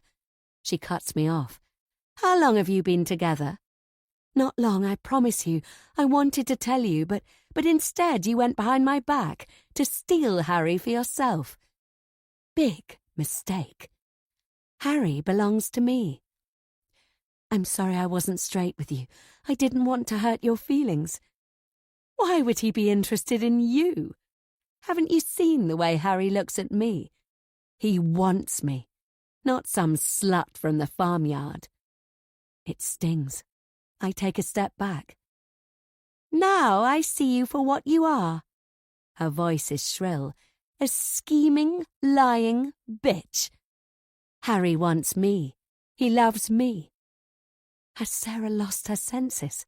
There's no way I can recover this and explain. More importantly, was she here when Grace hit Peter? Did she see Harry and Grace leaving with Peter in the truck? I have to try to contain the situation. Calm down, I say. We can talk about this. She staggers and clutches at her forehead. Do you need help? I ask. I'm not feeling good. I need to eat something. Okay, let's go to the cottage. Cautiously, I step closer. With a shriek of rage, she grabs my injured arm and gives it a vicious twist. I almost pass out.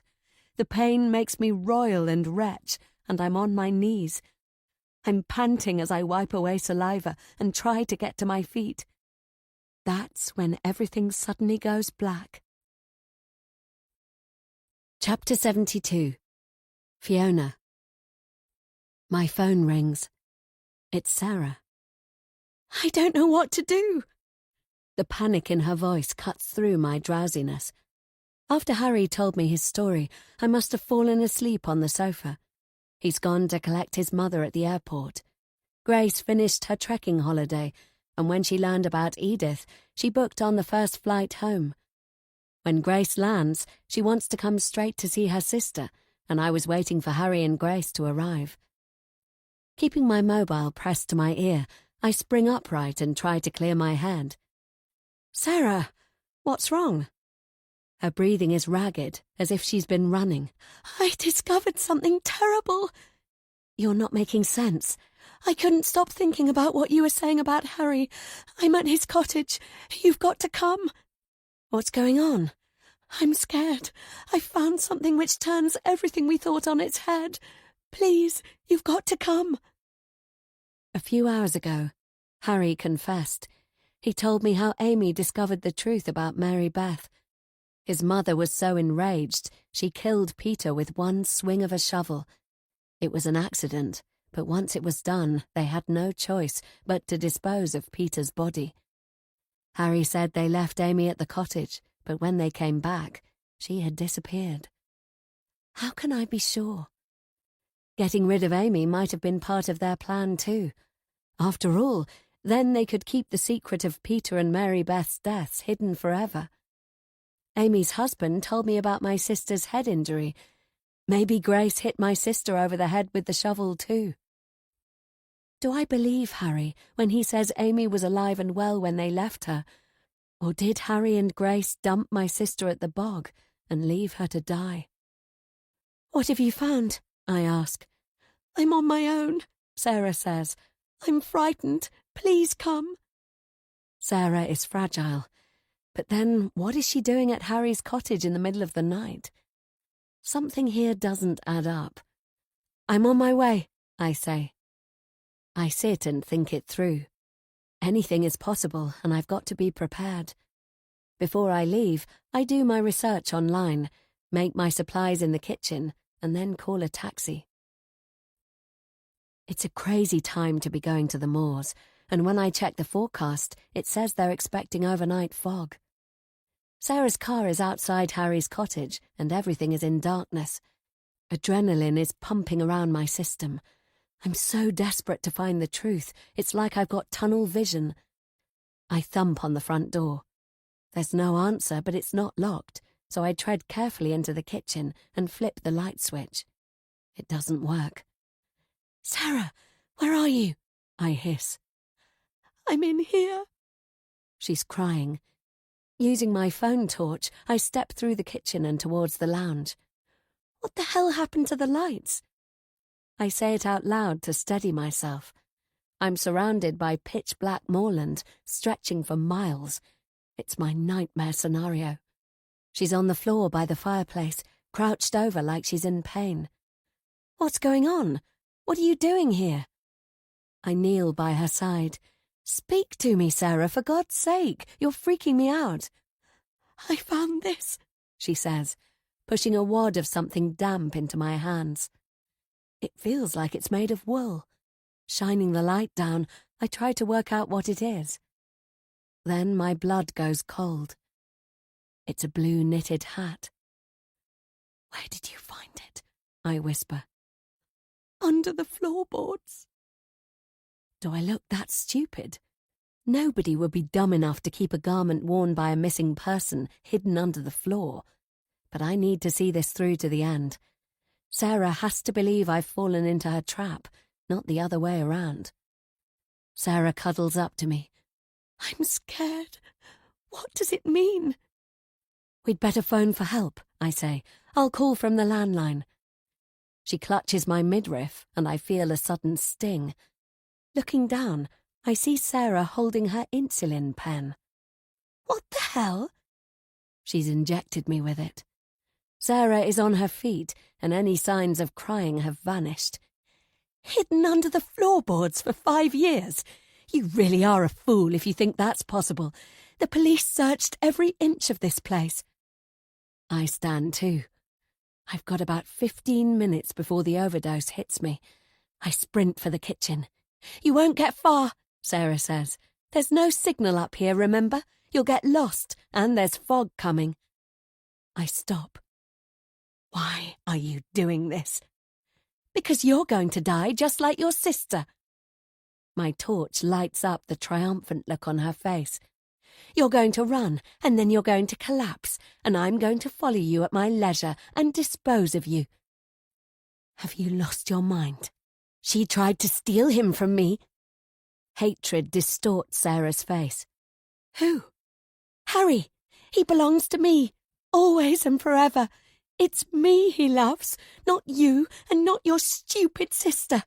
Oh yes, I know you've been sleeping with him.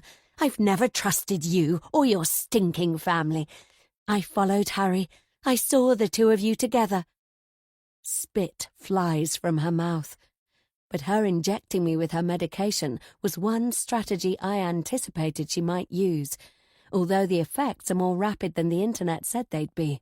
My arms and legs are trembling, and I've broken into a full-body sweat. How much did she pump in? An insulin overdose can be fatal. What did you do to Amy? She wasn't getting Harry, and neither are you. Her mouth is twisted. Harry doesn't mean anything to me, I say. Liar. It was a game. I wanted to get close, to find out what he knew. You tried to steal him from me. You've got it wrong. The same way she did. My God, she's unhinged. I clutch at the wall. Dizziness is one of the effects, and so is a rapid heartbeat. I've already got both. What did you do to her? The same as I'm going to do to you. She fought me, and I had to bash her over the head. I took her in my car. Then I pushed her into a bog. I'm going to have Harry's baby, and nobody can stop me. It's difficult to get my hand in my pocket. I researched what to do before I left, not just because I wanted to believe what Harry told me, but also because I've always known any one of them could have done harm to Amy, even fragile, harmless-looking Sarah. I need a huge sugar hit, and fast. I bend over at the waist and get the straw into my mouth, downing the drink I've prepared as fast as I can. Sarah laughs. You're going to join your sister in her grave. When you're too weak to defend yourself, you'll get a second shot, and that will be the last of you. I make as if my legs are collapsing under me, but I already feel the effects of the glucose, counteracting the insulin. I stumble to the spiral staircase. She's gloating. So much that she takes her time coming after me, and I make sure it looks as if I'm about to drop. The bottom steps I'm climbing upright, but the top steps I take on my knees. If I go to prison, I'll never see Amy again. That's the only reason I don't kill Sarah on the spot. After what she's done, I'm capable of it, believe me. I twist suddenly, and she's caught off guard as I let fly an almighty kick. It's a bullseye hit. Sarah's body whips backwards. I've got to say, it's satisfying watching her crash down the stone steps. When she lands at the bottom, she can't move, so I guess she's broken something. Although she's not totally unconscious. With all that stress and trauma to her body, Sarah needs sugar. Over the next hour or so, she keeps asking for some. I sit on the stairs and watch it all happen, and I think about Amy, and I hope she wasn't scared. Sarah's plaintive cries get weaker and weaker until they finally stop, and she passes into a diabetic coma. It's just before dawn when there's no pulse, and that's when I call the police. Epilogue. The detective finally lets me go. They must have believed my story, or at least they didn't find any evidence to point the finger at me. I told them Sarah called me because she was feeling low. After her hospital episode, I was worried. She was at the cottage waiting for Harry, but he wasn't there, and it had made her despairing, so I went to see her. I managed to comfort her, but then the fog came, so we decided to stay overnight rather than drive. I said I found her in the morning and that I hadn't heard a thing. She must have got up in the night and fallen. The police questioned whether she did it deliberately. I told them I was sure it was a terrible, terrible accident. That's what everyone believes. The detective even offers to drive me home. I've no regrets. In her blind rage and hatred, Sarah inflicted a catastrophic head injury on my sister, and then she cold-bloodedly dumped her and left her for dead. I'm glad to be the one who delivered justice. Sarah got exactly what she deserved. Mrs. Meacham was astonished when I told her I'm Amy's sister. Thanks to the doctors, she realizes she's having problems with her mind and that there are moments she gets confused. Up until now, she hasn't been ready to admit it. Grace plans to stay with her sister to look after her. The doctors said Mrs. Meacham's condition won't be getting better, though that doesn't mean it will get worse. Although she denied it 5 years ago, Grace said she realizes now that there were early signs of her sister's illness when Amy was here. Apparently, Mrs. Meacham sometimes called my sister Mary Beth, and she confessed to Grace she did things to deliberately have Amy in Mary Beth's room, which included shutting Amy in there and flooding Amy's bedroom, so she was forced to move downstairs. I guess waiting in the rain for Mary Beth and telling her daughter I'm her new playmate were both examples of bad moments when Mrs. Meacham's sense of reality slipped away from normal. Mrs. Meacham also told me Amy's arm was injured. She still blames herself for it because she lost her concentration and it meant Amy got hurt. I told her to forgive herself. After all, Mrs. Meacham lost Amy too, the same we all did, and just like she had already lost her own beloved daughter. I'm glad she's going to get the care she deserves. I also know that without Mrs. Meacham and her occasional confusion about the little girl at the school, I would never have found my sister. As for Keith, I know we'll be friends forever. I admire his loyalty to Amy and his bravery. When he explained that he put Amy's silver duck with Mary Beth's jewellery because he thought his sister would have liked it, it made me cry. He wants to move into his own apartment, and I've told him I'll come over any time to make him some chili pasta. We laughed a lot about that. I told Keith everything. He's the only one who knows the full story of what his uncle did and what Sarah did. He never asked me what really happened at the cottage with Sarah, though I'm sure he guessed the truth. One day he wants to see Amy, and I'll do everything I can to make that possible. As for me, I'm going to stay in the city, but I'll find my own place. I don't know if Harry and I have a future together. Maybe we'll give it a go, but I haven't told him about Amy. Not yet. Keith is the only one who knows I found her. Some of the travellers are moving on, but the rest are staying for the coming winter so their children can go to school. When I visit Amy's caravan again, Amy's husband finally tells me his name. It's Raymond. I'm so grateful Raymond found her. He didn't have to help. He could have walked past and left her for dead. Except he didn't. And then they fell in love.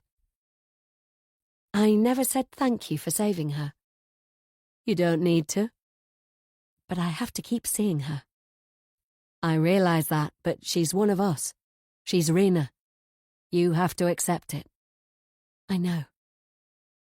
That's when I decide to tell him what really happened with Sarah. I know Raymond will keep my secret. Once he hears me out, I feel his guard drop a little. You're full of surprises, aren't you, Ginger?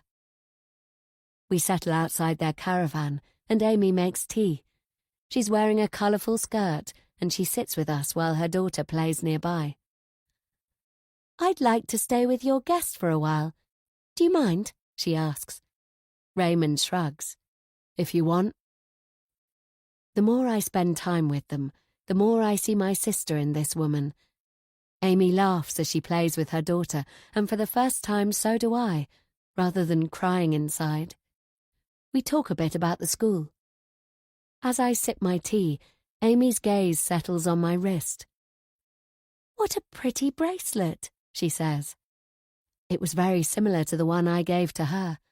I made it at the same time, but I never had the heart to wear it until now. The two silver charms on mine are a duck and a horseshoe. I move towards her so she can see it better, and her hand reaches out. Amy lightly touches the duck. I hold my breath. "It's lovely." "The duck reminds me of the pond in my village," I say. She says, and she frowns as her hand strays to the scar at her hairline. Raymond gives me a strange look. When Amy goes inside to top up the teapot, he and I stare at each other. "She was wearing one like that when I found her," he says. Amy's gaze was pensive. I'm sure Raymond realizes that too. And the way her fingertip lingered on the duck was as if it was somehow precious. It kindles a spark of hope in me. Did it spark a shadow of a memory? I make my tea last as long as possible. Then Amy says it's time for her to prepare supper. She goes inside their caravan again. "Goodbye," I say. Amy gives a friendly wave, and she calls to her little girl. "Come and help me." The child is sitting in the grass. She's making a daisy chain. "I'm not finished yet, Mummy." And what Amy says next knocks the breath right out of me. "I said now, Fiona." Fiona. My heart skips, and I'm lighter and happier than I've been for years. When I'm ready, I get on a train and travel home to our village. It's quiet in the churchyard, and I kneel by my parents' graves. I found Amy at last. She's alive and well. I wish you could see her. I've brought roses, and I take them from their wrapping and arrange them in a vase. She was saved by a traveller. She has a life with him, and they have a daughter. Her name is Fiona. Birds sing overhead. She doesn't remember her previous life. She doesn't even recognize me. But it doesn't matter, Mum, because she's happy. She called her child after me, and that means everything. There must be memories dormant inside. I believe one day she will remember me, and us. There's hope, Dad. Tell Mum there's hope. This concludes I Know You Saw Her by Ann Girdharry, narrated by Sophie Roberts. Copyright 2025 by Ann Girdharry. This unabridged audiobook is published by arrangement with Incubator Books and was produced in the year 2026 by Tantor Media Incorporated, a division of Recorded Books which holds the copyright thereto. Please visit tantor.com for more information on our growing library of unabridged audiobooks.